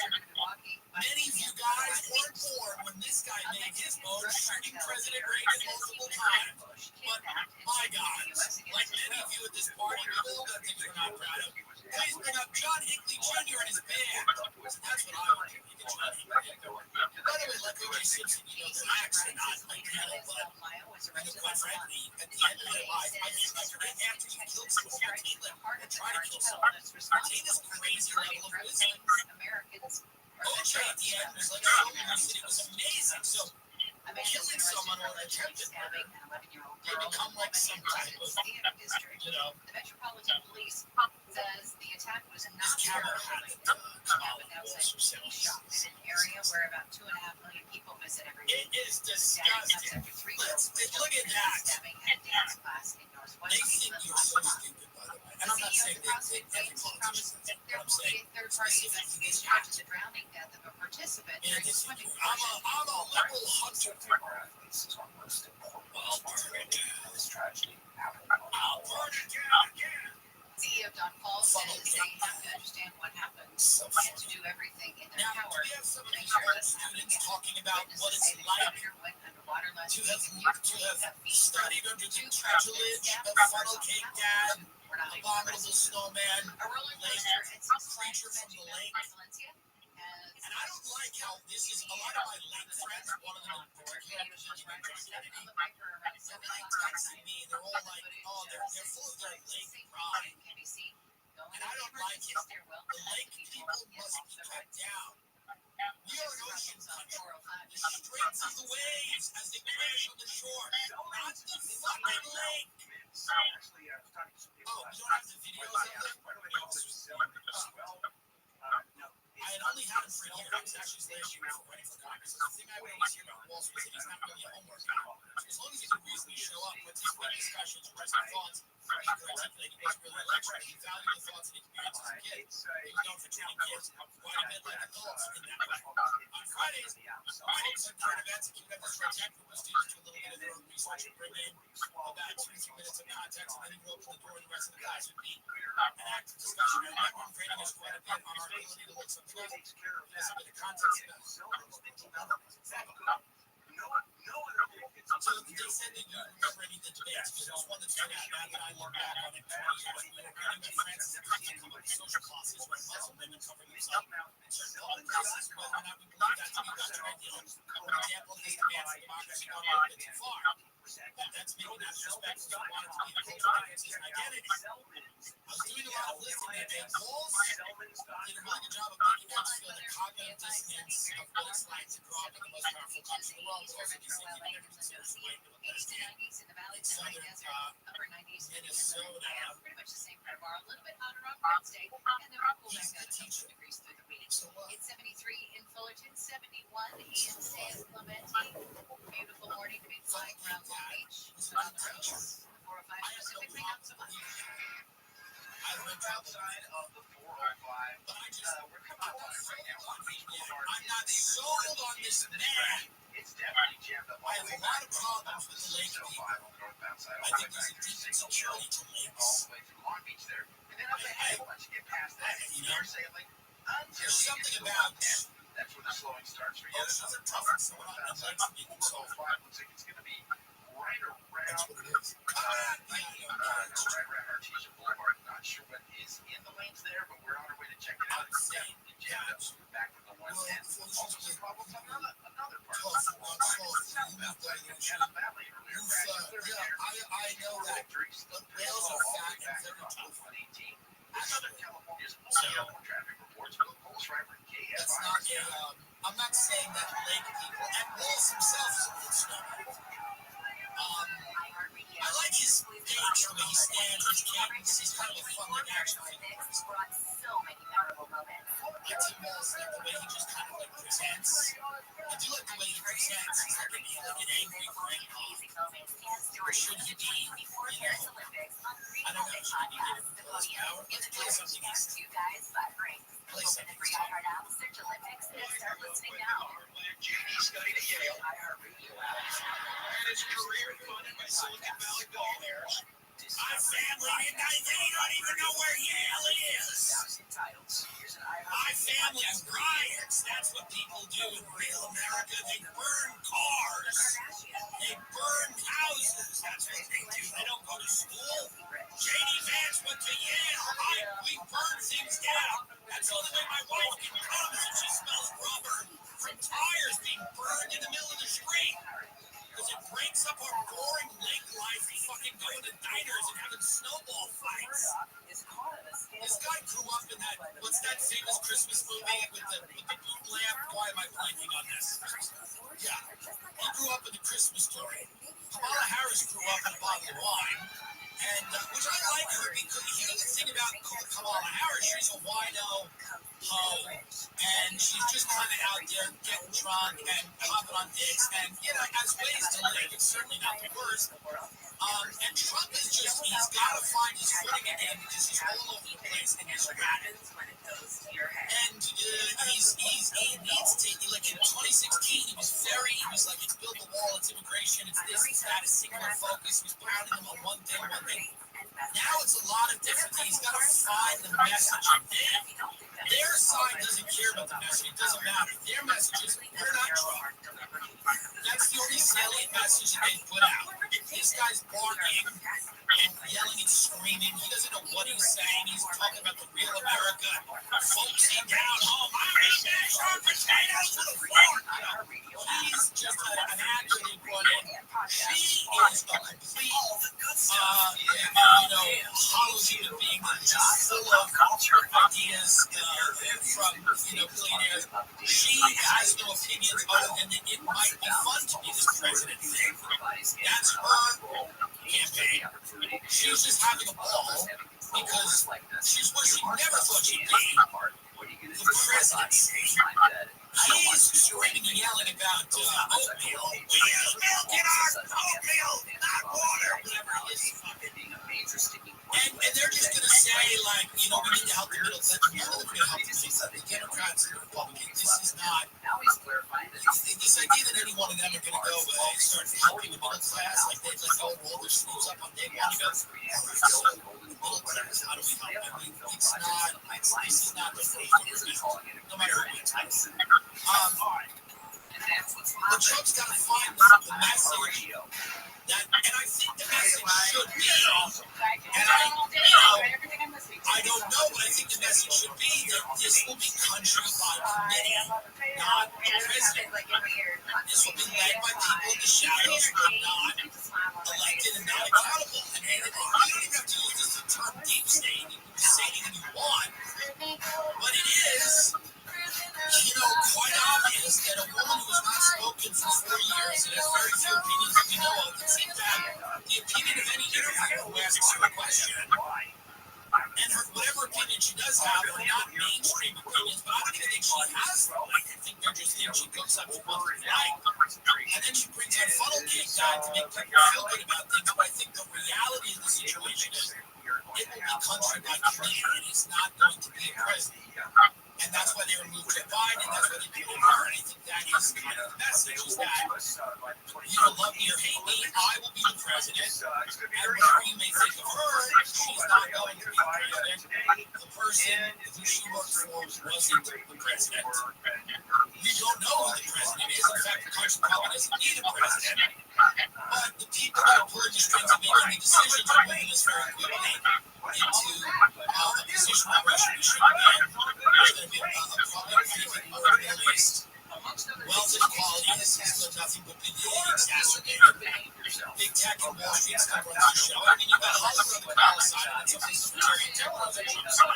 Libertarian tech bros kind of want to use Trump because they have agendas as well. And they want to just suck up a bunch of government money, federal grants, so that they can go on their fucking live forever quest. And, they think they're building a little new god, which is AI. These people are terrifying and should be watched. They want to go on their, let's merge humans and machines quest with some government money, some fun grants, not a lot of them Trump. And then she's got big Hollywood on her side because they have traditionally been Democrats, and they know that she's going to be an incredibly powerful ally to have for mergers and things that they want to do. Okay, so it's all their agendas at the top, and at the bottom, it's fucking funnel cake dad, a fun debate about burgers in France, and we're all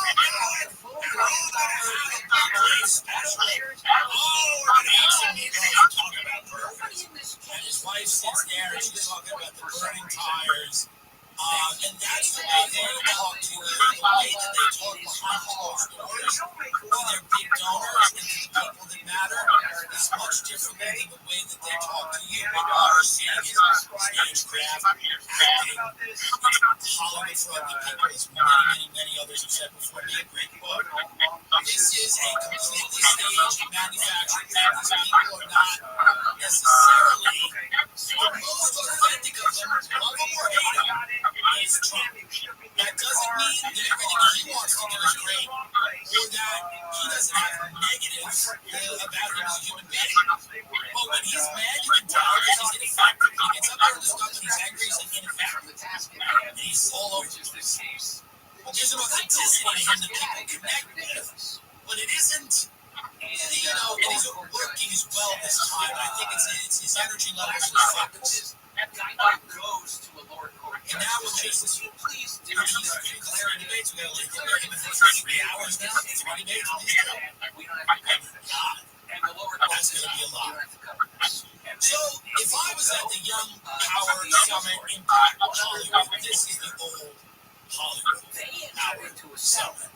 These are the most famous people in the world. Kamala Harris, Donald Trump, J.D. Vance, JD, and Funnel Cake Dad. These are the most famous people in the world. And much like a lot of the people that were at the Young Power Program Influencer Impact Awards ceremony, these people aren't famous for much of the reason. Some of it is an accident of history, some of it is earned, some of it is a sociopathic tenacity. Kamala Harris ambition, the clawing, the screaming, the scratching, stepping on the decks of the Amon, backstabbing, all that stuff, And these are the most famous people in the world for the next few months. And then some of them will fade into obscurity. That's the thing about the presidency. and that's the thing about politics in general. You're hot and then you're not. It is a very quick ascent to a level of fame that most people will never experience. And then you have to deal with it, see if it unravels you, before you are then put back in general population with a shitty little book deal and some third-rate podcast appearances, and this could be one. As intellectual tools, Carpenter said. I address this to fellow K Dad and his wife, Grant Brothers, Bert Rickenberg, as Peter Carpenter said last night, in a room full of vacant-eyed TikTokers. Follow your dreams. And I don't even know if it is said in the insurance policy that it must be connected to the driving or ownership of the vehicle in a way that cars were intended. That's my guess. I would even guess that a non-operative car on cinder blocks I've got some remaining travel dates to tell you about tickets are currently remaining in State College Park, PA, February 7th, Amherst, Massachusetts, February 8th, Brisbane, in Australia, on March 1, Sydney, in Australia, on March 10th, Jackson, Mississippi, March 26th, New Orleans, Louisiana, March 29th and 30th, right there before Easter, Atlanta, Georgia, on April 4th. Get all your tickets at theocon.com/TOUR. Today's guest is one of the funniest people I think that's ever lived. It's a wild thing to say because I only just know this period of time, but I'm going to throw one in there, probably in the top 100. He is on his American World Tour right now. He has his own show, the Tim Dillon Show. It's a podcast you can find every week. She's so grateful to yap it up with this guy, and it makes me laugh. Today's guest is my friend, Mr. Tim Dillon. Was the 2028 Summer Games in LA to build taller affairs. Joseph said he's going to encourage businesses to allow for 17 days that the Olympic Games are in town and hopefully avoid traffic jams. The driver's been saying fire authority says the crash upset the Games yesterday. Several times he was taken to the hospital. Firefighters used soap and water to calm the Democratic Vice Presidential candidate Tim Walz is scheduled to speak at a fundraising reception in Newport Beach. The invitation shows ticket prices for tomorrow's event range from $1,000 to $100,000.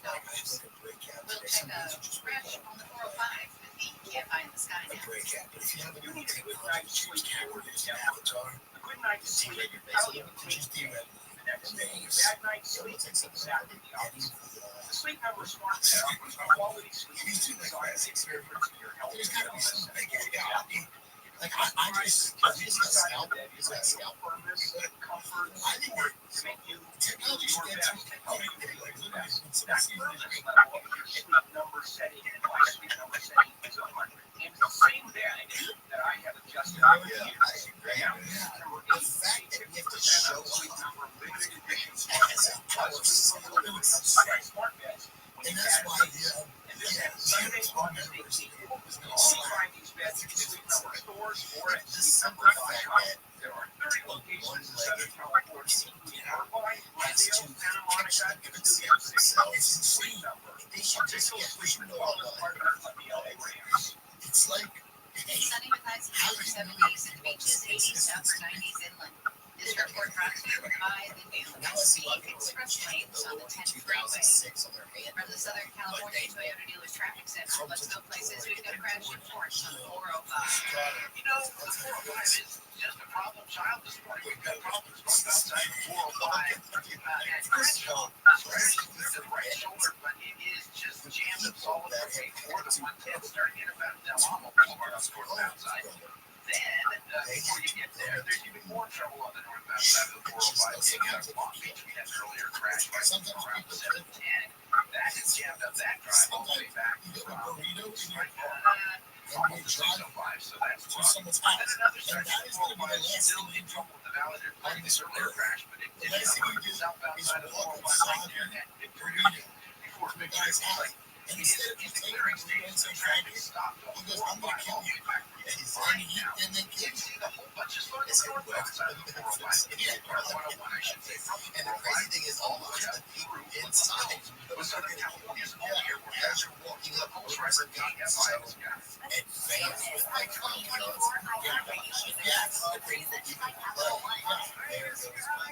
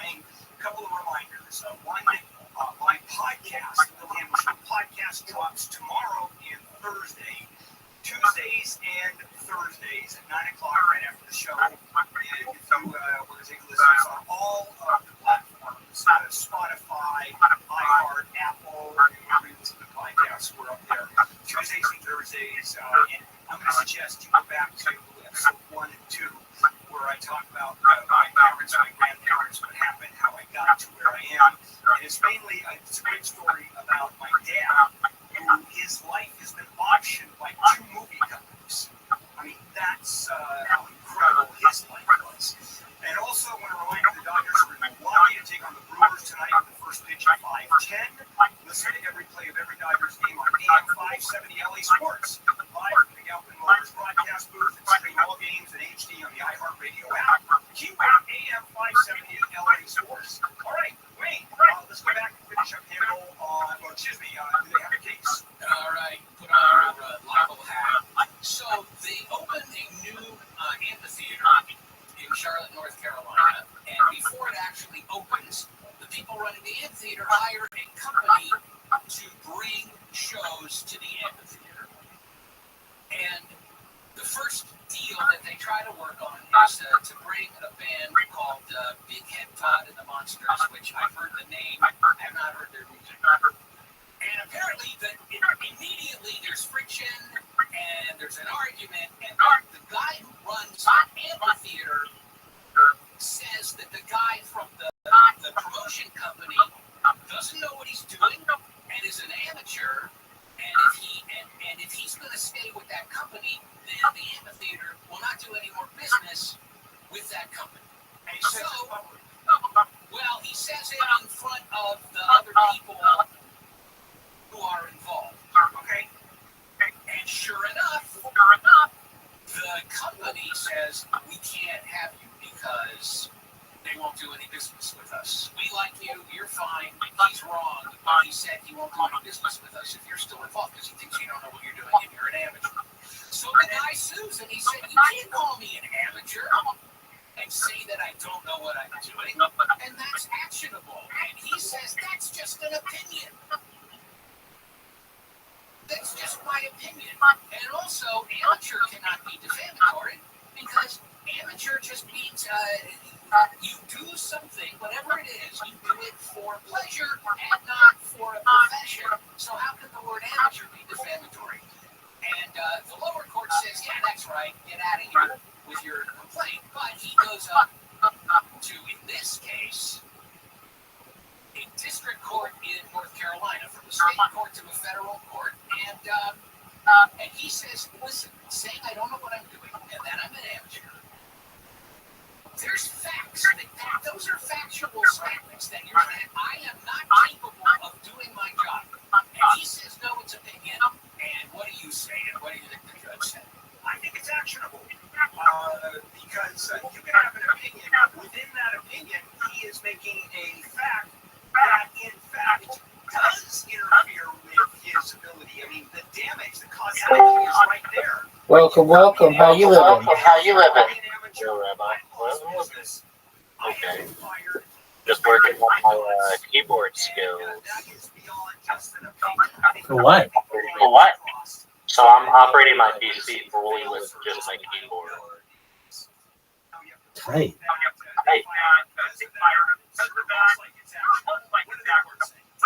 It's interesting because you not only did you agree with the court, but the same exact observation, which is he may think it's an opinion, but within what's expressed, he thinks as an opinion are in fact questions of fact. Specifically, can this person perform his duties at the level expected of someone in his position? That's a factual question. Absolutely. So yes, he can move forward, and you're right, he may not be able ultimately to win, but he gets to have another day. Thank you. I feel good. 2-2. All right, guys. Catch you next Monday. And tomorrow we come back again. Amy, wake up call at 5 a.m. Neil and I come aboard from 6 to 9. I wonder how I select. All right, there.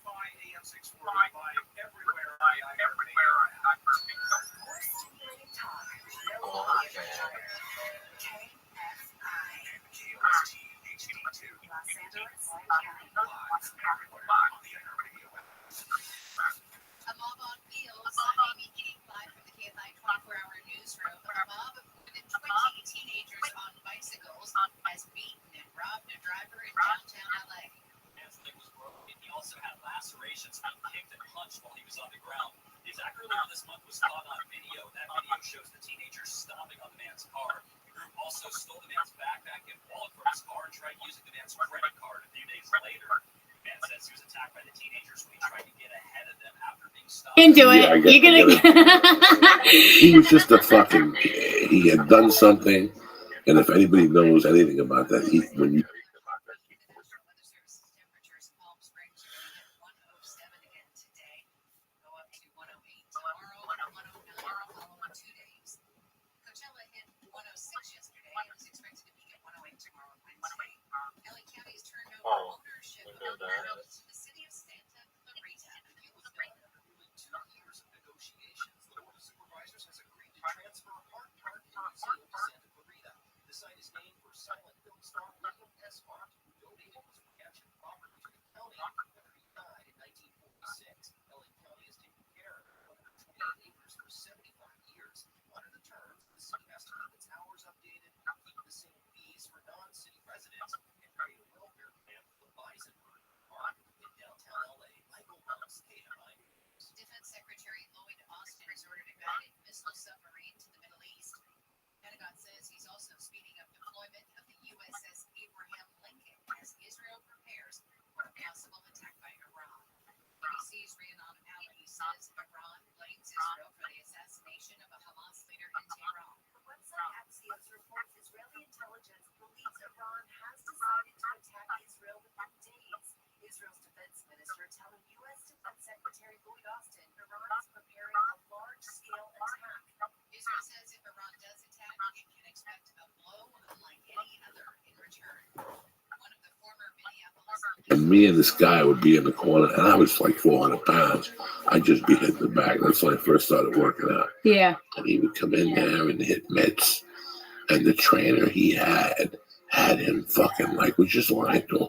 Because that's how those trainers get paid. Right. We should do a special sparring thing. I'll only charge you $400 an hour on that. I mean, I used to hear this guy was paying like $800 for fucking session. Right. Those guys grind. Once they know you're an actor and they tap into that, you want to be a tough guy. Right. That's 6 Yeah. months. I'll have you stabbing fucking Mickey Rourke and Stallone in the Right. butt. And every actor believes You have no idea if you listen that to they're this. like that. Guys, this is why this is a complete different world than what the fuck you illusion. It's so completely weird.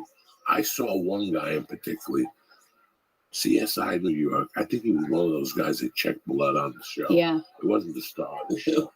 I saw him go in there every day, jump rope, Yeah. you know, and he would yell at people.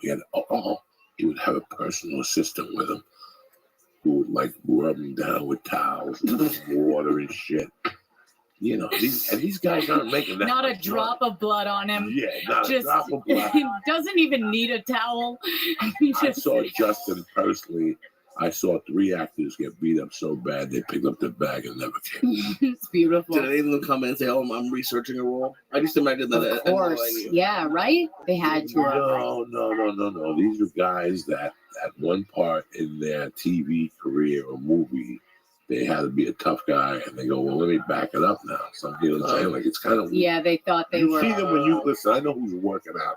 It's like when you see a girl at a gym. Yeah. You know who's there for dick. Yeah. And you know who's there to get in shape. Okay? Right. Yeah. And if you know what I'm saying? Yeah. Like, there's the girl that has full makeup on. Right.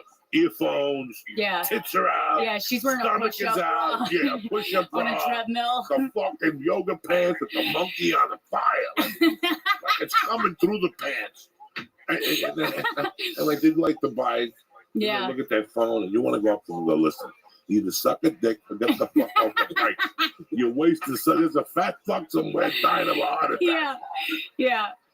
You're going to give a guy on the treadmill an actual heart my attack God. just looking at you on the bike. So back to acting and Emerson. So once you and this guy broke up, you said, fuck acting. Yeah. And this isn't like, listen, I still talk to this guy. This was a relationship where it was like, you know, it was when it was over, it was like 2 boxers that were too exhausted to keep fighting. You know what I mean? So, and you know, he's not, I don't know how he's doing now. We haven't talked in a long time, but he's like, he's a sad person. I don't, my heart goes out to him, you know, but like when it was over, I was just like, I gotta get out of this world. Like, I don't like these people. I don't like, and he was a fucking actor who was a boxer and like, yeah, just complete, like delusional. And I just decided like, fuck this. I can't do this anymore. I started doing comedy. I was like, this is the kind of In Boston, did you ever get on stage? in New York. Okay. I started in New York, and I loved it. Like, I loved the whole world of it. I didn't even know how miserable I should have been, because that's how much I liked it. Because I was out there, I remember it was like the polar vortex, and I was out there barking every night to do shows at the Lantern. And then went from the Lantern to LOL, which is basically the Ha. And the Ha, if you don't know, it was like a real shitty scam for people in Times Square. Like, people would be walking by and other people would be like, hey, Chris Rock's on stage. And then they'd go up to this room and they'd get charged $8 for like tap water. And then I'd come out, so like the audiences hated me. And the relationship was antagonistic from the beginning. So now as a comic, I kind of, that's like how I came up. So that's sort of my relationship to the audience a little bit, is like, I'm ready for, like, when somebody throws something or somebody flips out on stage, my heart soars. Like, it's like, that's my favorite thing, is when shit goes off the rails. And there was something about that felt like live theater, because it was but it was more raw than that, because it was a real thing that was happening, and we were all. There's a way with all these commands right here.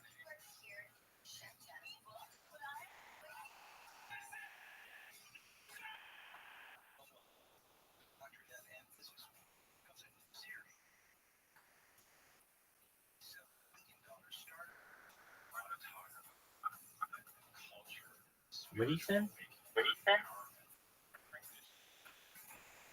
So you don't need a mouse to operate the computer. I never said you did. You're just running it. I know. So what I'm doing is like learning all the hotkeys. Control Windows tab. Windows.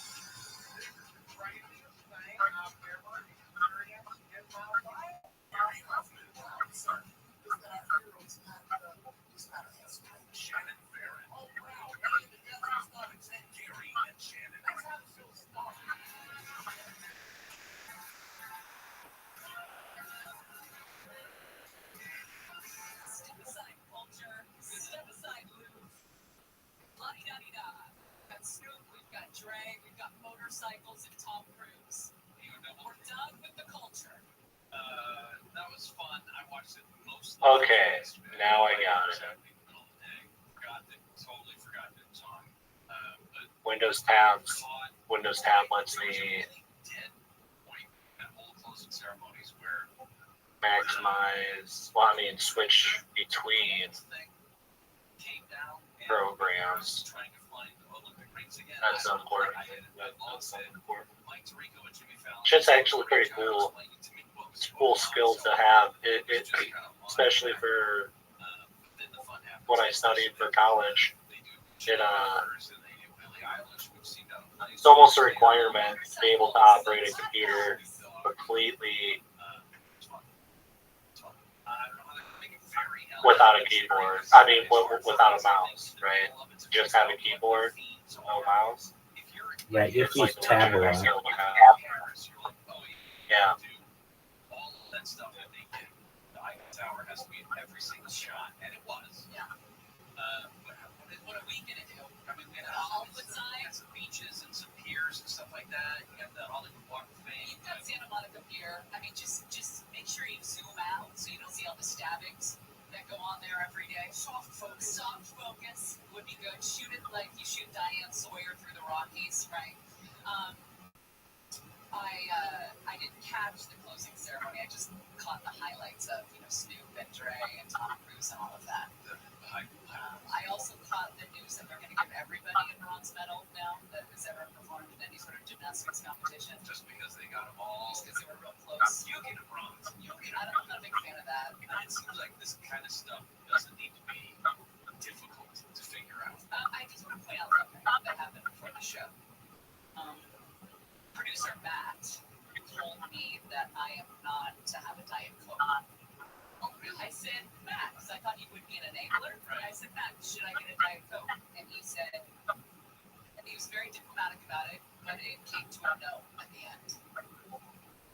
just want you to acknowledge that he's jumping on the grenade for the show.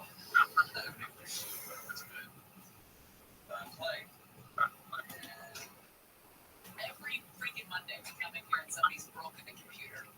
Because I don't know what goes on the weekend. I don't know what they do in here. I don't know if it's like Burning Man. How's your day going? So far, so good. Do you know who Skill Gap Gaming is? I don't expect you to. I don't expect you to know who Skill Gap Gaming is. But they are a streamer, and they contacted me on Discord and wanted to come into this Discord sometime today. So I said, feel free whenever you want. They're a pretty big streamer. They're KCIP. That's Kick Creator Incentive Program. It's a pretty big deal. They get paid just to stream. They get like an hourly rate. It's pretty big.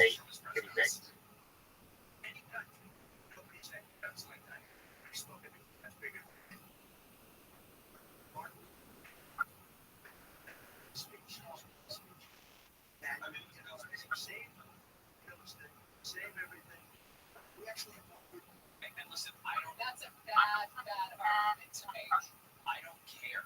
I honestly don't care. I think he's completely wrong, especially on the Martin Luther King. To make a lot of fucked up shit that has to happen. Something is off, you know, with comics that I've noticed in a beautiful way.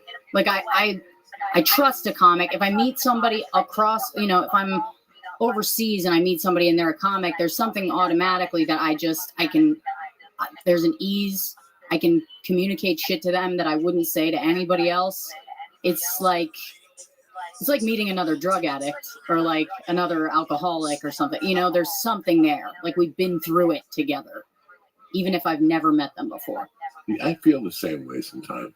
It's I've always known one thing. Listen, when a person wants to think of what we do, like you this whole thing started with me when somebody brought up the Joker. Yeah. That all started with that whole Joker. I saw the Joker. Yeah. And I thought about fucking the early years of comedy, your career. Like, they're not fun. No. It's an abusive relationship. Right. It's a one-way relationship. You know? It's just abusive. And what you know, you were involved in an abusive relationship. What does it take to say that's it? Yeah. You know, so there's 4 or 5 years, 3 years for some people who they stumble along. They just stumble along. And then when they get it, they catch on and progress. You know what? For some people, it takes 11 months. And for some people, it takes 5 or 6 years. Yeah. For me, it took 3.5 years to finally go, oh, this is what needs to be done. Right. This is how it needs to be done. And how old were you when you started? When I first got on stage, I was 28 years old. Yeah, so you were older too. I was older. I was 28 when I first got on stage. It took me a good, honest 14 months of procrastination. Yeah. 14 months of procrastination. Yeah. Before you got on again?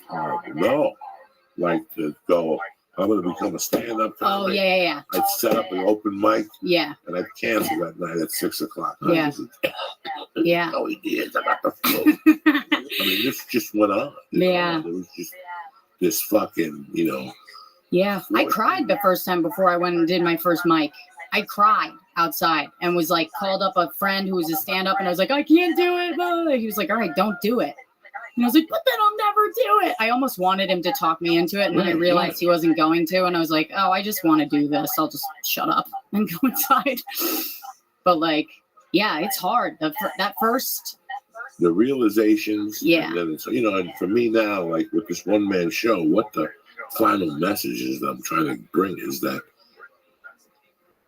I didn't become a comic. Comedy made me a man. It really made me a man. It really made me a fucking man. It made me see a lot of things. You know, it let me see vulnerabilities in people. Yeah. Vulnerabilities in women in comedy. What we do in the beginning that we think back that I shouldn't have fucking slept with her. Right. All those things. Yeah. It was this thing has been a journey for me. Yeah. And I want to explain the journey to people as best as but I ain't got enough time. Yeah. This journey has been tremendous. Yeah. 28 years has been tremendous. I told, we were driving back last night from Fresno, and Miss You came on from the Rolling Stones. Mm-hmm. And I told George Perez, who I was working with, this came out when I was in the 8th grade. Yeah. This was the song of the summer of the 8th grade. In 1978, would I think that in 2020, I'd be driving home from the theater in Fresno as a stand-up comedy listening to this song? Yeah. Also, Human League came on, Don't You Want Me, Baby? Right. And I was like, crying. This song is 38 years old. Yeah. If I would have known that summer of 82 that I'd be in a fucking doing stand, I had no idea. Yeah. This is why this is shocking to me. And obviously neither did you. Yeah. And obviously in a way neither did Lee. Yeah. Like we started out, Lee wanted to be a fucking editor. We went to school to be an editor. You went to major in theater. Yeah. And what were your plans really from there? To move to New York and do theater. Fucking theater. Yeah. Jesus. Yeah. I moved to New York. I was like, I'm going to be a theater actor. That's what I want. And like I did I did a couple off-Broadway plays, a bunch of off-Broadway plays. I did some independent films, and I just, like, I look back at it now, I'm like, that shit was ridiculous. It was like for the birds. I mean, once I did comedy, I've never been obsessed with anything like this in my life. Did you fall in love with it? Yeah. Was it like a heroin for you? 100%. I hid it from my family. How many years did you do comedy before you quit drinking? I quit drinking before I started comedy. Thank God. Yeah. Knock on wood, man. Yeah, thank God. Okay, so because I wouldn't have been able to fucking quit if I was doing comedy. I don't think. I genuinely don't think. And how do you go to meetings and stuff? Yeah. Do you really? Yeah, I go to the meetings. Yeah. So when you walk into a bar, any problem, and you see a fucking, it's been so long now. It's like when I go to meetings, it's really more for just so I don't act like an asshole. Like when I see a drink, I don't want to drink. I forget other people are drinking. It's not like a part of my radar, so it doesn't bother me at all. It's just not part of my life anymore. So you did all these, you've done 6 years of comedy in New York, and now you're out here, Bill put you on his show, Ringers, and what else is you doing? I'm starting a podcast. The teaser drops tomorrow, January 20th, and it's called Devil's Advocate with Rosebud Baker. Okay. And it's basically like interviews with other comics about what's funny about like the worst things that happen to us. Because I always find my humor is a little dark, or people say it's dark. I don't see it that way, but people say it's dark. And but I think the dark things are funny, and I think they're part of what make us funny. So it's really kind of answering that question, and then at the end of every episode, we give a bunch of bad advice to listeners. Bad advice. Bad advice. Because one thing that annoys me about the internet now is everyone's a fucking pro. Everyone's a life coach, and it's like, who the fuck wanted what you've got? Like, who said they want what you have? It's crazy. But prove you have what you say you have. Yeah, like I look at these people, I'm like, if you think that you're like in a position to tell other people what to do, you're fucking delusional. There's a chick I follow just for that. Yeah. I follow probably 20 people. Just because you hate them? No, they're just delusional. Yeah, yeah. They make you laugh. They make me laugh, plus I don't want to do what they're doing. Yeah. I know whatever the fuck they're doing is completely wrong. So I don't You're want like, to do thank what you for they're being doing. an example to me. Thank you for being an example. Of the wrong things. You really do the wrong things. Yeah. Why would I fucking Well, do you run into that, Joey? What's that? 'Cause you're very positive online, and I don't put you in that category, but there are people who are like, oh, you got to hustle today, and it kind of it just rubs me the wrong way.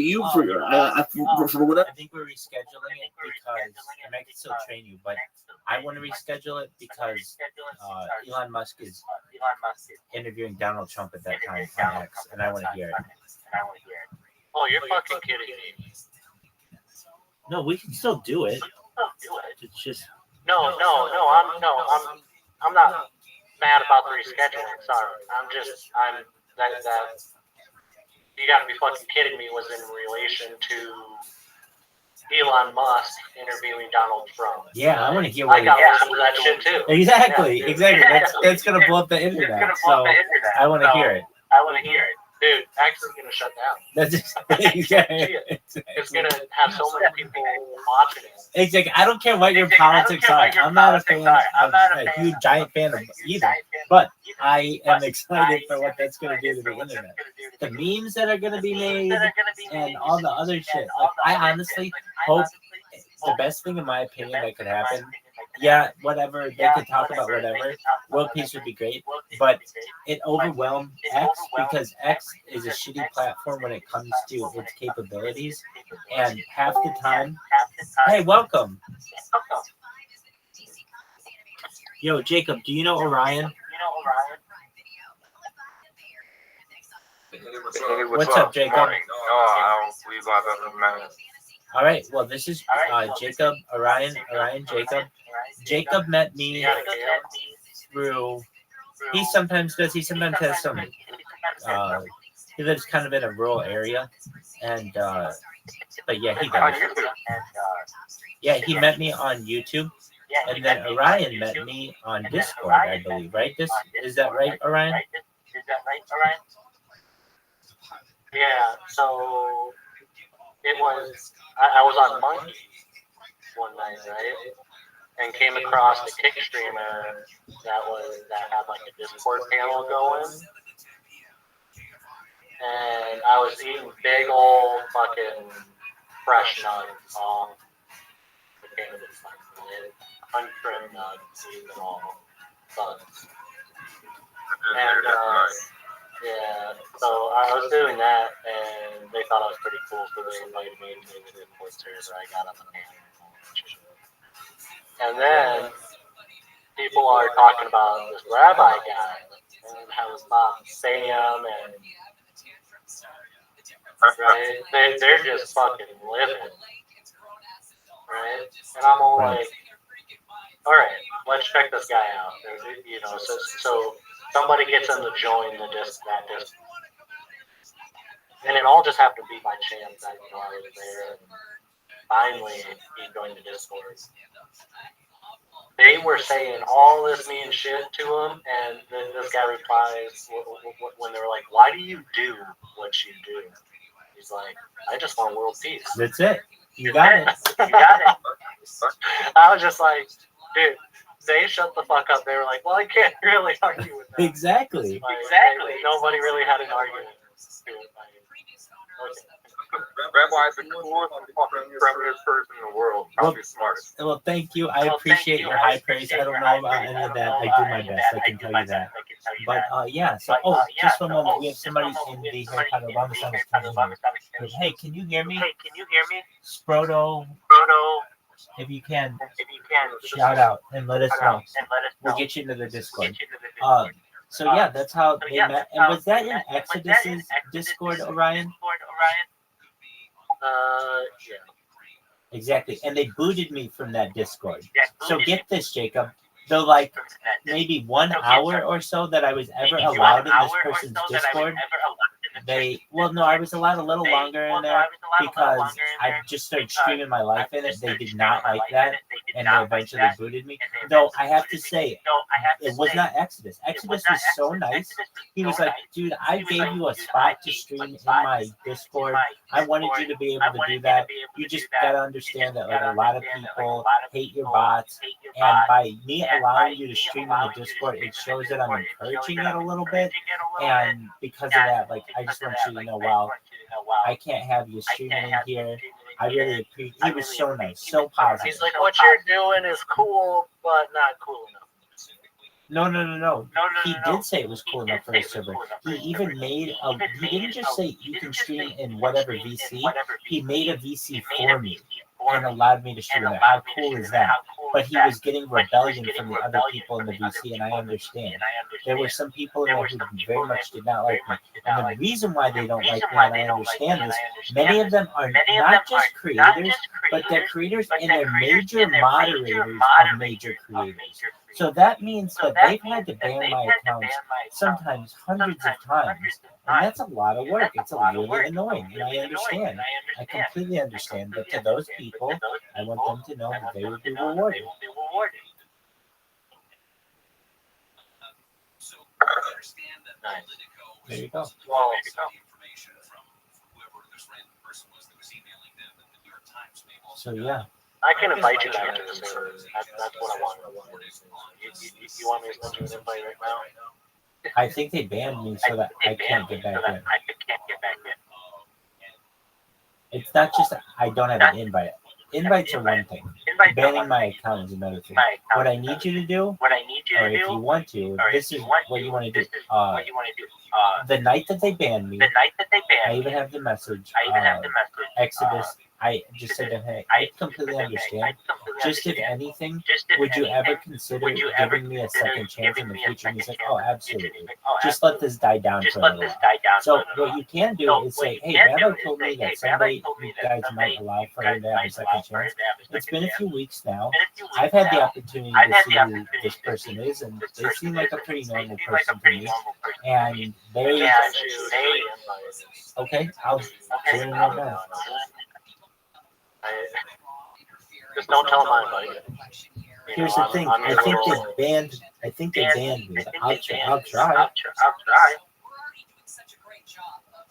All right. I see your the after party. The after party safety or safety. The after party.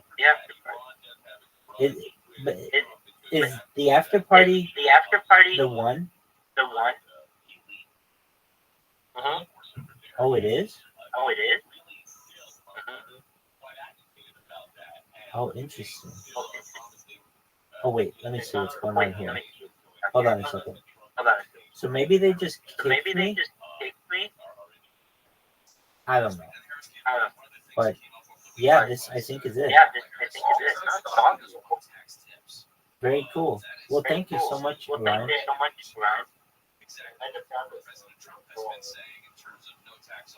It's a pitbull, right? Any particular kind or anything? Or? I don't know. She's big. Yes, he is. He got some girth to her.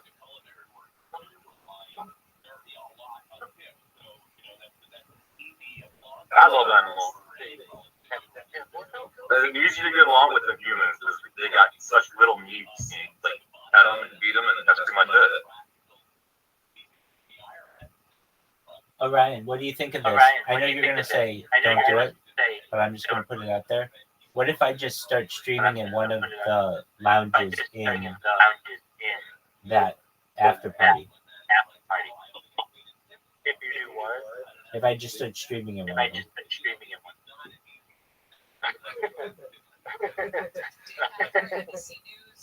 You answered it. You answered it. You say no more. Say no more.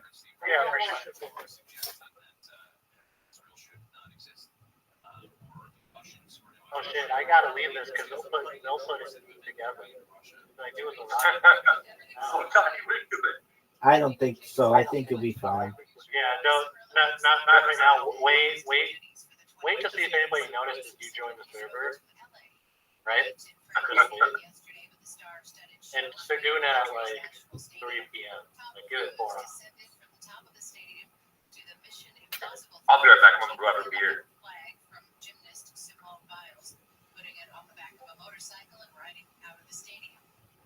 Dog, let me just go in the after party lounge. Nobody's in there.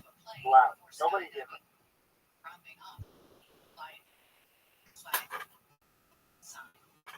Airbus returns from Paris today. The U.S. Olympic and Paralympic Committee is appealing a decision to make U.S. gymnast Jordan Childs return her bronze medal. ABC's Andrew Dimbert says the appeal is up to the after party. Hell yeah. So-called scoring inquiry was a success. Giles was bumped from 5th place up to bronze and celebrating an all-black podium with Simone Biles, Brazil's Rebecca Andrade. But over the weekend, an independent arbitrator said the scoring inquiry from Child's coach missed the deadline by 4 seconds, so Childs was bumped back to 5th place. A dead 51-foot-long fin whale has been removed from Torrance Beach. The whale washed ashore Saturday night. LA County Fire Chief Brian Murphy told KTLA it was secured yesterday, so experts could take. Well, they won't let me stream a camera in there for some reason. So that's fine. I'm not even gonna stream sound. I'll just stream in there. Just have my presence in there. The whale was later towed back to sea. 8 doctors were among the 62 people killed when a twin-engine turboprop plane crashed in Brazil. So I wonder how we're gonna watch. How it's gonna be right Easter time. So it's at 7 my time. It's at 5 o'clock your time. Right. He told CBS Sunday morning that polls showed him neck and neck with former President Trump. What happened was a number of This is awesome. This is amazing. Right here. What's amazing? What's amazing? Biden ended his campaign last month amid pressure from I know. How cool is that? How cool is that going to be? They're gonna blow up the internet. Hey, Jacob, do you know who's gonna be on Twitter today? I have no idea. Donald Trump. Oh shit! Yeah. He was supposed to be. What person is he? Elon Musk. Oh yeah, it's great. No shit. I want to see that interview. I watched the interview with what the hell's his name? Aiden Ross. Fuck, I got Aiden Ross. I watched that one too. Which one? Like jamming out the Cybertruck and shit. Aiden Ross. The one that he was. Yeah. I'm screaming it at Aiden Ross. you. Aiden I'm Ross. watching that one. Yeah. So I think that this one, which is 1 week after that one, could crash the internet. Well, everyone's gonna be watching it, no doubt. Yeah, exactly. So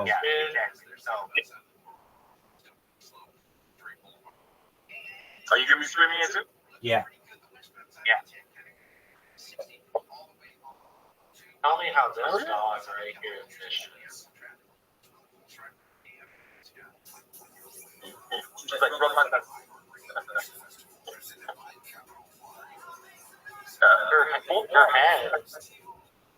Her head is bigger than my wife's head. I believe it. It's a big box.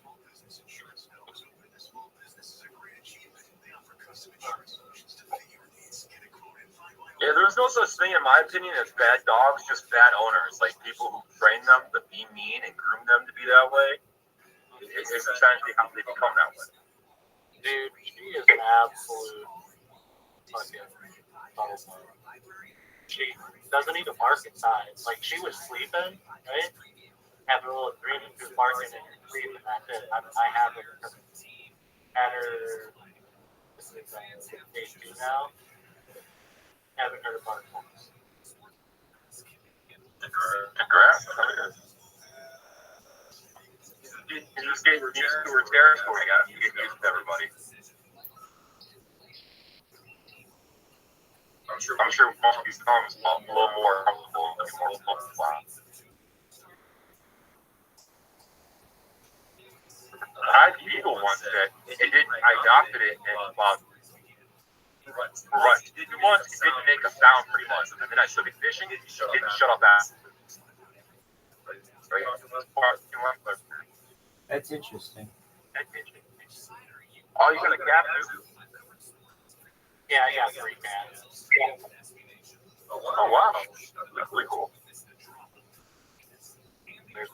Really awesome. Still right by the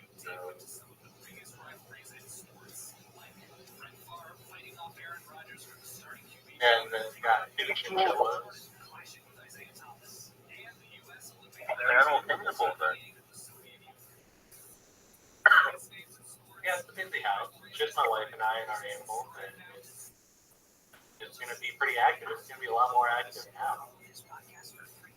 Have to go outside of the circle. My neighbors have chickens. You see them?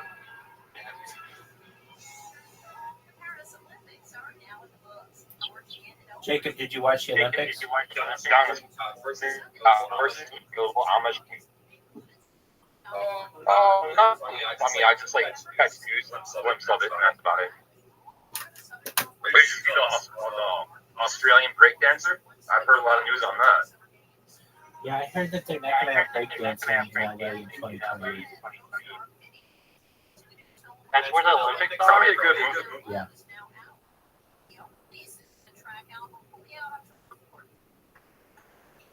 Are they going to be in LA?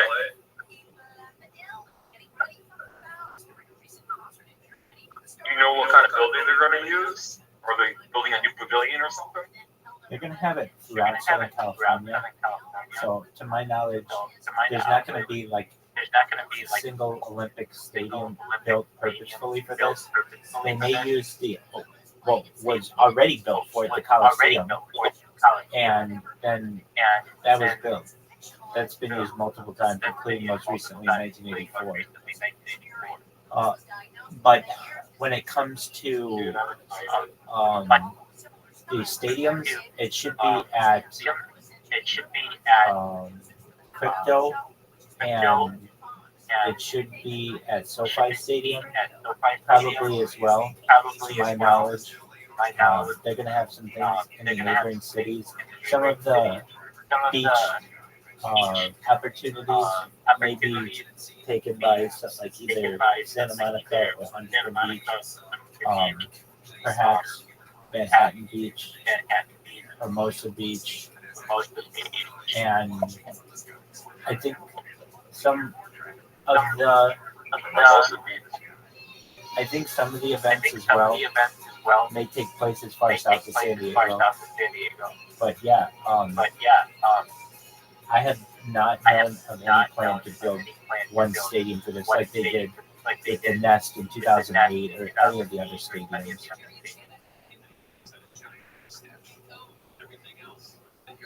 That's cool. You pretty much like existing buildings. Yeah, I mean, you got to think that the Los Angeles Memorial Coliseum was already a stadium built for the Olympics. So it can be reused.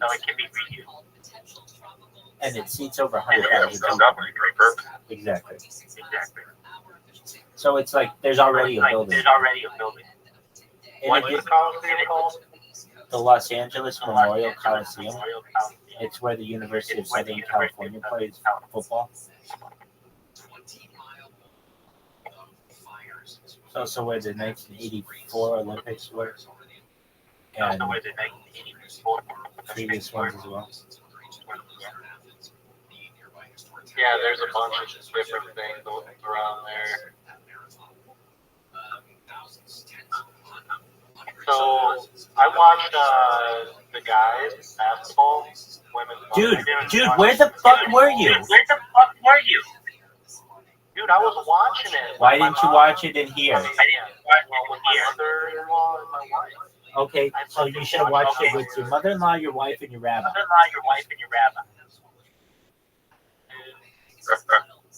So I had the Olympics on my main TV, and then on my computer, I have a 50-foot HD board. I was playing the Vikings. If I had a wireless headset, I could have watched. But you would have been at a leg. I would have watched before. Dude, the women's game. I watched both. Yeah, it was low scores. Both. Did you watch that one? I watched both. Yeah. Yes, I did. I watched both. Yes, I did. I watched both. I watched both. You guys gotta bring it up. Just one moment. It's better than echoing, I suppose. Just one moment. Let me see if I can fix it. Can you hear me any better now? Yeah, actually I can. Okay. I watched both. also saw that Putin was I can't hear it at all. I watched both. I watched both. So that game, the women's game came down if France was behind that 3-point line. I know. I saw. They were. It was probably like what, 6 inches? 6 inches. Yeah. It almost went over. Right. I think that the men's basketball team, the women's basketball team. Did you watch women's soccer? Did you watch soccer? Well, you missed out on like 3 really good gold medals in 24 hours. I mean, you saw 2 of them, so no big deal. And you saw. I also watched. You're like, I didn't miss out on fucking soccer. I watched the highlight for the breakdance game. Okay. Yeah. The chick for American fucking sucks ass. Some of that breakdance fucking sucks. Dog, do you know that breakdance is not in the 2028 Olympics? Dude, I'm not a fan. Witnessing that, it was travesty. I'm not a fan of any sport, quote unquote, that needs judges. I don't like judges. I like it. If anything, use a computer. And how would you use a computer? Just through like body motion imaging to say like, okay, somebody be like, okay, I'm gonna break dance, and this is what I'm gonna break dance, and then to see how accurate they are.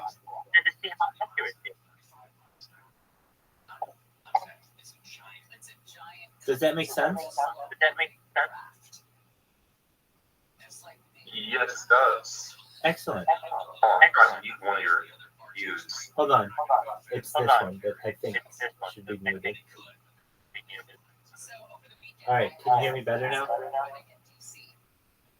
Yo, Orion. Actually, I think it was the first one. The one on the top right. They vary. So can you hear me well with this one or no? It sounds like you're at a distance, though. Yeah, I am. Or talking through like a pillow. Is this one better? Is this one better? Yeah, that one's way better. Okay. But this one drops out on me for some reason. I don't know. One of these days. But after years later, I can actually hear you, and you're talking like you're talking to a telephone. So I mean, that's incredibly more accurate. Excellent. Clear. Orion. Were you happy with the men's basketball performance?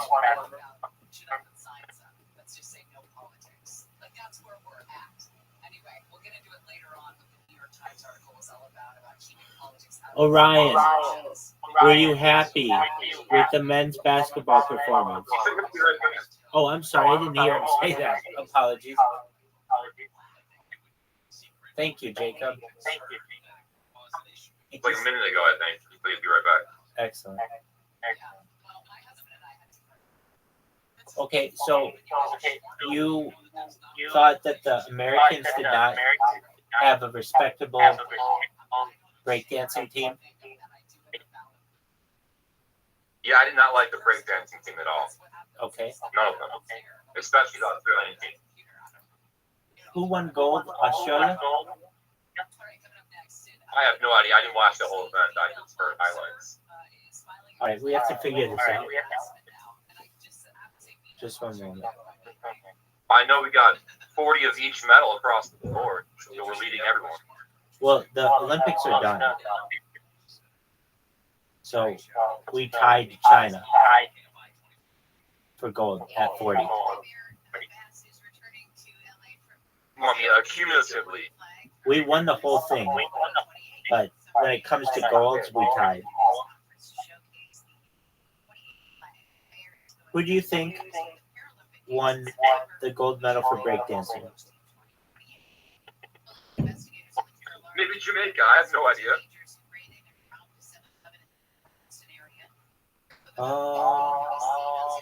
I want the official Wikipedia results.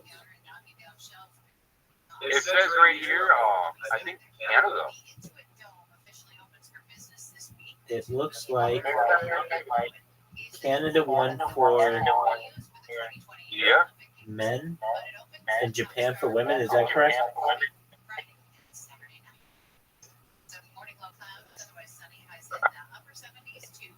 Breaking format.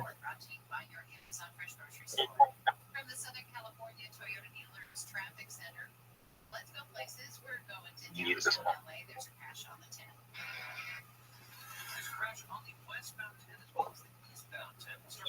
forgot that guy go through my brother in the shower and wait for him to get done and then pop him back out. You take care of him. You take care of him. Absolutely. Alright,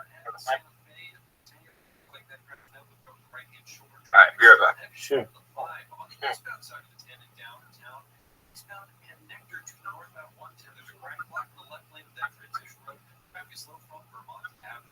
Southern California's only airport traffic reports. I'm Russell Morris. Don't miss our 2024 iHeartRadio Music Festival presented by Capital One. Friday and Saturday, September 20th and 21st. Streaming live only at Ticketnow.com. The free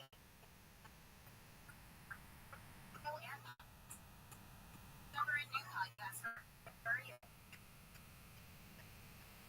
radio podcast are on. So cool. Find the chat. Stunning. Oh. Under the curl up. My two bosses came to me and said, Morgan was killed. I said, what?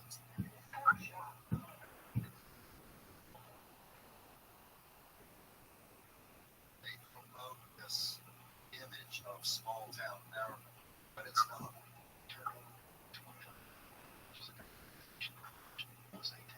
Maybe the reason they haven't made an arrest in murders because they're not looking for themselves. You don't give up on these cases. Get whatever it is so that you really have. Turner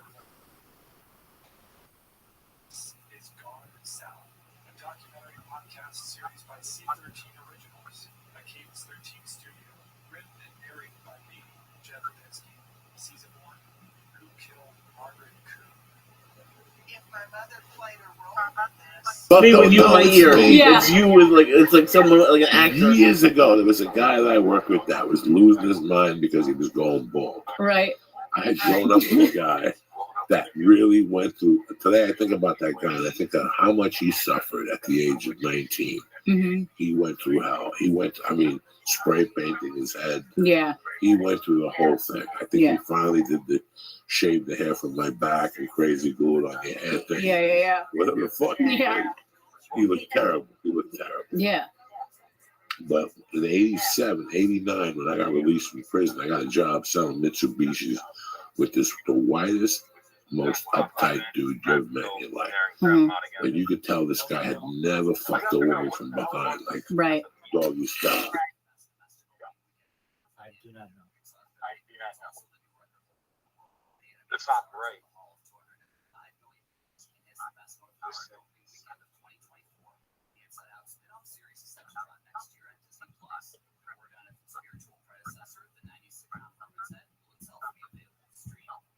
Yeah, I'm back for a couple minutes. I have to leave again, but after that, I'm good for the rest of the day. There you go.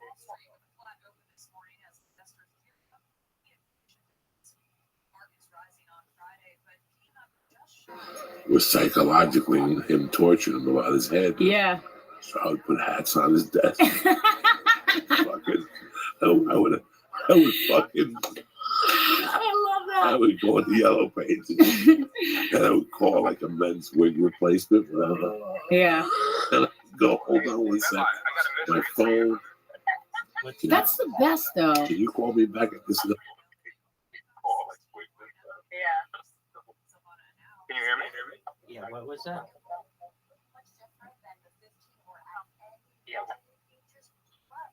What's your mystery? Underground government railroad that connects every major city. Yeah, dog, I've been all about that for 15 years, dude. Yeah, it's called the Deep Underground Military Bases and the maglev trains. It's called Yo, dog. I couldn't hear what you said. What'd you say? That's a mystery to me. All right, I get you. I like the term that you use, mystery. I like that. Good on you. Thank you. I appreciate that. Yeah, so here's what I know about him. After World War II, essentially there were opportunities for what was called the military-industrial complex to increase the budgets of the major governments. I think it's right because I cannot hear you for shit.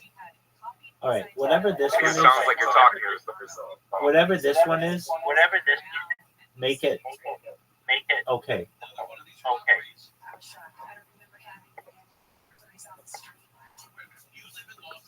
Give me one moment. Take your time.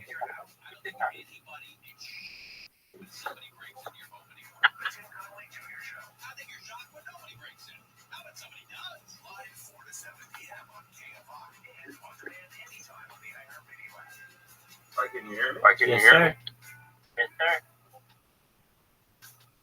Can you hear me? Nope, you're all muted. Can you Yeah, hear me? there you are. It was a little delay, so I couldn't get quite what you were saying, and then the other one was actually a little quicker than the delayed one. So you were kind of speaking over yourself and double talking. There's no way I could understand that without being crazy. Okay, so I know a little bit about the deep underground military bases. So essentially, after World War II, you have Roswell that occurs in July of 1947.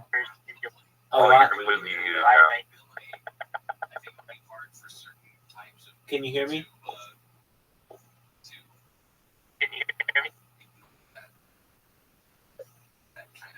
I'm mute. Can you hear me? There you are. Can you hear me? Okay, I can hear you. Yes, I can. Excellent. There you are. There we go. So after World War II, we have Roswell that occurs. And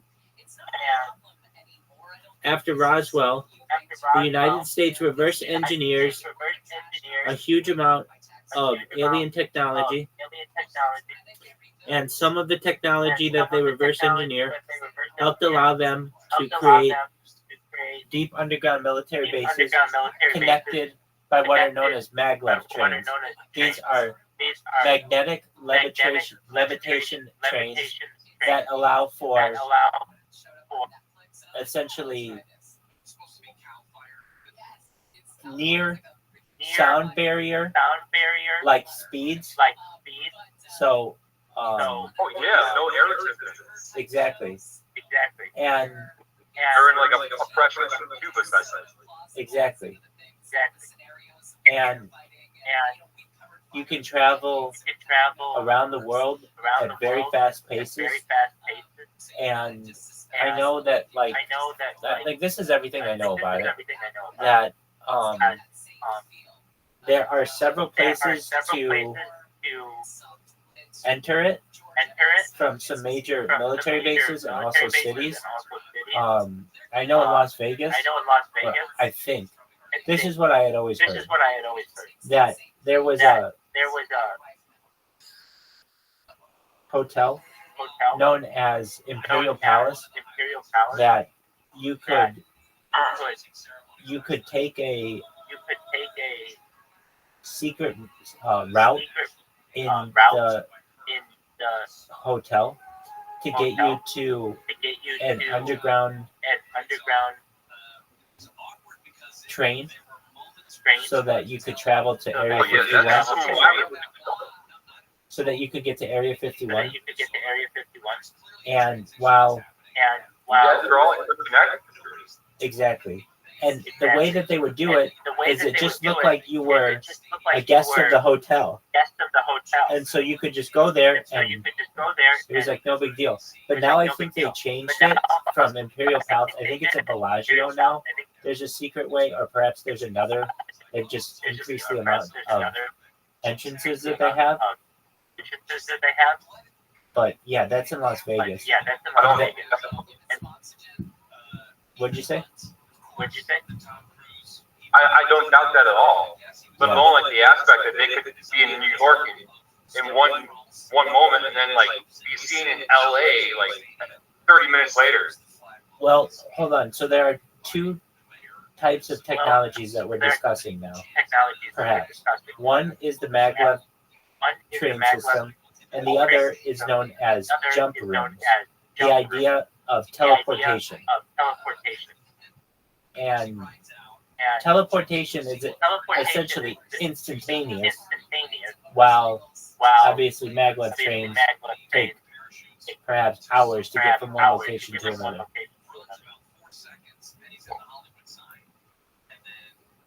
Yo, dog, is that Coke in a glass?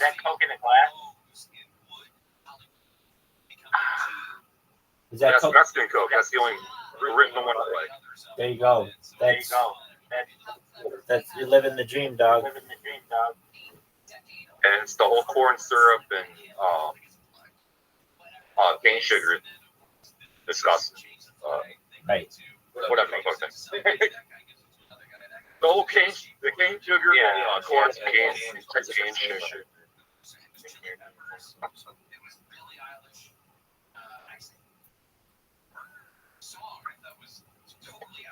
I prefer the cane sugar too. You can't beat the taste. You know, I just heard on the reel actually that if you combine, I think 3-to-1 ratio of Coke being three and one being root beer, that it tastes like Dr. Pepper.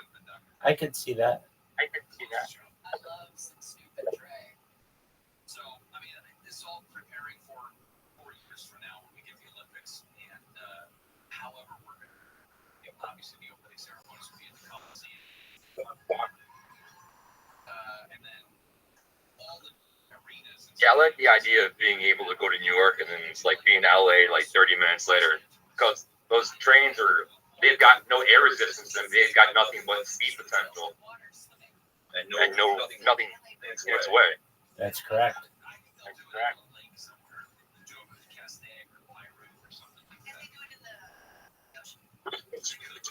Oh, Ryan, I just heard on the radio they're going to do the opening ceremonies of the 2028 Los Angeles Olympics in the Coliseum. Yeah, because it's an old Coliseum. Word. I have it opened up on Google Maps here. I don't think it's gonna they'll be able to have some swimming stuff. I can see the pool here. Hey, if you look, just Southern Stadium and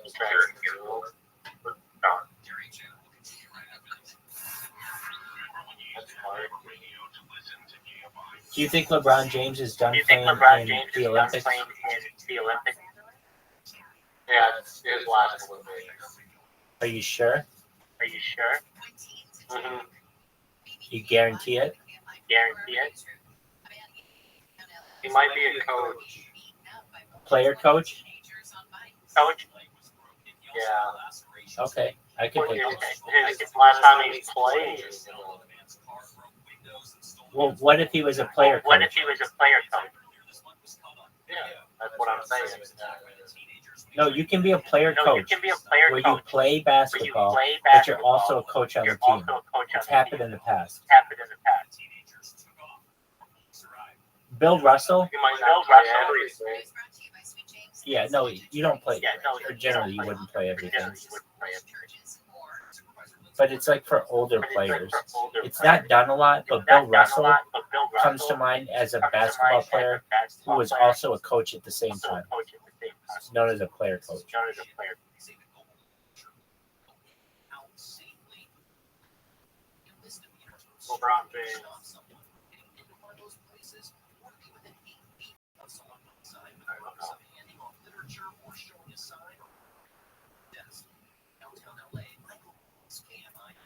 LL Flooring, formerly known as Lumber Liquidators, has filed for Chapter 11 bankruptcy.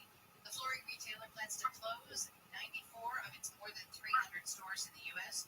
Those stores include LL Flooring in Rancho Cucamonga, San Diego, Torrance, and Visalia.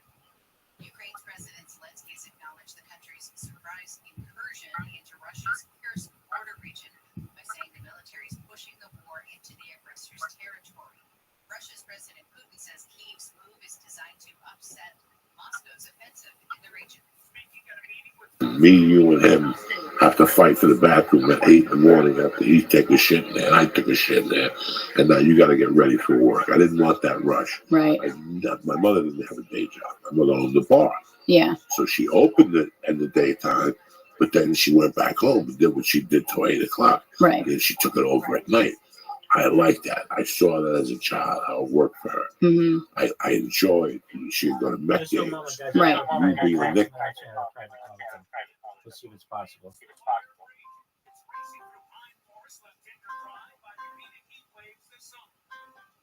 of firefighters have been trying to keep the fire from advancing toward neighborhoods, hospitals, and a couple of monasteries. What's up, Pimp? How are you? I'm good. How you doing, bro?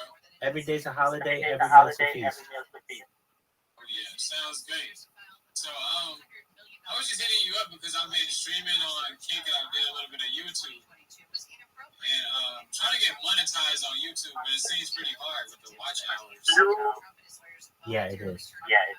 So, yeah, I know a bunch of workarounds for that, my man. The best one is to just buy your watch hours and just one moment. Hey, just one moment. I'm in the middle of a call. Yeah, so you can buy it for about $100, and the way that there are a bunch of different ways to do it.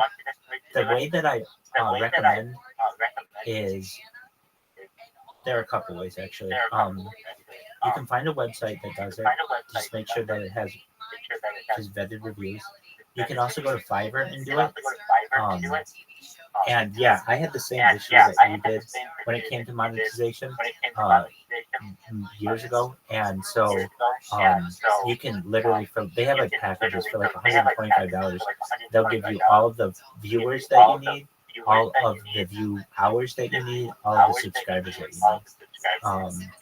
So it's like, okay, well, how do I get that? All right, go to Fiverr.com, but you can also just download the Fiverr app. It's Fiverr, I believe, and everything's on there. It's like starts at $5. It's pretty inexpensive, and you find someone who offers YouTube monetization services. And what I remember having to do, it happened really quickly. I got some people, I think they were from India, and they were within like 2 weeks or something, they got me 4,000 watch hours, which is what it was when I was attempting to get monetized. And I know that was a really difficult thing. Who's going to watch you for 4,000 hours unless you have something that went really viral or yeah, exactly. So just go with one of the services and you can get monetized. That's what I was wondering because I was restreaming to YouTube and everything. I have all the subscribers, I'm learning everything else. And I was trying to watch hours, but it didn't seem like they were going up pretty fast. Like I didn't know how they were counting or anything. Dude, that's another thing too. How do they count? Like, if you have another account watching at the same time, does that count as a watch hour? Does 1 minute count as a watch hour? Does it have to literally be 60 minutes with one account? I mean, there are all kinds of questions that are raised when it comes to this. What if you watch 56 hours of it? Does that count into the watch hour? It should, but you never know with some of the algorithm things. So yeah, the best advice I can give you is just go with one of the services. They'll get you everything that you need, and they're relatively low cost. They'll get you 4,000 view hours for about $125. Okay, so that's what I should be looking for, about $125. And Fiverr is the best place, you're saying? Yeah, in fact, let me see if I can pull it up at the same time. And if anything, before we do that, I'm just gonna Google something. YouTube monetization. So right now it's 3,000 public watch hours, and I have like 100. Exactly. These will take care of all of that. The only issue that I had, and it wasn't a big issue, is they got me like 3,992 hours. I needed like another 8 hours or something, and it was like, hey, I had to just like contact the person. Like, hey, I need another 8 hours, and I got them for me right away. Okay. Actually, there's one for 4,000 as well, so you're right. Okay, 4,000. Yeah. So go to Fiverr and type in YouTube monetization, and so I see, yeah, it's like people, professional YouTube monetization, channel monetization. So here's what you do: you go to these people and you ask them how much is it for view hours, and you can go back and forth with them, and they will do this for free, basically, and tell you it's going to be $125 for 4,000 view hours, and then you just need a deadline. So 2 weeks or something like that is probably, I would say, pretty reasonable. And then the nice thing about Fiverr is you're not just giving the person the money and they're running away with it. They have a reputation to uphold on the website because they want future business. So you can also read all of their reviews of the people. Like, I'm reading reviews of people now. Some of them are level 2, which means they're more vetted on the site. But they have like 15 different reviews, 5-star reviews. This guy's got 31 5-star reviews. I will do organic YouTube monetization. And so you can just contact one of them. Like, there's a guy, I will do complete YouTube channel promotion for monetization requirements, and you just tell them I need 4,000 view hours, and I have a deadline of, say by the end of the month or something, and I want you to be able to do it for $125. And make sure you read through their reviews. The ones that I just checked out, other people are really good. Make sure you get one of those people, and then you just have to be patient while they get the view hours. You'll be able to see the view hours go up over the course of the time. Like, it'll go up in chunks, and then when it's done, then you just say that the job is complete in the Fiverr app, and then they get paid. But they won't get paid until you get your 4,000 hours. So it guarantees you're not giving away $125. I mean, I'm looking out for your money here.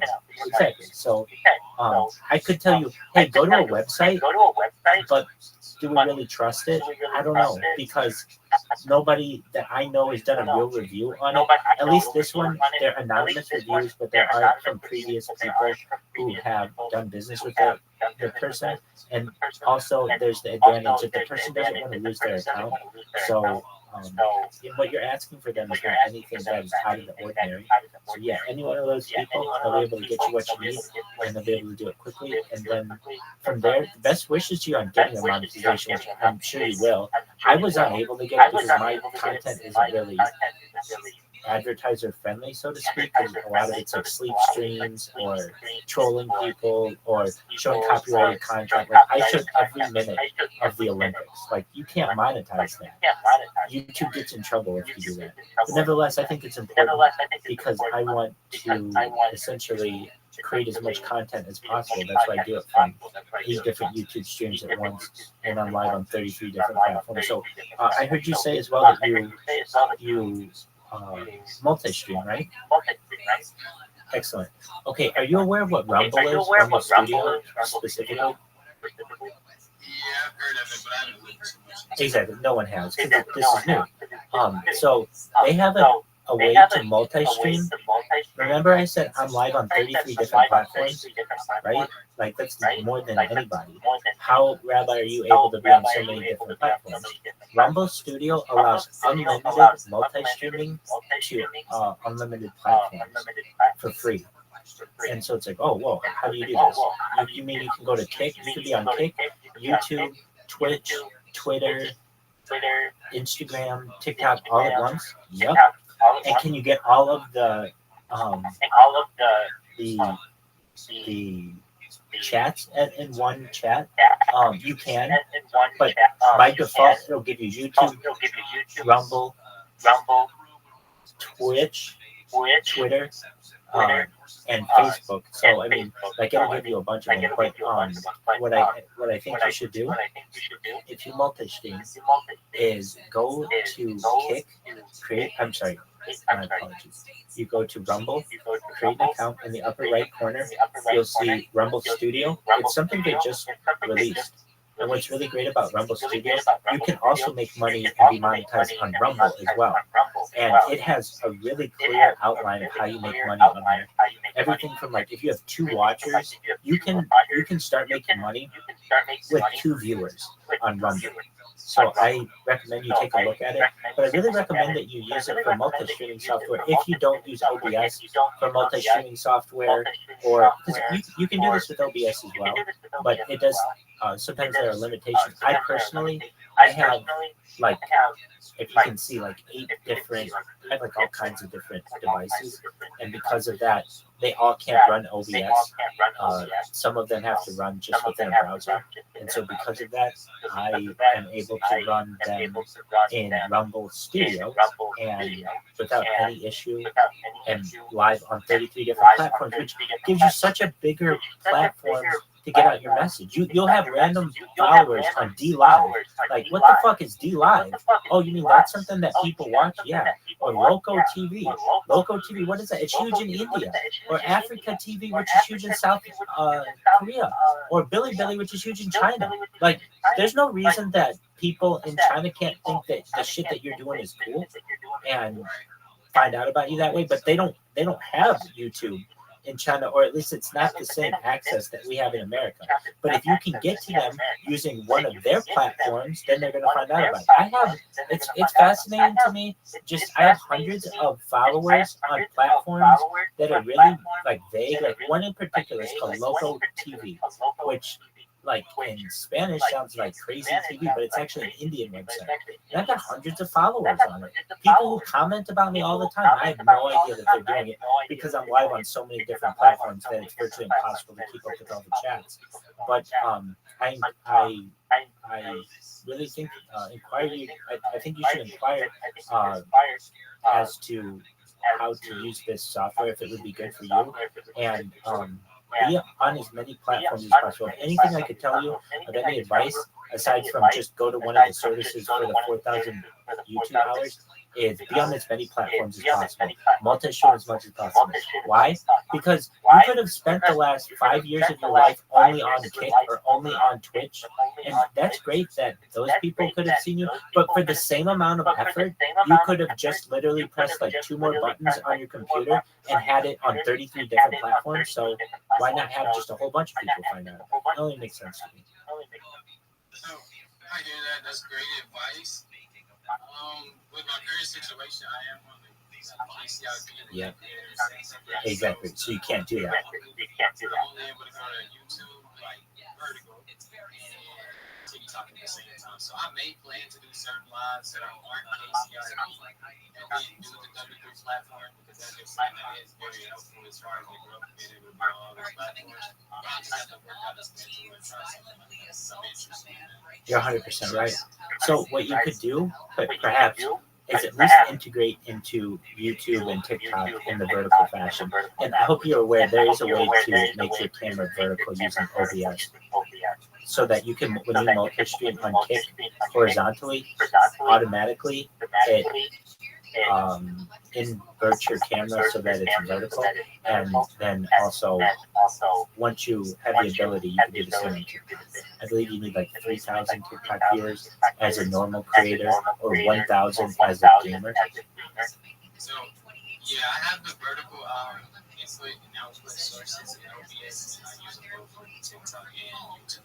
So Perfect. That's why I wanted to try to kind of get monetized on YouTube, and then start. Just once I get to the point where I want to be able to get focusing on YouTube a little more, and then focusing on TikTok. 100%. And with the other discussion that we had, you could link all your other accounts. If anything, if you're Skill Gap Gaming, right? Yeah. So make sure you have Skill Gap Gaming on all of these websites so that people don't steal it from you, because you're going to become bigger and bigger, and somebody's going to get it on something that you don't have. So if you want to know like what other ones there are, you can look at my Discord. I have them listed, but just like off the top of my head, some of the ones that you're gonna want to get just to have. I'm not saying you even have to stream on it, but just get them before somebody else does, just to troll you. Just like, oh, I got you on something when it's something that actually turns out to be something that you really wanted. So here's what they are. And if you're like, Rabbi, that's too much. Where do I get this? It's just in my Discord. I have these listed, but it's arena.tv, FC2 Live, Odyssey, Vault, Trovo, Breakers.tv, YouNow, which is different than U2, D Live, No Live, Nemo TV, Loco.tv, Bigo Live, Camfrog, and then there's like locals, there's Facebook. There are some that I don't stream on all the time, but LinkedIn would be one of those. But then there's Telegram, I'm always in Telegram. Then there's some others that you could stream, Vaughn Live, Billy, and then of course like Discord and Instagram, Africa TV, TikTok, Twitter, Snapchat, Rumble, Twitch, YouTube. The only one that I don't stream on is Kick, because I made what I think is a really good move. Is I said, look, I'm going to stream on all these other 33 different platforms except Kick. And I'm just going to promote myself on Kick. And that's how everybody's been able to find out about it. So my recommendation to you is get the real estate of your name on all those other sites. And again, if you want to see what those are, just go to my Discord and you can see it. They're all listed. Just make sure you register your username as one of those. And then what you can do is you can get the RTMP key, the real-time messaging protocol key, which is what you need to be able to multi-stream. You just take that from each website, plug it into OBS or Kick, or Rumble Studio, and then anytime you're not streaming on Kick, multi-stream on all that other stuff. And that way you can still be monetized on Kick. You still do everything that you normally do on Kick, but then you're going to have a much bigger audience when you're on over 30 different other platforms aside from Kick. And you're going to be big, man. You're already big on Kick. I already knew who you were, and you're just going to continue to grow. If I can be of any other help to you, please let me know. I'm glad. I hope I was able to give you some help with today. And if you need anything else from me, let me know, okay? I appreciate it. Yeah, if you have any suggestions or anything, you can always open suggestions. Absolutely. Your content is fire. As I understand, you game, and I've also seen you do monkey a lot. And you've got some whiz skills, you've got charisma, you've got a great personality. You're just going to continue to grow. If I could tell you the best things to do are be consistent when you stream. And so what does that mean? Every single day, you got to get that grind out. If you can't do it every day, well, then just be consistent so that your fans know when you're going to be. I also think it's extremely important. So like what you're doing, this is like my idea, but I think it's smart is to network. It's not just my idea, but this is how I think we network, and you already do it. You got a good Discord, or go to other streamers' Discord while they're streaming, and you be like, hey, I'm Skill Gap Gaming, what's going on? And they're like, oh, great, hey, come on in. And then all of a sudden, their entire audience becomes your audience, and you can talk to them. And I'm not saying you have to go there and plug yourself and promo, but you can say, hey, I'm a big fan of yours. I just wanted to join the Discord. I see that you're streaming. I wanted to say hi. Come check me out if you ever want to. I'm here just checking you out like everybody else is. But then all of a sudden, you become a real person, because their favorite streamer, with whom they always interact, the audience's favorite streamer with whom they always interact, now basically had a collaboration. Somebody jumped in there, somebody made some comments, that would be you, and now you're going to be familiar to them in the future. I utilize a type of sociological strategy known as a mere exposure effect.